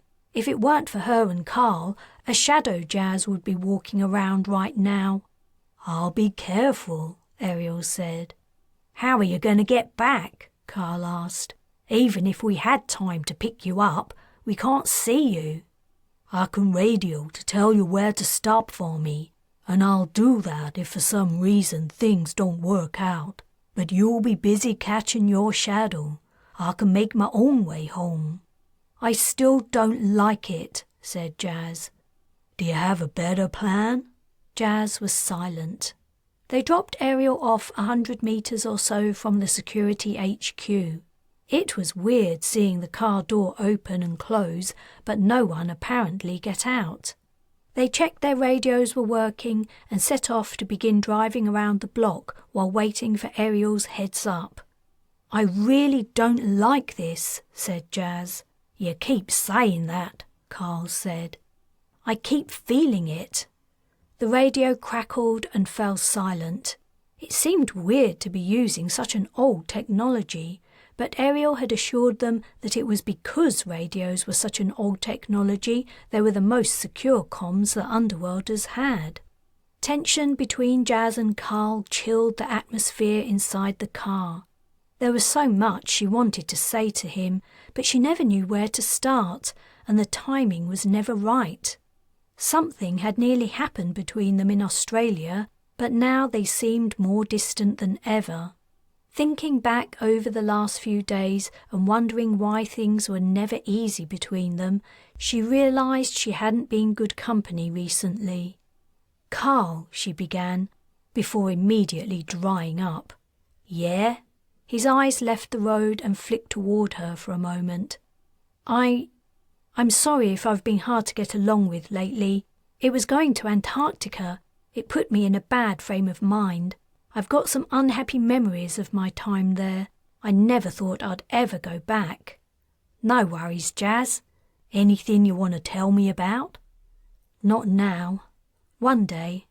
Feeling a little better, she continued, "Hey, Sayan and Ariel have been acting a little weird toward each other. Is something going on between them, do you think?" "Yeah, of course. Can't you tell?" "Oh, yeah. Yeah, I thought so." In fact, Jas didn't find those kinds of things easy to notice. The added information drove her concern about what Ariel was doing a notch higher. If anything happened to the Underworlder, Sayan would take it hard, and with her fears about her parents' safety, she had enough on her plate as it was. A burst of static came from the radio. "I'm inside," said Ariel quietly. "Watching. Over." The radio was silent again. Carl indicated and turned a corner. It was late evening and the traffic was thin, which meant they wouldn't be held up, but Jas worried that it also made their car noticeable and suspicious. They'd passed the road leading to the car park once already. When they passed it again, a line of 4 limousines were queuing to get out. The meeting was over and the officials were leaving. Jas's heart pumped faster. It wouldn't be long now. The radio gave a burst of static, then was silent. They drove the quiet streets for another turn. The suspense was agonizing. When would the cratting shadow appear? Jas hated waiting. She itched to act. "I think I can see him," came Ariel's soft voice over the radio. "He fits the description exactly." Jas wished the Underworlder wouldn't speak except when completely necessary. Though Ariel couldn't be seen, she could be heard. "He's coming closer," continued Ariel. "I can see him better. Yeah, I'm sure it's him." Jas wanted to tell her to shut the crat up, but the sound of her own voice on the radio could also give the Underworlder away. "He's leaving now. Get—" Ariel's words were drowned out by an explosion of noise. Jas and Carl jumped in their seats and looked at each other. The radio went dead. "What was that?" Carl asked. "I don't know. I thought I recognized the noise, but do you think she's okay?" "I don't know. But we have to move. She said he's leaving." "I know. We're nearly at the junction with the car park road. I'm slowing down. We should see his limo soon." Crat! There it was. A limo waiting to join the main road, and right behind it was another one. Both had heavily tinted windows. Which one contained the shadow? Jas's mind was whirring as she tried to concentrate on the limousine in front of them. What had happened to Ariel? They'd received no further comms from her since that burst of loud noise over the radio. She thought of Sayan waiting for the Underworlder back at the house, and she worried they were following the wrong car. She gripped her blaster. What if a human was inside the vehicle? They'd wanted to capture the shadow alive, but if it died in the firefight, she wouldn't lose sleep over it. Killing an innocent person was another matter. Carl seemed to be thinking the same thing. "Hey, look, we're coming up to a ditch on the side of the road there. What if I just force the car into it instead of you shooting the wheels out?" "Good idea," Jas replied. She turned to scan behind them. The road was empty. No shadows had noticed them this time, as far as she could tell. Carl sped up. The limousine in front edged away. Jas wondered what the occupant was thinking. Had they noticed, or were they too occupied with an interface inside? Carl sped up some more, and moved out toward the centre of the road, but the bright headlights of a truck appeared around a bend in front of them, and he had to move back into their lane. Come on, thought Jas. The ditch was coming to an end. If they didn't manage to force the limousine into it soon, the opportunity would be lost, and she wasn't sure how they would stop the car without violence. Carl hit the accelerator, and Jas's head whipped back. He zoomed out, but another truck appeared ahead. He slammed on the brakes and zipped back behind the limousine. The ditch on their left ended and was replaced by forest. They were now way outside the city. They had to stop this car, and soon, before it reached its destination, where they might have to contend with other shadows. "Crat, I'm an idiot," exclaimed Carl. "It's so long since I've been driving cars, I forgot." "What?" Jas asked. Carl flipped a switch and pressed the accelerator.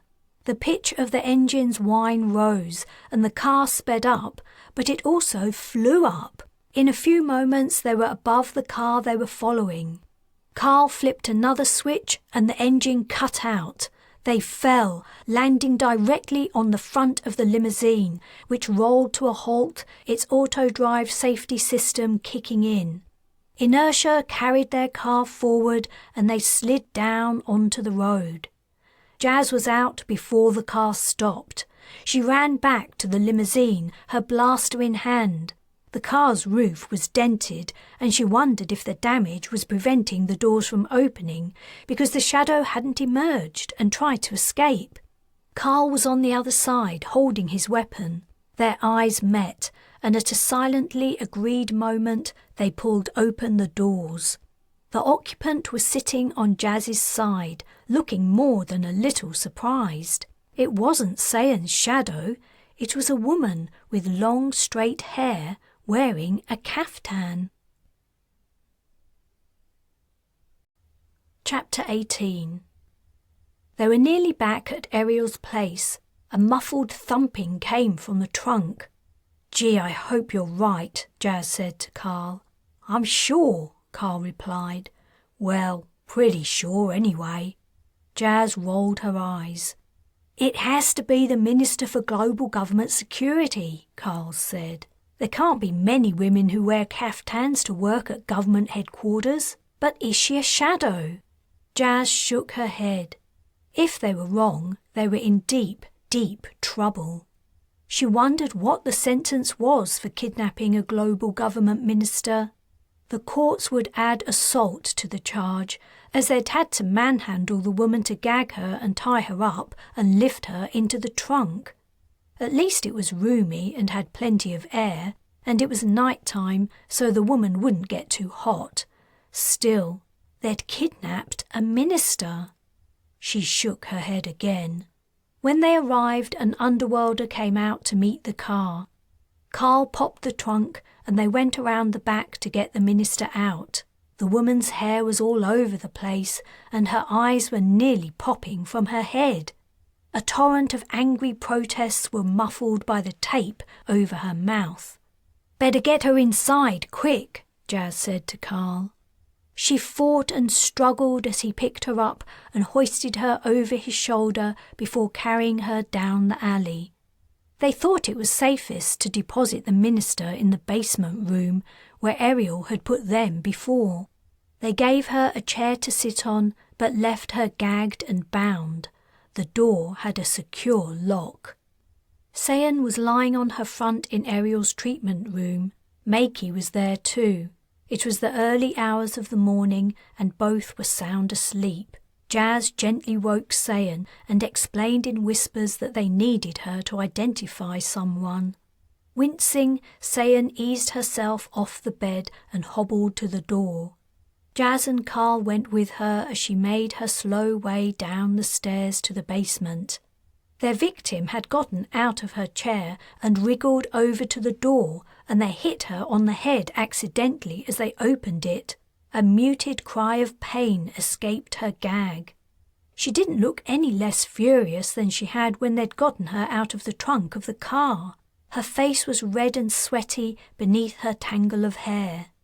Why did you take her? Sayan asked. Why didn't you kidnap Shadow Bernie? Long story, Carl said. But is that the Minister for Global Government Security? Yeah, that's her all right, Sayan said. Jas exhaled in relief. And you're sure she's a shadow? Well, I wouldn't go so far as to say I'm sure. Jas groaned. She wasn't with Bernie when I was captured and taken away, said Sayan. But she acted like a shadow when she interviewed me, and it sure seems like there are a lot of them in that place. The woman jerked and writhed on the floor and tried to shout. Let's leave her to calm down a little, Jas said. There didn't seem much point in replacing the woman in her chair, so they left her where she was after telling her they would be back in a little while. As they were climbing the stairs, Jas's hand froze on the rail as a realization popped into her mind. That noise, she said. I know what it was. What noise? Asked Sayan. Ariel radioed us from the headquarters car park, but there was a noise and she was cut off. What? What was it, Jas? Asked Carl. It sounded just like the burst of a fire extinguisher, which is strange. Oh, Krat! What, Jas? Sayan asked urgently. What is it? She hesitated. She didn't want to put the thought in Sayan's mind, but now she couldn't refuse to explain. Ariel was covered in invisibility spray, but she had to speak to us to tell us when your shadow was leaving. If someone had overheard her and wanted to find her, they could spray the area with a fire extinguisher, and the foam would show where she was, finished Sayan. I might be totally wrong, Jas said. I'm sorry. They continued to climb the stairs. Sayan's head was bowed as she took each step. When they reached the top, she turned a stricken face toward them. Do you know when she's supposed to be back? She'll be here by morning at the latest, I think, Carl replied. She said she'll come back by herself. It was going to be a long wait. Jas hoped with all her heart the Underworlder had made it out and was now on her way through the streets, invisible, returning to the home she'd created for herself and her people. If she didn't show up, they would have to find a way to rescue her. Ariel had helped them. Without her, they would never have been able to capture the probable shadow in the basement. She had shown that Underworlders and the rest of human society could and should work together to defeat their common enemy. Chapter 14. They screeched to a halt outside Ariel's place. Sayan leapt from the car and bolted down the alley that led to Ariel's door. She hammered on it and screamed. Carl was on her heels, carrying Makey in his arms. Jas had her hands pressed to Makey's neck, but the blood wouldn't stop steadily leaking out. His face was white. By the time Carl reached the door, it had been opened by one of Ariel's guards. The man's puzzled face changed to one of alarm when he saw the wounded kid. "What is it?" Ariel asked, appearing at the bottom of the stairs. She gave a look of horror as she spotted Makey. "In here," she said, opening a door. Carl carried him over and Jas followed, her hands still clasped to the kid's neck. Ariel spat. "I told you to take care of him." "And I didn't want him to come," Jas retorted, shouldering Ariel aside as she went into the room. It was a makeshift medical treatment room, containing a couple of outdated hospital beds, a glass cabinet of bottled drugs, drawers labelled with the names of medical equipment, and some basic medical devices and instruments. Carl laid Makey down on one of the beds. Jas had the heel of one hand on his neck and the other heel pressed on the first, but blood dripped onto the sheet. "He got hit by a shot from shadows behind us," Jas said. "He didn't say a thing. Maybe he passed out immediately. He's lost a lot of blood." "I can see that," snapped Ariel. "He's in shock. He needs a transfusion." "Can you do that here?" Sayan asked.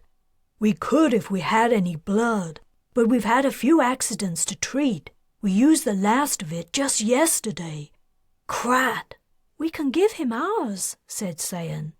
"Do you know what blood type he is?" Ariel asked. "No," Sayan replied. "I don't think he has any medical records either. He only arrived on Earth a few weeks ago." "He needs universal donor blood," Jas said. "I know," said Ariel. She bit her lip. "We usually steal it, but it's a complicated operation. He can't wait. We'll have to do a smash and grab. It won't be easy, but we have to try. I'll go now. Keep the pressure on his neck. If his heart stops, there's a defibrillator in that cupboard." She turned to leave. "I'll come with you," Sayan said. "I can help." "No, stay here. You'll only get in the way." "No, she won't," said Jas. "Take her. You can use her. Believe me." Ariel looked doubtful, but she didn't offer any more objections. As she left, Sayan followed close behind. They took the car Carl had driven. 2 more Underworlders came with them. Sayan sat in the back and fastened her belt. Ariel sat in the front with the driver. As the car pulled away, they closed the doors. They were soon speeding through the streets. "There's a clinic a few minutes away," said Ariel. "They have artificial universal donor blood. I know because we have someone on the inside who supplies us. But the clinic's closed for the evening. We'll have to break in." "I might be able to disable the security," Sayan said. "I'll give you a minute to try," Ariel replied. "If you can't do it—" She pulled out a weapon with a huge muzzle. "We blast our way in." The Underworlder sitting next to Sayan said, "There's a police station right around the corner. We won't have time to get away before they catch us." "We have to try, or that kid's gonna die," Ariel said. The Underworlder muttered to himself. They arrived. The clinic was a small place, only serving the immediate neighborhood. It stood on the street corner. A high metal-paneled fence ran down the side. The frontage was solid brick, except for a glass door. As they passed, Sayan could see the reception desk and a few chairs in the waiting room.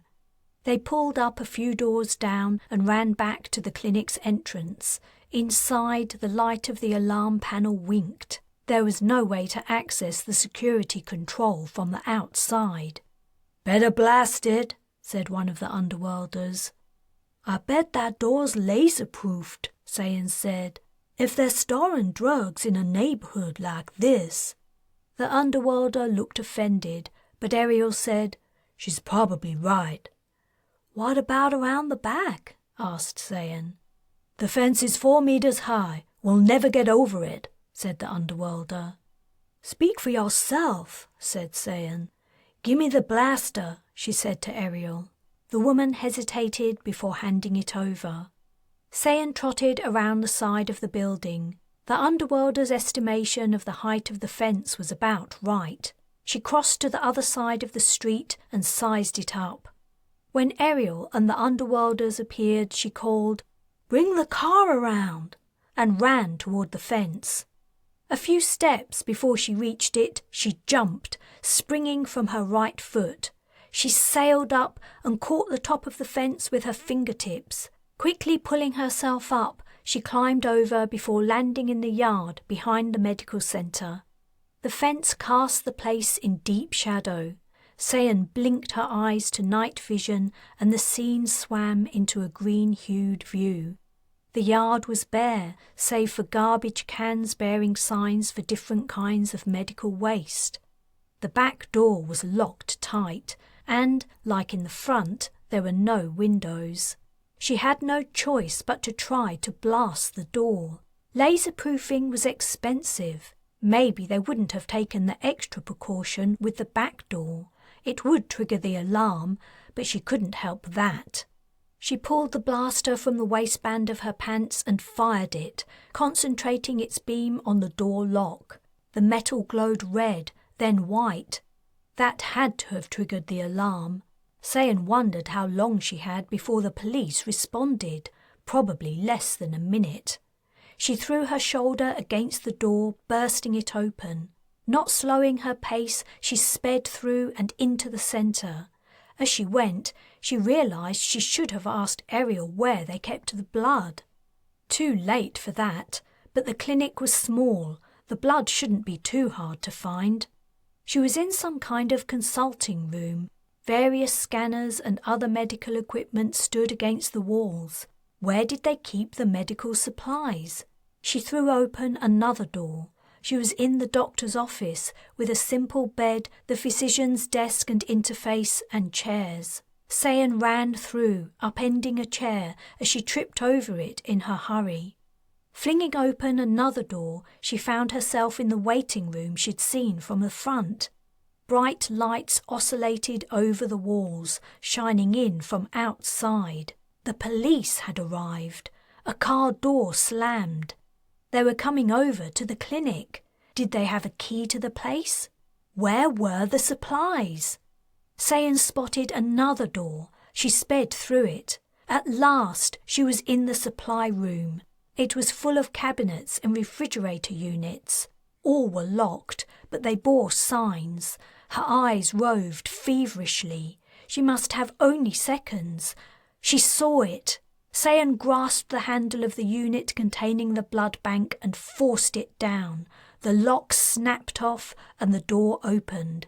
She grabbed handfuls of bags of artificial blood, expecting every moment to feel a police officer's hand on her shoulder. She raced out. Passing through the waiting room, she caught sight of an officer standing outside the front door, looking in. At the same moment, the officer saw her. He raised his hand to his belt and shouted. Sayan ran out of the waiting room door in a heartbeat, through the office and treatment room and outside into the yard. "Hey, catch these!" she yelled, and flung the bags of blood over the fence, praying that others were still there and waiting, praying they were good at catching. From behind her came the sound of movement. The police were in the building. She had to jump the fence immediately, but the yard was small. She had hardly any room for a running start. She backed to the clinic, ran and leapt. She didn't make it to the top of the fence. Her fingers tried to grasp the smooth panels before she slipped down and landed heavily. "Stop where you are! You're under arrest!" shouted a police officer. She had less than a couple of seconds before it was all over. Sayan took another run at the fence. This time she jumped onto one of the garbage bins and launched herself upward. Her hands gripped the top of the fence. She'd made it. She pulled herself up. Below her, a bright laser beam shone out and sizzled against the fence. She dropped down into the street, but it was empty. Where were Ariel and the Underworlders? Where was the car? Then she saw two vehicle reverse lights heading her way. The car was travelling backward to reach her. She raced up to the opening rear door and threw herself in head first. The car sped away, Sayan's feet in their oversized shoes hanging out the open door. Shadows of the Void Book 6, Burned. Chapter 1. Jas was having a staring competition with the Minister for Global Security. She had locked eyes with the long-haired, caftan-wearing government official who was tied to a rickety wooden chair. Above them, a single bare light strip illuminated the windowless basement room. Jas wasn't up to speed on the politics and politicians of Earth's global government. Her brief visits to Earth between deep space missions didn't allow for it, but she'd been told the woman's name was Bathsheba Dubois, and that she'd been in office for 3.5 years. 3.5 years was plenty long enough for her to have been killed and replaced by a shadow, a perfect copy of the victim only inhabited by a hostile alien. What Jas had to find out was simple. Was it the real Bathsheba sitting before her, or was it a shadow Bathsheba? If she was the actual minister, Jas and her friends were guilty of the crime of kidnapping. But if it was a shadow, Jas was one step closer to alerting the Transgalactic Council that Earth was gradually being infected and taken over by an alien menace. Bathsheba was the first to crack. She broke her stare and her eyes shifted to the side. Jas gave a slight nod of satisfaction. The minister seemed to be weakening a little, and now she might respond to questioning. As part of her training as a security officer, Jas had learned how to interrogate effectively, but she didn't want to employ the harsher methods she knew. She had a distaste for them, and there was a chance the woman sitting before her was a human being. "How did you know it was me in the car?" Bathsheba asked. Jas straightened up in surprise. After removing her gag, she'd endured longer than an hour of furious threats and demands from the minister. Her question was the first real attempt at communication she'd made. The truth was, Jas hadn't known she was kidnapping a global government minister when she'd attacked her limousine. She'd been trying to kidnap another known shadow. Unsure of the wisdom of giving away that information, Jas replied, "It wasn't easy. You all travel in identical unmarked limousines. Maybe you should think about updating your security policy in that area." Bathsheba shrugged. "A motorcade only draws attention to important officials, and these days, when a targeted airstrike from kilometers away is technically easy to arrange, anonymity is the best defense. It's worked pretty well. Until now." Another shrug. "Security must be constantly revised and updated as threats develop and evolve." She was stating one of the first principles Jas had ever learned. Bathsheba Dubois was no lightweight. She knew her stuff. But her statement wasn't evidence that she was the real Bathsheba. The longer shadows spent living as replicants of their victims, the more they unlocked their memories and knowledge, and the more like them they became. Jas had heard that some shadows even became confused about who they were, eventually. What information could she get from the woman that would clearly identify her? Shadow Bathsheba could probably answer any question the original Bathsheba could. A certain emptiness behind the eyes or a vagueness in the gaze were some signs of a recently created shadow replacement, but the woman showed neither of those symptoms.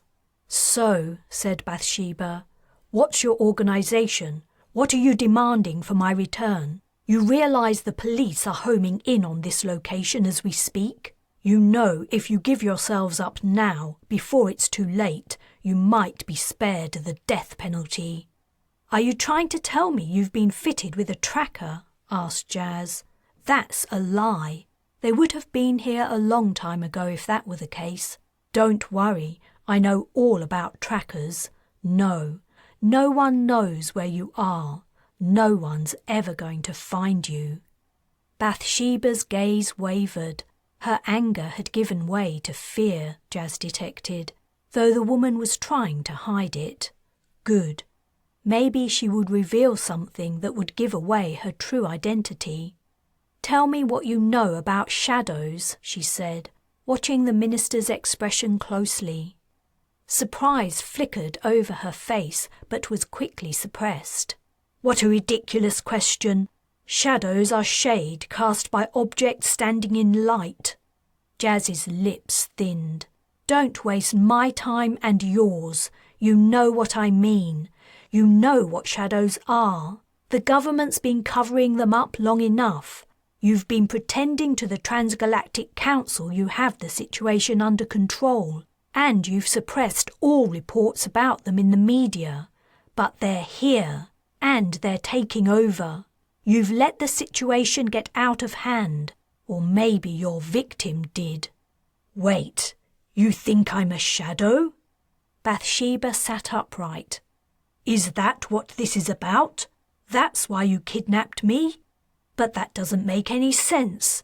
You could have informed the VidNews channels if you really thought that. You could have told the media you've silenced. Bathsheba paused. Her shoulders sagged. It seemed the natural reaction of someone in her position, but it could also be the mimicry of a shadow. I'm not a shadow, said Bathsheba. I don't know how to prove it to you, but I'm not. Listen, if you know about them and you're fighting them, we're on the same side. Protecting Earth from shadows is the global government's #1 task. The longer you keep me here, the closer we come to losing that fight. You have to let me go so I can do my job. Jas snorted. From what I've seen, we stand a better chance without you in power. Her face reddening, the minister replied, You have no idea what you're talking about. You have no idea the lengths I've gone to in order to fight this menace. Jas stepped closer and bent down so her face was inches from Bathsheba's. The tests you use aren't working. Shadows are flooding onto the planet.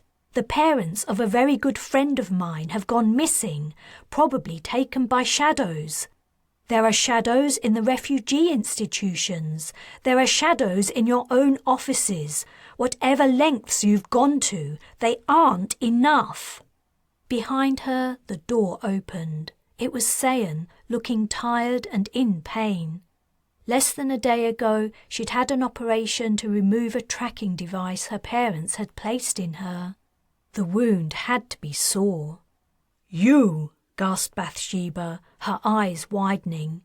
Then you aren't a shadow. I thought not when I interviewed you, but when you disappeared. No, I'm not, Sayan replied. Can I talk to you? She asked Jas, who followed her outside. Ariel still isn't back, she said, after Jas closed the door. It's nearly dusk. She should have been here hours ago. Something must have gone wrong. She's been captured or hurt. Maybe she's stuck at the security HQ, Jas, and she can't get out. Maybe she's unconscious and she needs our help. She's covered in invisibility spray. How are we ever going to find her? Sayan's voice had been rising as she spoke, and her lower lip trembled. Let's go upstairs. Jas locked the door and helped Sayan mount the steps to the first floor. The missing Underworlder leader hadn't escaped her mind, but she wasn't sure what they could do. The last they'd heard, it had sounded like she was in great danger. Since then, the radio contact they had with her had been silent, even when they'd risked hailing her. But they couldn't storm the global government security headquarters. They didn't have the firepower, and even if they managed to get inside, what then? They had no clue where she might be. But Sayan and Ariel were lovers, and Jas didn't want to crush her hopes that the Underworlder might still turn up alive and well. We'll talk to her people and see what they suggest. They must be just as worried as we are. How's Makey doing? He sleeps most of the time, but he seems to be getting better. I dressed his wound. It's healing up. That's great. Why don't you go back to your room, and I'll talk to the Underworlders about Ariel. Do you know where Carl is? He said he was going to try to get some sleep, but that was a while ago. Okay, thanks. You try to sleep too, and try not to worry. We'll do our best to find Ariel, I promise. Leaving Sayan in the Underworlder's medical treatment room, Jas went to find Carl. The pilot was alone in the communal bedroom. He was lying on his back, but he was awake. His hands behind his head, he was staring out the window into the twilight. He looked sad and wistful. Jas wondered if he was thinking about his missing parents. Carl, she said, breaking him from his reverie. He sat up. Did you find out if that woman's a shadow? Jas shook her head. Crat. I don't know how we're going to know for sure, but that isn't what's on my mind at the moment. Would you come with me to talk to the Underworlders about Ariel? She's still not back? No, and none of them seem to be doing anything about it. That's not good. The building was strangely empty and quiet. They didn't find Ariel's followers until they climbed right to the top where her private rooms were. When they went in, they found all the Underworlders gathered there. A meeting was going on, but silence fell abruptly the moment Jas and Carl showed their faces. "Something we can do for you?" asked a large man, who appeared to have been addressing the rest. His tone was sarcastic. Jas recognised him as one of the men who had accompanied Ariel and Sayan when they'd stolen the blood that saved Makey's life. "I think you'll all agree Ariel has to be in trouble," Jas said. "If you have a plan for some way to find her, we'd like to help." "What a generous offer," said the man. "But sorry, whatever we decide to do, your help won't be needed." Chapter 2. Jas rattled the padlock on the cabinet. It was a simple mechanical device typical of the Underworlders' dislike and distrust of technology. Luckily for Jas, that meant it would also be simple to break. She lifted up the blaster she was holding, preparing to hit the lock with its handle. "I'm not sure this is a good idea," said Carl, grabbing her arm before she could bring it down. "Carl, if the Underworlders turn against us, we won't stand a chance unless they're unarmed." But her friend's worries made her pause. They both looked at Ariel's weapon cabinet while they decided what to do. "When they find out we stole their guns," Carl said, "they're definitely going to turn against us." He let go of her arm. "You saw that guy at their meeting. He was talking them into throwing us out, or worse. And what are we going to do then? Sayan can barely walk, and Makey's too sick to move. Who knows what they'll do with the minister we kidnapped?" She sighed. "I agree it might turn out not to be the best move, but in our current situation, I don't think we have a choice. Offense is the best defense." After the Underworlders' rejection of their offer to help them find their leader, the rest of them had stared at Jas and Carl in silence until they left. Whatever they thought of the large man's comments, it was clear the Underworlders still thought of them as outsiders. Their presence at Ariel's place was on very shaky ground. Jas knew she would feel a whole lot more comfortable with their weaponry under her control. Carl seemed to have run out of arguments. "I suppose you're right. Go ahead." Jas raised her blaster again and brought the hard edge of the handle down on the lock. The metal rings on the door that held the lock bent, but they didn't break. Jas tried again, but the welding held firm. The lock was turning out to be a lot tougher than antique vids implied. She would have to blast it. She turned the weapon in her hand and aimed it before delivering a short beam. It sizzled the metal and the lock clanked as it hit the floor. Ariel's cabinet of wonders opened before them. She had a variety of weapons in there. Jas was familiar with most of them, though some were so old she'd only ever seen pictures of them. They hastily filled a bag with the cabinet's contents. They didn't know how long the Underworlders' meeting would go on.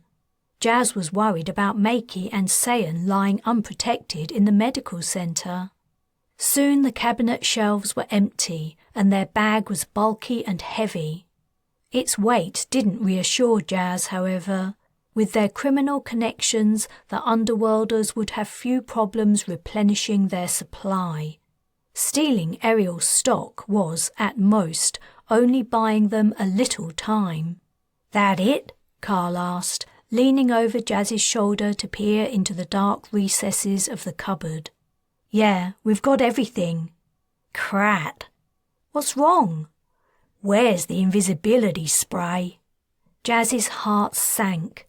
You're right, it isn't here. I swear Ariel put it back before we left for the security HQ. Someone's taken it already. Yeah, someone's thinking ahead. Probably that fellow who was running the meeting. Nothing we can do about it now.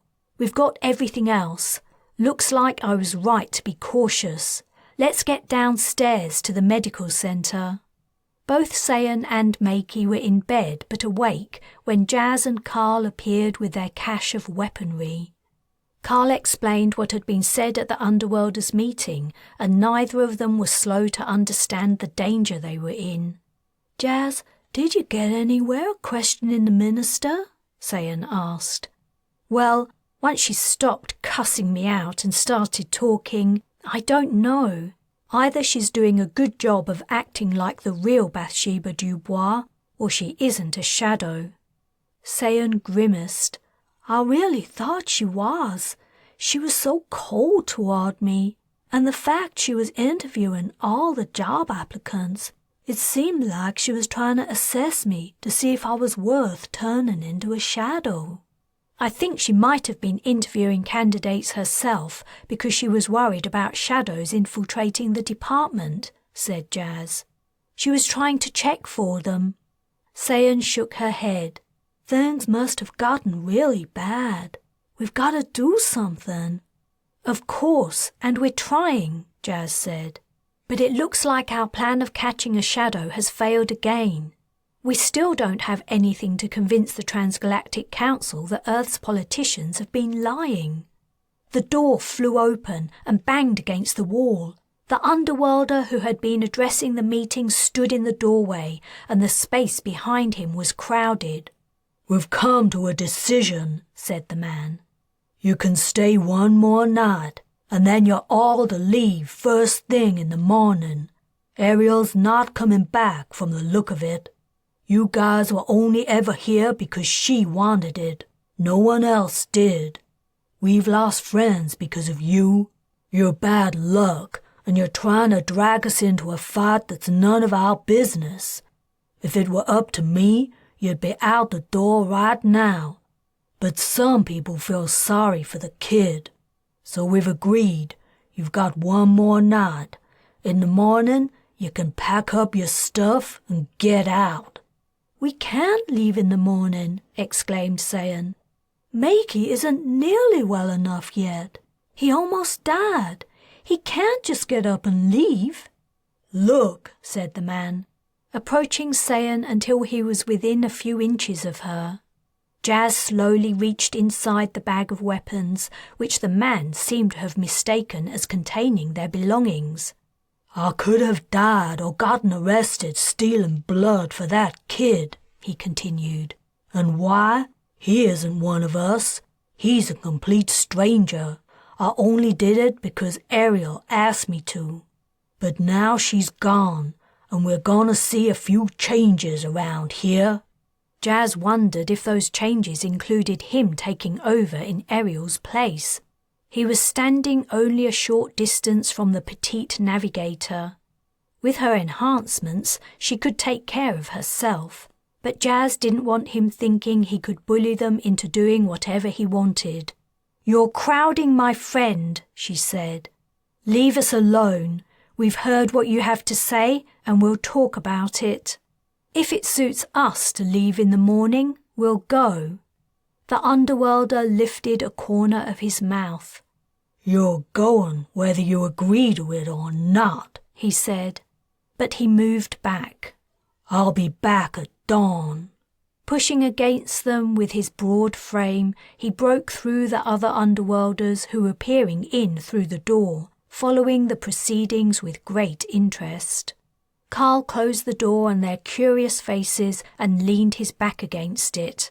A tense pause followed. "Hey, Jas, give me a hand with this," he said, indicating a tall metal cupboard full of medical equipment. Together they positioned the cupboard in front of the door. It wasn't much of a barricade, but the door didn't have a lock, and it was the best they could do. I'm sure I'll be well enough to move in the morning, Makey said. The kid's appearance belied his words. He was pale, and the bones of his face were clearly outlined beneath his skin. Even if you were, Jas said, which you're not, we aren't going anywhere. We've kidnapped a government minister. The minute anyone in the street sees her, the game's over for us. And where would we go? We don't have any creds to pay for a place to stay. That's not strictly true, Sayan said.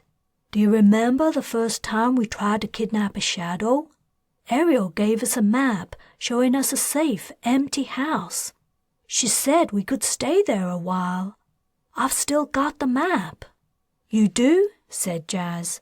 That's great, but I don't think we should move until you're both well enough, and maybe not until we decide what to do with the minister. What are we gonna do with her? Sayan asked. Crat knows. A shout came from upstairs, followed by the rumble of many feet running down toward them. Looks like they found out about their weapons, said Carl. What weapons? Sayan asked. Jas opened the bag she was carrying. Sayan's eyebrows rose and her mouth fell open as she looked inside. Chapter 3. Jas and Carl had their backs to the cupboard they put in front of the door, and their legs were braced against the floor. Incoherent shouting was coming from outside, and the cupboard rattled as the Underworlders tried to break through. Jas pushed back as hard as she could, but her feet began to slide across the floor as the door was slowly forced open. "Cradding digi-freaks, give us our weapons back!" shouted a deep voice. "Thieves!" called another. "Ariel should never have let you in. You've been nothing but trouble since you first showed your faces." "Open up!" demanded a third. "Give us what's ours now, or you're gonna regret it." The voices of the angry Underworlders resounded through the crack they were forcing wider. As Jas gasped with the effort of trying to hold back the furious men and women, Sayan got out of bed. She winced as she hobbled over. "No," said Jas and Carl at once. But they were no match for the Underworlders forcing their way in. Sooner or later they would be pushed aside. Favouring her good leg, Sayan stood between them and lent the strength of her enhanced body to their efforts. The cupboard slowly moved back and the door closed, shutting out the yells and shouts. As the door shut, Jas reached down into the bag of weapons she'd dropped when she'd rushed to stop the Underworlders from getting in. She pulled out a blaster and went to stand grimly at the edge of the cupboard next to the wall. Just let them try. She didn't have to wait long. The Underworlders must have gotten something they could use as a battering ram. A heavy weight struck the door, and the cupboard, Carl and Sayan were thrown forward. A gap appeared, filled with triumphant Underworlders. Their expressions quickly changed when Jas shoved a blaster in their faces. "If you don't leave us alone," she said, "I'm going to barbecue the first head I see." The gap was suddenly empty. She nodded at Carl, who pushed against the cupboard and closed the door. "How long's it going to take 'em to get some more guns?" he asked. "Not long, I don't think," Jas said. "Not with their connections. But we've got a little more time. I wish I knew who took that invisibility spray."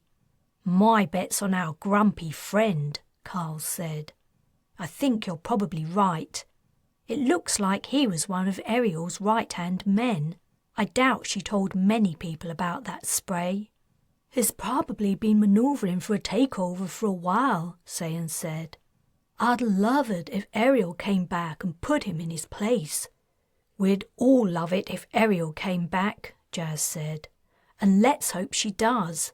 But for now, we've only got ourselves and a little time until the Underworlders gather enough firepower to force us out. We should take turns keeping watch tonight. I'll go first. You all try to get some sleep. We might have to leave tomorrow, whether we're ready or not." "No, Jas," Carl said. "You sleep, and I'll take the first watch. You didn't sleep all last night, and you've been up all day. I managed a nap this afternoon. Get some rest, and I'll watch the door." He was right. She was exhausted, and that made her a liability in a fight. She spread some blankets on the floor and lay down. Carl took her place by the doorway, a blaster in his hand. Jas's eyes were only closed for a moment, however, before they snapped open and she sat bolt upright. "What's wrong?" asked Sayan, who had made her way over to her bed. "We've been forgetting something," Jas replied. "The most important thing, the minister." "Crat, you're right," said Carl. "How long has she been in the basement by herself?" "Sayan," Jas said, "it's awfully quiet out there. Can you hear anything?" Sayan returned, limping to the doorway. She put her ear against the wall. "They're right outside," she said quietly. Her eyes widened. "I can hear footsteps going downstairs. There's only one room down there. They're gonna get the minister." "Crat, crat, crat!" exclaimed Jas. "We can't let them take her. Carl, open the door." Dipping her hand into the bag, she pulled out the first gun she touched. It was a small beamer, but anything would do. Carl was pushing their barricade out of the way. "Sayan, get something to protect yourself with. Carl, come with me and bring that blaster." "I'll come too," said Makey. "Don't be stupid," Jas replied. "Stay here." By the time Jas and Carl left the medical treatment room, the Underworlders had all disappeared downstairs. Jas tiptoed after them, and Carl did the same. From the top of the stairs, Jas could see the door to the basement room was open. She raced down, taking multiple steps at a time. She didn't know what they might do to the minister. They could have decided that keeping her alive was too much of a risk and were going to kill her. She burst into the room, seemingly just in time. The large Underworlder who wanted them to leave had a knife to the terrified woman's throat. At the sight of Jas, he tensed and grabbed the minister, as if intending to block his body with hers. Jas fired before he could take another step. He slumped to the floor. The rest of the Underworlders backed away. "I've only stunned him," Jas said. "But that can soon change. Against the wall, all of you." The Underworlders shuffled back, their eyes on her blaster. "Carl, cut her free. We'll take her upstairs with us." Picking up the knife the fallen Underworlder had dropped, Carl quickly sliced through the minister's bonds. The woman tried to rise to her feet, but either long sitting or simple fear had made her legs weak, and she staggered. Carl pulled her upright and put her arm over his shoulders. As he helped her to the door, Jas walked backward, keeping her aim fixed on the Underworlders. Their would-be leader was already coming around. Jas was sorely tempted to put an end to his threat once and for all, but she couldn't bring herself to kill the man in cold blood. As well as the immorality of shooting him while he was defenseless, she also knew her act would unite the Underworlders against them. She hoped people loyal to Ariel still existed among them, and though they might not be future friends, they might be allies. No Underworlders appeared in the doorway to the basement room as Jas, Carl, and their captive made their way up the stairs. They ran into the medical room, Carl still supporting the minister. The second they were safely inside, they replaced the barricade. Her hair dishevelled and her face a mask of shock, Bathsheba Dubois collapsed into a chair and put her face in her hands. "What happened?" Makey asked. "I think our friend was going to kill her," Jas said grimly. The minister's head lifted. "He said if I didn't tell them everything I knew about what happened to confiscated Mithranil, he said he would cut my throat." "Myth?" Jas asked. The Underworlders' actions were beginning to make sense to her. Myth was an outrageously expensive drug. The man had to be an addict. If he were to take over as Underworlder leader in the neighbourhood, he would have the connections and resources to fund his habit. That was why he was in such a hurry to take Ariel's place. Chapter 4. It was a long night.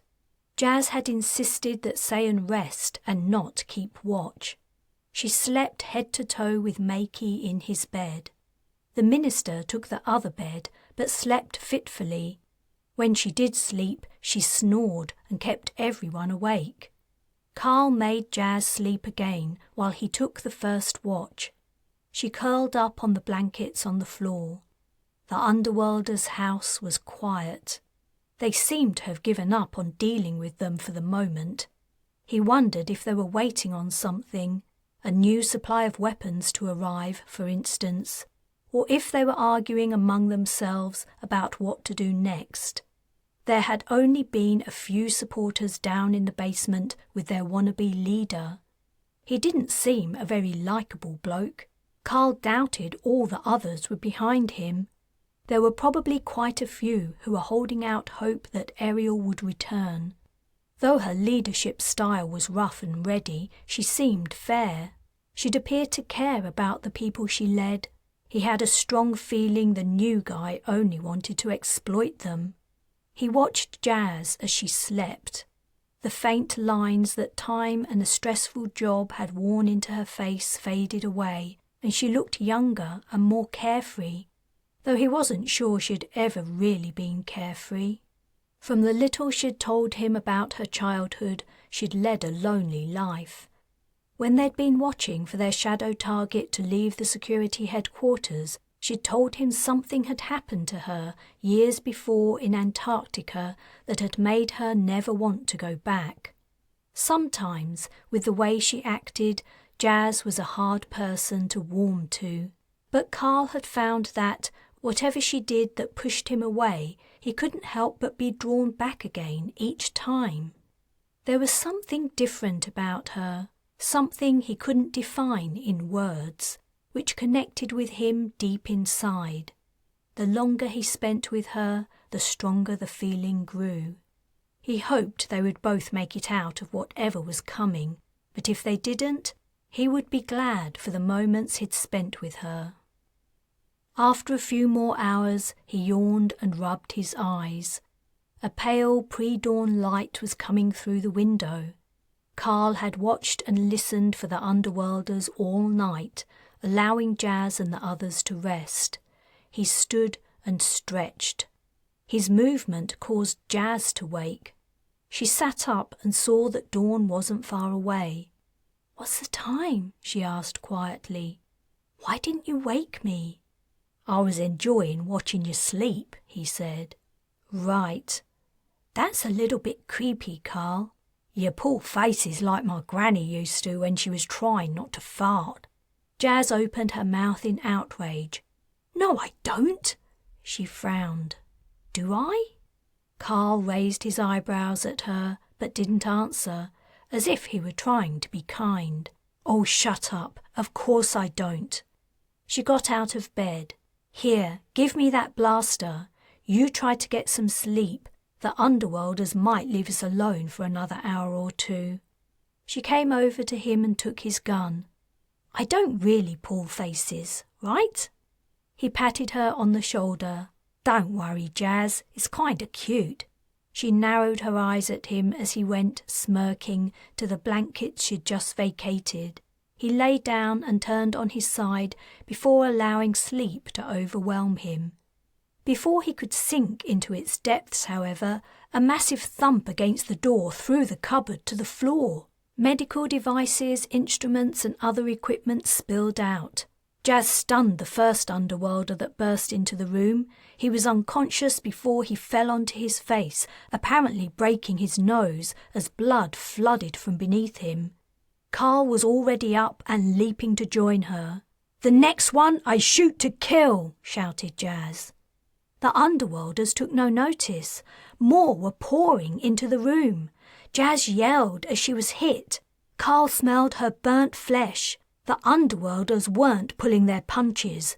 A man screamed as Jas's shot caught him square in the stomach. He stared in disbelief at the burning, gaping hole before his eyes rolled back and he toppled like a felled tree. This made the rest pause, but only for a moment. Someone behind urged them on. The would-be leader, Carl guessed. Then he noticed the attacking Underworlders' wild eyes and glistening skin. They were running on something. Their instigator had given them a drug to erode their judgment and get them to take part in this suicide mission. As these thoughts sped through his mind, Carl was firing at the encroaching Underworlders. He severed a man's leg at the knee. The sight of this caused another to turn and flee, despite the workings of the drug in his system. His action caused a body jam in the narrow doorway. The sound of screaming came from behind Carl.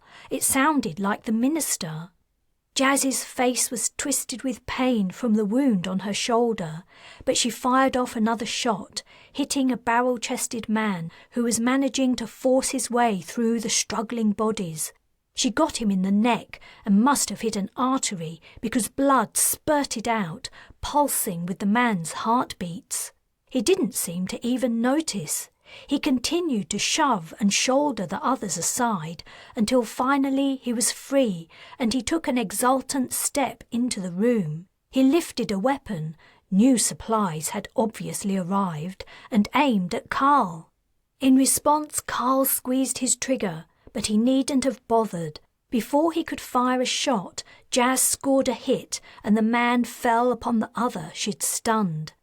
That one was now beginning to rise, but the weight of the falling, dying man smashed him to the floor and pinned him down. Outside, a shout cut through the yells and cries of the attacking Underworlders. They paused and the noise quietened. "I said, what the crat's going on?" Carl peered out into the hallway. There was no sign of the would-be leader, but the owner of the powerful voice stepped into view. He was tall, well over 2 meters, but he wasn't lanky like Carl. His height was matched in proportion by his girth, though he didn't seem to have an ounce of fat on him. The man's appearance was striking, and Carl took note of his colouring. His skin was deep olive, and his thick, wavy hair was reddish-brown, a colour that matched his eyes. The man was a Martian, like Jas. In 2 strides of his well-muscled legs, he was in the room. His gaze roved over Makey and Sayan, who were sitting up in bed, then to the minister, who had drawn her covers up to her nose, and finally to Jas, Carl, and the one trapped and the 2 dead Underworlders. With the toe of his boot, he lifted the corpse off the Underworlder pinned beneath it, and the bloody-faced man scrambled his feet and was gone in the blink of an eye. The newcomer put his hands on his hips. "Who the crat are you?" Chapter 5. Everyone in the room froze for a moment as they took in this new turn of events.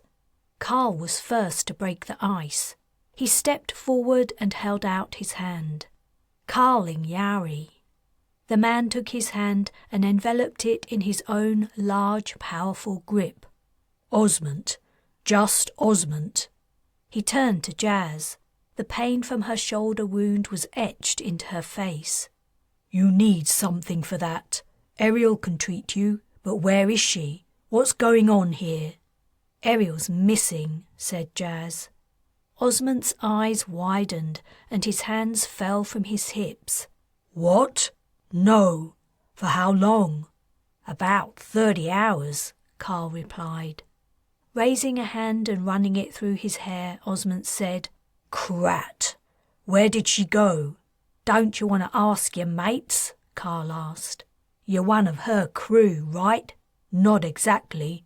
And from the way they took off when I arrived, like mice caught eating the cheese. If Ariel's not here, I'm guessing Durfee's behind this." "Is he a big bloke?" asked Carl, and he went on to describe the Underworlder. "Yeah, I warned Ariel about him, but she obviously didn't listen to me. Too trusting." He turned to Jas, who was lifting the neck of her shirt, trying to peek underneath to her shoulder. "Let's get you seen to, then you can explain what's going on here." Jas turned her attention to Osmond. "Yes, and you can explain who you are and what you're doing here." A slight smile curved his lips. "Fair enough." "Let me do it, Jas," Sayan said, easing herself out of bed. "I've been in enough doctor's offices and had enough treatments to be able to figure some of this out. I'll try to find a painkiller." She began pulling out drawers and rifling through their contents. Osmond took a package from his back pocket and opened it. Inside the folded leather were some dried leaves. He picked out a few and handed them to Jas. "While you're waiting, chew on these. They'll take the edge off the pain." As Jas hesitated, he added, "It's kratom. It won't hurt you. People have been using it for thousands of years." Jas took the leaves and put them in her mouth. As she began to chew, her nose wrinkled. "Yeah, it's bitter. I'll make some kratom tea in a little while and sweeten it with honey to take away the taste." Sayan made Jas sit down. She found a pair of scissors and she used them to cut away the burned fabric, exposing red and blistered skin with a blackened patch at the edge of Jas's shoulder. Sayan winced and sucked air through her teeth. "Looks like the beam only grazed you. You were lucky. You could have lost your arm. I'll inject a local anesthetic that'll numb the wound for a while. Then I'll clean it up and put a sterile dressing on." "Thanks," said Jas. "It's great you can help now Ariel isn't here. We can't risk any hospital visits with so many shadows around." "Shadows?" asked Osmond. "Looks like a lot's happened since my last delivery." "I'll explain," Carl said. But Jas interrupted. "No, don't." She turned to Osmond. "I'm sorry. I think you might have saved all our skins back there, but we don't know who you are. We can't trust everyone who walks in the door. We don't have that luxury." Osmond shrugged. "That isn't unreasonable, I guess. How about I tell you who I am? Then you can have your turn." "It doesn't matter who you are," said Jas. "This isn't a situation where we can trade secrets. I'm sorry. Thanks for your help." Jas's words were followed by an awkward pause. Osmond shrugged again and went to Bathsheba's bed. She still had the covers drawn halfway up to her face as she stared at the man. "Do you mind if I sit here?" he asked her. Silently, she shook her head. Carl wondered why the woman didn't tell him who she was. He supposed she didn't want to give away her identity, especially since she'd had her life threatened twice in the last couple of days. Bathsheba's bed creaked as Osmond sat down, flattening the edge of her mattress. Looks passed between Sayan, Jas, Makey and Carl. It didn't look like the newcomer was going away for a while. "This is what Ariel injected me with when she removed my tracker," Sayan said to Jas, holding up a bottle of clear liquid. "Are you okay with me using it on you?" Her jaw muscles clenched. Jas nodded. "How come the Underworlders took off when you arrived?" The Martian opened his pack of kratom and pinched a few leaves. He put them in his mouth and began to chew before he answered, "I guess they're a little scared of me. Either that or they don't want to lose their main supplier." He lifted a haunch as he returned the package to his back pocket. "I bring their kratom every month or so. Not so regular the authorities get a handle on my delivery schedule." "Ariel told us about it," Sayan said, holding a hypodermic syringe full of anesthetic poised over Jas's shoulder. "Cratted stuff," Jas said between her teeth as Sayan slid the needle just beneath her skin. "I was constantly confiscating and having it destroyed aboard ship. I don't know how the Mistborns used to smuggle it aboard." It's no more harmful than alcohol, said Osmond. In a lot of ways, less so. Yeah, said Jas. I used to confiscate alcohol too. Osmond smiled and moved his kratom cud from one side of his mouth to the other. So you worked on starships? Jas frowned. Crat.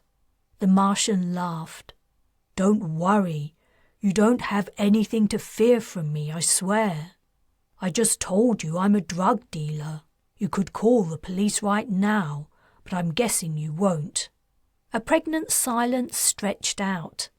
Carl felt an instinctive trust for the man, but he also knew Jas was right. They shouldn't give away their identities and intentions to just anyone who walked in the door. Osmond leaned back and stretched out his arms behind his back to support himself. My story is pretty simple. I'm a farmer and kratom grower down in the Everglades. Ariel's been my contact for a long time. I trade kratom in the city for items you can't get in the swamp. But you didn't always live in the Everglades, did you? Carl asked. You're a Martian.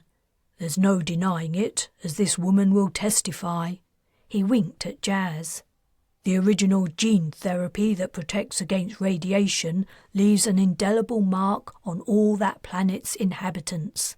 But that was a long time ago. I've lived on Earth more than 20 years. I'd like to go back to Mars someday, visit my folks, my old home. I'll have to wait until the government allows felons to space travel. Intent as they were on Osmond's life story, no one noticed the approaching footsteps. The Underworld leader wannabe, the man Osmond called Durfee, appeared at the door. Osmond straightened up and fixed the man with a glare from under his brows. I was wondering when you'd show your face. Been causing trouble again, I see. There's no trouble here, Durfee said. Or if there is, I'm not the one causing it. I don't know what these folks have told you, but they roped Ariel into some risky business, and now it looks like she isn't coming back. I was just trying to make it clear to them they've outstayed their welcome. You sure made it clear enough, Osmond replied. But whatever's happened to Ariel, if these people are here under her say-so, that stands until we know for sure she's gone. She's no fool, you know that. If she trusted them, so should you. And you've got no authority to be evicting her guests anyway. You know the rules. Everyone gets to vote on a new leader. You can't just step up and take over, however much you might like the idea. Durfee bristled a little at this accusation. Who said I was trying to take over? I was concerned for the others' safety with these strangers hanging around. 4 people have gone missing due to them. Carl gave a snort of derision and rubbed the scar on his wrist where the Underworlders had cut out his cred chip. Listen, mate, the only one up to no good around here is you. You gave your friends something and riled them up to attack us. Until Ariel's back or we find her, we're sticking around, whether you like it or not. You got it? Durfee gave Carl a dirty look, but he left. The tension in the room eased. Osmond's arrival had averted a crisis, but Carl didn't know how long they had before Durfee managed to rally enough support to evict them and assume Ariel's position. Chapter 6. A kind of normality returned to Ariel's household. Sark offered to cook them breakfast, and Osmond left to arrange the unloading of his kratom delivery. Despite the night's sleep Carl had kindly allowed her, Jas felt bone-weary. The local anaesthetic Sayan had injected was wearing off, and her wound ached with a pain that reached out from her shoulder all the way down her arm and to the back and front of her torso. She would have liked nothing more than to lie down again and sleep the rest of the day away if she could ignore the pain. She'd been hit before, but this time seemed worse than the others. She hoped the wound wouldn't become infected. Maki was still far from recovered, and Sayan was hobbling around with her sore butt. Carl was the only one left whole and healthy out of the 4 of them. Jas didn't have the luxury of slowing down or taking it easy. They seemed no farther forward with their plan of capturing a shadow to take to the Transgalactic Council. Bathsheba Dubois had finally relaxed enough to let go of her covers. She was resting her arms on them. As she caught Jas looking at her, she said, "What are you going to do with me? Are you going to let me go now? If you take me to the city and drop me somewhere, I'll walk away. I won't tell anyone about you or about this place, I promise." Jas shook her head. "You know we can't trust you, and anyway, kidnapping you is the least of our worries. We're trying to do something more important than you or me. We're trying to save the Earth from invasion." Yes, I know. The shadows. But the government nearly has the situation under control. There's no need for you to do anything. In another few months, we'll have rooted out the last of them and— "No, you won't," exclaimed Jas. "You don't have any idea how bad the situation is. We have to do something, now. I don't care about quarantine and trade embargoes. That's all about money. I'm talking about lives. Human beings who are right now being murdered and replaced by aliens. If you ministers won't put a stop to it, we will." All right, Bathsheba said, raising her hands. "I hear what you're saying, and you've convinced me. If you set me free, I promise I'll take your message back to the global government. I'll insist they hold an inquiry about the true state of affairs regarding the shadow invasion of Earth." For a moment, Jas almost couldn't believe her ears. An inquiry. She couldn't believe that someone who was responsible for the safety of every human being on the planet could be so out of touch and so blind to the reality of what was happening. Jas did the only thing she could in response to the minister's ridiculous words. She laughed, loudly, uproariously. She laughed until her stomach ached. When she could laugh no more, she wiped her eyes. Bathsheba was looking at her and the others who had heard the conversation and had the same reaction as Jas, as if they were mad. Then she began to sob. Her face in her hands, between muffled sniffs, she said, Please, let me go. I don't know what's so funny about what I said, but you have to let me go. That man was going to kill me, and it's only a matter of time before he returns to finish me off." Jas felt a twinge of guilt. It was true. Bathsheba had come perilously close to losing her life only a few hours ago.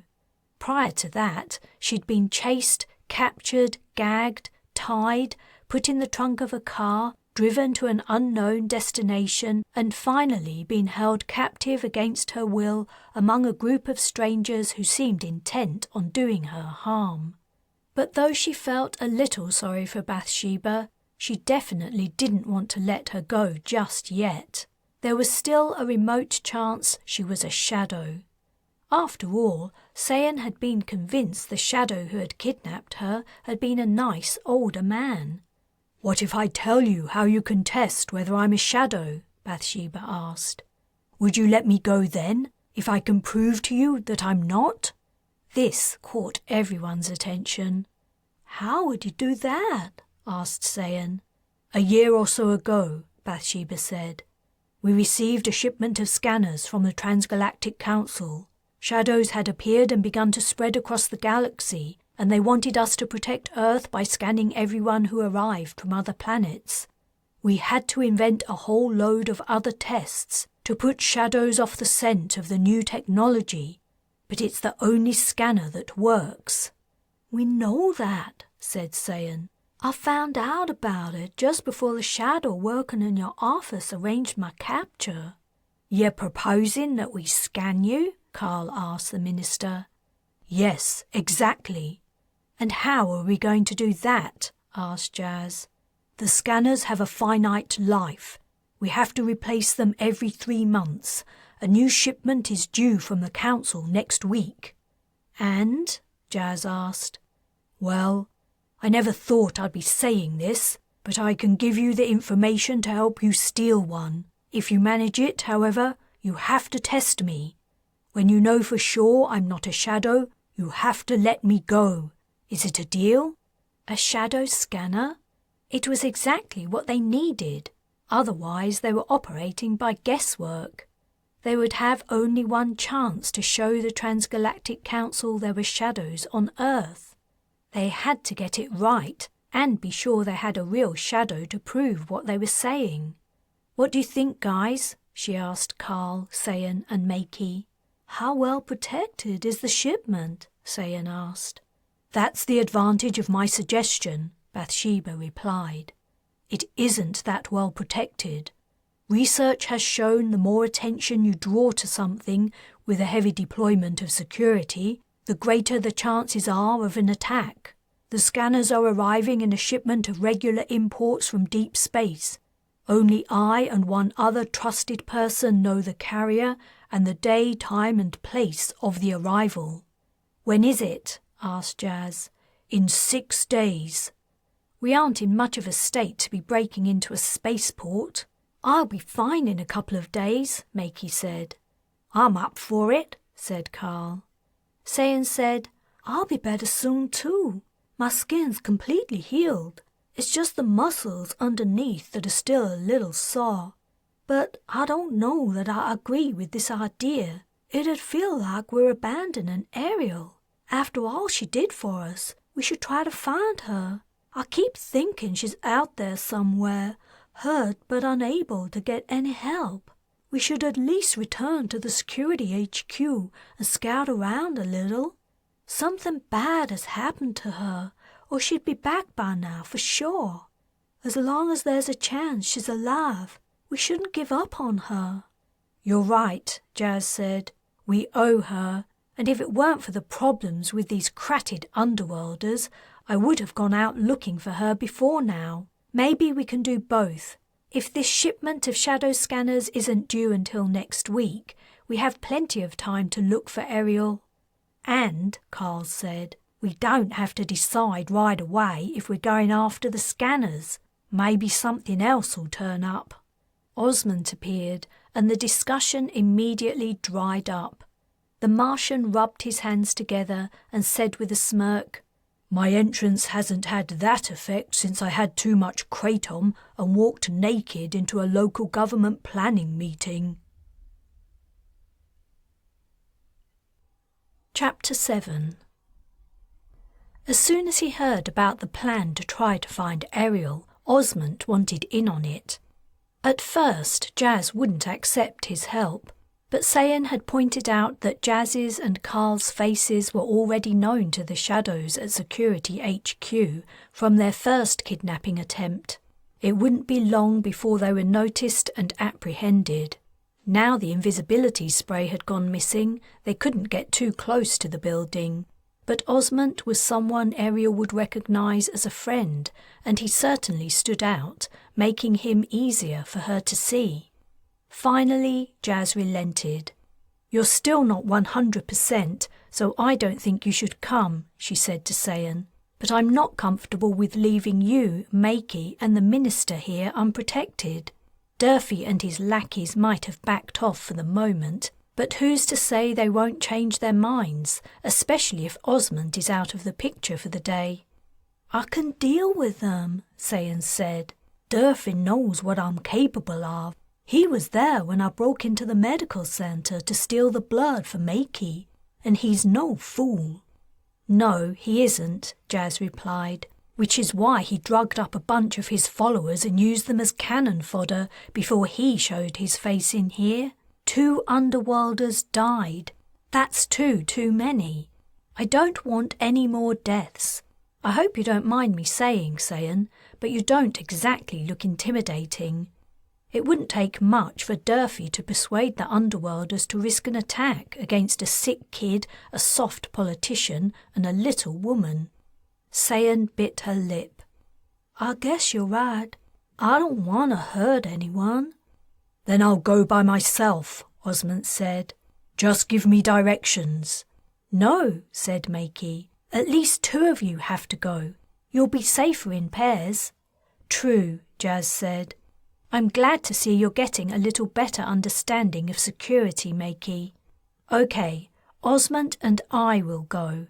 As a pair of Martians wandering around, we'll be noticed, but people will think we're tourists.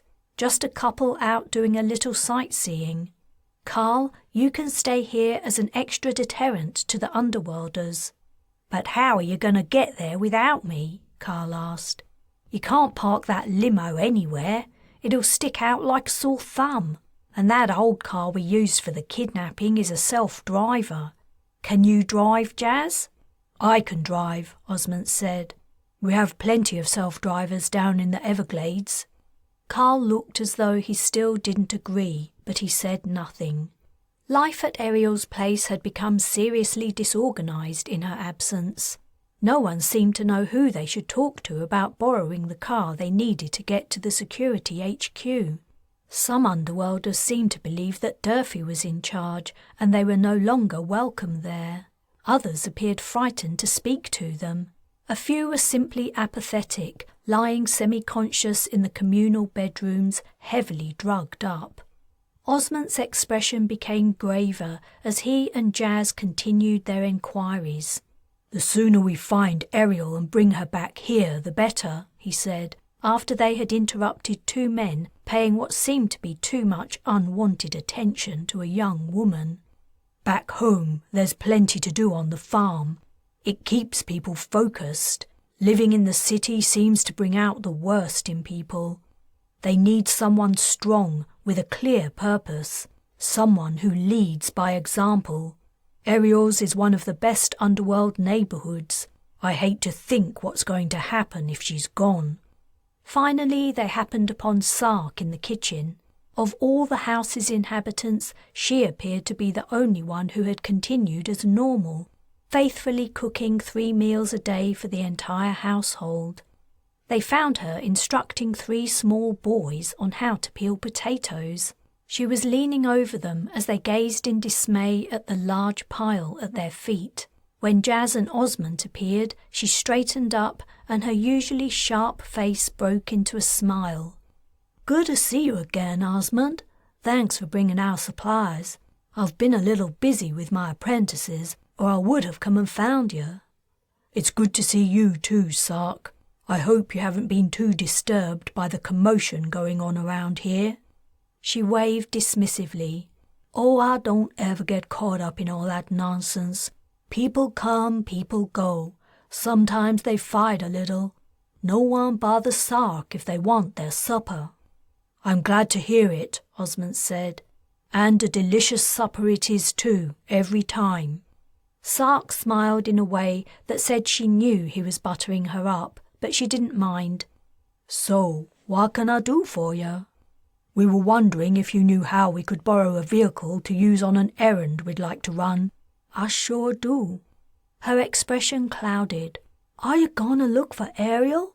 I heard she still isn't back. That's right, we are. Then wait here a minute, and I'll go and arrange it right away.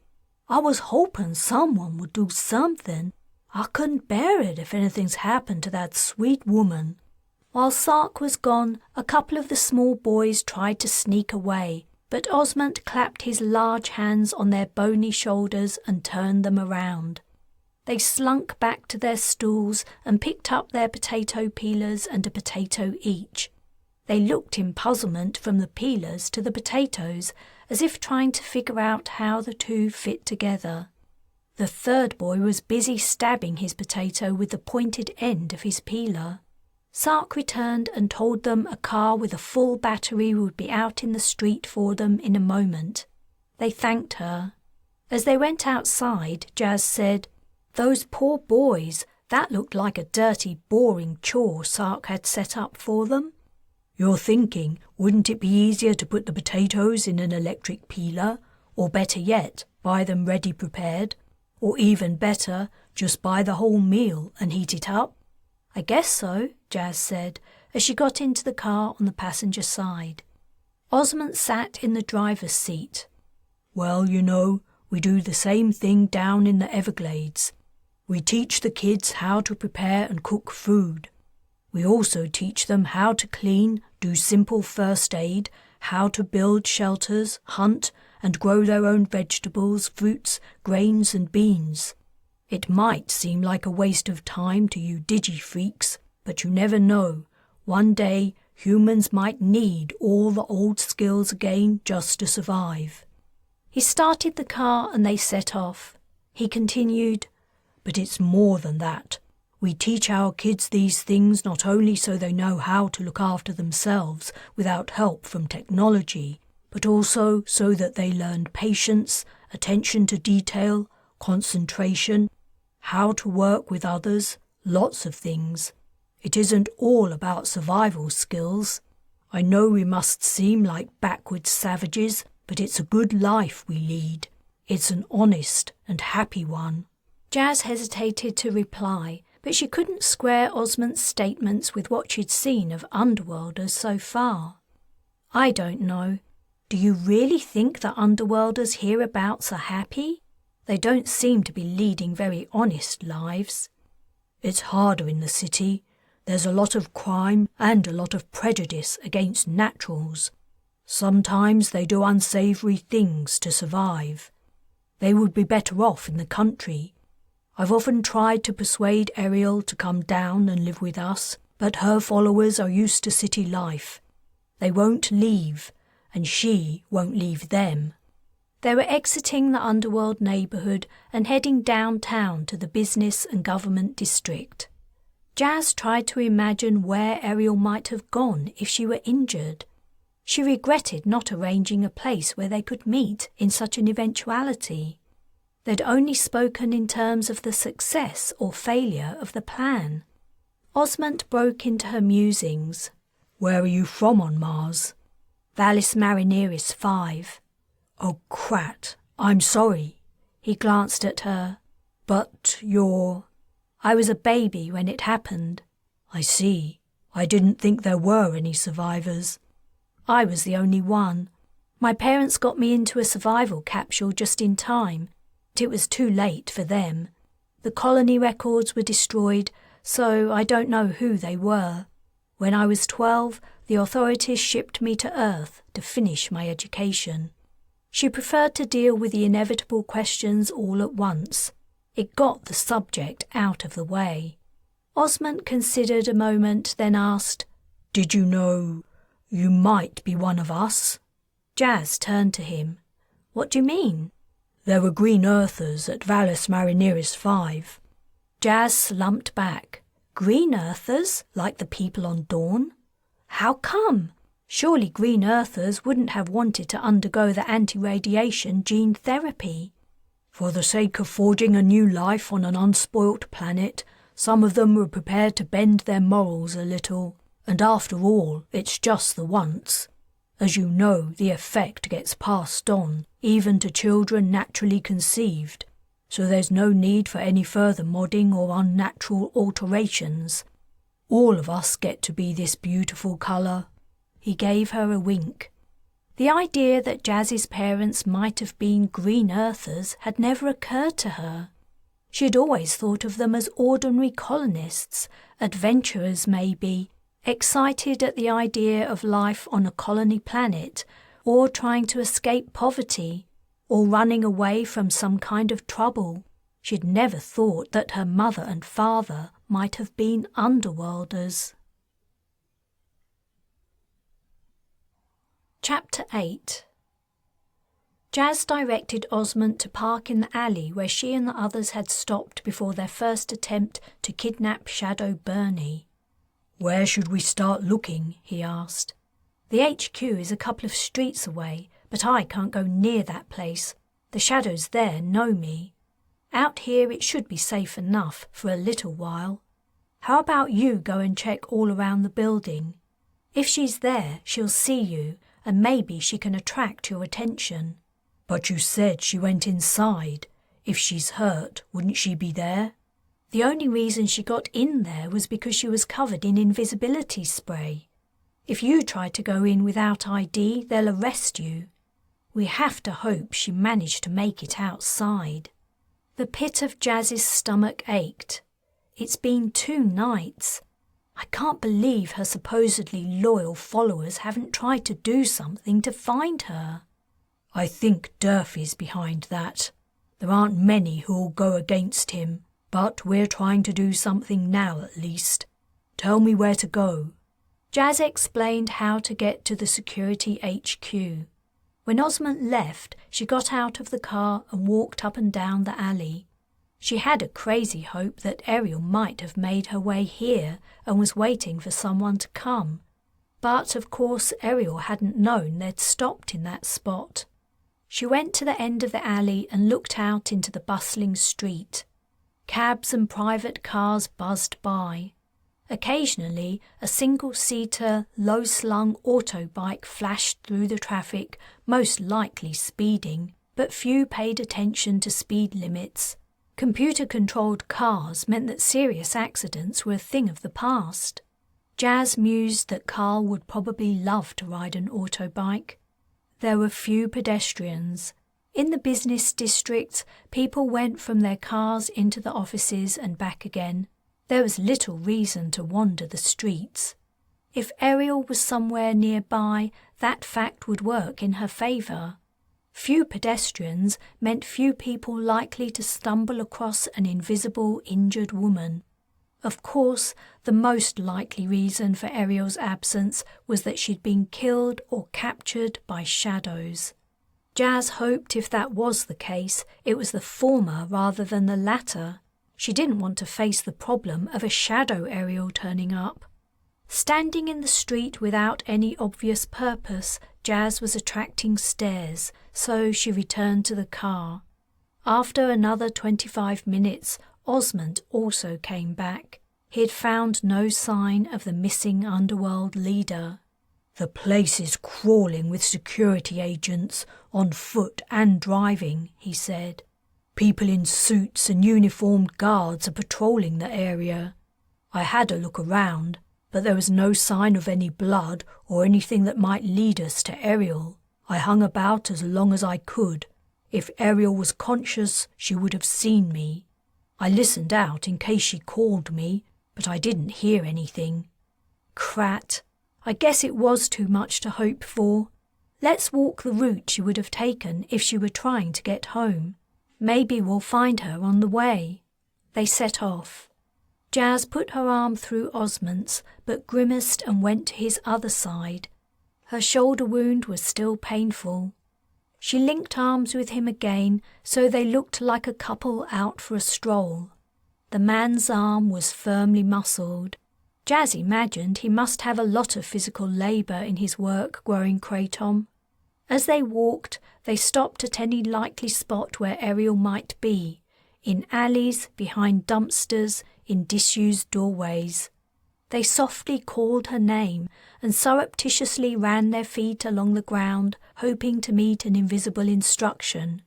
"You know," Osmond said, "we could always break into the headquarters. If they caught her, they might still be holding her there." "I'd like to think so," Jas replied, "but I doubt it. When they captured Sayan, they took her away to a trap immediately." "A trap?" Jas had forgotten Osmond still didn't know about the shadows or the reason why Ariel had gone with them to capture someone from the security HQ. She sighed. "Okay, I'll explain, but please, you can't tell anyone. The reason why will become clear." "If it might help Ariel, I can keep a secret." "I'm sorry, but honestly, I think Ariel's beyond our help. Do you still promise to keep this to yourself?" "I do." Jas looked into the man's reddish-brown eyes. As had lately become her habit, she searched for signs he might be a shadow. She saw none, and she had no bad feelings about him, but that didn't stop her from worrying she might be mistaken. She wondered if she would ever lose that feeling about every new person she met. She sighed again. Let's go back to the car and drive through the area we've covered. Then we can park again and explore farther from there. When we've checked everywhere Ariel might be, I'll explain. I don't want to delay our search for her. We've delayed long enough." They looked for the missing woman for the next few hours, but Ariel was nowhere to be found. After they'd covered all the ground they could, they parked. Jas explained to Osmond about the shadows and briefly went over what had happened since they'd first encountered them on K67092D. "So there's really no way to tell these shadows apart from their victims?" Osmond asked when she'd finished. "It depends.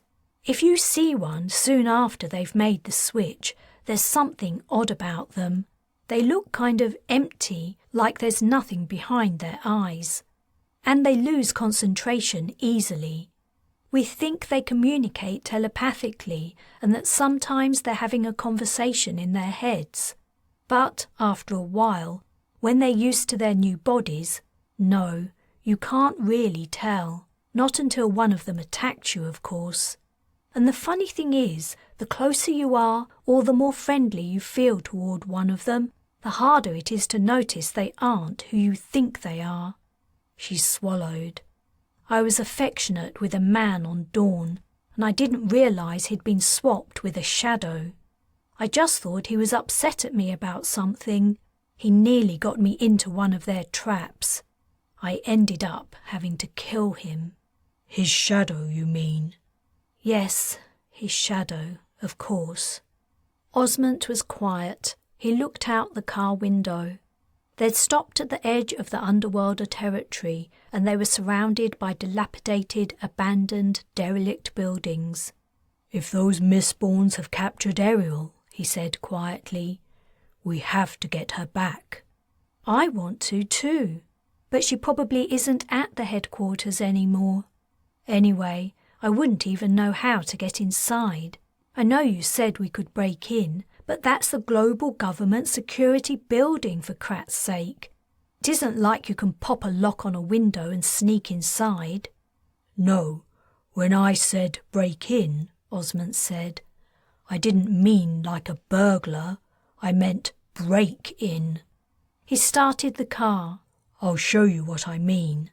He drove the short distance back to Ariel's place, but he passed by the final turn and instead entered the next road, which was wider. A huge truck was parked at the other end of Ariel's alley. "That's yours?" Jas asked. "How else do you think I make my deliveries?" "That's a monster." He smiled. "Wait till you see inside." They got out of their vehicle and went to the truck's cab. Osmond unlocked it and Jas climbed in. The interior had a sweet, slightly rotten odour, which she assumed was the smell of kratom. The wide seats were covered in a cracked, very soft material that also exuded an unusual smell. It took her a moment to realise what the material was. "This is leather, isn't it?" she asked. "Yeah, the truck's pretty old, but she's a good one, and we've made some modifications." Osmond looked up the street and checked the surround view screens on the dashboard. The road was empty. He turned and opened an almost invisible square door behind the seats. Jas saw a sloping tunnel with indentations for hands and feet leading up into darkness. "We created a false roof. Up there's a toy to keep the shadows busy while we find Ariel." "I admit I'm impressed, but why would you need heavy weaponry? That seems a little excessive, even for a kratom grower." "When you live on the fringes of modern society, Jas, you need all the protection you can get." "Okay, Osmond, but I don't see how a mortar or whatever it is that's up there will get us inside the HQ. It'll take a lot to get through their defences." "Okay, check this out." He thumbed a button and the cab juddered as a metal wall rose to cover the windscreen.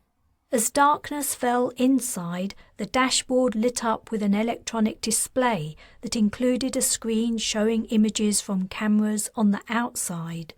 That's reinforced laser-proof steel. With that in front and the power of this truck's engines, we could punch right through a solid wall. Chapter 9. When Jas and Osmond returned to Ariel's place, all hell had broken loose. Durfee had persuaded the other Underworlders to launch another attack. This time, Jas got to see him at work from another perspective. He was standing on the stairs, watching as the drugged-up men and women tried to force their way into the medical centre. They'd arrived not a moment too soon, for the resistance inside the room had clearly collapsed and the Underworlders were streaming in. Osmond shouted at them as he had before, but he had less of an effect, maybe because his delivery was unloaded and safely in their possession. A shriek came from inside the room. There was only one way to stop them, Jas realised. Instead of targeting the Underworlders, she ran straight to Durfee. His gloating expression vanished when he saw her. He fumbled for something inside his jacket, but Jas had a weapon pressed against his temple before he could reach it. "Call them off," she barked. "Now, or so help me I'll—" Okay, Durfee muttered. Jas stuck a hand into his jacket and pulled out a blaster, which she tossed to Osmond. She forced Durfee down the stairs and into the medical centre. The room was in chaos. Several bodies lay on the floor. 3 Underworlders were grappling with Sayan, and another was in a fistfight with Carl, who was trying to protect Makey. The remaining Underworlders were dragging the minister from her bed. She was clinging to the headboard with her fingertips, but as Jas went in, they ripped her away and lifted her onto their shoulders. The minister shrieked for a second time. Osmond followed them in and set upon the Underworlders who were fighting with Sayan. "Stop them, now!" Jas shouted at Durfee. "Okay, everyone, that's enough," he said, half-heartedly. Jas ground the point of her weapon into his skull. "That's enough," he repeated louder. When the Underworlders didn't respond, he said, "A new run for everyone who stops now." The message got through, and the aggressors stopped fighting. The ones holding the minister dropped her onto the bed. Sayan took a moment too long to understand what was happening, and she thrust her elbow into the side of a man's head, sending him spinning to the floor. As she did so, she became aware the fight was over. "Oops, sorry." "What about her?" asked an Underworlder, indicating the minister. "You said she could get us some myth." "Looks like I was wrong," Durfee replied. "You're only saying that 'cause she'll kill you if you don't," said the Underworlder, looking at Jas, who was maintaining her position with her gun pressed against Durfee's head. "Come on, guys," said Osmond, his hands on his hips. "Take a look at yourselves. What are you doing? These people are Ariel's guests. What kind of hospitality is this? Is this what Underworlders stand for? Fighting women half your size?" He eyed Sayan, who was surrounded by 3 unconscious men. "Dragging old ladies from their beds?" The minister's eyes flashed, but she said nothing. "Is this what Ariel taught you? Is this how she'd like you to behave?" "They're digi-freaks. They don't deserve our respect," said an Underworlder. Osmond sighed and shook his head. "This is what comes of living out of touch with nature. All living things deserve your respect, especially other human beings. Sometimes we have to lie, steal and cheat. Sometimes we even have to kill. But we don't do it unless we have to. And we certainly don't do it for the sake of a run. What's wrong with you people? What nonsense has this man been whispering in your ears?" "Oh, quit with the lecture," said another Underworlder. "You come up from the country thinking you can tell us what to do and how to live our lives. You don't live on the street. You don't know anything." "Hey," Jas said, "I'm sick and tired of living here anyway. You don't want us here, so we'll leave. Just let us go in peace, okay? We'll be out of your way by this evening." "You sure, Jas?" Carl asked. "Yes. Are you well enough to move, Makey?" "Yes, I am. I've been up and walking around today." "Great." "You're right," said Sayan. "It's time for us to go. But in case you were wondering, she comes with us." She pointed at Bathsheba. "No," Durfee said. "I'm not agreeing to that. She stays." "Yeah, she can tell us where the myth is," said an Underworlder. "No, I can't," Bathsheba said shrilly. "I have no idea where it's kept. I can't help you with that. But when the police catch you, I do have the authority to uphold the death penalty if I feel you have threatened global security, which you can be assured I do." "If the police catch us," said the Underworlder. "Not seen a cop around here in the last 5 years. Anyone else?" Another Underworlder puffed air between relaxed lips. "I don't know. Probably not worth the risk. I heard that myth isn't all it's hyped up to be anyway." "Look," said Osmond, "you let them walk out of here free, all of them, and I promise I won't hold a grudge. Delivery as normal next month. You don't want to lose your kratom, do you? Or the food I bring? Come on, guys, see sense." "Okay, let them go," said the second Underworlder who had spoken. The first began to protest, but the others drowned her out with calls of agreement. Durfee was scowling. "You've got an hour," he said between his teeth, before stalking out of the room. The rest of the Underworlders left with him, except the ones who are unconscious or dead. "We're going to Ariel's safe house?" Sayan asked Jas. "It seems for the best, don't you think? Do you still have the map?" "I do. I take it you didn't find Ariel?" "No, we didn't. I'm sorry." Sayan looked down. "I guess it's better than finding her body." Jas put a hand on her shoulder. "There's still hope. Osmond here has an idea for storming the security HQ and rescuing her, if she's there." "Storming that building?"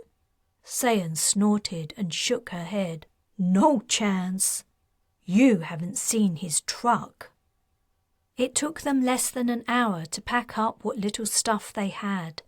A lot of Ariel's medical supplies and equipment had been trashed in the fight, but Sayan picked through them and gathered up what she could that she thought might be useful. Makey still required regular dressing changes and antiseptic sprays, she explained. Sayan seemed to be taking along a lot more than that, Jas thought, but she didn't object. With Ariel gone, the remaining Underworlders seemed to be descending into a state where medical treatment would be low on their agenda. They asked Sark if she wanted to come with them, but the woman said no. There were many young and innocent mouths to feed, and she wouldn't ever begrudge a meal to the worst of them. They were all human beings after all. Osmond told her she was a person after his own heart, and that he hoped things were better when he returned in about a month. They drove to the safe house in his truck. The cab was large enough for them all to squeeze in. Carl was so impressed with the vehicle he could barely speak. It wasn't far to their new place, but it was difficult to get there through the streets of the old neighbourhood. Osmond had to drive out onto wider roads and then approach the house from a different direction. Eventually, he stopped outside. It was a small building, dwarfed by newer but still very old apartment blocks. The yard was overgrown, and it looked like no one had set foot in it in ages. The gate was ajar, and the windows were blank and dark. It was late dusk, and no light shone from inside, which Jas was glad of. Everything indicated the house was unoccupied. She hoped none of Durfee's followers would find them there and try to force them out, for a few days at least. She pushed at the gate, but it was stuck and wouldn't open any wider. She tried again. The hinge gave a moan. It was no use. The gate would only open wide enough for her to squeeze through. They would have to lift their belongings over. As she stepped through, her foot caught on something and she fell. Astonished, she looked back at whatever had tripped her. There was nothing there. It had been something large, soft, and invisible. Chapter 10. "What's wrong, Jas?" asked Sayan as she saw the woman's expression. They were on their way into the safe house, and she was holding a bundle of clothes they'd brought with them from Ariel's place. She gazed in wonder as she saw Jas drop down and begin manhandling something Sayan couldn't see. Something she couldn't see. The clothes fell from her grasp, and for a moment she was frozen. Then she was at Jas's side, and she too could feel the warm, soft, invisible body beneath her hands. "Ariel!" she gasped. Jas had a handful of grass, and she was rubbing it on the prone figure. Bits and pieces of Ariel began to appear as she scrubbed off the invisibility spray. Her clothes, a part of an arm. "Wait," said Sayan. She had figured out how the Underworld leader was lying. She pushed her onto her back and pressed an ear between her breasts. "Be quiet," she hissed, as exclamations of realization came from Makey and Carl. The street had no traffic, but it still took several long seconds before Sayan heard a heartbeat. It was slow and faint, but it was there. "Get the door open, Jas," said Osmond. Sayan found Ariel being pulled from her grasp as the large man scooped her up into his arms. She followed him into the dark house and the first room they saw. Inside was a dusty old sofa. He laid Ariel down on it. Someone found the light switch. Someone else was asking for soap and water. All Sayan could do was hold Ariel's invisible wrist and feel for the thready pulse. Then she heard the Underworlder murmur. "Wait, she's saying something," Sayan said to Jas, who was cleaning the spray from Ariel's face. She leaned close. Only Ariel's right cheekbone, ear, and eye were visible. Her skin was translucent and drawn tightly over her cheekbones. Her eye was sunken in its socket. Sayan bent down to her mouth. Ariel was speaking so softly she could barely make out what the woman was saying. 07347 "Can you understand?" Jas asked. Sayan nodded. "Wait a minute." She listened some more, and Ariel repeated herself twice. "Okay, Ariel, I've got it now," she said, but the woman didn't seem to hear her because she continued to repeat the numbers. "What's she saying?" asked Osmond. "I don't know. It's a set of 10 numbers. Could it be a key lock or a code? Do Underworlders use encryption codes?" "Not that I've ever heard of," said Osmond. 10 numbers. What if it's just a phone number?" "A phone number? Of course, it might be just that. Could you call it for us?" "I've got an interface in the cab of the truck. It's untraceable. Come with me." Sayan followed the Martian to his vehicle and climbed inside. She spoke the number into the interface and a call went through, but it was a long time before the callee picked up. A middle-aged man's face wearing a suspicious expression appeared on the screen. "Hello? Who is this?" "Hi," Sayan said. "You don't know me, but please don't hang up." "Why can't I see your face? If you're selling—" "I'm not selling anything. I got your number from someone who's in need of help. She's saying this number over and over again. I think she wants me to call you." The man's expression changed from suspicion to annoyance. "I'm sorry. I think maybe you have a wrong number. Anyone I know who's in need of help would go to the—" He paused, and a look of recognition began to dawn on his face. Who is this person? Her name's Ariel, and she's very, very badly hurt. Ariel, breathed the man. After all this time. Where are you calling from? I'll be right there. Osmond gave the man the address. He frowned as he took it and seemed to momentarily reconsider his decision, but before he hung up, he said he would be there in 20 minutes. When they got back inside, Jas had cleaned all the invisibility spray from Ariel, and at the sight of her, Sayan nearly collapsed. A deep laser wound ran across both her thighs, halfway to her knees. The muscle was visible, and Sayan thought she could even see bone. Her arms were also a mess. Unable to walk, Ariel must have dragged herself all the way from the security HQ. She bore dark red scabs from her elbows to her wrists. Jas was dripping water into her mouth, but some was running out unswallowed as Ariel continued to mouth the phone number over and over again. She made it all this way, said Ariel. Why didn't she come back to us?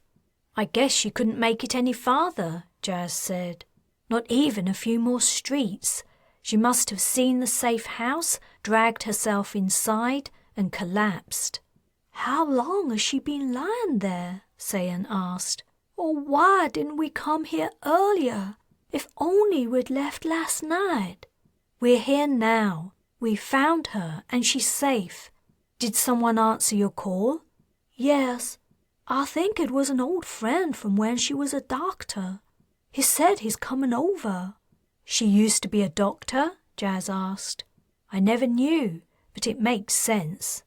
Sayan knelt by the sofa and looked more closely at Ariel's thighs. They were a mess, and at close range Sayan detected a putrid, rotting odour. The wounds were going bad. Sayan prayed she was right in guessing the man she'd called was a surgeon, and that, somehow, he could save Ariel's legs. Then it hit her. What are we doing? She said. This is crazy. Ariel could die. Nothing's worth that. I'm gonna call an ambulance. She went to return to Osmond's truck, but found her way barred by the man's large frame. No, he said. Ariel wouldn't want it. You don't know that, said Sayan. I'm pretty sure she'd want to live.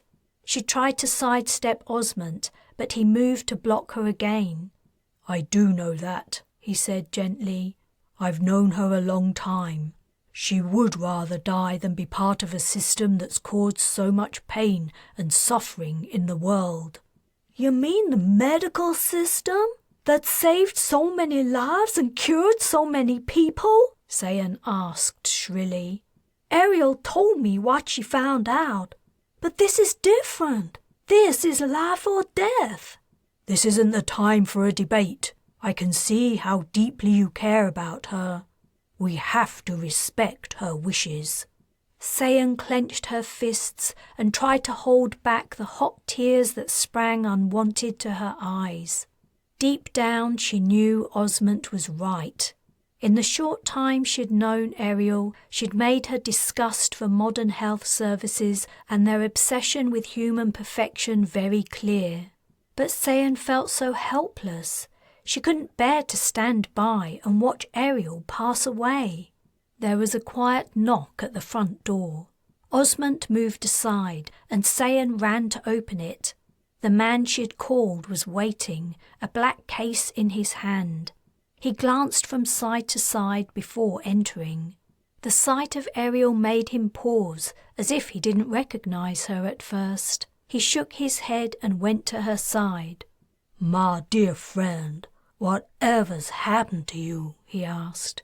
Opening his case, he said without looking round, I need one person to assist me. The rest of you, out. I'll help, blurted Sayan, and she sprang to the man's side. Chapter 11. 3 days had passed, and they had 3 days still to go before the shipment of shadow scanners from the Transgalactic Council arrived. They'd found dried food stored in the safe house to keep them going. Jas was in the backyard. Once a lawn must have grown here, but now the area was a mess of weeds and trash blown in from the street. The sun was hot and the air humid. She sat alone on an old swing seat on the porch, leaning against the decayed wooden slats which were coated in ancient flaking paint. The mysterious man Sayan had called had just delivered the news that, after several dicey moments, it looked like Ariel would live. The man never gave his name, and whenever he turned up, he spent most of his time with his patient. They had turned the living room into a bedroom as the man had advised, saying he didn't want to risk even moving Ariel to another room.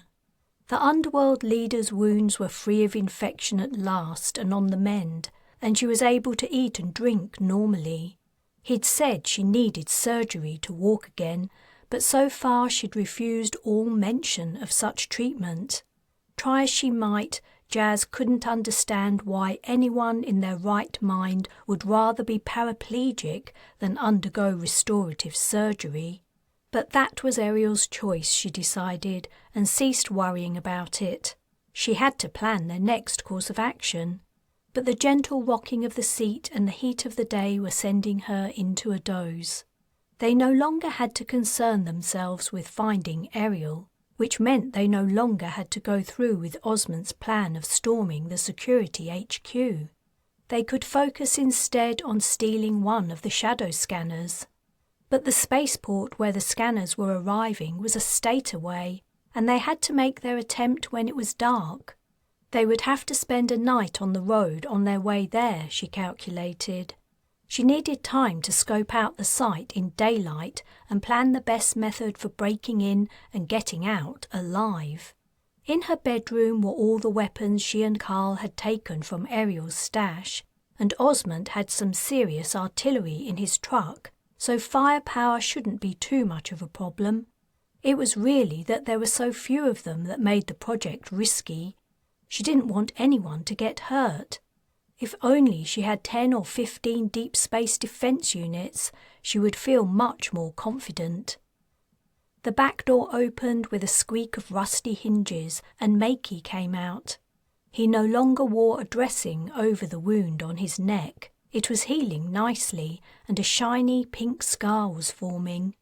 Jas got the impression the kid was rather proud of it. "Hey Jas," he said. "Did you hear the news? Ariel's going to be okay." "Yeah, I heard. It's great news." Makey sat down next to her, pushing the swing backward. "So what are we going to do now? Are we going to break into the spaceport and steal some scanners?" So you overheard the minister?" "Well, I was just thinking about that, but I'm not sure what you mean by we." "Aw, come on. You have to let me come too." "I have to? Do I?" Makey groaned.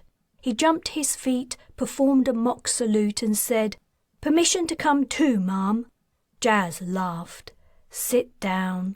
"I don't know. I haven't decided yet, to be honest. Someone has to stay with Ariel, and I'm guessing I won't be able to separate Sayan from her, which is a shame because with her enhancements she's very useful. But that means only you, Carl, and Osmond will be there. That isn't enough. You need me." The kid was right. Though she hated the thought of taking someone so young into such a dangerous situation, they would need everyone they could get. And Makey seemed to have learned his lesson since Antarctica. She didn't think he would disobey another order so lightly again. "Well," she said, and Makey's expression brightened. "We'll see." His expression fell. "How about I give you some training, and if you do well enough, you can come." "That sounds great!" he exclaimed. "Can we start right now?" "Not yet," Jas replied. "We'll wait until the sun swings around into the yard. It'll make the laser beams less easy to see from a distance. You showed you were a good shot when you and Carl saved my life on Dawn, but some target practice never hurts. For now, go to your room and do the exercises I showed you to build up your core strength. I'll call you when it's time." Makey didn't need telling twice. He was gone in a moment. Carl caught the door as it swung behind the kid and closed it. He took Makey's place next to Jas and spread his arms along the back of the seat. Neither said anything, but the silence between them felt comfortable. After a little while, Carl said, "I was talking to Osmond about his farm. Sounds like a great place. They grow all kinds of crops down there. Keep goats and pigs too. Got a good setup." Carl seemed to be leading up to something, and Jas wondered what it was. Was he planning on going there when this business with the shadows was over? "Seems like a nice guy," Carl went on. He was on the edge about something. Jas could tell from the way his accent had gotten stronger. She liked the sound of his Australian drawl. It gave her a warm feeling. "Osmond," she said, "I was suspicious of him at first, but I think you're right. He's okay. I suppose you and he got along pretty well. With him being another Martian, I mean." They had both been looking out into the view from the backyard, which was of a derelict building site that had been abandoned, leaving only the foundation. At Carl's sentence, however, Jas turned to look at him. He continued to gaze steadily out and wouldn't meet her eyes. "Oh, Carl, don't be an idiot." He finally looked at her. "What do you mean?" "I like Osmond, but not like that." She sighed. "The last time I got close to someone, I ended up bashing in his shadow's head with a rock. Even if I did want something more with Osmond, which I don't, this isn't the right time. A lot of people are going to lose the ones they love before this is all over. It doesn't make a lot of sense to open ourselves up to more hurt." "Yeah, I suppose you're right." Jas returned her gaze to the distance, and another silence fell. The sun's beams crept slowly into the yard, lighting up the weeds and the insects that flew and danced among them. After a little while, Jas leaned her head against Carl's shoulder, and he wrapped his arm around her. They stayed in that position, neither saying a word, until Makey burst out of the house, asking breathlessly if it was time for target practice yet. Chapter 12. The next day, as Jas was teaching Makey some hand-to-hand fighting techniques, murmuring voices came from Ariel's room, growing louder. Soon, shouting could be heard. Ariel was arguing with her doctor friend. "For Christ's sake, see sense, woman," shouted the man. "You are always stubborn, but this is ridiculous." Ariel retorted, "Just forget it, okay? You'd never understand." "And what's that supposed to mean?" "I said forget it."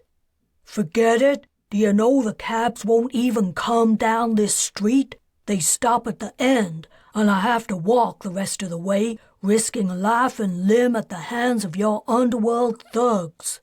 "Hey," exclaimed Ariel, "don't talk about my friends that way." "Did your friends save your life? Are your friends offering to operate on you and give you back the ability to walk? When I heard you were in trouble, I hadn't seen you for 20 years. I didn't know if you were alive or dead, but I came. I came because I was told you needed me, but apparently not. Apparently I'm not one of your friends. That's it, Ariel. It's over. I suggest you forget my number, because the next time I receive an anonymous call, I won't be answering it." Loud footsteps rang from the hallway, and the house resounded as the front door slammed shut. Makey was lying on the floor where Jas had thrown him. He raised himself up on his elbows. "I don't think he'll be back." "No, I don't think so either," Jas agreed. "But Ariel sounds a lot better. I'll go in and see her later. Come on, get up. Now you work the same move on me." Makey stood and waited for Jas to run at him. When she did, he grappled her and hooked his foot behind her ankle. She landed on her back. Well done, she told him from the floor. That should work on someone taller than you who has some momentum going. You can use that to unbalance them and... Sayan flung the door open and marched in. She threw herself into a chair and crossed her arms. "Oh, sorry," she said when she noticed Jas and Makey. "You carry on. I just had to get away from Ariel. She's driving me insane. I've tried everything I can think of to get her to change her mind, but she's adamant. She'd rather spend the rest of her life scooting around on a board with wheels than get her legs fixed. Can you believe it?" "I don't understand it either," said Jas.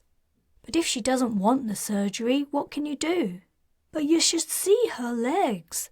They're healing up all right, but they look awful. There's hardly any tissue left where the laser hit her. It isn't only a matter of her never walking again. If she doesn't have the treatment, she's going to be in pain for the rest of her life. She doesn't say anything, but she's in constant, severe pain all the time already. You can see it in her face. I think she hardly sleeps at night because of it. Osmond's been doping her up with kratom, but I don't think it's enough." "Who would choose to live like that?" "Most of the Dawntowners would," said Makey. "The older ones, anyway. The first-generation colonists. They were almost all like that. I never really understood it either, but Ariel's way of thinking isn't that unusual to me." Sayan shook her head sadly. "I just don't get it." "Me neither," Jas said. "But don't forget she grew up in a different time from us. That seems to have something to do with it. Today's generation of underworlders don't seem to hold the same strong opinions about global control through technology. They seem to be mostly naturals who can't get jobs, or addicts. I think the old Green Earthers developed their ideas when the world was changing rapidly, and people had to decide whether or not to continue with technological development. People like Ariel only see the bad that technology brought with it." Sayan sighed. "She's told me what happened that opened her eyes to the things she hates about the world today, and it was terrible. But I still don't understand. If she allows her friend to operate, it doesn't make her a participant in the way our societies run. It doesn't mean she's doing those things herself." "For some people," Makey said, "it's the same thing. My Dar thinks he's tainted if he touches anything unnatural, as he puts it. He has to go and wash himself afterward. It's strange, but it's the way he thinks." Osmond came into the room. "Ariel's asking for you, Sayan." She got up to leave. "Wait a minute," Jas said. "We're setting off tomorrow. Are you coming, or do you want to stay here? We can't take the minister with us. We need someone to guard her for another few days. And Ariel..." Her expression sad, Sayan said, "I can't leave her. Not yet." She went out. "We need to talk," Jas said to Osmond. "Are you still on board with helping us steal a shadow scanner?" "Yes, I am." He rubbed his hands together. "It's been a while since I did anything downright criminal." "You don't count growing kratom as criminal?" Jas asked, her eyebrows raised. "I can't help it if my crops have special properties." He winked at Makey. "Hey, no corrupting the kid." "Wouldn't dream of it." Jas narrowed her eyes at him. "So, let's figure out our route and what we need to take." "I've got the route figured out already. We can stop overnight at a national park. I can park the truck behind some RVs where it won't attract too much attention. We'll blend in with the tourists. It's busy there this time of year." "Sounds good. We'll have to leave some weapons here for Sayan. She'll be by herself with an invalid and a hostage to protect. I wouldn't put it past Durfee and his clan to figure out where we are. I don't like leaving her." "We have plenty of guns," said Osmond. "Once we're inside the cargo warehouse, there shouldn't be much need for fighting. The guards will be on the perimeter. My truck will get us through that. Smash, grab, and run. He grinned. Like the old days. Chapter 13. They came from across the abandoned building site in the early hours of the morning. Jas was asleep. She had tied Bathsheba to the other bed in the room. She hadn't liked doing it. Over the days that the minister had been living with them, Jas had grown accustomed to her. She didn't think she was a bad person, just misguided and out of touch, and perhaps too sure of herself. Jas believed she genuinely hadn't known the shadows had infiltrated Earth to the extent they had. As she fell asleep, Jas had been looking forward to the day they could let the older woman go. The first she heard of the Underworld's attack was the tinkle of glass breaking. As her eyes flicked open, she reached for the blaster next to her bed. Her waking brain tried to compute where the sound had come from. It seemed to have been from the kitchen, which was below Jas's room. Carl and Makey shared the bedroom next door. Osmond had his own room at the front of the house, and Sayan and Ariel were in the living room.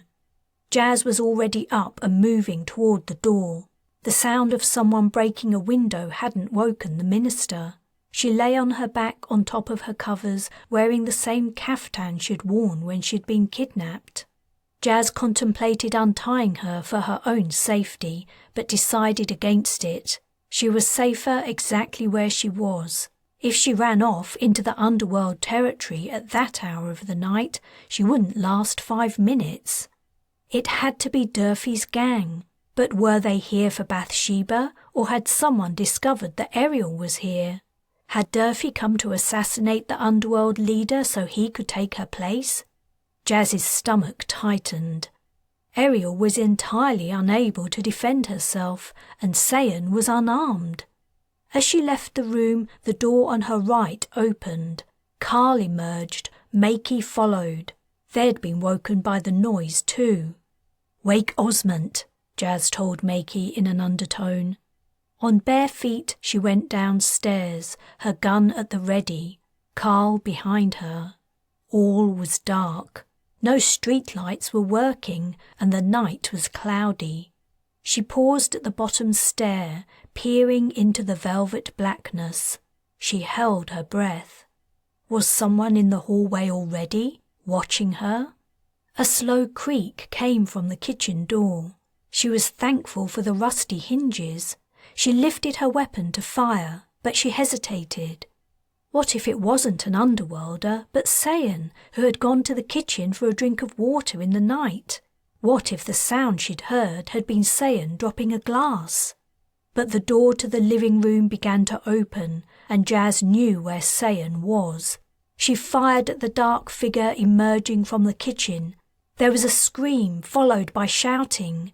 The form Jas had shot thumped to the floor. Scuffling and the sound of furniture being overturned was loud in the house. The living room door had closed at the first shot. Jas kept her gun trained on the kitchen, but no one else emerged. She glanced up at Carl, who was on the steps above her, also waiting for the next move from the Underworlders. She was blinded by something on her left. A laser beam had shot right through the front door, narrowly missing her head. Her retinas burned, and she could see nothing but a red glow. "I'm blinded!" she gasped to Carl. The hiss of his weapon told her he'd fired back through the door. He pushed her to one side. "Get upstairs," he said. "Check on the minister. Osmond's here." Groping on her hands and knees, she climbed the steps and felt her way along the hallway, trying to blink away the scarlet glare.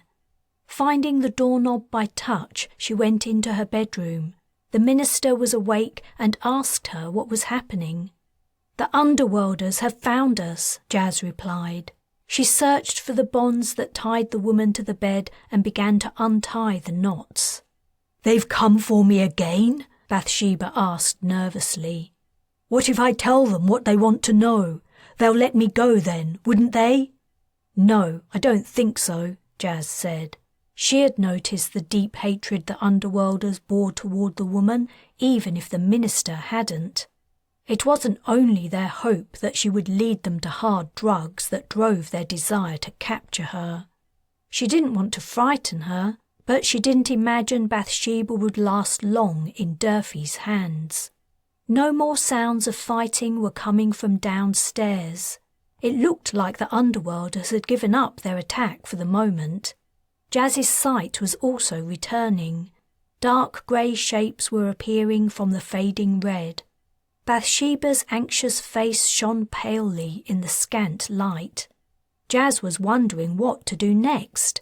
Should they go on the offensive and drive the Underworlders away, or should they wait until dawn? When someone ran up the stairs and along the hallway, Carl burst into the room. "The kitchen's on fire!" he exclaimed. "It's out of control. We've got to get out." "Crat! They're forcing us to leave. They're going to pick us off one by one the minute we go outside." Jas was untying the final knot at the minister's wrist. The woman ripped her hand free and clutched at Jas. "Help me! I don't want to die!" "Then do as I say," Jas replied. "Is Osmond helping Ariel?" she asked Carl. "Yes." "Stick with Makey then, Carl. Don't let him out of your sight. Tell everyone to wait in the hallway. We're coming." "Stay safe, Jas," Carl said, and he was gone. She grabbed the bag of weapons. Everything else she left. "Put on your shoes," she told Bathsheba. "Come with me and don't leave my side, no matter what happens." The woman took Jas's last instruction literally. She clutched her arm in an almost painful grip. Jas swung the bag of weapons over her shoulder with her other hand, and together they left the bedroom. Smoke from the kitchen made the dark house utterly impenetrable to sight. Jas reached for the banister rail. From below came the sound of coughing. They had only seconds to get out before smoke inhalation rendered everyone unconscious. Bathsheba was gibbering frightened nonsense at her side as they felt their way quickly downstairs. "Calm down," Jas hissed. She was worried the woman would do something stupid in her terror and get them all killed. "Osmond," she said into the choking smoke, "you've got to get your truck open. You'll have to go first. I'll cover you." "I have to carry Ariel," he replied. "No," came Sayan's voice. "I can do it. I can. Trust me." "Okay," Osmond said. Jas was at the front door. She slid her hand across it, found the handle and turned it. As she raised her weapon to fire through the gap, she was thrown roughly aside. It was Bathsheba. She ran out, shouting, "Don't shoot! Don't shoot! I'll—" The buzz of laser fire was followed by a terrible shriek. The minister collapsed. Jas gasped, but she'd seen from where the Underworlders were firing. She returned fire, shouting at Osmond, "Go, now!" The large man sped over the short distance to his truck and was inside in a heartbeat. The laser-proof steel shields rose up and slid into place around the cab. "Sayan! Ariel!" shouted Jas, firing again into the darkness. Sayan ran low across the front yard, carrying the crippled woman over her shoulder in a fireman's lift. "Carl, fire at that alleyway. I'll take this side. Let's go." Jas, Makey and Carl raced to Osmond's truck. On the way, Jas glimpsed Bathsheba. She was on her back, her stomach and chest open, burned and bleeding, her eyes flickering closed. Then the image was gone. Arms were pulling Jas into Osmond's cab. The engine was already running. The door was slammed shut, and they were driving into the night. Chapter 14.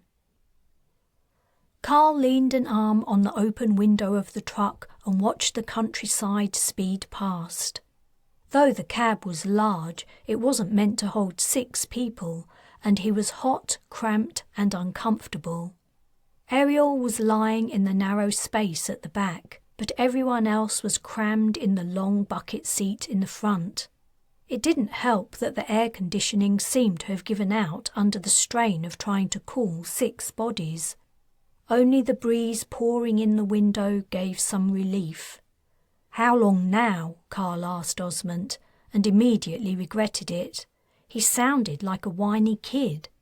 The fact was, as well as the confined conditions bothering him, he hated it when someone else was driving. "Couple more hours," came the reply. Carl couldn't wait to arrive at the national park that was to be their halfway stop on the way to the spaceport. He was sure that others felt the same. The general mood was very low. Jas was deeply cut up about the death of the minister, Carl could tell. He didn't think she should blame herself so much. If the woman hadn't been trying to brush the problem of the shadows under the carpet, she and a lot more people would still be alive. Sayan had a line between her eyes that never seemed to go away. She was worrying about Ariel, no doubt. The Underworlder wasn't really well enough to be moved. Osmond was concentrating on the road. Makey was the only one who seemed relatively cheerful. They'd been driving through flat farmland for hours, but the mountains that had been far distant were drawing close, and the fields had given way to sparse woods. The air outside grew cooler as dusk drew on, and they drove into the shadow of the trees. Slowly, the road began to slope upward. "Can we stop for some water?" Sayan asked Osmond. "Sure, there's a camping store along here somewhere, if I remember right. We can have a rest stop and stock up. We'll need sleeping bags. Gets cold up in the mountains at night." "We can't pay for anything," said Jas. "Ariel's crew stole our cred chips, but we couldn't use them anyway. The shadows know that we know about them. They're looking for us." "Don't worry, I'll pay. You can pay me back with labour on my farm."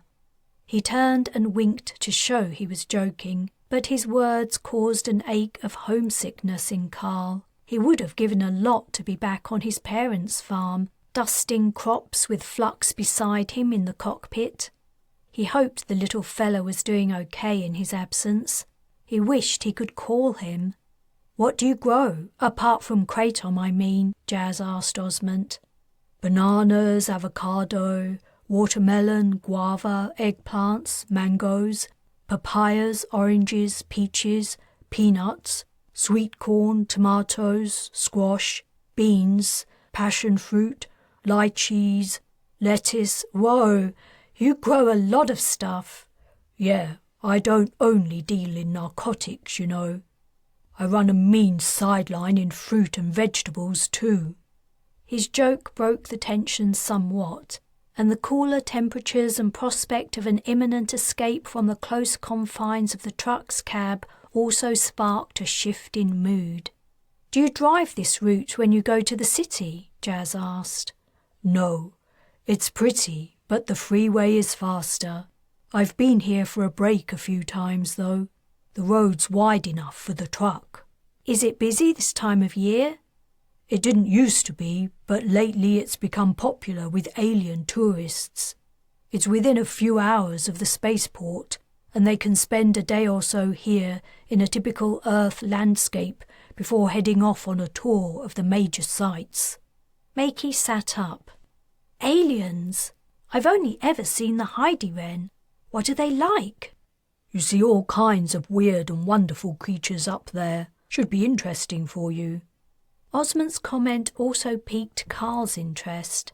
Though he'd visited more planets than he could easily count, shuttle pilots on prospecting missions were generally required to remain with their spacecraft in case of an emergency evacuation, and his parents' farm was far from the tourist areas where visiting aliens were commonly seen. "Won't we stand out?" asked Jas. "We hardly look like tourists. The last thing we want to do is attract attention." "Maybe a little," Osmond replied, "but I don't see how that can be helped. We'd stick out more at a regular truck stop, that's for sure. There aren't many truckers who try to squeeze 6 people, including an invalid, into their cabs. Besides, The only authorities up there are the rangers. They see all kinds of folks and don't pay them any mind as long as they follow the rules. We should be okay." Carl settled back in his seat and let the refreshing air from the window cool the sweat on his neck and chest. In another few minutes, a single-story cabin appeared on the side of the road. The camping store had parking space for RVs around the back. Carl, Jas and Osmond went into the store while Sayan and Makey stretched their legs. A warm, musty, pleasant scent of wood greeted them inside. The place was filled floor to ceiling with equipment for basic through luxury camping. A red-cheeked young woman sat behind the counter watching an interface on the wall. Jas and Osmond went to look at the sleeping bags, and Carl went over to the screen, which was showing the latest vid news. He'd been attracted by a flash of a building that looked familiar. As he watched, he found his suspicion was correct. The screen displayed an aerial view of a global government security headquarters. "Can I help you, sir?"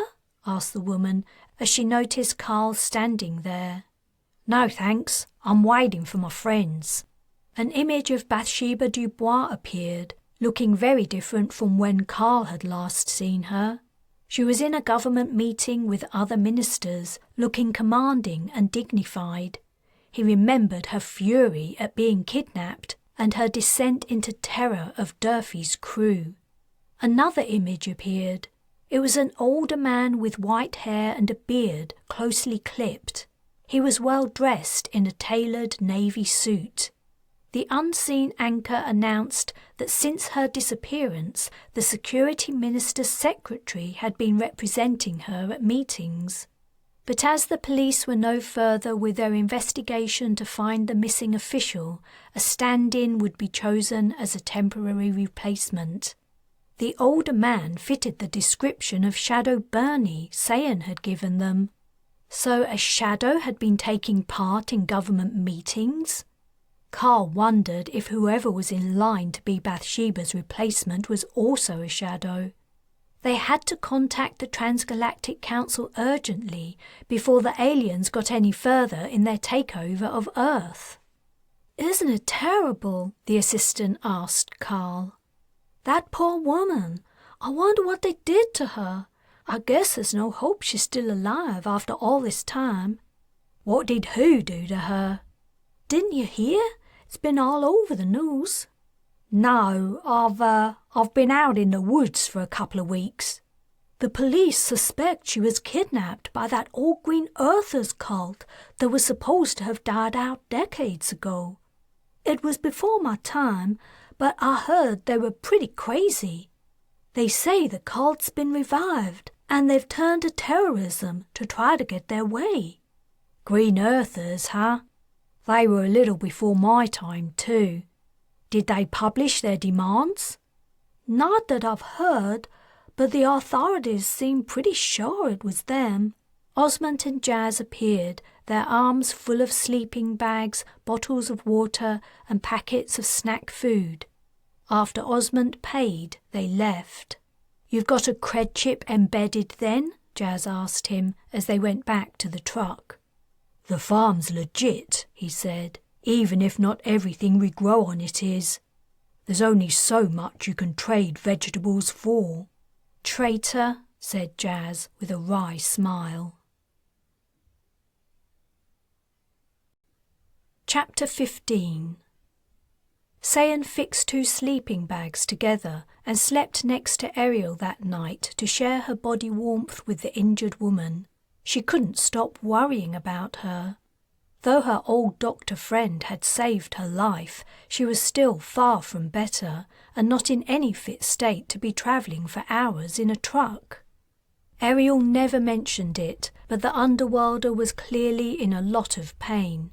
Osmond had supplied her with kratom pellets that kept her in a sedated haze most of the time, but she was often pale and sweaty before it was safe for her to take another dose.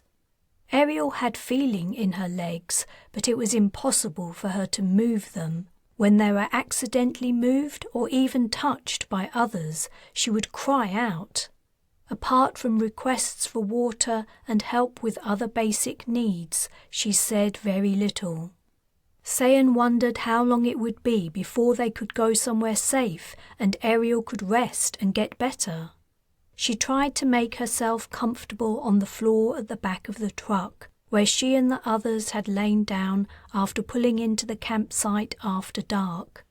Osmond had left the truck door ajar to let in a little air. After hours of agitated fidgeting, Ariel was finally breathing in the slow, steady manner that indicated she was asleep. Sayan needed some exercise, however, before sleep would come to her. After unfastening the sleeping bag as quietly as she could, she got up and padded across to the door, where she slipped on her shoes. She dropped onto the asphalt of the car park and headed for a trail that led up into the trees. It was a clear night, and the moon's beams and starlight made it easy to see without the help of her night vision. Sayan hiked up the sloping trail for a kilometre or so, enjoying the freedom and the short respite from the harrowing events of the previous few days. Now she had the leisure to go over everything in her mind. She could hardly believe all that had happened since she'd been captured by the shadows at her workplace. It had only been a couple of weeks since she'd left home by heli. Thinking of her home made her wonder what was happening to her parents. Carl and Jas had said they were afraid to leave their estate. She hoped they were safe from the shadows there. They had to be worrying about her too. A sudden realization made her gasp. When Ariel had destroyed her tracker, the signal from it must have disappeared. Did her parents think she was dead? Her eyes filled with tears. She'd never wanted to upset them or make them worry about her. She wished there was a way she could get a message to them to let them know she was okay, but she couldn't think of a method that wouldn't put either her or them in danger. Sayan was so preoccupied with her thoughts, she didn't notice the aliens approaching her on the trail ahead until they were almost on top of her. They seemed to suddenly loom up out of nowhere. More than 2 meters tall and wide, 4 insectoid aliens bore down on her, black silhouettes against the starry night sky. She gave a small scream, and the aliens stopped, seeming to only just notice her. "I do apologize," one of them said. "We did not detect your scent among the many strange and wonderful odors of this environment." As it spoke, a second set of sharp mandibles protruded from the outer pair and dripped with mucus. "Oh my word!" gasped Sayan, stumbling backward. "Please do not be alarmed. We are entirely harmless. Our species is noted for its natural pacifism, in fact. But we understand our appearance is alarming to humans. That is why we are exploring this landscape at night, while most humans are sleeping. Please forgive us for frightening you." Sayan swallowed and took a deep breath. Her heart was racing. "It's okay. You didn't scare me a lot." She was lying, but the creature seemed genuinely mortified they'd given her a shock. Do you like it here? Have you been on Earth long?" "From what we have seen of it so far," said the alien, "we like it very much. This area is particularly attractive. You must be very proud of your planet." "Thanks, you're very kind," Sayan replied, slipping into the formal small talk she'd learned to use when speaking to important friends and associates of her parents. The whole situation felt slightly bizarre. I hope you enjoy the rest of your vacation." "Thank you, I am sure we will. It has been very pleasant to make your acquaintance." "Likewise," Sayan said. "Well, I guess I'll be going." "We hope you enjoy your walk," said the alien. "Thank you. I'm sure I shall." She stepped to one side and suppressed a shudder as the aliens passed by, the claws on the ends of their 10 pairs of legs faintly scratching against the wood-chip path. She remained where she was until the creatures disappeared around a bend in the trail. Exhaling deeply, she went on. At a high point on the track, the trees thinned out enough to allow a view of the surrounding countryside. Clusters of tiny artificial lights marked the nearby towns on the plain below, and the roads that joined them were traced with the minuscule moving headlights of cars and trucks. Sayan squatted down for a while, her arms wrapped around her knees, as she wondered which of the houses and vehicles contained not humans, but shadow clones. After a while, it occurred to her that Ariel might have woken and be in need of another dose of kratom. She returned down the trail to the car park and crept into the truck. The Underworlder was sleeping as soundly as she'd been when Sayan left. She climbed inside the warm sleeping bag and settled down, finally able to drift off to sleep. She was woken the following day by the sounds of movement and quiet voices. Ariel was already awake. She'd managed to sit up and pull herself backward on her arms so she could lean against the truck wall. She gave a wan half-smile as she looked into Sayan's sleep-filled eyes. Sayan yawned. "How you feeling?" "A little better. You should get up soon if you want to have some breakfast." Sayan pushed back the sleeping bag and sat up. Jas, Osmond and Carl were sitting cross-legged next to the truck door, which was wide open. Brilliant sunlight streamed in and the sound of birdsong was loud. "Where's Makey?" she asked Ariel. "Has he gone to take a shower?" She hoped there were showers at this place. "No, I sent him on an errand." "What kind of errand?" "You'll see." "Time to get up," Osmond said, as he noticed she was awake. "We're leaving soon. We've got to get to the spaceport while it's still daylight so we can get a good look at the place." Okay, Sayan replied. "Have you eaten?" she asked Ariel. "Yeah, there's some left, but like Osmond said, be quick." "I'll take you to the bathroom first." "I don't think there'll be any need for that." Makey climbed inside, carrying 2 long straight branches. "This wood's great," he said. "I heard about trees, but I never imagined how useful they could be. Life on Dawn would have been so much easier if trees had grown there." He handed a knife to Osmond, who slipped it into a sheath at his side. "Will these do you think?" he asked Ariel, holding up the branches for her inspection. He'd cut them to the same length, which was somewhat longer than a meter. At the top of each, the branch split into a fork. "Oh, you got him to make you crutches," Sayan exclaimed. "Wait, let me find something we can wrap around the ends for padding." When she'd made the crutches as comfortable as she could, she carried Ariel to the door, where Makey held them upright for her. Slowly, she lowered the woman until her armpits rested on the branch forks. Her right leg was less damaged than her left, and Ariel gingerly put her weight on it while trying to take most of the strain on her arms. She let out a gasp of pain and fell forward. Makey caught her and held on to her while she tried again. Once more she couldn't take the pain and she collapsed. "That's enough for now," Sayan said. "Have a rest and we can try again later." "No, I want to do this." Unable to hold it back, Ariel cried out as she hopped forward 1 step. She fell down. Neither Sayan nor Makey were quick enough to catch her. "Ariel, this is stupid," Sayan said. "There's no need for this. Let me carry you." Ariel glared at her from the ground. "Makey, help me up, please." She slipped the crutches under her arms and the young man pulled her to her feet. The next time she tried to walk, she managed 2 steps before crashing to the ground again. "Ariel!" A hand gripped Sayan's shoulder.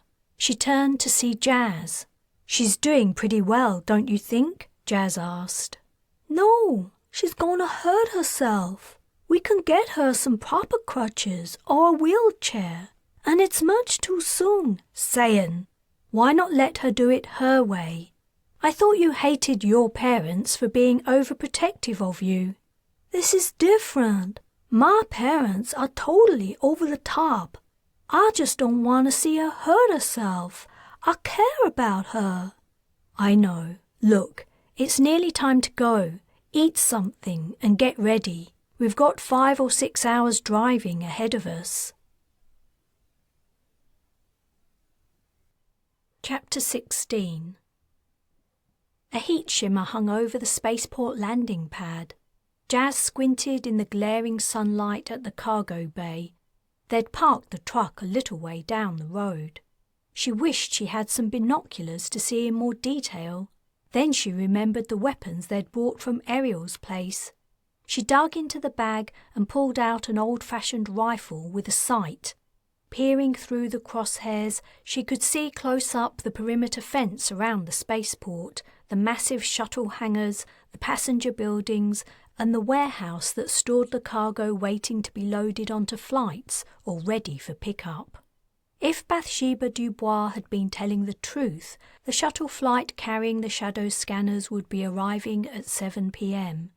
At 8:15, to allow time for offloading and transfer to the storage area, anonymous governmental trucks would pick up the scanners for distribution to the various spaceports around the world that handle deep space arrivals. They would have a window of about half an hour to break in and steal a scanner.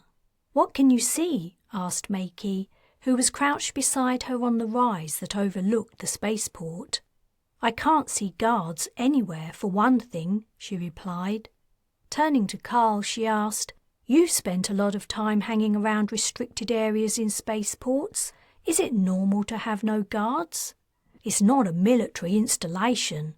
They aren't expecting to be attacked. There are probably a few guards on site, but not many, and they wouldn't spend all day patrolling." "That's good for us," Jas said. "But what about protection from theft? There have to be some valuable shipments that pass through?" Carl nodded. "The storage areas are sealed up pretty tight. Only cleared personnel can get access after retinal and voice checks. What we have to worry about are motion sensors. While the spaceport's in operation, they're turned off because the workers are constantly moving cargo in and out of storage. But overnight the motion sensors are activated. They're trigger alarms, and they'll shoot whatever moving object they detect." "Crat," Jas said. "But if we break in while the place is open, these sensors won't be activated, will they?" Makey asked. "Not right away," said Carl. "But the minute they realise what's happening, you can be sure as hell that system will be the first thing they reach for. Which means we've got to be fast. As soon as we're sure the scanners are inside the warehouse, we should break in, take one, and get out of there." "Do we know where in the warehouse they'll put the scanners?" Makey asked. Jas gazed through the crosshairs again at the huge spaceport. "Nope." It was 7:45. The shuttle carrying the scanners had arrived, and Jas had observed its cargo being unloaded and moved toward the warehouse. They returned to the truck. Ariel and Sayan had moved to the back and taken weapons with them. They were going to prevent guards from entering the rear of the truck. Osmond was driving, and Jas, Makey, and Carl were all armed with blasters. Jas's greatest fear was they wouldn't be able to find the scanners before the motion sensors were turned on. Or the sensors would automatically activate the minute they broke into the warehouse. If that happened, they wouldn't stand a chance. They would be trapped inside the truck. Unless... "Are you sure this is tough enough to break through the warehouse wall?" Carl asked Osmond. "Should be," he replied, "but I can't say as I've ever tried. Buckle up, everyone." He was driving at the speed of the traffic on the approach to the spaceport, but soon he would have to veer off the road and cross the open land surrounding it. "Hey, listen up. Take one of these," Jas said, pulling more guns from her cache and handing them to Carl, Makey, and Osmond. "Aren't these a little outdated?" Osmond asked as he took the weapon from her. She'd given them each a pistol that fired rounds and not the laser beams of modern weapons. Yes, they're old, but they might be just what we need. The motion sensors are probably laser-proofed, but they might not be bulletproof. Here." She gave them each a magazine. "There aren't many. They probably don't even make these anymore. So every shot is going to count." They were nearly at the spaceport. "Okay, this is it," Jas said. "Remember, we find a scanner, get it in the back of the truck, then get the hell out of there." The truck swerved and began to judder as Osmond left the road, went down a bank and across rough dirt and rocks. They were about a minute from the spaceport. Jas wondered if anyone had noticed them yet. They were 30 seconds away. The perimeter fence and the corrugated metal wall of the warehouse were rushing up toward them. Osmond pressed a switch, and steel walls flew up around the cab and slotted into place, leaving only a narrow slit in front of the driver. The juddering was violent as Osmond increased speed. "Get ready!" he shouted. As they struck the fence and then the warehouse, Jas was thrown forward. A great rending and tearing of metal could be heard all around. When it stopped, she opened her eyes. "Are we in?" Osmond peered through the slit. "We're in. Go!" Jas threw her door open and leapt out. She landed awkwardly on broken boxes of goods strewn around the cab. "Be careful!" she called to the others. At the far end of the warehouse, workers were running away. Automated forklift trucks in the warehouse aisles continued to operate, lifting and carrying stored items. Only the cab of the truck had made it through the wall. If they were going to load up a scanner, they needed access to the rear doors. "Osmond," Jas called, "you've got to pull the whole truck in." Carl and Makey were setting off on the search for the scanner. As Jas joined them, the truck engine revved and the warehouse was filled with a deafening noise as Osmond destroyed more of its wall and knocked down a massive shelf of goods to bring the rear of the truck inside. Where were the scanners? They probably had only seconds before someone thought to activate the motion sensors. "Let's check up near the entrance," Jas said. "The scanners were only supposed to be here a little while before they were picked up." They moved down an aisle. In front of them was a forklift, trundling in their direction, a pallet of boxes balanced on its forks. Suddenly, a laser beam flashed out, and the truck burst apart. The boxes fell and smashed, spilling their contents. "Crat," Jas said. She froze. Makey and Carl also stopped. "What do we do now?" Makey asked. "Wait." Jas's eyes were on the forklifts in their aisle. Another beam flashed out and hit a moving truck, and this time she saw the motion sensor that was responsible. It was on the ceiling, moving to fire again as it detected the final surviving forklift in their aisle. As the third beam shone, Jas lifted her weapon, aimed, and shot. A massive bang echoed around the warehouse, and the sensor exploded. Plastic and metal debris rained down. "Makey, you spot and take out the motion sensors. We don't have long before they run out of targets except for us. Carl, let's find this cratting scanner." They set off. Shots rang out as the kid traced the beams flashing from the ceiling. Jas and Carl ran low and kept to the sides of the aisles. Jas hoped the forklifts would attract more attention than them from the motion sensors. At the end of the warehouse, near the open doors, a couple dozen boxes shaped like large coffins were stacked. "You reckon that's them?" asked Carl, who had spotted the boxes too. "Got to be, don't you think? We'll just have to take a chance. It isn't like they would have labelled them." Another laser beam flashed out, this time low down from the warehouse entrance. Guards had arrived and spotted them. "Crat," Jas said. "I hate to do this, but—" She pulled a grenade from her jacket pocket, set it and tossed it through the doors. As it exploded, she and Carl ran toward the boxes. She grabbed the end of one and Carl grabbed the other end. They slid it off the pile, but it was so heavy they couldn't hold on to it. The box fell to the floor. "We'll have to push it," Jas said. "Quick!" They both pushed and dragged the box back toward the aisle. Right next to Jas's hand, a laser beam burnt the container. She spun around to see a guard ducking behind the door. She fired her old-fashioned propulsion weapon.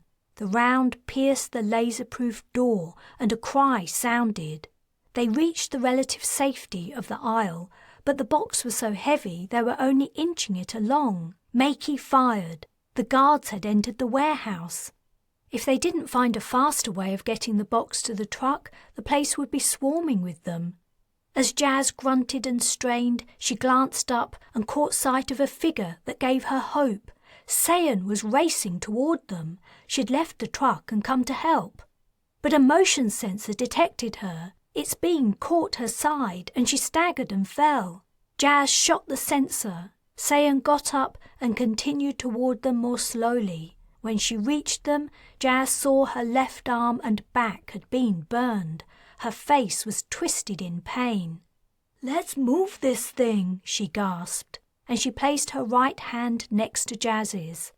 With her help, the box slid easily along. As they made their way back to the truck, Makey fired at the guards that were trying to pursue them. Osmond also approached to lend a hand. "The truck's rear doors are open. We've just got to get this inside." They were nearly there. Behind the truck was a gaping hole where Osmond had driven it through the wall. Jas saw movement. "Crat! The guards have come around this side." A beam flashed out from inside the truck and a guard fell. Ariel was firing at them. Another guard appeared and was caught on the shoulder by a beam from Ariel's gun. "Makey, cover us," Jas ordered. He fired shot after shot through the hole while the other four hoisted the box onto the truck. In another moment, the doors were closed and they were back in the cab. Osmond reversed the truck out of the warehouse, buckling and breaking more of the wall. The guards outside fired, but their laser beams sizzled uselessly. They rocked and swayed as Osmond forced the truck around in a tight curve to get back to the road. Then they were out in the traffic, heading away from the spaceport. Chapter 17. Whoops and hollers filled the cab as they sped from the spaceport. As soon as they were a safe distance away, they stopped the truck and opened the box. Inside, they found exactly what they'd hoped for. They'd done it. They'd stolen a scanner. Sayan and Osmond helped Ariel into the cab and they set off once more. Jas leaned back in her seat and, for the first time in days, she relaxed.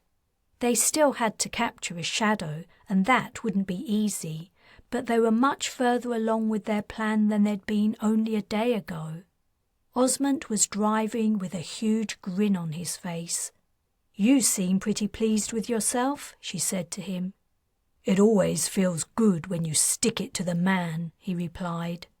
"Where are we going now?" Makey asked. Jas realised they hadn't even considered their next step. There could be no going back to Ariel's safe house, even if anything remained of it after the fire.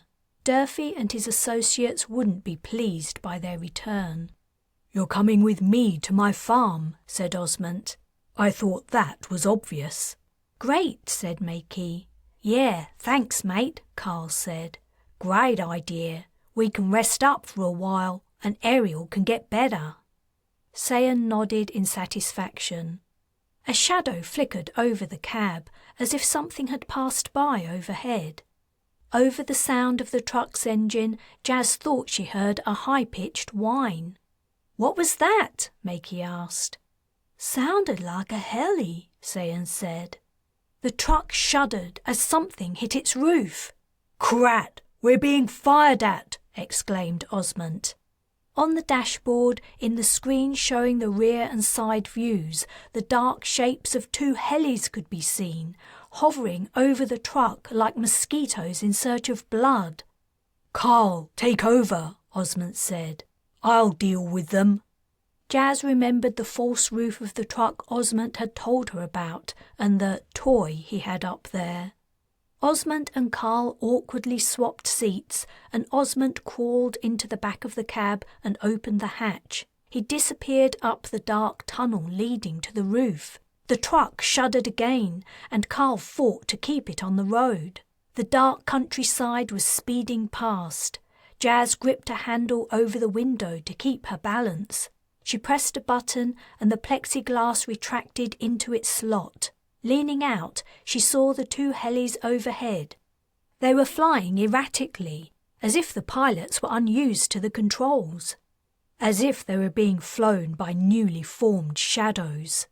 An arc of fire spat from the truck roof, and the rotor blade of one of the helis flew off, spinning crazily down before it hit the road.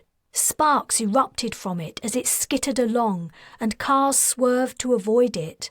A dull rumble and flash of flame signalled the damaged heli crashing into a field at their rear. "He got one!" Jas exclaimed.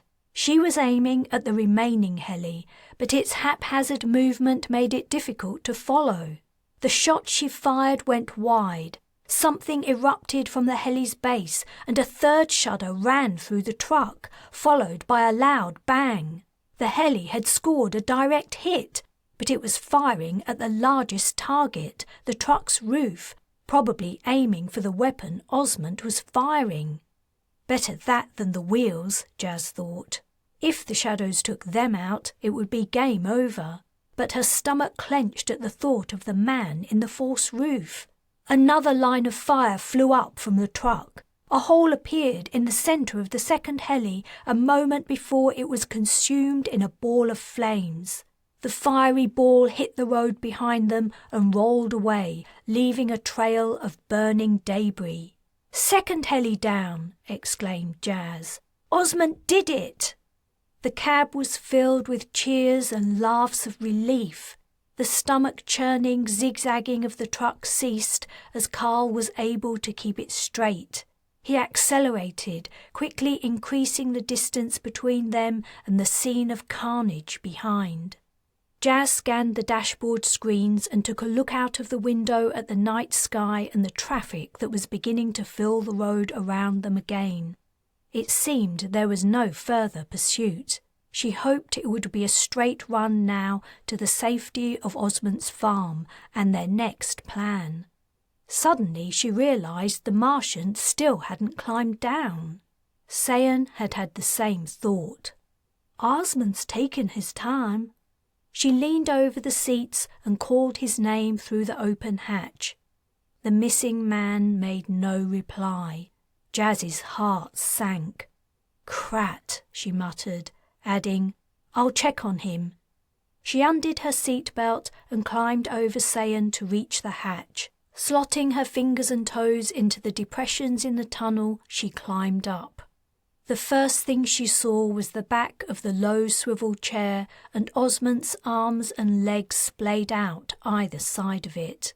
Fighting the dread that rose up and threatened to overwhelm her, Jas climbed out into the narrow, low space. Osmond was seated behind a missile launcher. The roof above him had been retracted and his position was open to the sky. An easy target from above. It was a suicidal spot. The Martian was still alive, though from the state of his chest he seemed to be holding on by willpower alone. "Hey, Jas," he whispered. She took his hand. "Hey, Osmond, you did a brave thing. You saved us." "It was worth it." He smiled.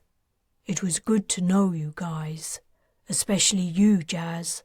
Good to see another Martian." He coughed. Blood ran from his mouth. "I'm glad I met you too."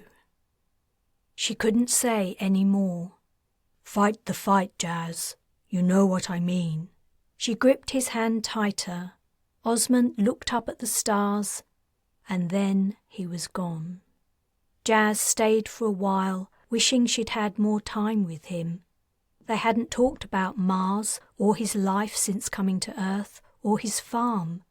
There was so much she didn't know about this man who had given his life so nobly. It was Sayan calling to her that broke her from her trance. "I'm coming," she replied. She went down the tunnel feet first and climbed out into the cab. The others seemed to tell from her face what had happened. Only Makey needed confirmation. Very quietly he asked, "He's gone?" Jas nodded as she resumed her position by the window. No one spoke. From behind the seats came the sound of Ariel weeping. Her face set, Jas looked out, unseeing, into the night. Chapter 18. They buried Osmond in the corner of a field next to a deserted farm track about a kilometre off the freeway. Ariel managed to hobble from the truck to the burial spot on her crutches. She sank down to the ground next to the freshly filled grave and bent her head as if in silent prayer. Jas wondered if she was commending Osmond's spirit to the Earth Mother. She didn't really understand the beliefs of the Underworlders. They seemed a very personal thing, and something that had changed from the older to the younger generation. "Jas, do you want to say anything?" Sayan asked. She shook her head. "I'm no good at that stuff." "I can recite the funeral rites they say on Dawn," said Makey. "I remember them." "Okay," said Ariel. "I think he might have liked that." Makey began, "Earth Mother, accept this man who is returning to you. Take his body as nourishment for living things. Return his soul to the natural spirits from where it came. Spread it wide and let him delight in life once more, part of the whole which is you." Jas gazed down at the mound of crumbly soil, moister and darker than the surrounding ground. Osmond's grave was under a tree. She thought he might have liked it. She made a mental note of the place so that if anyone who knew him wanted to visit, she could tell them the spot. She bit her lip. He'd been so full of life, it hardly seemed possible he was gone. And so young. He'd had so much more living to do. As she mulled over these thoughts, a rage rose in her. The shadows had taken yet another life. They had to be stopped. She would halt them in their tracks, and she would make them pay for every human being they'd killed. She became aware of silence. Makey had finished speaking. She heaved a sigh. "I guess we should get back to the truck and decide what we're going to do next." Sayan helped Ariel to her crutches, and the two left the graveside, followed by Carl and Makey. Jas was the last to leave. Before she went, she whispered, "Goodbye, friend." Carl sat behind the steering wheel of the parked truck with Makey next to him. Ariel was now well enough to join them on the seat. Sayan scooted over as Jas approached, making room for her next to the window. "Where are we going?" Makey asked. "I don't know yet," Jas replied. "I'm not sure it's such a good idea to go to Osmond's farm. It's a safe hiding place, yes, but I don't think that hiding is what we should be doing right now. We have to contact the Transgalactic Council. We can't stop the shadows without their help. We have to show them what's happening here." "What is there on Osmond's farm, Ariel?" Sayan asked. "I'm guessing there isn't any kind of deep space link-up." "I haven't been there for years," Ariel replied. "But no, I don't think there's anything like that." "All those places where you can send a deep space comm are off limits to us," Carl said. "We don't have a crat's chance of breaking into any of those places. We don't have a shadow as proof yet, either." I'm not sure about that," Sayan said. "You mean we do have a shadow?" Jas asked. "No, I meant about not having access to a deep space comm device." "Really?" "I'm pretty sure my parents send deep space comms all the time." "Then why haven't they told the Transgalactic Council about the shadows?" Jas asked. "They probably have, but for some reason they aren't being taken seriously." They did tell me and Carl about being shut out of meetings and having information withheld, Jas said. You think we should go to your parents' place? They told us we couldn't go back there. It wasn't safe. It doesn't seem very safe to not go there, though, does it? Said Sayan. Think about it. We've got no creds and no place to go except Osmond's farm, which doesn't help us over the long term. How will we survive with only this truck? Heck, we don't even have the creds to pay for a battery recharge. They had discussed removing Osmond's cred chip, but they didn't have the equipment for inserting it into someone's wrist, even if they'd been prepared to despoil his body, which they were not.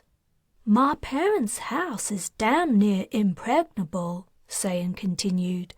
If we can just get inside with a shadow and contact the council, I reckon it's our best option.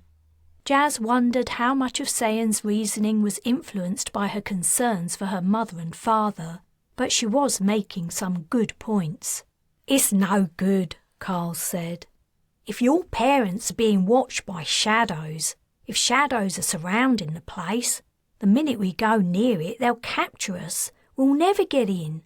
Sayan sighed. Yeah, I guess you're right. I guess it was just wishful thinking. What about if your parents knew we were coming? Ariel asked. If they were ready for us, could they fix things so we could blast through the shadows and drive right in? Maybe, but we can't contact them, said Jas. Sayan's parents warned us not to use anything that will allow us to be traced. The shadows will instantly follow every comm her parents receive to its source. They'll swoop down on us and catch us. But what if it were an anonymous message from a moving source? An anonymous? Sayan's eyes widened. She touched the interface on the dashboard. Osmond said this interface was untraceable. I used it to call your old doctor friend, and he couldn't see any caller ID. I doubt it's strictly untraceable, Ariel said. Even our best isn't up to that, but the shadows won't know who's calling, and they won't be able to see or hear the message. If you make the call while we're on the move, we'll be 10 kilometers away before they figure out where it came from. It could work, Jas said to Sayan. Your parents could tell us if they can get us inside their home. If they can, we don't even have to find a shadow before we get there. Huh? Carl said. What good's it going to do to turn up at Sayan's parents' place without a shadow? I didn't say that, Jas replied. If they're surrounding the place, they won't be hard to find. We can grab one on the way in. Carl started up the truck. I don't know if it'll work, but it's worth a try. I think so too, Sayan said, smiling for the first time in days. As they drove away from Osmond's grave, Jas watched it retreat into the distance. In her heart she promised him she wouldn't give up until she had defeated the shadows and avenged his death. Fight the fight, he'd said. She wondered what he'd meant. Something more than fighting the shadows. He'd dedicated his life to struggling against the global government. Jas had never thought about them as a force for evil, but it was true they were neglecting their duty to protect Earth's citizens. Had Osmond meant they should fight them too? Had he meant she should take up the Underworlders' cause, perhaps following in the footsteps of her parents? She turned to face forward. They were entering the freeway, and the open road stretched out before them. What the future held, Jas couldn't guess, but she wondered if it might somehow also lead back into her past. Shadows of the Void, Book 7, Trapped. Chapter 1. Things were getting desperate. They'd eaten the last of the food 2 days previously, and the water had run out the day before. Jas sat in the cab of the truck and wondered how much longer they would last if they didn't succeed in breaking through the shadow siege of Sayan's home. Carl had parked the truck a kilometre or so away. Its battery was almost dead. Jas hoped they were far enough from the house to avoid detection. Sayan's call to her parents from the untraceable interface had gone through, and after they'd gotten over their joy at hearing her voice, they'd diverted the call to an encrypted line. Neither of Sayan's parents had left home for weeks. They hadn't even ordered food deliveries in fear that the shadows would take the opportunity to invade. The shadows were watching them, they'd said, and though they might have been able to leave, they didn't know where to go or who they could trust. Her parents had activated a force field around the home, but they would momentarily drop their defences at an agreed time to allow the truck in. Jas was sure that the minute the shadows saw the truck, they would recognise it as the one that had been used to steal a shadow scanner from the spaceport. Maybe they even knew exactly who was inside. Their reach had stretched far, deep into the recesses of the global government. The shadows were certainly in no doubt about who Sayan Lee was. Their attempt to kill her after she'd breached the global government's secure files on them had failed. Jas and Carl had defeated the shadows in their attempt to take control of the starship Galathia. Young Makey, the sole escapee from the shadow invasion of the colony planet Dawn, had gone missing from his refugee institution. Perhaps only Ariel, the wounded underworlder who had helped Jas and the others, was as yet unknown to the aliens. They were the ones who the shadows knew had discovered their secret invasion of Earth. They were the ones who were a danger. If they could reach the Transgalactic Council before the shadows had taken Earth and bring the might of the Unity military forces down upon the fledgling offensive, the aliens might yet be defeated. But the group would have one chance, and one chance only, to reach the safety of Sayan's parents' estate and transmit a deep space comm to the Council. "What's the time?" Makey asked, though it could be clearly seen on the dashboard. The kid was understandably nervous. "We've got 10 minutes, Carl replied. His arms were resting on the truck's steering wheel as he watched the cars passing. Jas's tongue and mouth were thick with thirst. Her stomach had given up complaining about its emptiness the day before. Even if they had their cred chips, they couldn't buy anything without the shadows immediately identifying and capturing them. Jas wasn't too concerned about their lack of provisions. If they didn't get inside the Lee's house, they probably wouldn't survive anyway. However, she was worried about Ariel. The woman was still recovering from severe laser burns to both legs. Until the day before last, she'd seemed to be recovering, but the lack of water and food had weakened her far more than the others. She was drifting in and out of consciousness as she lay on the cab floor behind the seats. "So, where are we going to find our shadow to scan?" Sayan asked. "If we can't prove to the Council what's happening, there's not a lot of point in my parents sending a deep space packet to them." "They shouldn't be too hard to find," replied Jas. "I'm guessing it'll be whoever's shooting at us. We just have to capture one without killing it." "That all?" "That's all." "You realise I've got to raise the shield around the cab before we get close?" Carl asked. "As soon as they see us, they're going to start firing." "Crap," Jas said. The laser-proof steel wall had protected them on more than one occasion, and they would need it now, but it would deprive everyone but Carl of a view outside. She hadn't figured that into her plan. If it had been just her, she would have taken her chances with no shield, but she didn't want to expose the others to the risk. "What if I have a look around for someone to target before we go in?" Sayan asked. "Don't forget my enhanced eyes allow me to see a lot of detail at a distance." "We can't risk being spotted while you do that," Jas replied.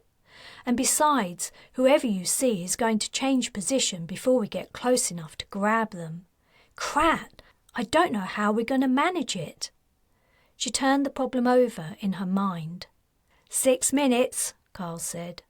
"I'm going to start her up in 4. We've only got a 30-second window. Jas, we don't have time to be hanging around chasing shadows. If we delay, they'll figure out what's happening and they'll get inside Sayan's place themselves. No, Sayan said. We can't let that happen. Jas, how about we give up on catching a shadow on our way in? We can try to do it once we're inside. There isn't a shortage of them in the area, according to what my parents told me. I don't like it, said Jas. They'll know we're there and they'll be on the defensive. They might guess what we want to do because they know we kidnapped the minister. Your parents haven't attacked them, but they know we could. If we don't grab one when we have the opportunity, we'll lose the advantage of surprise. If we go in there with a shield down, Carl said, they'll have clear shots at all of us. Jas bit her lip. She couldn't decide what to do. For once, she wished someone else would take the lead. Her decisions didn't ever seem to be the right ones lately. The death of the minister they'd kidnapped weighed heavily on her. The woman had been incompetent at her job, it was true, but she hadn't deserved to die. Ariel had lost the use of her legs by trying to help them, and their friend Osmond, whose truck they were in, had lost his life. 2 minutes, Carl said. Crat it, said Jas. Carl, tell me what you can see as we're driving in. If you can see a shadow we might be able to capture, let me know and I'll go after it. I guess it's the best we can do. He started the engine. Righto. Jas took out her weapon and set it to stun as they pulled away from the curb. Sayan's parents lived out of town on a huge estate. As well as a tall electrified fence surrounding the place, an invisible barrier formed a dome over the estate. When Jas and Carl had visited, Sayan had told them the barrier was to trap artificially cooled air. Jas guessed it had now been transformed into a force field to make the grounds impenetrable. Their destination was easy to spot as an oasis of green in the surrounding dry, barren landscape. Jas had heard that the whole state had once been green and lush, but that rising global temperatures had changed the climate and dried up the rain. Something had changed since her last visit. On the borders of the estate, opposite the front gates, construction of a large building was underway. This was how the shadows were staking out Sayan's parents.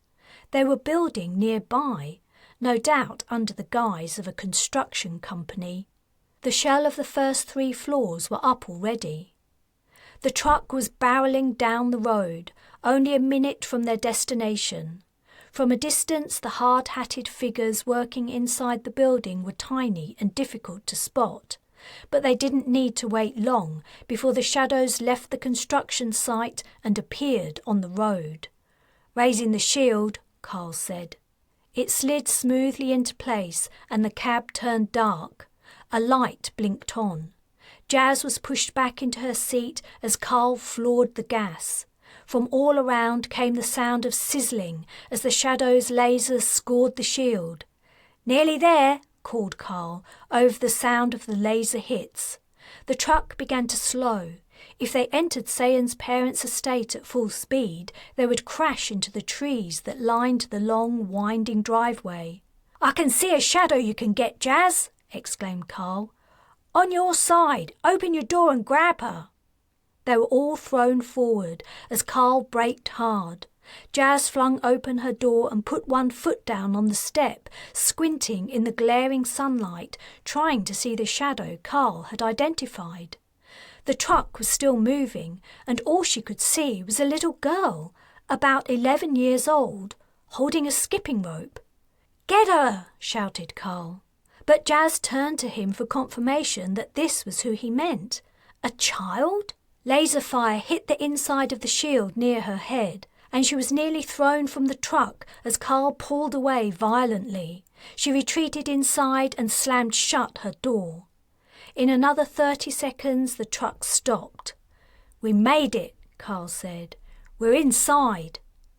They were safely behind the defences of Sayan's home, but they had no shadow. Chapter 2. The door that Jas had only recently slammed shut was wrenched open, and she was crushed beneath Sayan's mother as the woman leapt into the cab and climbed right over her. She grabbed her daughter, saying, "My baby, you're home. You're okay. I can't believe it. You're finally home." "Mama, please," protested Sayan. "Calm down and get out of here. You're squashing Jas." "I'm sorry, honey," she said. "I'm just so happy to see you again." She awkwardly clambered backward. Jas caught the woman's elbow as it was on its way into her face. She helped her as she climbed down from the cab onto the gravel of the driveway. Jas also climbed down and moved out of the way so that the others had room to get out. Sayan's father embraced his daughter lovingly. The Lees' mansion was just as Jas remembered it, massive and imposing. Looking back in the direction they'd come, she saw figures peering through the estate's gates, keeping a respectful distance from the electrified metal. Smallest of the figures was the girl Carl had told her to capture. He came over. "Why didn't you take her?" "Do you really think she's a shadow?" "Course she is. She's got to be.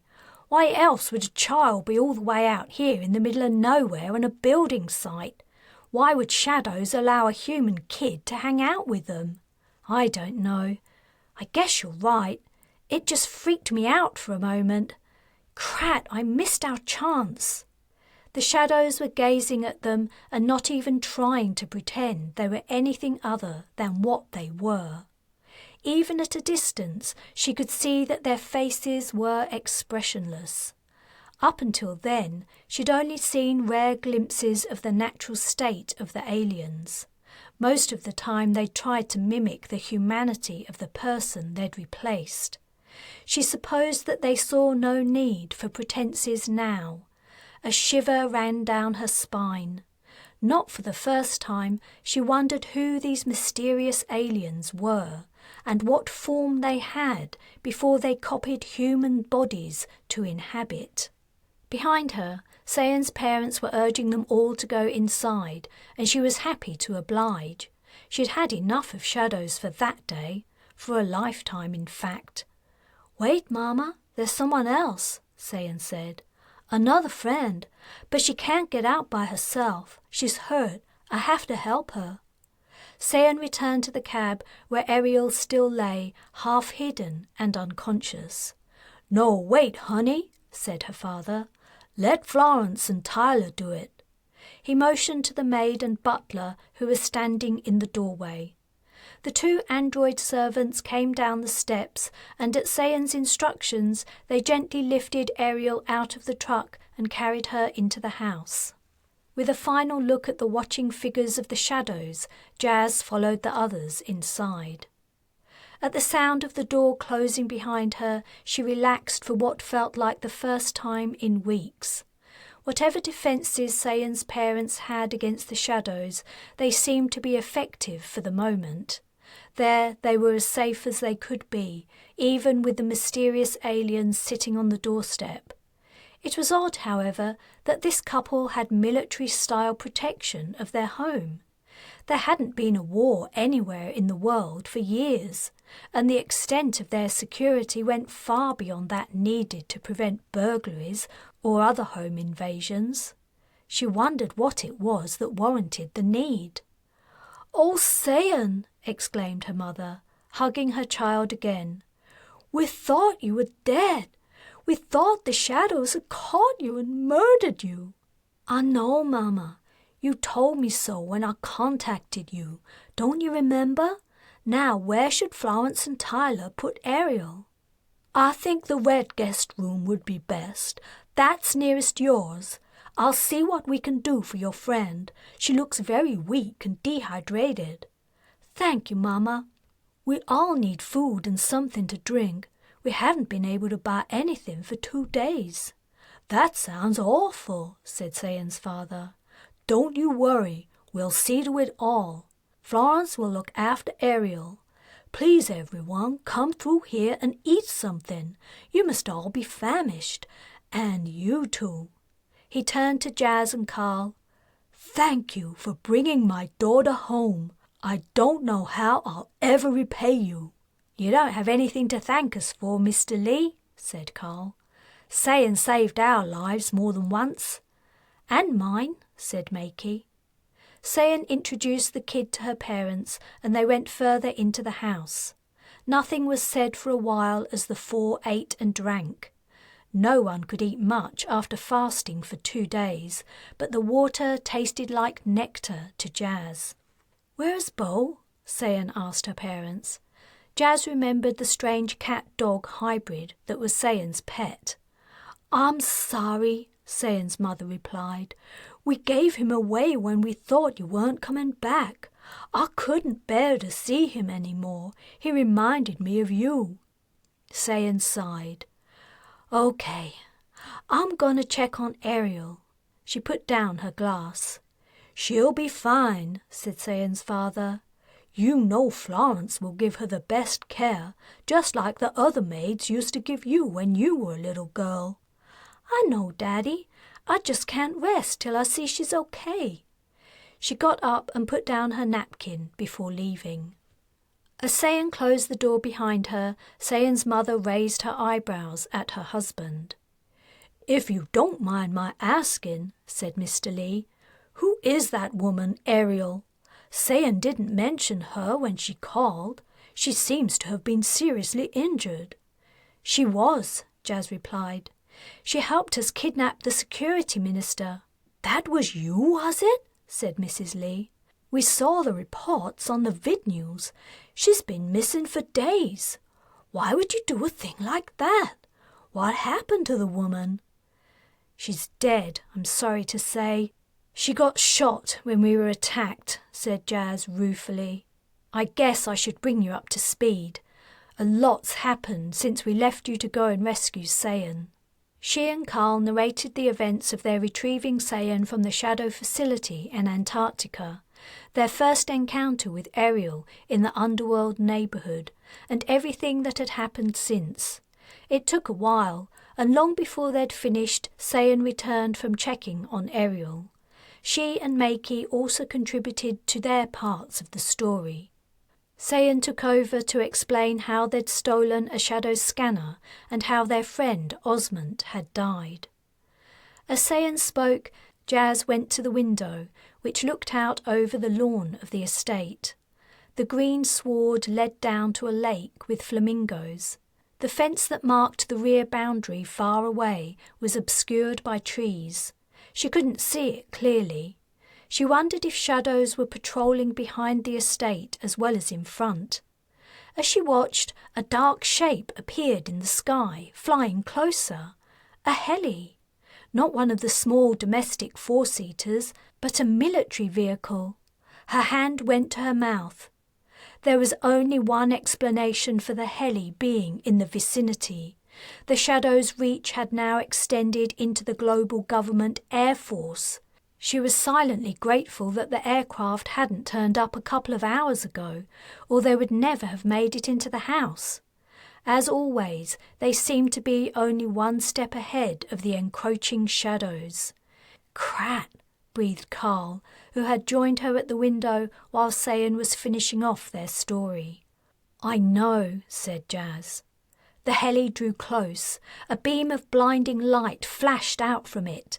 About 30 meters above the ground, the beam encountered a barrier. The light split and zigzagged outward and down, outlining the shape of the force field that protected the estate. "What the hell was that?" exclaimed Mr. Lee, leaping up to look out the window. "A heli? Colleen, they've sent in the military. They certainly want y'all," he said to the others. "It's the first time this has happened?" asked Jas. The heli had disappeared overhead, but it returned and swept a wide arc before approaching the house once more. "Yes," Mr. Lee replied. "The Shadows have only been watching us up till now. They've never attempted an all-out attack."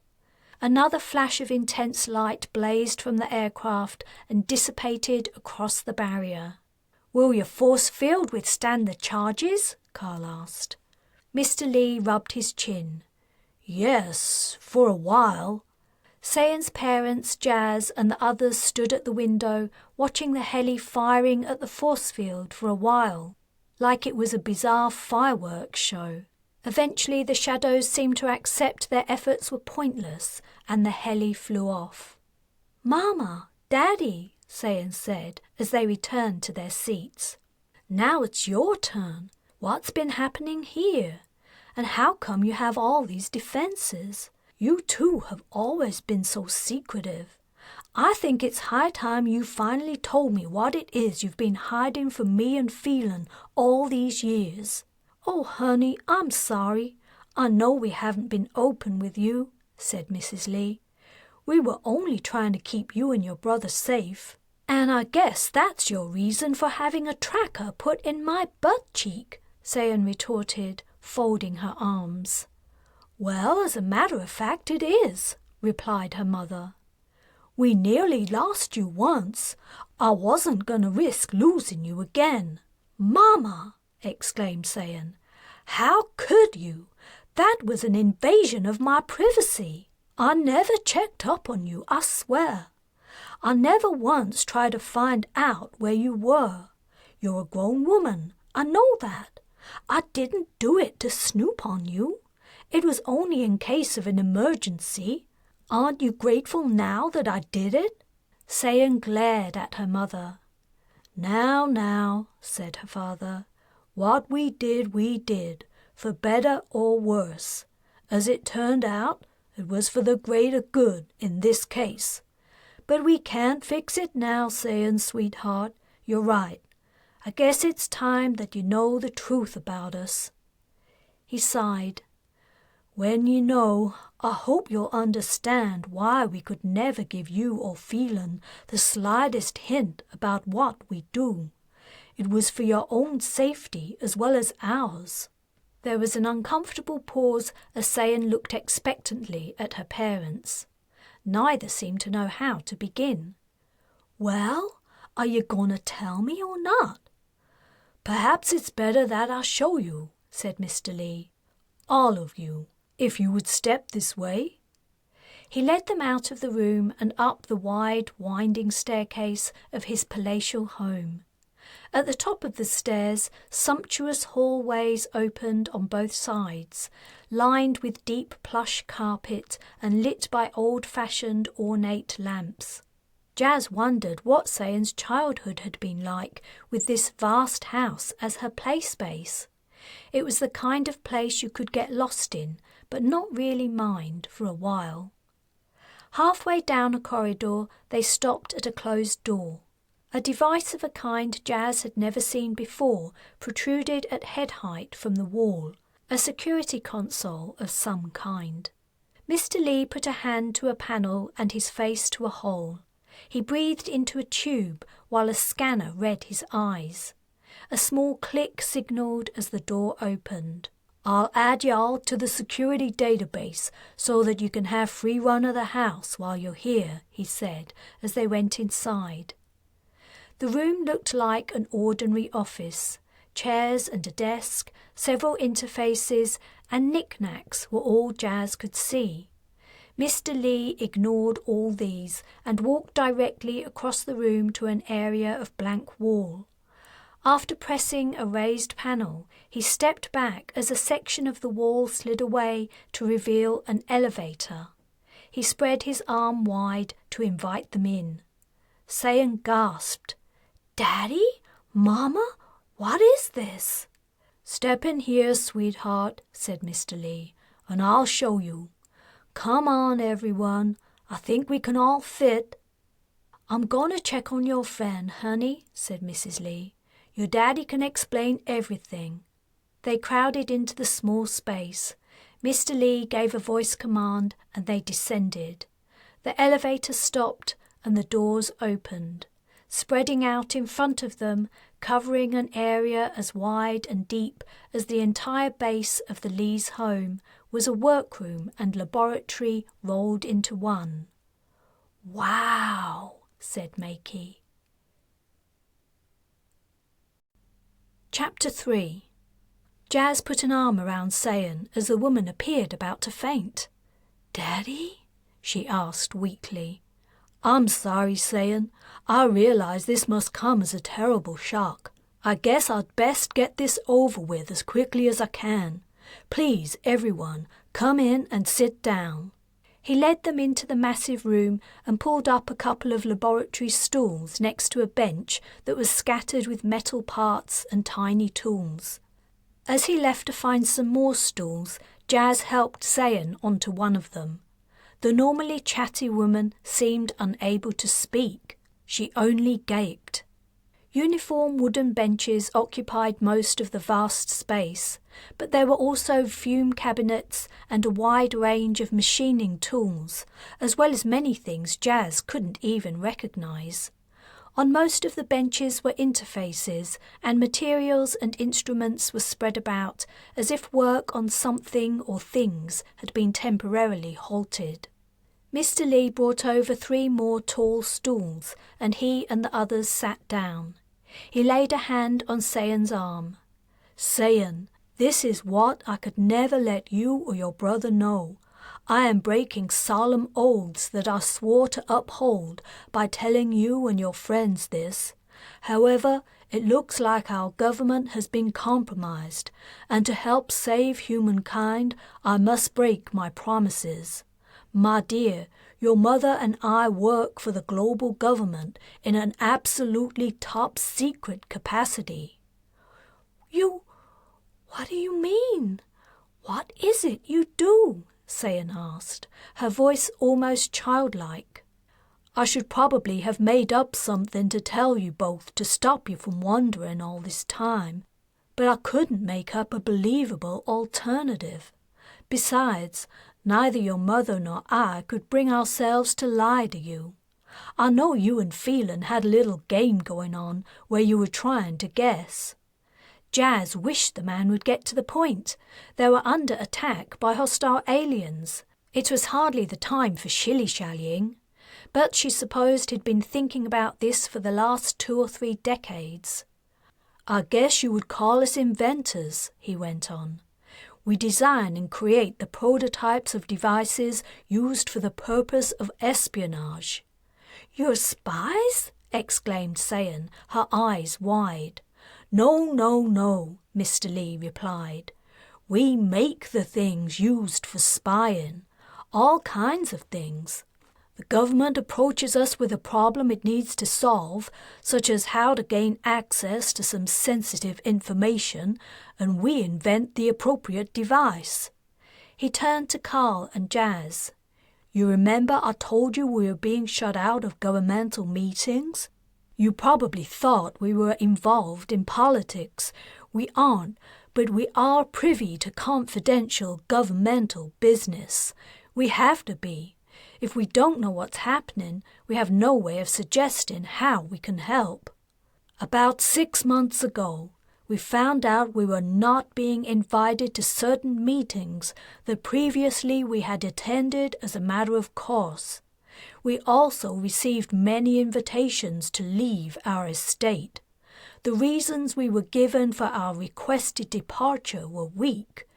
This was highly unusual. Our colleagues and acquaintances are aware of our general reclusiveness, which is partly natural and partly precautionary. It would be a serious blow to the government if it were to lose our services. Its enemies would love to have the information we hold. Why would it invite us to expose ourselves to danger?" He turned to his daughter. "Sayan, you and Phelan were also at risk. If anyone had taken you from us, we would have done anything to get you back, and the enemies of the government knew that. We have been excessively protective of you both, I admit.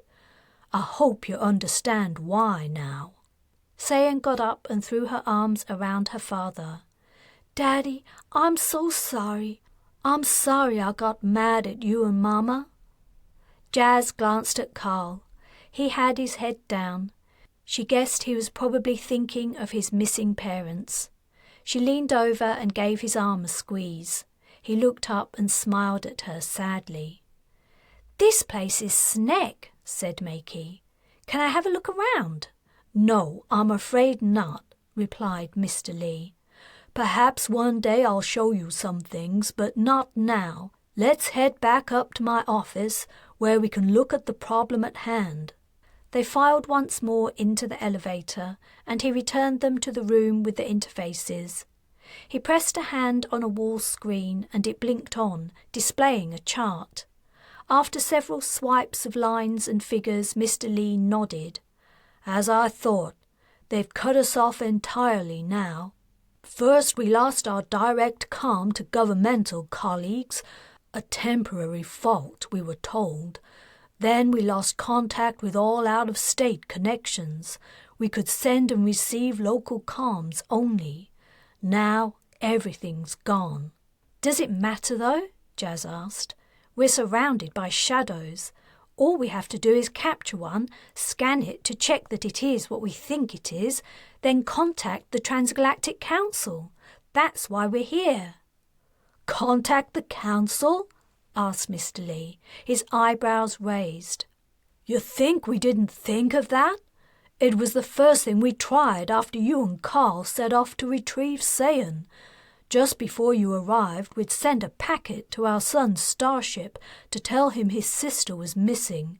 Then after you left, we tried to contact the Transgalactic Council to inform them of, well, everything you told us, about the shadows and so on.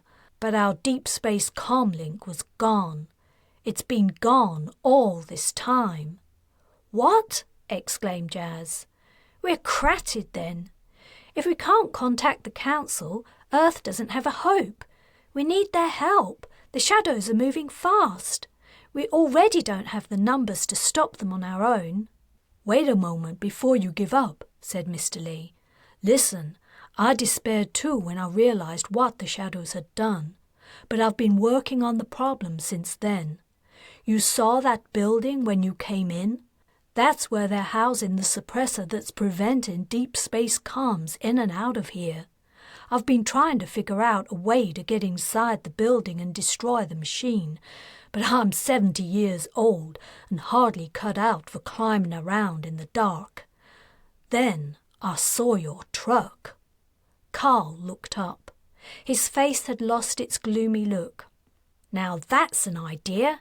You mean we could just drive right in there and smash this suppressor down?" "Something along those lines." "I'll do it," said Carl. "Hold on," Jas said. "Aren't you forgetting something? We need a shadow to show them as proof first before you go smashing anything." "Oh, yeah," said Carl. "Well, that shouldn't be too hard. It isn't like they're difficult to spot around here." "It isn't going to be that easy," Jas replied. "They know we're here now, and we don't exactly have a history of friendliness toward them. They're going to be expecting us to do something. They'll be watching. The minute anyone steps out, they'll be on us." "Shame you didn't get that shadow girl while you could," Makey said. "Hey, it wasn't easy," Jas protested. "You mean a young girl with a skipping rope?" Mr. Lee asked. "Yeah," Carl replied. "She looks about 10 or 11. "I know her. She's out there all the time. I think they're trying to tempt us to go and talk to her. They seem to understand that humans are predisposed to be friendly toward children." "Have you ever spoken to her?" Jas asked. "Goodness, no," replied Mr. Lee. "Good call, Daddy," Sayan said. "I saw her too. She gives me the creeps. She'd probably shoot you the minute you got in range." "She can't shoot us through the force field," replied her father. "But I don't want to hear whatever it is that thing has to say. Which reminds me, I must check on how the force field's holding up against the heli attack." He swiped and pressed the screen, bringing up an image of the estate grounds. 2 helis were there now, and the sky was alive with their onslaught. Overlaid on the image were a set of fluctuating graphs. "We're good for the moment," said Mr. Lee, "but I hope they don't have much more to throw at us. The generators can only provide a finite amount of energy." "The sooner we catch a shadow and take out that suppressor, the better," said Jas. "Yes, but what then?" Sayan asked. "I've been thinking, if we do get a packet through to the council and they take notice, it isn't like they'll be able to come here and rescue us right away. We're gonna be at the shadow's mercy until help arrives." There was a pause. Jas, like almost everyone else it seemed, hadn't considered what would happen after they achieved their goal. The shadows knew they were there. They knew that the humans they had trapped were trying to wreck their plans. The aliens weren't going to give up until they were all dead and had their own shadow clones as replacements. Mrs. Lee stuck her head around the door. "Sayan, your friend's awake and she's asking for you." Chapter 4. Sayan had always liked the red guest room the best, and if her mother hadn't suggested putting Ariel in there, she would have asked for it. The room was named for its deep red velvet curtains and rug, which contrasted beautifully with deep cream walls and furniture. There was also an amazing view over the gardens at the rear of the house and the distant hills, where the sun rose in the mornings. As a little girl, Sayan had taken her dolls in there to play and had spent many happy hours pretending that it was a royal court and that the king and queen were receiving visitors. It was a surprise to her to see the sour look on Ariel's face. The older woman was sitting up in the sumptuous double bed, looking much better than she had when they'd arrived. She was clean and wearing the sleepwear that Sayan's parents kept for guests. Her hair, which she normally kept close cropped or even shaved, had begun to grow out in salt and pepper shades, and her gaunt face and frame showed the evidence of her many ordeals. But her inner strength and passion hadn't faded. Without her needing to say a word, Sayan could tell the woman's feelings were on fire. She sat on the edge of the bed and took Ariel's hand. "Is something wrong?" she asked, almost timidly. "So this is your parents' place?" her lover replied. "From the modding and enhancement you received, I knew they had money. That was obvious. Maybe I was naive, but I never imagined quite how much." Ariel's tone was harsh. Sayan felt like the woman expected her to apologize for her parents' wealth, as if it were wrong or somehow her fault. She looked down into her lap. "I thought you'd like it here. I thought it would be somewhere that you could rest and get better. And maybe with time you might change your mind about your legs. My parents would—" "Don't you dare!" spat Ariel, raising a finger in warning. "Don't you dare say it! I am certainly not taking your parents' money to get my legs fixed, if I ever get them fixed." Sayan let go of her hand. She wondered what had happened to that dynamic, ardent, loving woman she'd gotten to know only a couple of weeks before. Now Ariel seemed full of nothing more than pain, anger, and hate. After all the arguments they'd had about getting her the treatment she needed to take away her pain and allow her to walk again, which the woman stubbornly refused to consider, Sayan could hardly bear being around her anymore. She got up and went to the window. She looked out over the green lawns. The Hellies had disappeared for the moment. On the other side of the house the sun was going down, and a deep shadow spread across the grass. Sayan turned to face her lover. "Is it really so bad, Ariel? My parents have worked hard for everything they have. It isn't like they inherited their money. Every penny they have, they earned. I just found out that due to what they do, they are also in a lot of danger. My brother and I, too. I get that other people aren't so well off, but it isn't like that's my parents' fault. My mama and daddy aren't undeserving. They help keep the world safe, and they donate a lot of money to charity. They fund plenty of projects in poorer countries. You think it's generous of them to give away a portion of their billions? Asked Ariel. Tell me, Sayan, what did you or anyone in your family go without so that they could donate that money? Did you suffer at all? Did you miss out? I'm guessing that no, you did not. So what makes your parents' generosity so noble? Do you have any idea how many people your parents could help if they gave everything they have? Do you know how much good they could do? But they don't, do they? When you give what you can easily afford, it means nothing. Those charity projects are just an afterthought to your folks. No, instead of helping someone who desperately needs it, they'd rather have kraken flamingos in their lake. Sayan's face burned. No one had ever spoken to her like that about her parents and their money. Whenever she'd let slip that her family was very wealthy, most people were mildly jealous, or they would ask her about what it was like growing up in luxury. No one had ever made her feel ashamed of something she had no control over, or embarrassed about the two people she loved the most in the world, and who had never shown her anything but their utter devotion. She balled her fists. And what if Mama and Daddy gave everything away as if they should? What a joke that would be. You and your underworld of friends would only spend it on kratom or booze or myth. My parents worked hard. They used their brains. They made a difference. What the crat have you ever done except run away from your job and your responsibilities? You were a trained surgeon, and you gave it all up to lead a bunch of losers and misfits in their stupid, pointless, posturing, pathetic waste of time they have the arrogance to call their lives. Do you know what happened after you went missing, Ariel? I never told you. You were out of it most of the time, and I didn't want to upset you. But it took less than a day of your absence before everything you'd built up for so many years started to fall apart.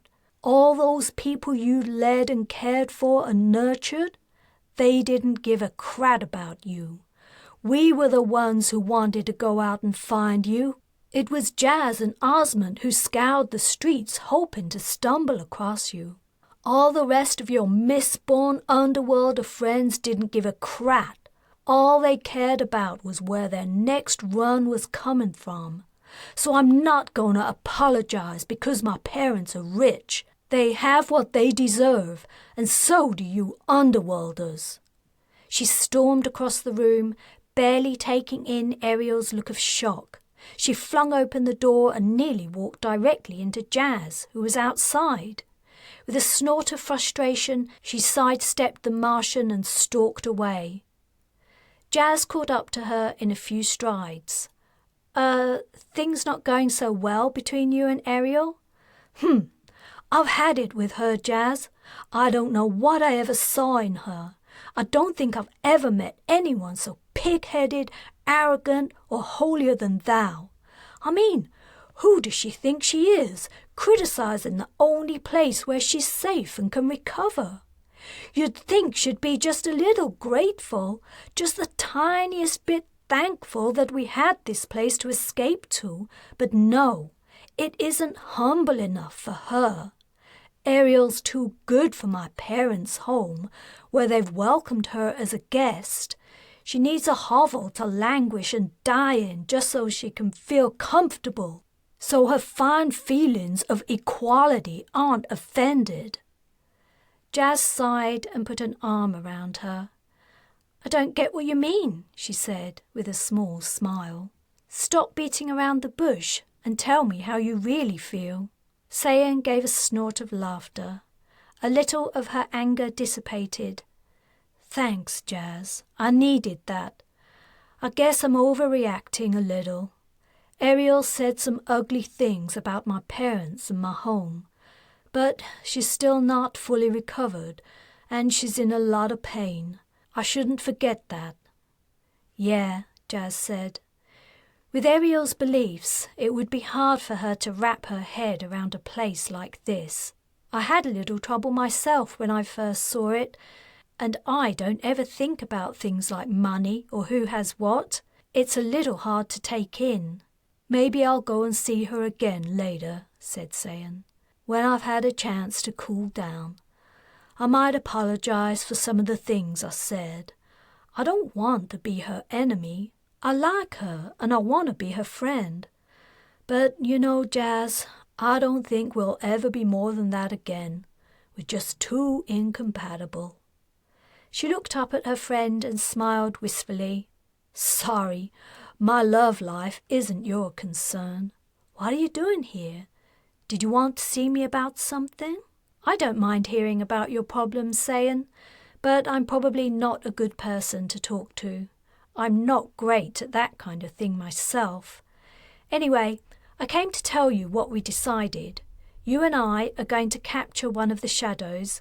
Carl and Makey are going to figure out a way to take down the suppressor that's preventing the deep space comms.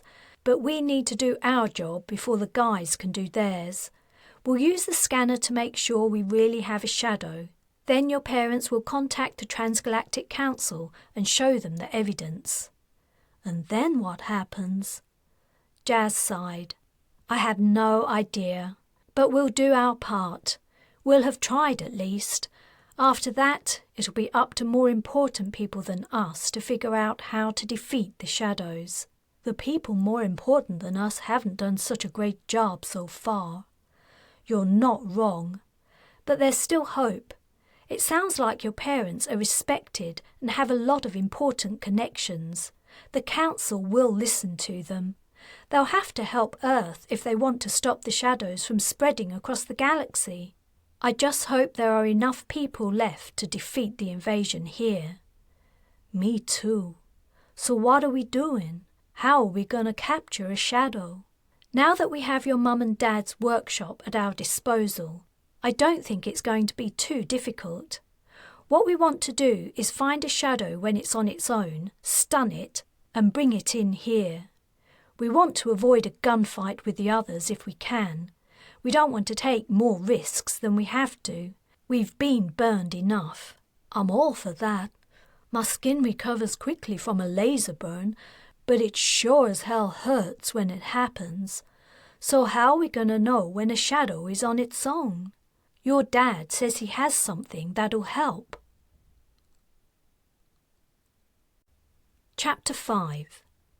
The fennec fox looked like it was asleep, except for the fact that it wasn't breathing. Makey reached out and stroked its fur, which was about the finest, softest thing he'd ever felt. The animal was cold to the touch. This wasn't surprising because it wasn't real, though he was having a hard time believing it. "It's so lifelike," he said to Mr. Lee, who was adjusting controls on an interface screen. Replied the man, his head down as he concentrated on what he was doing. "That's the idea. If it's spotted, it should pass for the real thing, at a cursory glance anyway." Makey, Sayan and Jas were in the basement laboratory with Sayan's father, gathered around the animal he'd built as a surveillance device. "Wouldn't it be better to use a mosquito or something a similar size?" asked Sayan. "The fox is small, but it wouldn't be that hard to spot and destroy if someone suspected what it was." "It isn't that easy to spot in this landscape. It's very well camouflaged. Fennec foxes are notoriously difficult for predators other than man to catch. They're virtually invisible against a desert background, and they're fast and nimble. It was the first animal that sprung to mind when I first thought of creating something to spy on the shadows around us. I've used it successfully 3 times now. That was how I first located the suppressor within that building they're constructing." "But wouldn't a mosquito be more maneuverable?" Sayan persisted. "I mean, at the first sign of trouble it could fly away." "You're right, sweetheart, but a mosquito's too small. Let me tell you how this thing works, then you'll understand. A mosquito is fine and dandy for standard surveillance. In fact, I have a number of them just over there that I designed and made myself. But even with the latest in storage capacity, it isn't large enough. Now, an animal like this is about the right size. Only a small part of this fox is given over to its locomotion, sensory and transmitting equipment. Of course, there's no need to include the other parts of the natural animal, such as its digestive system. The rest of it is given over to housing the operator's consciousness. What? Exclaimed Jas. The person operating it? You mean it holds their mind? They embody this thing? That's right. A direct mind connection with a surveillance device is far more effective than operating one at a distance. Anyone can do it, providing I link them up to its system. The capacity remaining, aside from the space required for the other necessary components, is roughly the size of a human brain. It would be an abomination to put a real brain in there, of course, but the material we use mimics the complexity of neurons and other cells that make up the human brain. Not perfectly. We haven't managed to achieve that yet. But perfection isn't necessary. It isn't like anyone's gonna live in there. Makey could hardly believe his ears. Since arriving on Earth, he'd been turned speechless more than once at the amazing things he'd encountered, things that he'd never even imagined while growing up on Dawn. But if he understood Mr. Lee correctly, this latest object was almost beyond belief. The man seemed to be saying that someone could transfer their mind to the animal and operate it from the inside, as if that person were the animal itself. What happens to the person's body while their mind is in the animal? He asked. Nothing at all. All human functions necessary to life continue as before. Heartbeat, lung function, metabolism, none of these things requires the mind to work. Sadly, we used to see that in previous generations when people would suffer brain death, but their bodies would continue to live on as if nothing had happened. Thankfully, no one has to suffer that indignity any longer. I mean, what happens in the operator's mind? Can you be in the animal and aware of your body at the same time? Makey asked. No, that would be too disorienting, I think. I've set up the system so that isn't possible. Once you're in the fox, you're only aware of everything from its perspective. You see through its eyes, listen through its considerable ears, and feel through its fur and mouth. Of course, whatever the fox sees and hears, etc., is also displayed on this screen and recorded. And how do you get out of it again? Asked Makey. Mr. Lee smiled. I believe we have a budding scientist in our midst. When we have more time, I will explain to you exactly how to operate the device and how it works, though you would probably have to study several degree-level courses to understand.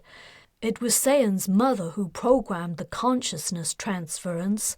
I have to admit I don't understand it too well myself. Suffice to say, the operator learns a mental sequence that triggers the return to their body. With luck, that should only happen when the device has returned. I wouldn't like to lose it in the field. It would take me days to make another. Makey had a horrible feeling that, from what Mr. Lee was saying, he wasn't going to be the one operating the fox. His heart sank. He didn't think he'd ever wanted anything so much in his whole life, except maybe that his sister and Mam could return from the dead. Mr. Lee read his expression. When this is all over, Makey, not only will I explain to you how to operate this fox, I will allow you to do so. Sneck! Makey exclaimed. Thanks! But for now, Jas said, I believe that Carl will want to talk to you about destroying that suppressor. Aw, Makey whined. But that isn't until after you and Sayan have caught a shadow. That isn't for ages. I'd rather stay here and watch someone transfer their mind to that fox. "Makey," said Jas, in that voice that meant she didn't want to have to say anything else. "Oh, okay, I'm going." He left them and went up in the elevator. He found Carl outside the front of the house where he was inspecting the truck. Though it was a tough vehicle, it had taken plenty of damage when Osmond had driven it through the perimeter fence and warehouse wall at the spaceport. The grille was buckled and the top of the cab was crumpled. Black streaks ran down the sides from the heli attack. "She's a beauty, eh?" Carl asked. "Don't you think?" Was all Makey could think to reply. It didn't matter. The Australian was lost in his admiration of the vehicle. "Never had a chance to really look at her until now. I can remember trucks like this from when I was a kid. Big 10-wheeled monsters with tyres bigger than me. I used to dream of driving one across the Nullarbor. Nothing around me but the desert and the sea, nothing above but the sky, for hundreds and hundreds of kilometres. That'd be an experience. Not, mind you," he said, waggling a finger at Makey, "that it would beat flying. Nothing beats that. Still, it'd be great, wouldn't it?" I suppose so. Jas sent me up here to talk to you about destroying the suppressor." Carl's eyes and mind were still on the truck. He had his hands on his hips and he was nodding thoughtfully at some scenario playing in his head. After a moment of silence, Makey's words seemed to register. "Did you say something, mate?" "Oh, yeah, destroying the suppressor. Yeah, that's our job." "Right." He pulled open the driver's side door. "Hop in." "Huh?" said Makey. "That's your side." "Oh, no, you'll be driving. I've got to get up on top." "What?" Makey exclaimed. "You mean you're going to sit where Osmond died?" "Someone has to. The Shadows have got 2 helis. The minute we start this thing up, they'll be on to us. We won't have long before they figure out what we're going to do and try to take us out. Before they figure out what we're doing, maybe. If we've got no defence, we'll be sitting ducks." "Then I'll do it. I'll go up there," said Makey. "I'm an ace shot. Jas said so." "No, no way. You're too young. Jas won't hear of it, and I agree with her." Makey clenched his jaw. He wished they would all stop treating him like a kid. "I'm not too young. I'm not allowed to do anything. It's like you all don't want me to grow up." "It isn't that. Kid, we don't let you do stuff because we want you to grow up. We want you to have the chance." Makey sighed. The man only wanted to look out for him. "Okay. Are you going to teach me how to drive?" "That's right. Come on." They climbed up into the cab and Carl began showing him the different controls and telling him what they did. "You know," Carl said, "I used to imagine teaching my kid to drive one day. Keep the old skills going, you know. I never thought I'd be teaching a 17-year-old colony pup. Still, you'll do. Now, usually it'd be hard to find a place for you to practice driving a vehicle this size, but we're lucky. We've got acres of parkland to drive around in. We'll take around the back of the house.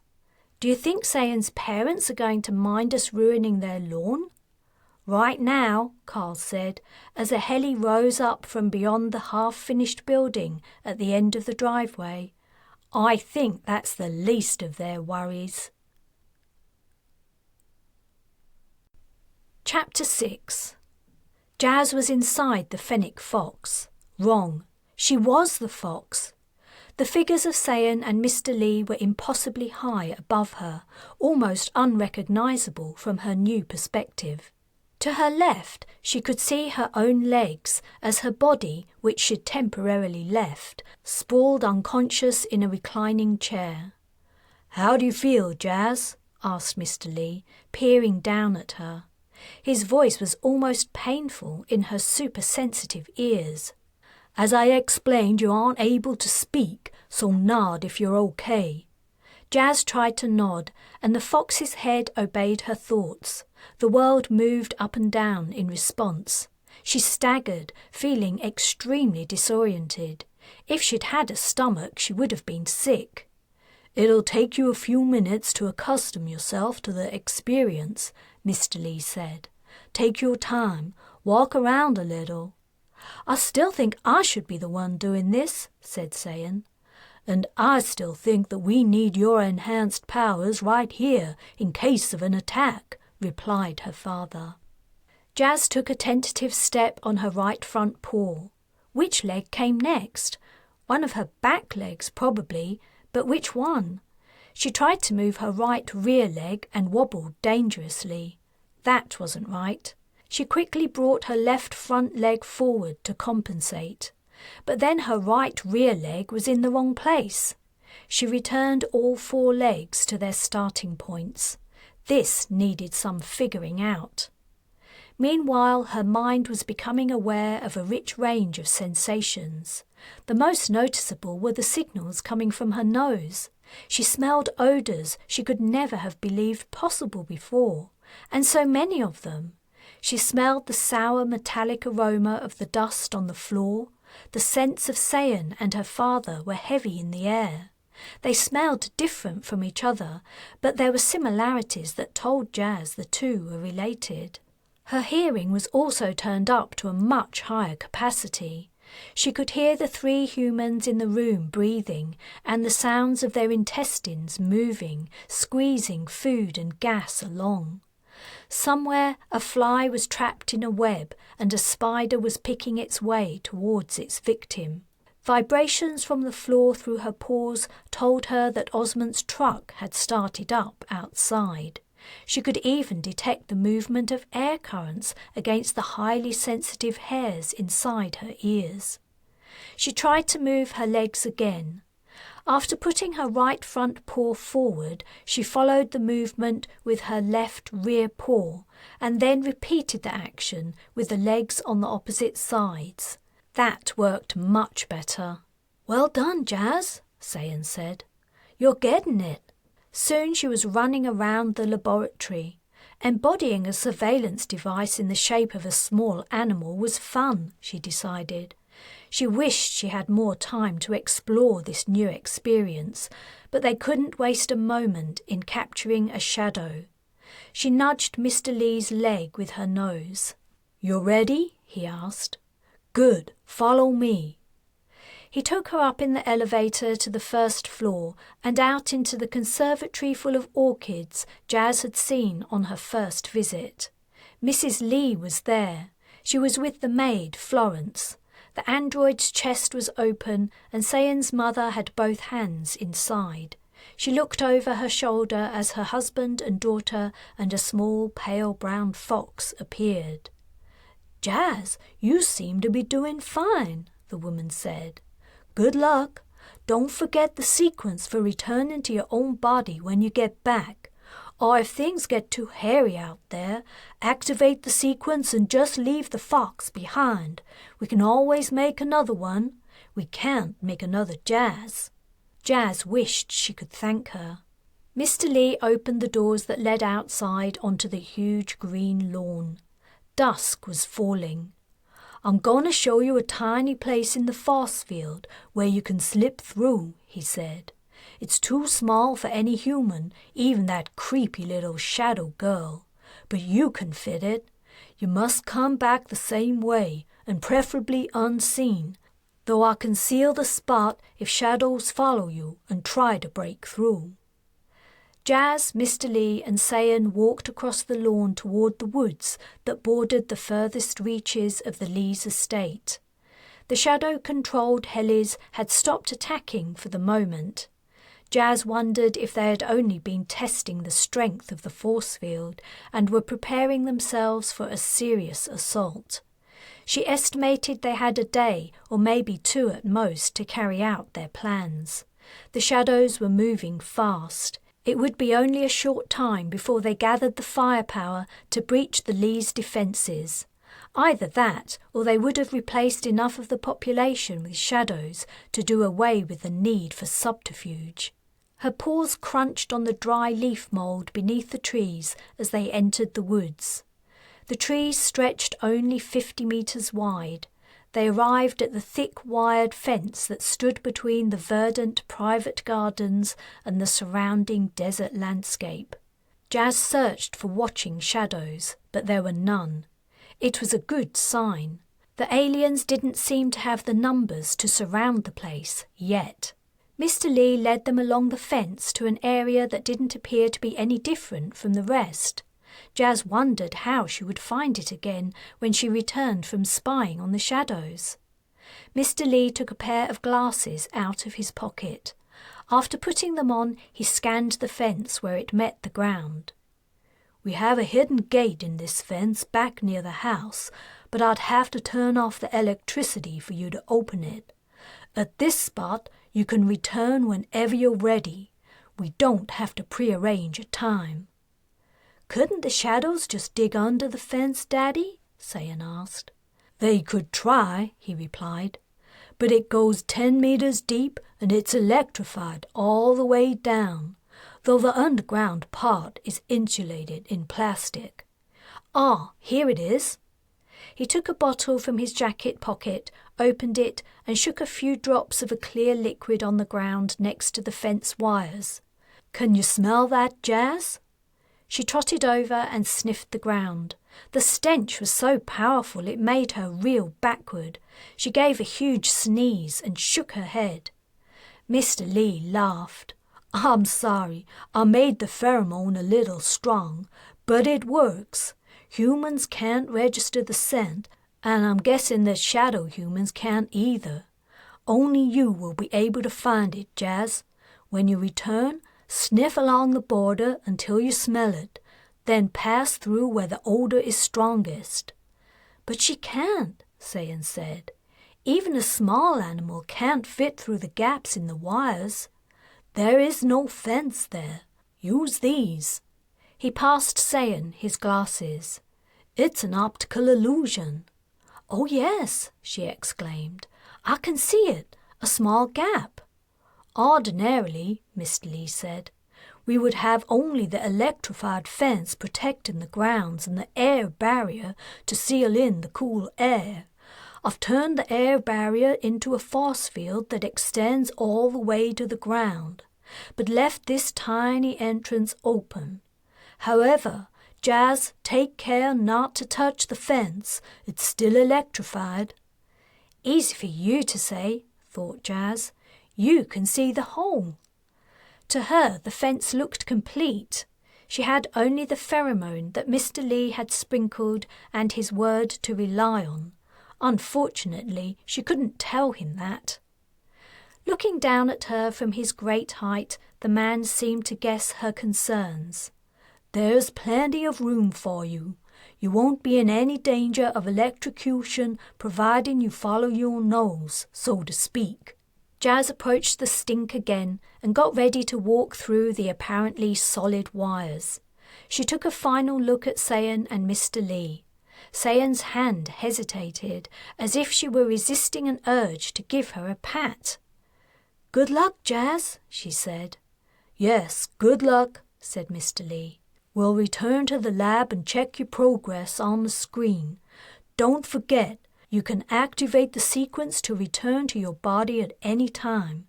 It's preferable that you return in the device, of course. It would take me longer than we have to make another one." He was right. Time was of the essence. Night was falling. She had to go and find a shadow for them to capture. She set her nose toward the fence where the ground smelled strongest and went forward. As she was about to touch the wires, they seemed to suddenly melt away. In a moment she was through and outside, standing on desert dirt instead of leaf litter. The ground was still hot from the day's sun, though the fur on her paws was doing a great job of protecting her from the worst of it. Sniffing the air, she detected little but dry vegetation in the vicinity, and she could hear nothing but the warm wind passing over the dusty ground. She would have to walk around the estate to the front to find the shadows. Chapter 7. Makey turned the truck's steering wheel and followed the driveway as it led around the Lees mansion to the gardens at the back. Driving the vehicle was a lot easier than he'd thought it would be. Not for the first time, he wondered why his Da and the Dawntowners thought that mechanical things were so evil. This truck didn't give off the bad gases he'd heard them talk about, which had polluted the air and made the global temperatures rise. It ran on electricity. The Lees had charged up the nearly dead battery soon after he and the others arrived. Though he didn't like the truck as much as Carl did, he couldn't see anything bad about it. It was certainly going to be useful for taking out that suppressor Mr. Lee had told them about. He pressed the brake. They'd run out of paved roadway. If they went any farther, they would be driving on grass. "What's up?" Carl asked from the passenger seat. "You're doing great." "Are you sure it's okay for us to do this?" "Makey, if we don't drive this truck into that suppressor and destroy it, we're all going to die.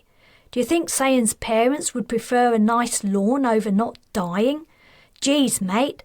Look, here's Mr. Lee. You can ask him for yourself." Mr. Lee and Sayan were crossing the grass on their way back to the house. Carl lowered his window and called out to them. "Hey, Mr. Lee, is it all right if Makey gets some driving practice on your lawn?" "Go ahead," said Mr. Lee. "But first, let me show you something."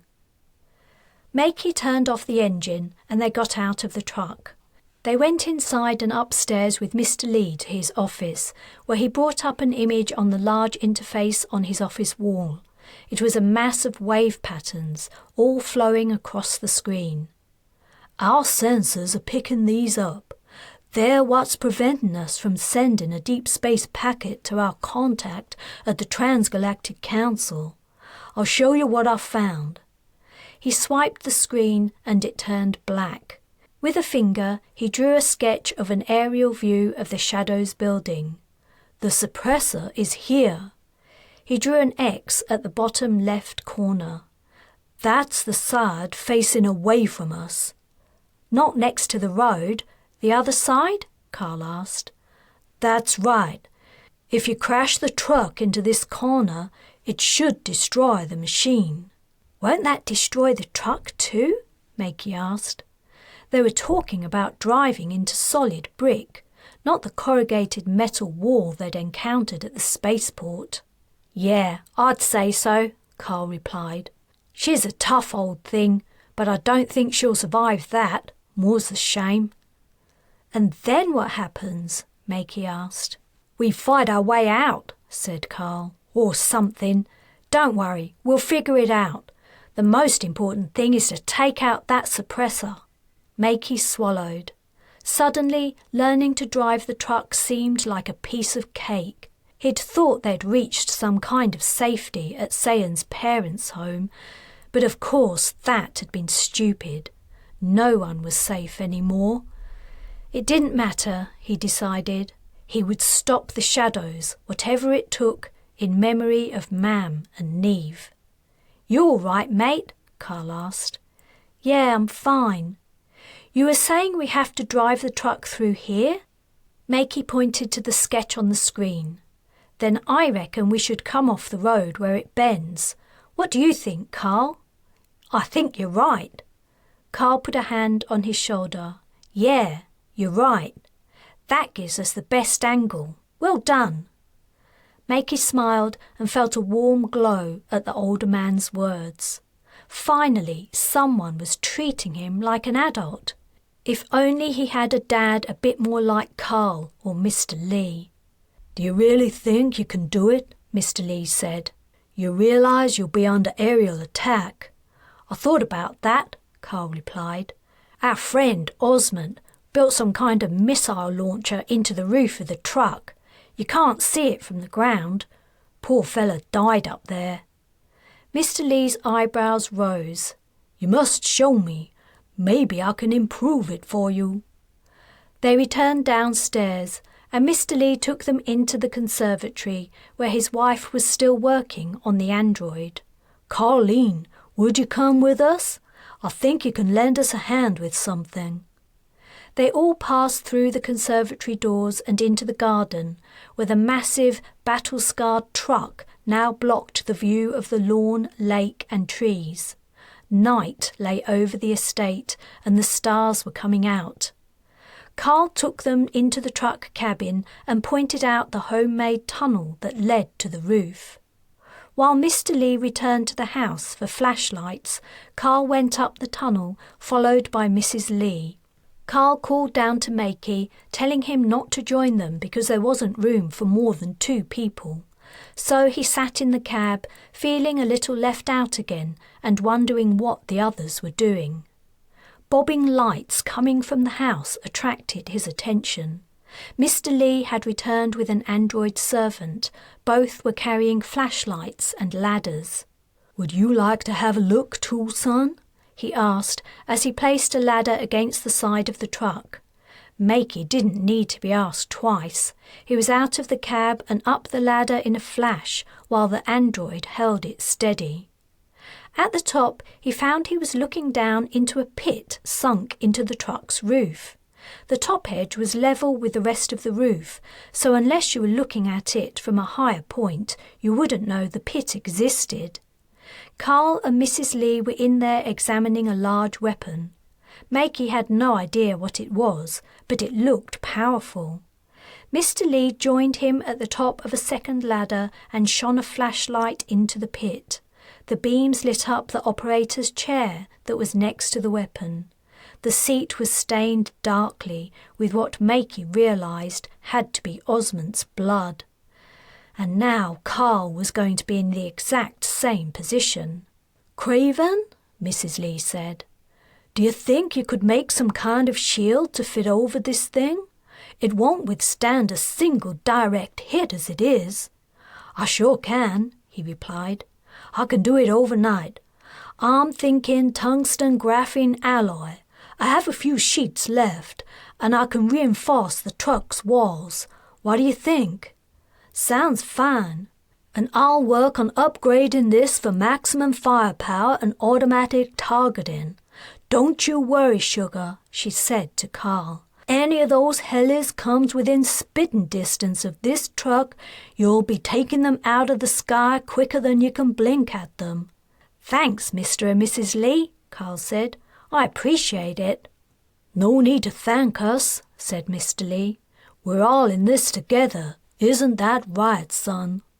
He addressed his question to Makey. "Yes, sir, that's right." The blackness of the night was split by a dazzling burst of light.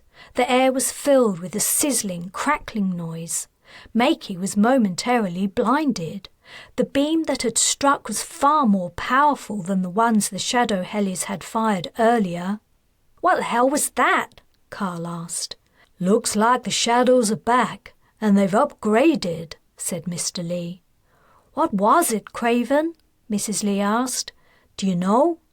"Some kind of pulse cannon, I guess." "How long can the force field take it?" she asked. "We should make it through the night. I wonder if they've guessed our energy is from solar power, and that's why they waited until nighttime to attack." "Lord knows," Mrs. Lee said. "I hope you're right and that we make it until dawn. There's nothing much we can do anyway. Might as well keep busy getting this ready. Can you lend us a hand, son?" she asked Makey. "We're going to need all the help we can get if we're going to finish by morning." "Of course I can," he replied. Chapter 8. The cool night air chilled Jas's nose and the tips of her ears, but the failing light didn't affect her vision. If anything, things seemed to become clearer and sharper. The desert was alive with sound, as the nocturnal creatures were waking up and leaving the place they hid from the hot sun during the day. She ran alongside the security fence, keeping a good distance from its electrified wires. It wasn't long before she reached the road. The pavement was deserted. She kept low as she scooted across, a fleeting shadow herself in the deep twilight. Silently, she made her way down the bank and across the distance that separated her from the Shadow's construction site. All she had to do was to find a likely shadow to snatch. One of the aliens alone in a place it probably wouldn't leave for a while, such as asleep in bed. Then she could return to the Lees' home and her own body, and she and Sayan could slip out, take the shadow, and bring it back as quickly and quietly as possible. When they had the shadow scanner readout, everything would be ready to send to the council. The dark windowed building was drawing nearer as she trotted along, wondering what she would find inside. She wondered if the shadows continued regular human lives when they lived in their replicated bodies, or if they behaved according to their alien minds. Not panting with exertion after the long run felt weird. The side of the building loomed up. Jas slipped round the back, hoping to find a rear entrance. There was none, and though the windows were only frames without glass, they were much too high for her to reach. She would have to enter at the front. A few shadows were hanging around outside as if waiting for something. None of them noticed her scurry behind them and into the cooler interior of the building. On the first floor, at least, the shadows had constructed rooms with ceilings. They were bare and dusty. Where did they eat and sleep, she wondered. Surely their bodies had the same requirements as those of the humans they'd copied. Jas silently ran down a corridor. She turned one corner and then another. Still, she met no shadows. What lay around the third corner made her stop in her tracks. A terrifyingly familiar, dark grey shape seemed to rear up.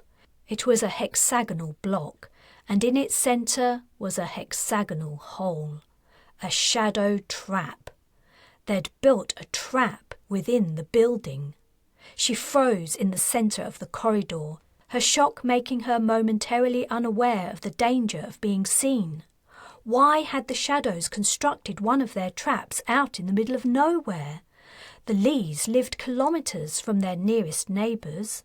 Had the aliens gone to all that trouble just to replicate Sayan's parents, and maybe herself and her friends?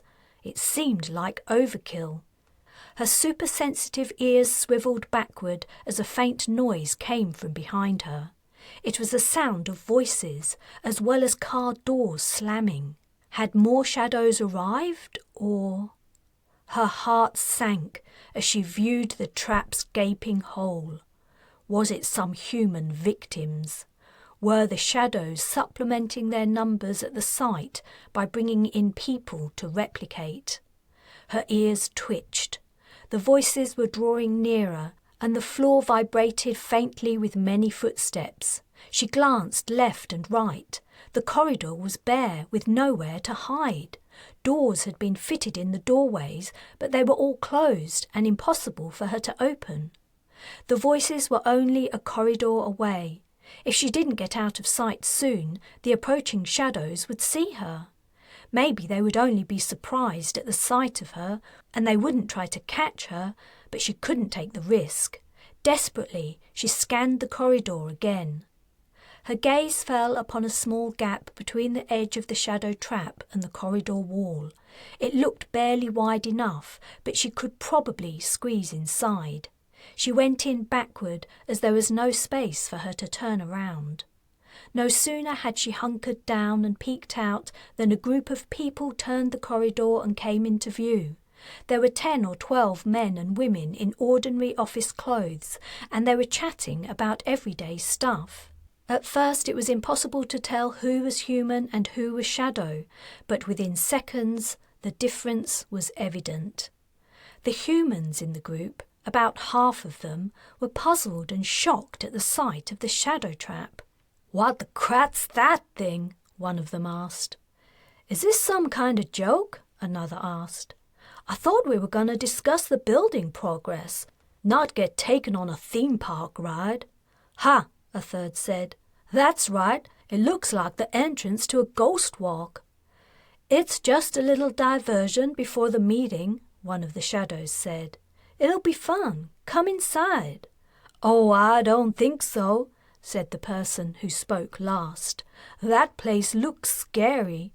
I hated those kinds of things when I was a child. I'm gonna skip it. I'll wait outside for you folks to finish your fun." "Me too. I'm not going near it. Look, we appreciate it and all, but I think it might be better if we have the meeting and get it over with. We all have families to go home to tonight, right?" The group had reached the trap's entrance. "We insist," said a shadow. "Come on, it'll only take a minute or two. There's nothing to worry about." "Really, let's just have the meeting," said a man. "No," a shadow replied, and pulled out a gun. The other shadows did the same. The people were in the center, and the aliens surrounded them. The humans gasped. One of the men tried to grab a weapon. The shadow holding it shot him at point-blank range, destroying his chest. There were screams as his lifeless body crumpled to the floor. "Inside," commanded a shadow, all pretense gone. It gestured toward the trap, its face expressionless. After some hesitation, the humans shuffled in. Some were silently weeping. The shadows brought up the rear, threatening with their weapons. A sense of powerlessness and frustration overwhelmed Jas as the group passed inside the trap. The people were going to die, and there wasn't anything she could do about it. If she'd been in her own body, she might have been able to save them, but as a tiny animal, she was powerless. She didn't know what to do. "Go after them, Jas. See what happens." She jumped a little in surprise. She'd forgotten she was hooked up to the surveillance equipment back in the Lees' home, and that it was recording everything she saw and heard. It had been Sayan's voice speaking through the link-up in her mind. "You think I should?" she asked mentally. "Maybe I should just find a shadow we can snatch and get back to you guys." "No," Sayan replied. "This might be the first and the last chance anyone has of seeing what happens inside a shadow trap. Haggerty said he couldn't tell what was going on when he was forced inside one, with the other officers of the Galathia, do you remember? But you have night vision. You'll be able to see clearly. The better we understand the shadows, the easier it'll be to defeat them. We're recording all of this, and we can include it in the packet we send to the Transgalactic Council. If we can capture evidence of what the shadows do to people, we won't need one of our own to show them." "Okay, I'll see what I can do," Jas replied. The corridor was empty. She left her hiding place and went through the hexagonal entrance into the shadow trap. She'd first entered a similar structure on K67092D weeks ago. As she went deeper in, following the sound of people and shadows ahead, a dull chill settled over her.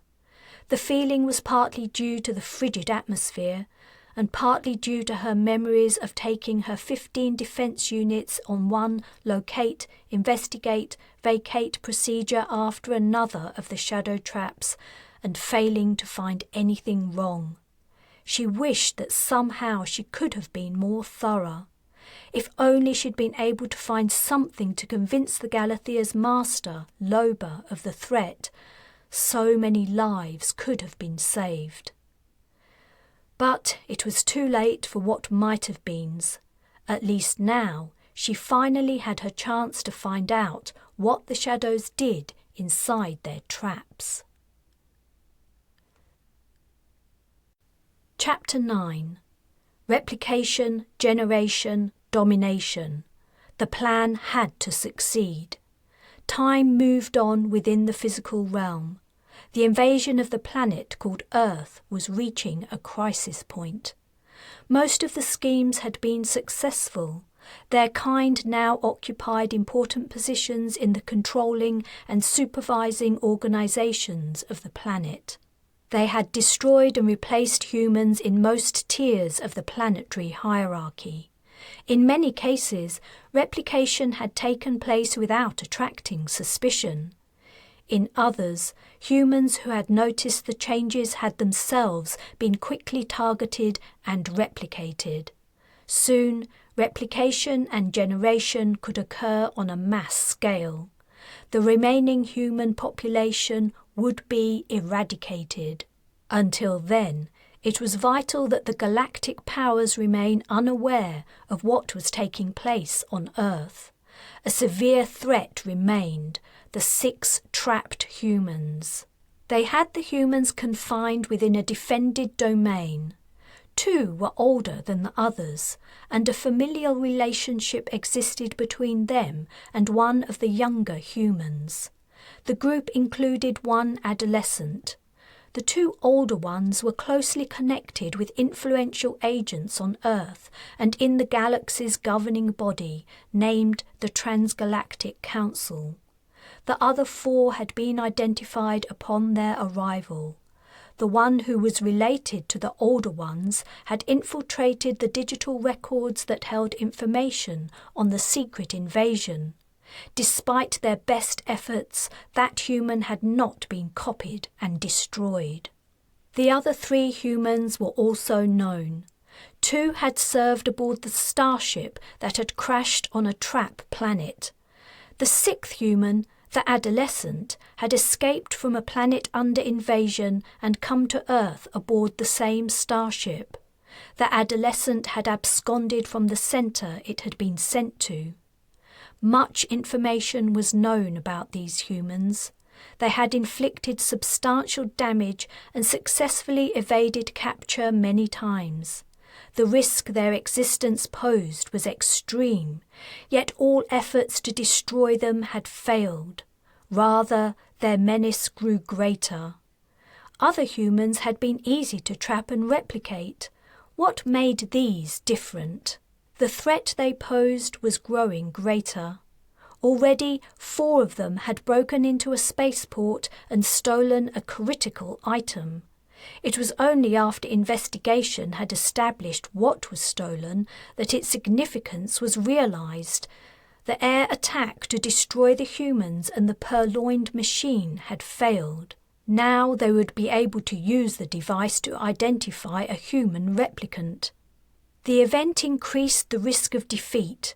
Replication and generation depended on the replicant's ability to blend into the local population. If the humans used the machine to root out replicants, the effects would be disastrous. Even worse, if the humans alerted the galactic powers of the invasion, all their plans would fail. Past experience of failure told them what would happen then: wholesale slaughter, a massacre of their kind, no opportunity to return to the void, no chance of life within the physical realm or the ethereal place that was their home. All resources were to be devoted to eliminating these humans. Already, devices newly acquired had been used to shut down external communication to galactic and intraplanetary receivers. Now, all new weapons obtained were to be targeted at the trapped humans. It was vital that they were eradicated. To add to the difficulties, as well as the persistent threat of the 6 renegade humans, an old enemy had emerged within the void. A never-ending battle had resumed. Beings who chose to thwart their attempts to infiltrate the physical realm had discovered their schemes and, once again, risen up against them. Through an infinity of nothingness, the 2 sides tussled. Never tiring and unable to die, the fighters fought without respite, whirling in patterns of ether and light, fleeing only to be recaptured, and securing their opponents only to have to eventually release them. 2 escapes were open: Earth and the other planets of the galaxy, where they could live on within replicants, or a final defeat of their enemy within the void.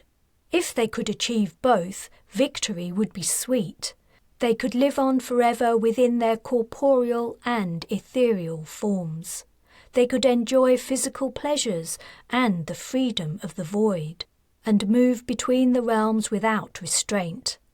They had only to destroy the trapped humans and vanquish their ancient foe. Then eternity and infinite space would be theirs. Chapter 10. Carl passed a hand over his eyes. Jas stopped the playback of what she'd witnessed inside the shadow trap. They were alone in the basement of the Lees' home. Sayan had refused to watch the replay of the vid. Seeing the events through the spy fox's eyes as it had happened was plenty, she had said, before going upstairs to talk to her parents. Carl was wishing he'd followed her lead. Though the recording had been a confusion of figures and movement, he had seen enough detail to understand the terrible events. He didn't think he would ever be able to forget the images of the men and women sinking, dissolving into the floor, or erase from his memory their cries of terror and agony. Jas had been able to view the scene firsthand because she'd watched it through the surveillance device's visual sensors. She'd estimated that if she'd been watching with human eyes, she wouldn't have seen a thing in the darkness. The shadows had retreated to another chamber, and the dim beams from their distant flashlights were the only illumination. The victims had acted as though they were blind. "Crap," Carl said. "I never imagined what they went through. Margaret, the officers on the Galathia, the governor on Dawn, and the soldiers. Jas, do you think that's what happened to my parents?" Jas reached out and took his hand. "I said I didn't think you should watch. If you hadn't insisted on seeing what the shadows did, I wouldn't have shown you. It's probably best not to think about it." He placed his other hand over hers. "I get that you wanted to protect me, but I suppose it's better that I know. We've got to destroy these Mistborns, Jas. We've got to take them out, forever." "I know, and we will. We will. But wait a moment. Watch the next part." She restarted the vid. The human victims had entirely disappeared, absorbed by the shadow trap floor, but the shadows returned and stood as if waiting for something. They pointed their flashlights at one wall of the chamber. After a short time, a bulge appeared in the wall. A lump of dark grey material protruded. A little farther down the wall, a similar bulge appeared. "Look," Jas said, pointing at the first grey lump. Carl leaned forward to peer at the screen more closely. The surface was changing, melting like ice cream on a sunny day. The material shifted around and lines and irregular shapes appeared. "It's a face!" he exclaimed. "So this is—" Jas nodded. "This is how the victims' shadows emerge. Watch." When the lump had changed into a recognisably human dark grey head, it began to struggle, as if it were trying to fight its way out of the wall. A smaller lump appeared below the head and another below that. The struggling head moved forward, dragging out a torso behind it. As the body appeared, it grew more defined. It moved out into the room, pulling its legs and arms free, until finally a human form stood unsteadily in the chamber. While this was going on, more human-like figures were pushing through the wall and struggling free. Soon a group of new shadows were standing together, the same number as the victims who had been murdered.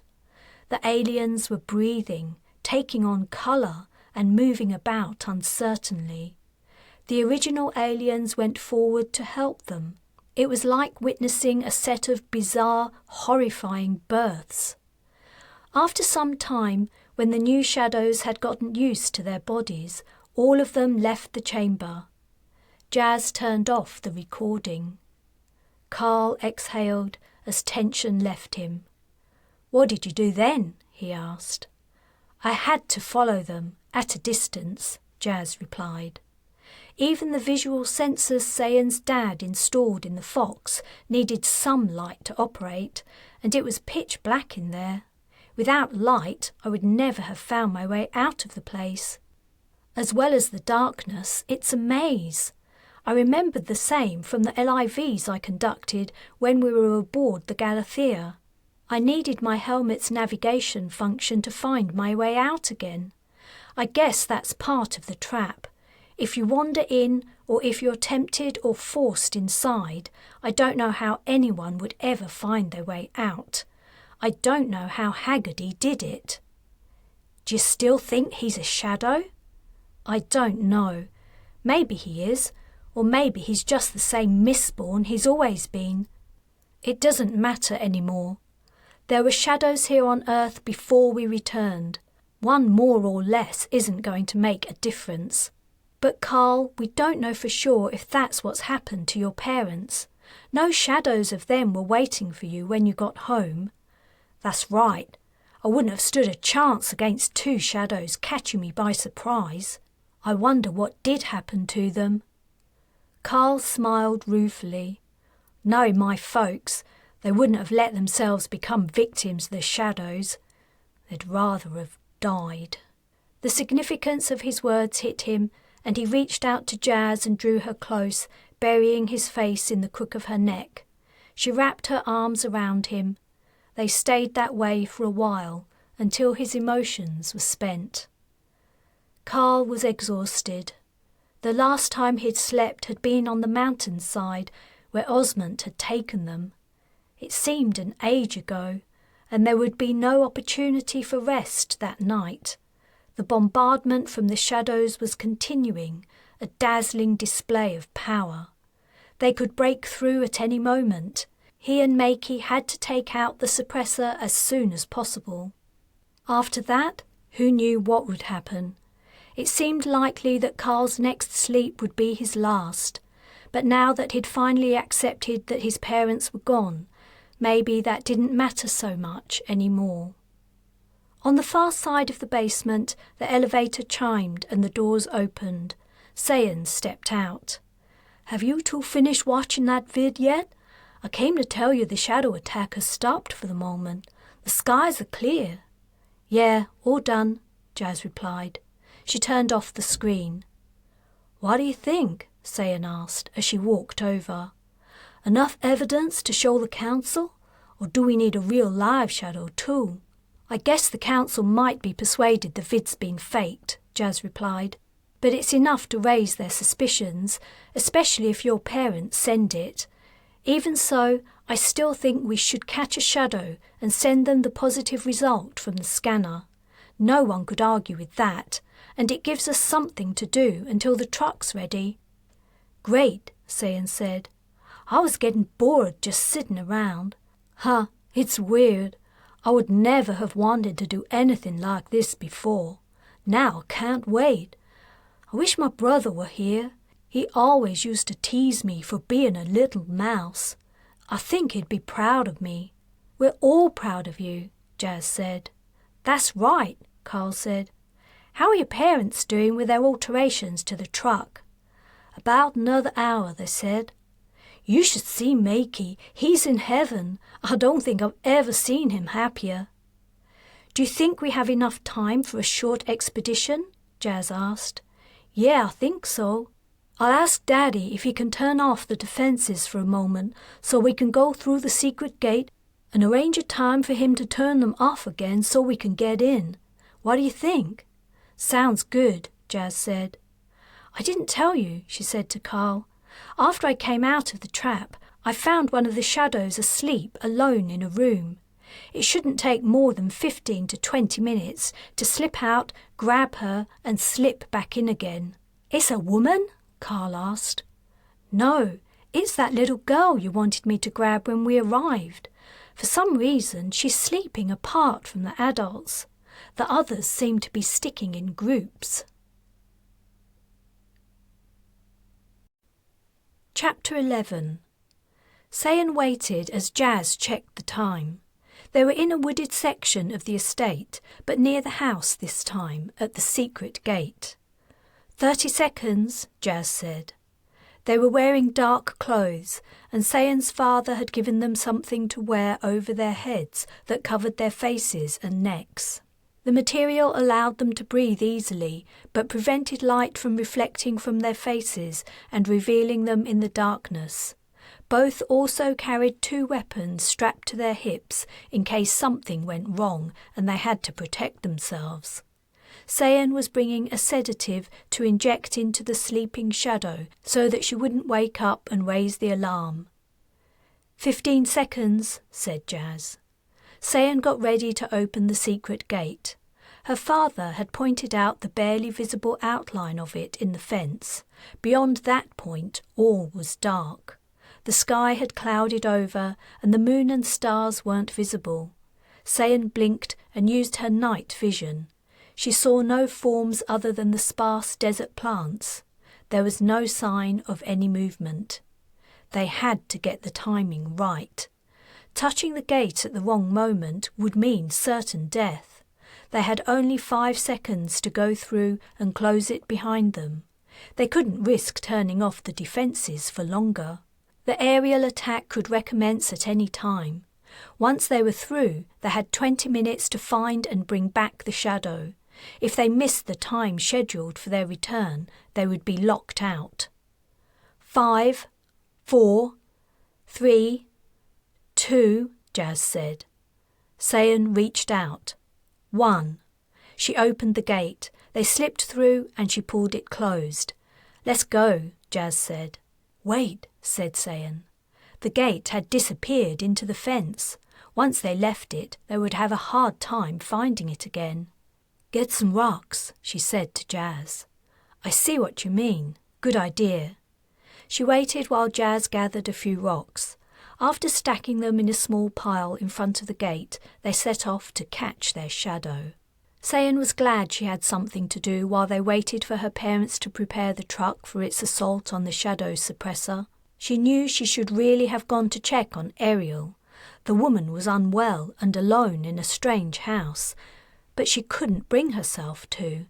Not after their argument.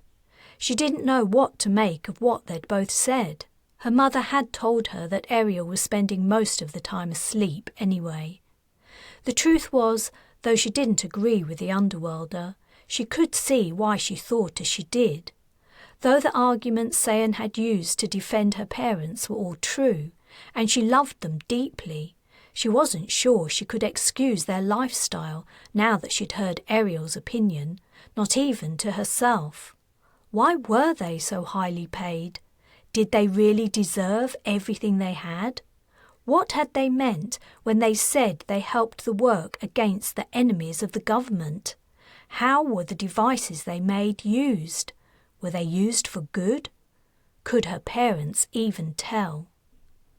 On the other hand, Sayan was sure that all the money in the world couldn't fix what was wrong with their society, nor improve the lives of the worst off, like the Underworlders, over the long term. So, in a way, both she and Ariel were right. She just didn't think she would ever get the woman to see it that way. The Underworlder was passionate about the inequalities and injustices she saw.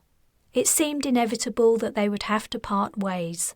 There could be no future for 2 people with such different backgrounds and who held such different views.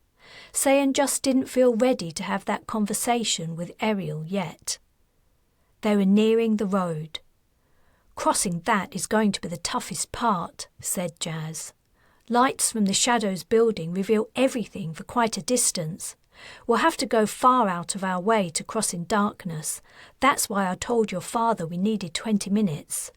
Okay, Sayan replied, though it seemed they would be cutting it very fine. She supposed Jas knew what she was doing. They moved through the desert until the light from the Shadows building was faint, then crossed over the road in little more than a heartbeat. Even with her enhanced hearing, Sayan detected no sounds coming from the aliens' building. They began their approach. In another few minutes they were squatting below an open window. According to what Jas had seen, the Shadow Girl was asleep in this room alone. The plan was that Sayan would go inside, sedate the sleeping girl, then lift her and pass her out to Jas. When Sayan was outside again, they would take the shadow back to the estate. She stood to peer over the windowsill. Inside all was dark. She heard breathing. Using her night vision, all she could see was bare floor and walls. Jas touched her leg. When she looked down, the hunkered-down woman spread her hands wide in a questioning gesture. Sayan raised a flat palm. Wait. She listened again. Someone was definitely in the room. No, she could hear 2 people breathing. She lifted 2 fingers to Jas, who grimaced in response. Sayan frowned as she listened again. There were definitely 2 sets of breathing sounds. One was soft and light. That could be the shadow girl. The other, though, was even softer, lighter, and faster. If Sayan had been forced to guess, she would have said there was a baby in the room. Had the shadows taken a baby? The thought sent a shudder down her spine. Jas pointed at her timer. Sayan had to act now, or it would be too late. She grabbed the windowsill and pulled herself up and over in one smooth motion. She checked her momentum as she landed right next to the shadow, who was sleeping under the window. The girl's eyes opened at the sound of Sayan's arrival. Her mouth also opened to shout or scream. Sayan quickly pressed down on the child's face with one hand, muffling her voice, and with the other hand she delivered the sedative into her bare neck. As the girl's eyes closed and her body went limp, Sayan glanced around. Where was the second breather she'd heard? The room was empty. The girl was alone as she'd been when Jas had last seen her. There was no time to figure out the mystery. She had to pass the shadow out of the window, and they had to get back home in time for the momentary defense shutdown. The shadow girl was lying on a pile of clothes and blankets beneath an adult woman's coat. Sayan reached under the coat to grab her around her waist and pull her out. As she did so, her hand encountered something soft, warm, and furry. She pulled back in surprise and lifted the coat to see what it was. A cat was curled up next to the girl. After Sayan exposed it, the animal took fright. It jumped onto the girl and out of the window. It must have landed on the waiting Jas, because Sayan heard her gasp from outside. The shadow had been cuddling a cat. Or had the cat only approached her for warmth and she'd let it stay? There was no time to figure it out. Sayan lifted the girl's limp body and lowered her into Jas's waiting arms. She vaulted out of the window and down onto the desert sand. Jas was already running, carrying the shadow child. Sayan quickly caught up to her. "Pass her to me," she said to Jas. "I won't feel her weight at all." Jas handed over the shadow and Sayan put her over her shoulder. The aliens in the building didn't even seem to notice the missing girl, because no sight or sound of pursuit came from behind. They ran from the revealing lights and into the darkness to the point where they could cross the road unseen. As they approached her home, Sayan saw movement at the front. The truck was pulling round from the back onto the driveway with Makey at the wheel. Her parents must have finished the modifications. They were nearly ready to destroy the suppressor. She and Jas had their shadow. With the information they would be able to send, the Transgalactic Council couldn't ignore the shadow invasion.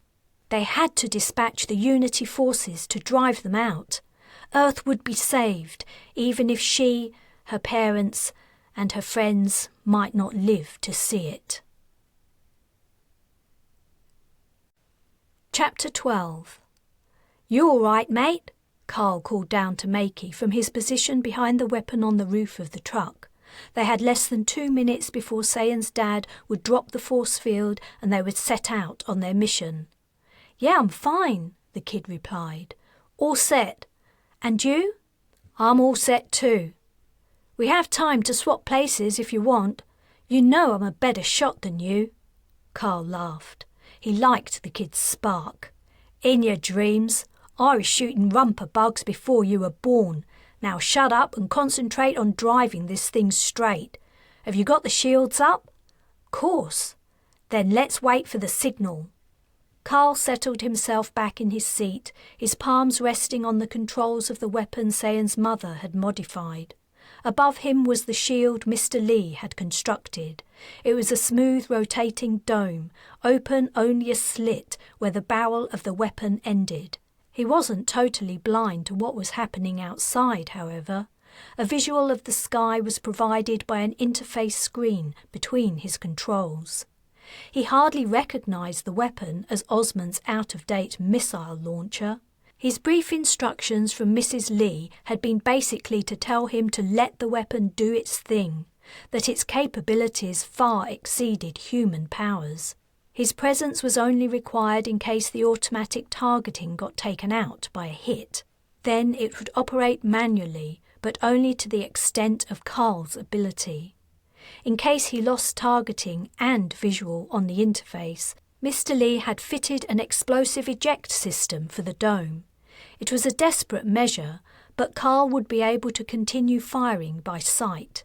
He hoped his skills would be sufficient to protect the truck until Makey had done his job. If they survived and made it back, that would be a bonus. The truck began to vibrate. Makey had started the engine and was driving. It was time. As the truck started toward the gate, Carl flipped the switch to activate the weapon. The display lit up and the barrel swiveled right, taking Carl in his seat with it. On the screen, a large heli was revealed. The shadows had seen the truck begin to move and had launched their response. Concentric lines moved down the screen to the heli's centre. The weapon had identified its first target before they were even outside the gates. The screen flashed repeatedly, as if the weapon were begging Carl to fire. He had to wait. If he fired, the charge wouldn't penetrate the force field. "Nearly there," Makey called, aware of the fact that Carl could see nothing but sky. He heard a rumble as the estate gates opened. Makey had argued so hard to be allowed to do this, and tried so hard to get the adults to stop treating him like a kid. Yet when it came to it, he still felt like a kid inside. Maybe he'd been wrong to push so hard. Now everyone was relying on him, and he wasn't sure he was up to it. Maybe he should have let someone else drive the truck. His palms were sweaty on the steering wheel. Through the slit in the cab shields, he could see Mr. Lee standing at his front door, holding a small control device. He held one hand up in the air, its fingers spread. 5 seconds until Makey had to begin to drive down to the gate. It was too late to back out now. He gripped the steering wheel hard. He could do it. He would do it. He wouldn't let everyone down. One finger on Mr. Lee's hand dropped. 4. Another finger. 3. 2. 1. Makey pressed the gas and the truck approached the gates. He was counting in his head. He had 10 seconds until Mr. Lee would open the gates and drop the force field long enough for him to drive through. He had one job: get to the correct side of the building and drive right into it as fast as he could. It was vital that he destroy the suppressor. Otherwise, everyone's effort would be wasted. No message would get through to the Transgalactic Council, and Earth would fall to the shadows. His stomach clenched. It was all on him. Everything they'd done up to that point, everything that everyone had gone through, was so that he, a kid, could do this. "Nearly there," he called to Carl. Almost as he was upon them, the gates parted. In another moment, he was through. Immediately, the truck rocked with the force of an explosion on the roof, and another explosion to the right caused it to buck violently. Makey wrenched the steering wheel to bring the swerving truck back under his control. He was veering too far to the left. Now he was too far to the right. He couldn't seem to keep it straight. The truck was heading off the road and into the desert on either side, almost out of control. Flames erupted to his right as a heli hit the ground. Carl had got one. The truck shuddered again as they took another direct hit. On the left was another that sent deep vibrations through the cab and into his bones and teeth. Something was wrong. The truck wasn't driving like it should. It was leaning and juddering hard. The shadows had succeeded in shooting out tyres on one side. Carl had told him this might happen, but he'd said the truck would still go, only it would be harder to control her. Makey brought the vehicle around. The building appeared in his sight. He only had to keep the truck straight and get her to top speed before impact. If he could only do that, it would be enough.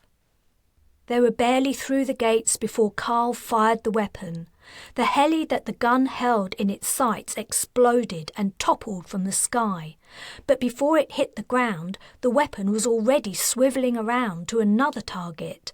Carl fired again and caught a glimpse of a missile just before it dissolved in mid-air. Missiles? The shadows weren't only attacking from the air, they were firing at them from a base far away from the estate. Crat! He had no chance of finding and destroying the base using the weapon on the truck. They were vulnerable to every missile launched at them, and so was Sayan's parents' estate. He had no time to think about that. The weapon was swivelling rapidly once more. A shuttle was passing overhead, and both its guns were firing. Streaks of fire streamed down toward the truck, but on their way an answering bolt crossed them, travelling in the opposite direction into the heart of the shuttle's engine. The space vehicle split apart like a massive exploding firework. Flaming debris was scattered across the sky. The truck took another hit from the missile launcher. It nearly turned the vehicle on its side. Carl was amazed at Makey's skills in reacting to the deluge of hits, keeping the truck going. He guessed they were driving toward the building. With a deafening crack, the dome above him blew away. A hit had triggered the eject device. The cold desert wind chilled his skin, and he saw the pre-dawn sky with its clearing clouds and fading stars. The sky held more than stars, however. Carl was being carried around in his seat again as the automatic targeting system locked onto another aircraft. The gun roared, and Carl's seat kicked back as it fired. The weapon was better than any he'd ever known, but would it be enough? The top of the building rose up at the edge of his vision. They were nearly there. They'd nearly made it. A stream of fire ran across the truck's roof, searing the weapon. Flames licked from Carl's clothes, and for several seconds he battled to prevent the fire from enveloping him, scorching his hands as he extinguished the flames. As his panic eased, he became aware that he and the weapon were no longer moving. The hit had taken out the automatic targeting. If he were to defend the truck and Makey, it was now entirely down to him. He grabbed the controls and spun the weapon around, searching the skies for a target. A massive boom sounded to his right, and the truck began to topple. It leaned so far, Carl knew it would never recover. The power of the blast and the speed of their falling meant Makey would never right the vehicle. They hadn't reached the Shadow's building or the suppressor inside. It was over. As Carl was thrown to the side in the falling truck, more of the building became visible. There were only a few tens of metres from it. They'd almost made it. Almost. A heli appeared overhead.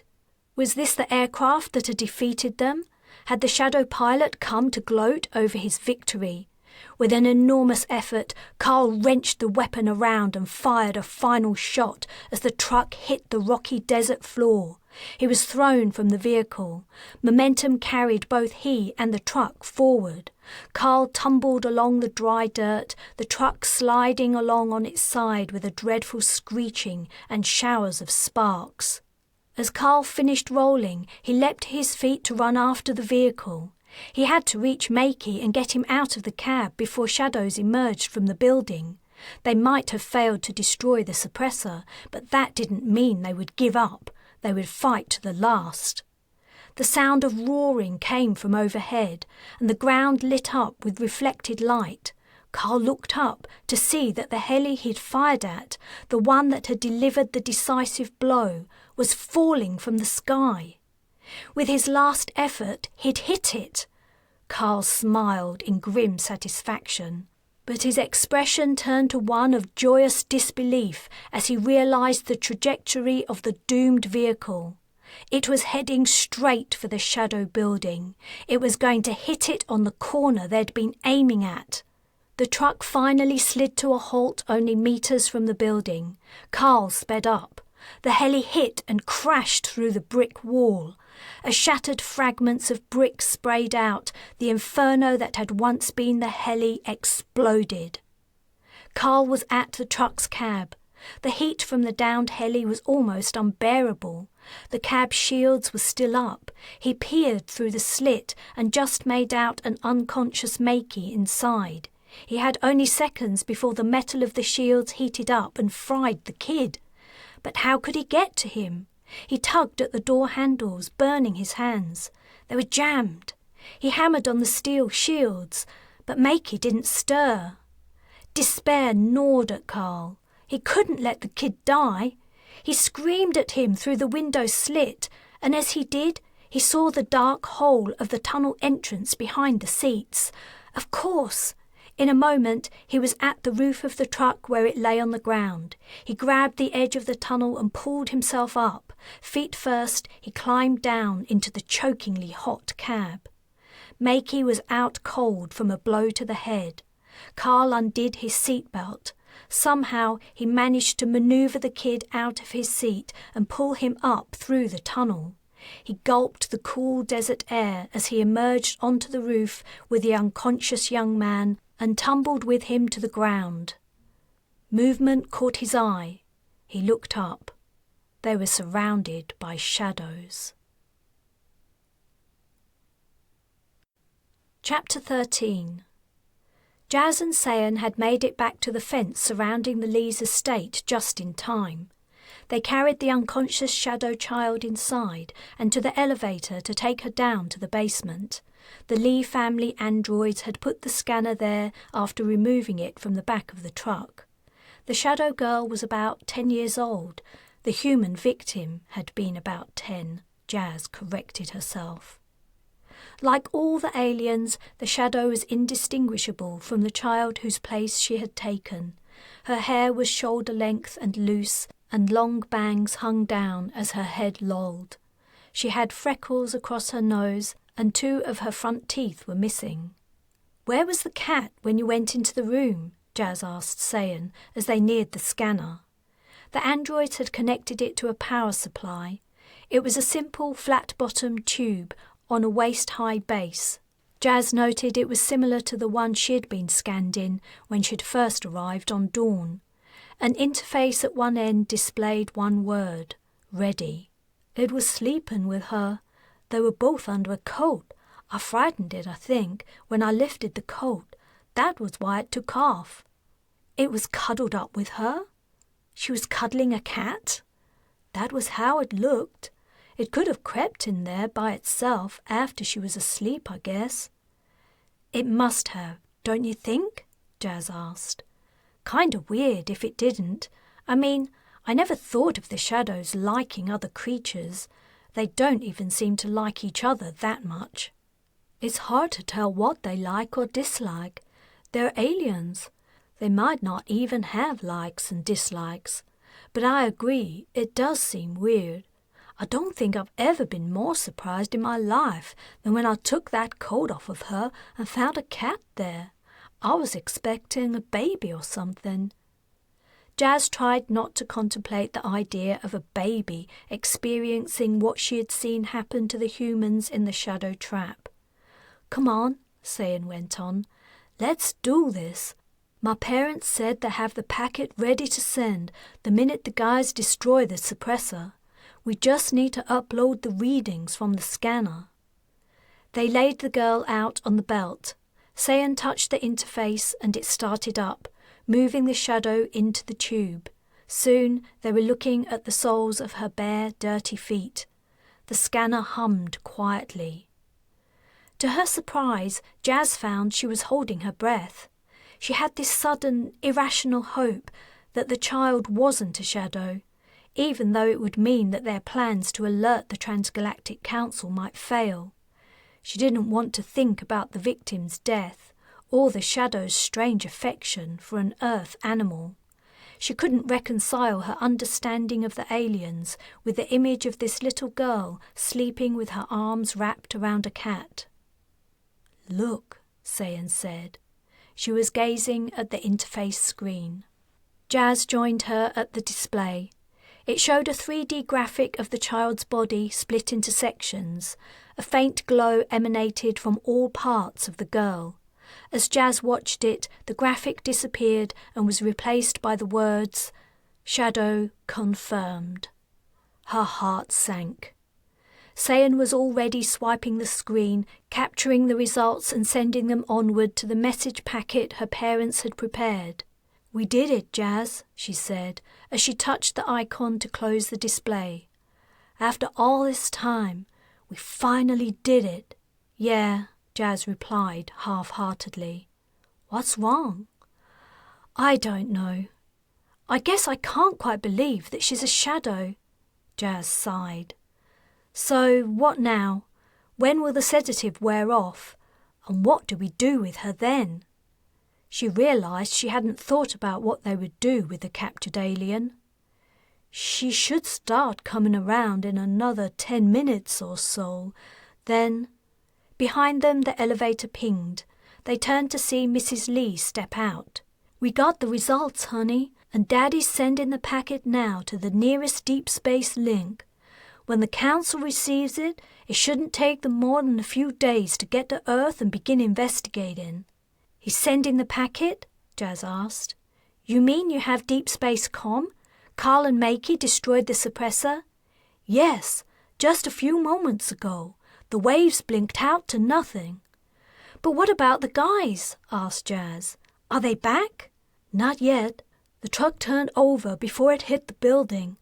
But one of the helis Carl downed smashed into it instead. That must have been what destroyed the suppressor." Sayan and Jas shared a look.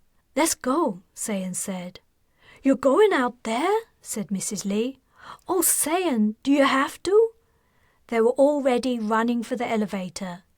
"Yes, Mama, I do. They're my friends." It took Sayan several minutes to persuade her father to turn off the force field so they could go out to rescue Carl and Makey. He repeated that he would rather go himself than let her risk her life. But she pointed out that he had to stay home. He couldn't leave her mother and their sick guest Ariel alone.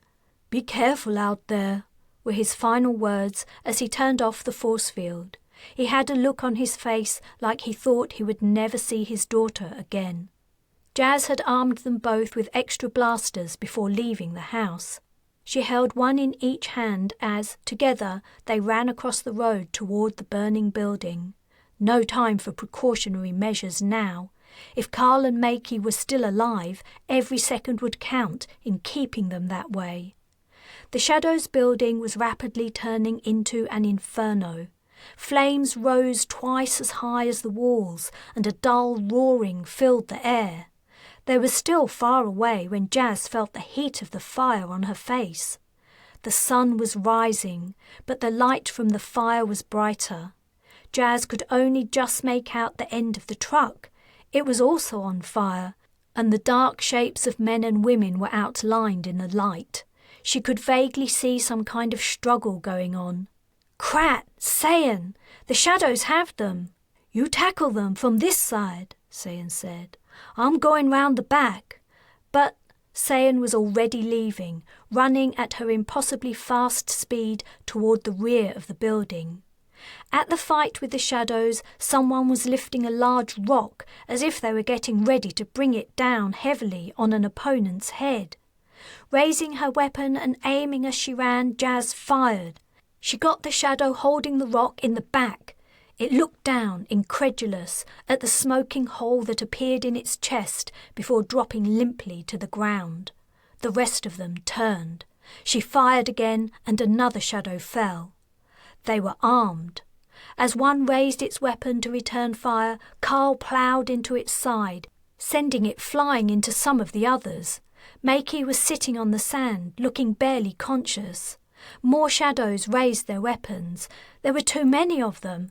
Jas could never shoot them all, and Carl had been disarmed.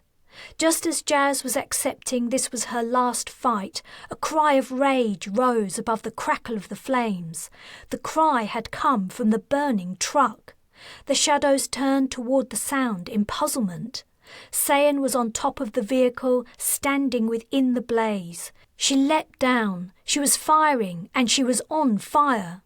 Shadows fell at each blast of her weapon, and Jas shot down more of them.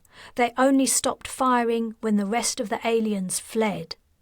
Suddenly, Carl had Sayan on the ground. He was rolling her in the dirt, putting out the flames. Her clothes were little more than blackened shreds. Makey staggered to his feet, shaking his head. "You did it!" Jas exclaimed to Carl. "The suppressor's destroyed. Sayan's parents have sent the packet." "We did it," Carl said. "We all did." The shadows seemed to have retreated. Sayan and Carl were burned, and Makey had taken a severe blow to the head, but they'd survived. Carl and Jas hugged. They held the kid's arms to support him, and all four of them turned towards Sayan's home. It was at that moment that the mansion took a direct hit. Chapter 14. "Crad!" Sayan exclaimed. One side of the front of the beautiful house was ruined, and smoke was already pouring from the windows nearby. The next second, she was gone.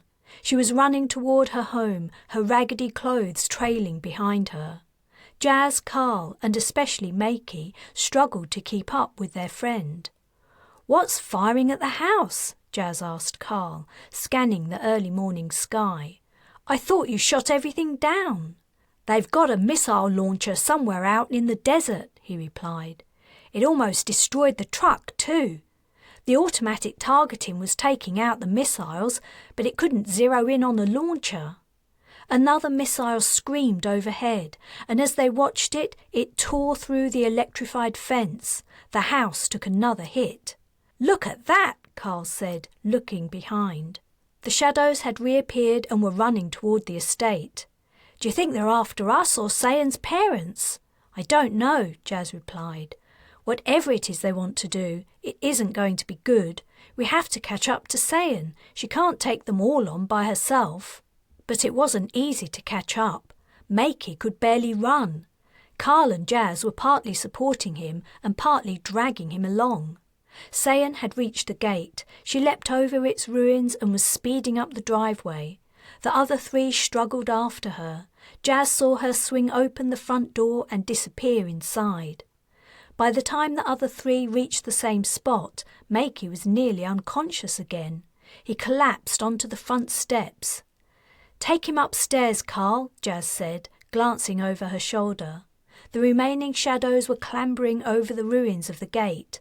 "Take him to Ariel's room, so I know where you all are. I'm going to find Sayan and her parents. We might escape the shadows yet."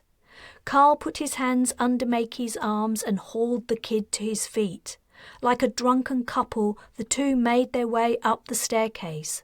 Jas followed, helping to support the unconscious Makey. At the top, they parted ways.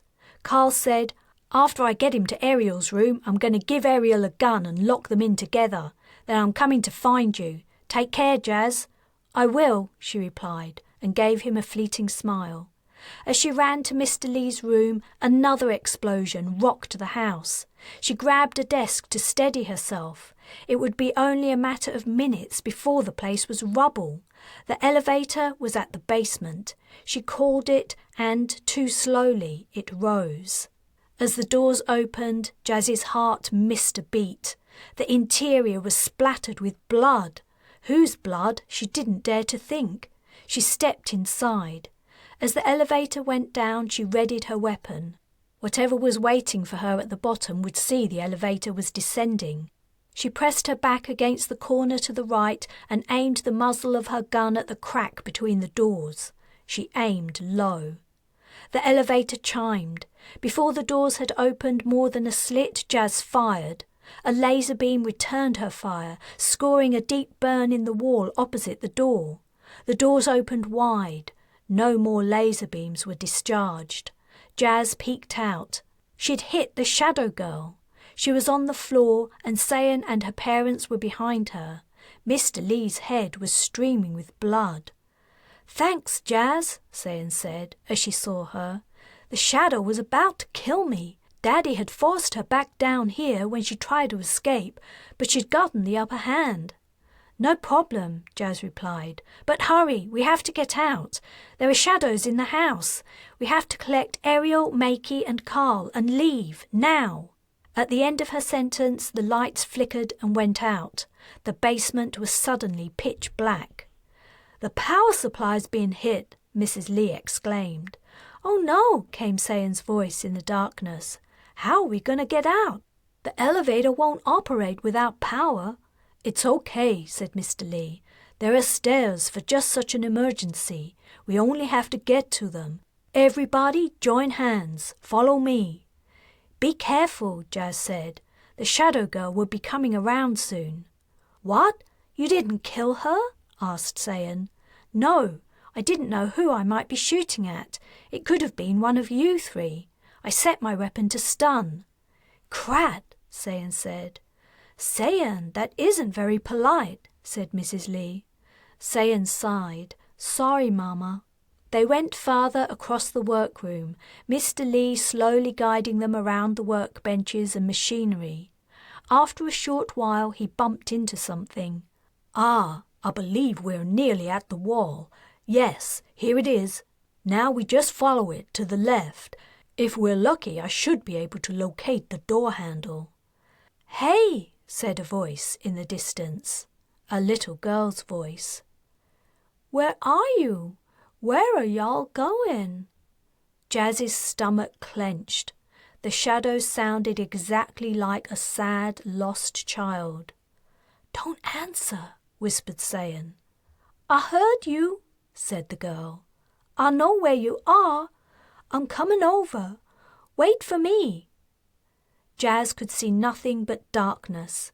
She could feel nothing but Sayan's hand and the smooth wall they were following. "Are you here?" asked the shadow. Already it sounded like she was nearby. "Please answer. I want to find you. I have to find you.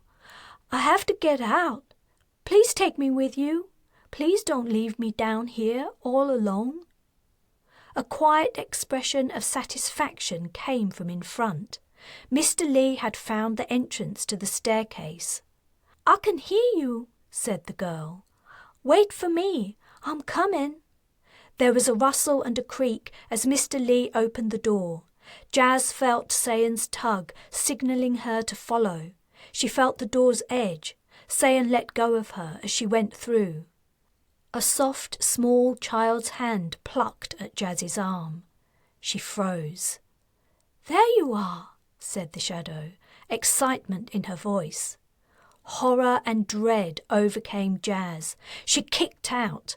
Her foot met its mark and sank into something soft and warm before sending the thing flying. There was a shriek. Jas bolted through the door and slammed it closed. She was in the stairwell, but she was still in darkness. "Here, Jas," called Sayan. Following the sound of her friend's voice, she tripped over a step. Scrabbling sounded from the other side of the door. The shadow was trying to find the door handle. Jas hadn't been able to lock it. The girl would be through the door and after them at any moment. She raced upstairs. Somewhere above, light appeared, casting a faint illumination down the steps. Mr. Lee had reached the top and opened the door into an upper-level room with a window. From below came the sound of creaking as the door opened, followed by light footsteps running up. Jas broke into a cold sweat. She felt a special horror about the cat-loving shadow girl. Something about her was especially fearful, and yet Jas wasn't sure she could kill her. Jas emerged into the room at the top of the stairs. She slammed the door shut. "That thing's coming after us," she panted. "Don't worry, sugar," Mrs. Lee said. "Not a problem." She jammed a chair under the doorknob. "Which way to Ariel's room?" Jas asked. "Follow me," Sayan replied. "Have you noticed something?" Mr. Lee asked as they left the bedroom. "The bombardment has stopped." Probably because shadows are in the building, Jas said. They don't want to kill their own kind. They must be planning to capture us or pick us off one by one. Chapter 15. Ariel, Sayan called through the door. She didn't want to take the woman by surprise. If she was armed, opening the door without announcing herself could be disastrous. "Thank Krat," came Ariel's reply. "Get in here." Sayan went inside to find Ariel in bed with Makey lying unconscious next to her. Carl was sitting down with his arms folded. The two android servants were standing over him as if on guard duty. "What's going on?" Jas asked. "They wouldn't let me leave," Carl replied in an exasperated tone. "Sir, ma'am," said the female android, Florence, "it appears that the estate is under attack. We took the initiative to keep our guests safe while we awaited your further instructions." "You did a wonderful job," Sayan's mother replied. "Now I have another job for you. First, Jas, Carl, please give our servants a weapon." Jas held her blaster protectively to her chest. "What? Why?" "Because they're going to defend us. I've reprogrammed them with military skills, as far as I was able. Their primary function now is to save our lives. That's why they wouldn't let Carl leave the room." "Oh, I see." Jas handed over a gun. Mrs. Lee addressed the androids. "Now, I want you both to understand that the creatures that are roaming this house and looking for us are not human. They may look, sound, and act human, but they are not. Do you understand that? Do you believe me?" "Yes, we do, ma'am," chorused the two androids. "That means you are not breaking any fundamental law by shooting at them, right?" she continued. "In fact, you would be doing us an enormous favor. Do you think you'll be able to do that? If you kill the invaders, it would help us. It would give us a chance to escape." "We can do that, ma'am." "Wonderful," said Sayan's father, looking out the window. "I think it's high time we got the Krat out of here." "Craven!" exclaimed Sayan's mother. Ariel pushed down her covers and pulled herself out of bed and onto her crutches. She refused all offers of help. Sayan picked up Makey and they went out into the corridor. "Where now?" Jas asked. "To the heli's on the roof," Mrs. Lee said. "We'll never get out with shadows all over the house looking for us. Now that the force field's down, we might as well take our chances in the sky. Was that your plan, Craven?" "Exactly, my dear," her husband replied. The android servants went one way to head off the shadows, and the humans went the other. Sayan's father led them away from the main staircase and into the smaller corridors. A shadow wandered into view, and Carl shot it. Sayan hoped the alien died before it had a chance to tell the others where they were. She knew this part of the house well. She'd often played hide and seek with her brother there when they were children. It was also the quickest route to the roof. She'd walked it during her short-lived stint at the Global Government Security Headquarters. Wisps of smoke were following them down the corridor, and the air was filled with the smell of burning. They would have to leave soon if they didn't want to go up in flames with the rest of the place. Sayan's heart sank at the knowledge that the only home she'd ever known would soon be gone. But they'd sent the packet to the Transgalactic Council, and with a little luck they could escape the shadows pursuing them and find some place to hide out while waiting for the Council to come to Earth's aid. A cry echoed out. Someone had been shot not far away. The androids had their backs. She hoped they would last out a while longer. They redoubled their pace. Soon they were running. Poor Ariel was hobbling along as fast as she could on her crutches. "Here we are at last," Sayan's father said. He opened the door to the stairway that led to the roof. The corridor echoed with footsteps. Sayan turned to see several shadows running toward them. They'd broken through the android's defences. Jas fired, killing the leader, but the others only jumped over him and came on. "Hurry up," said Sayan's mother, as she guided Ariel up the stairs. When they were all inside the stairwell, Sayan locked the door. They stepped out onto the windswept roof. Smoke was rising up all around them into the early morning sky. To one side, where the helis had stood, was a pile of smoking ruins. A missile had destroyed the helis. They weren't much more than lumps of charred, twisted, reeking metal. "Crat!" exclaimed Sayan's mother. They walked slowly over to what was left of their only means of escape. "What now?" Carl asked. Sayan's father turned to him with a stricken expression. "I'm all out of answers to that question, son." Sayan swallowed. "Daddy, Mama, it's okay. We did what we had to. We've done all we could." She put Makey down so that she could embrace them both. Then she turned and hugged Ariel, holding on to the stubborn, pig-headed, dogmatic woman as if she were life itself.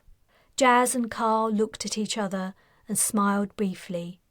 They turned, raised their weapons, and aimed them at the door on the other side of the roof, waiting for the shadows to emerge. A blast of hot air swept down from above, and over the roar of the burning house came the whine of a shuttle engine. "Crat!" shouted Jas. "They're coming at us from above, too." She turned and aimed at the floor of the shuttle that hung over them. A tiny escape hatch opened, and the head and shoulders of a man appeared in the space. As Jas sighted her gun, Sayan ran at her and knocked her down. "What the?" she exclaimed from the floor. "Phelan!" yelled Sayan. "Mama, Daddy, it's Phelan! Back up, everyone, so they can land." "They can't land on the roof. It'll only burn the place down faster," Carl shouted over the engine's whine. "Not our roof," Mrs. Lee called in reply. "But we'll have to take shelter from the heat of the engines. I think Phelan was trying to warn us." "Over here," Mr. Lee said, and he led them to a raised section. Sayan picked up Makey and carried him over. They hid on the side facing away from the descending shuttle. Nevertheless, the air turned very hot as the aircraft fired its landing jets. When the shuttle's noise was quiet, they ventured out. A couple of shadows must have tried to emerge onto the roof as the shuttle was landing. Their lobster-red, blistered remains were contorted into tortured shapes. They made their way across the roof. The shuttle door opened, and Sayan's brother, Phelan, came out. "Hurry!" he called, gesturing at them. "This place is going up in flames. We don't have long before it collapses." Sayan ran to her brother, who took Makey from her before disappearing inside the shuttle. Jas and Carl helped Ariel as she shuffled along on her crutches. Mr. and Mrs. Lee brought up the rear. Crashes and explosions came from the disintegrating mansion beneath them. Suddenly, a portion of the roof collapsed. A jet of flame leapt up, and the shuttle began to slide toward the hole.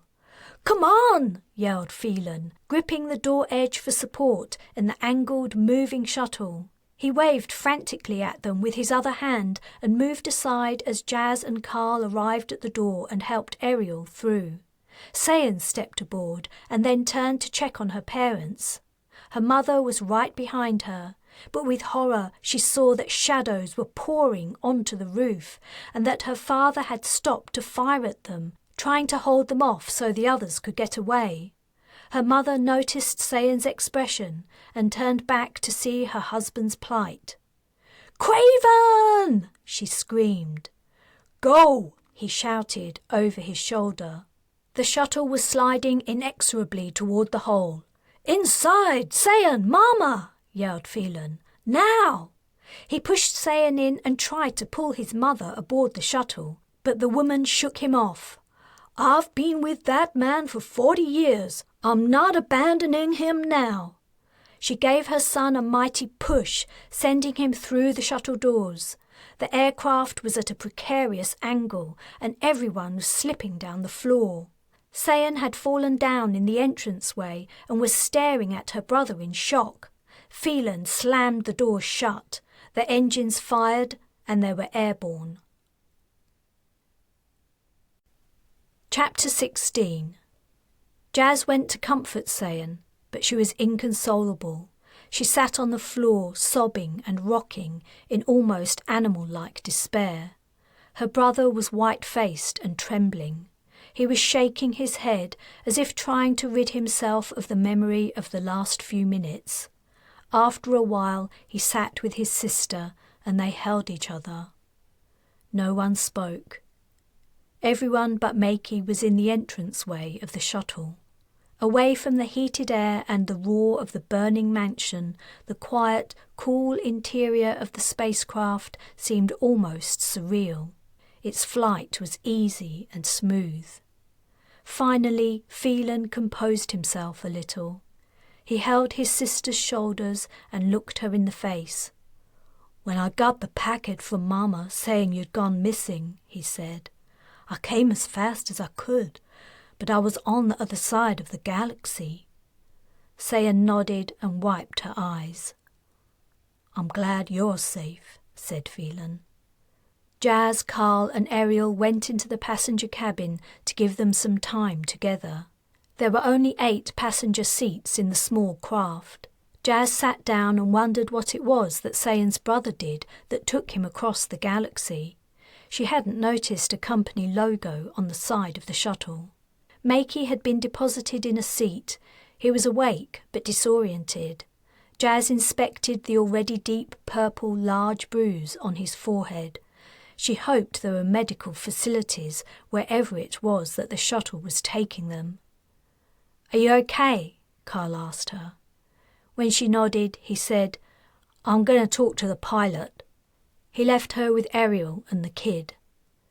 The Underworlder was looking better after her short stint of care at Sayan's home. She was clearly troubled, however. She glanced repeatedly at the doorway to the shuttle entrance, obviously concerned about Sayan. Jas sat back in her seat and stared unseeing in front of her. Mr. and Mrs. Lee didn't stand a chance, of course. Even if they survived the searing heat of the shuttle's engines and they defeated the attacking aliens, there was no way they could make it out of the burning building alive. They were such wonderful people, so smart and wise, and they loved their family so deeply. The world would feel their loss. She felt their loss, and she'd hardly known them. She wanted to weep for them, but, as usual, the tears wouldn't come. Yet the ache in her heart had to be nothing compared to how Sayan and her brother must be feeling. It was at times like these, the fact that Jas had no family that she knew of brought her some small comfort. She missed out on the warmth, closeness and love that most families seem to experience, but she also missed out on losing them. Carl reappeared from the pilot's cabin. He sat next to Jas and fastened his seatbelt. "How's the kid?" he asked. "He needs medical care." Carl nodded. "He should get it soon. I talked to the pilot. It turns out Sayan's brother owns a deep space mining company. His starship's in orbit and we're going to it now." "They've been in deep space for the last few months?" Jas asked. "Looks like it." "So it's unlikely they have any shadows aboard?" "I think so. The pilot had no idea what I was talking about. Never heard of shadows, never seen a trap." For the first time in what seemed like forever, Jas relaxed. For the immediate future, she wouldn't have to worry about encountering one of the hostile aliens. She wouldn't have to worry if the person she was speaking to really was who they appeared to be. What was more, they'd done what they set out to do. They'd alerted the Transgalactic Council. Yet somehow she couldn't take any pleasure in the achievement. So many lives had been lost. The shadows were even abducting children and replacing them with weird, animal-loving doppelgangers. Carl reached out and took her hand. He folded his fingers over hers. "After we get to Phelan's ship," she asked him, "what then? What do we do next?" "I dunno. I have to go and get Flux, for one thing. The little fella probably thinks I'm dead. After that, I'm not sure. I don't want to abandon the farm, especially if the shadows have plans for it. But Earth isn't safe anymore." "No, it isn't. When the Transgalactic Council receives the packet, what do you think they'll do?" "They'll have to react. If they don't stop the shadows from taking over Earth, the rest of the galaxy will be next." They lapsed into silence. The shuttle flew on, taking them farther from their alien-infested world and closer to their temporary safe haven. Carl's fingers loosened their grasp on hers. Jas looked at him and found that he'd fallen asleep. She was glad to see that peace had settled on his face. But then, despite their miraculous escape, and despite the fact that they were on their way to the first safe place they'd known since the Galathia had landed on K6709-2D, a chill settled over her heart. There was only one way the Transgalactic Council could react. They would have to go on the offensive to decisively rid the galaxy of the Shadow's menace. War was coming, and somehow Jas knew that she, Carl, and their companions would find themselves caught up in it. The end. This has been the EARTH CHRONICLES, Shadows of the Void Books 4-7, written and narrated by J.J. Green. The series continues in the Galactic Chronicles. For more J.J. Green books, visit jjgreenauthor.com.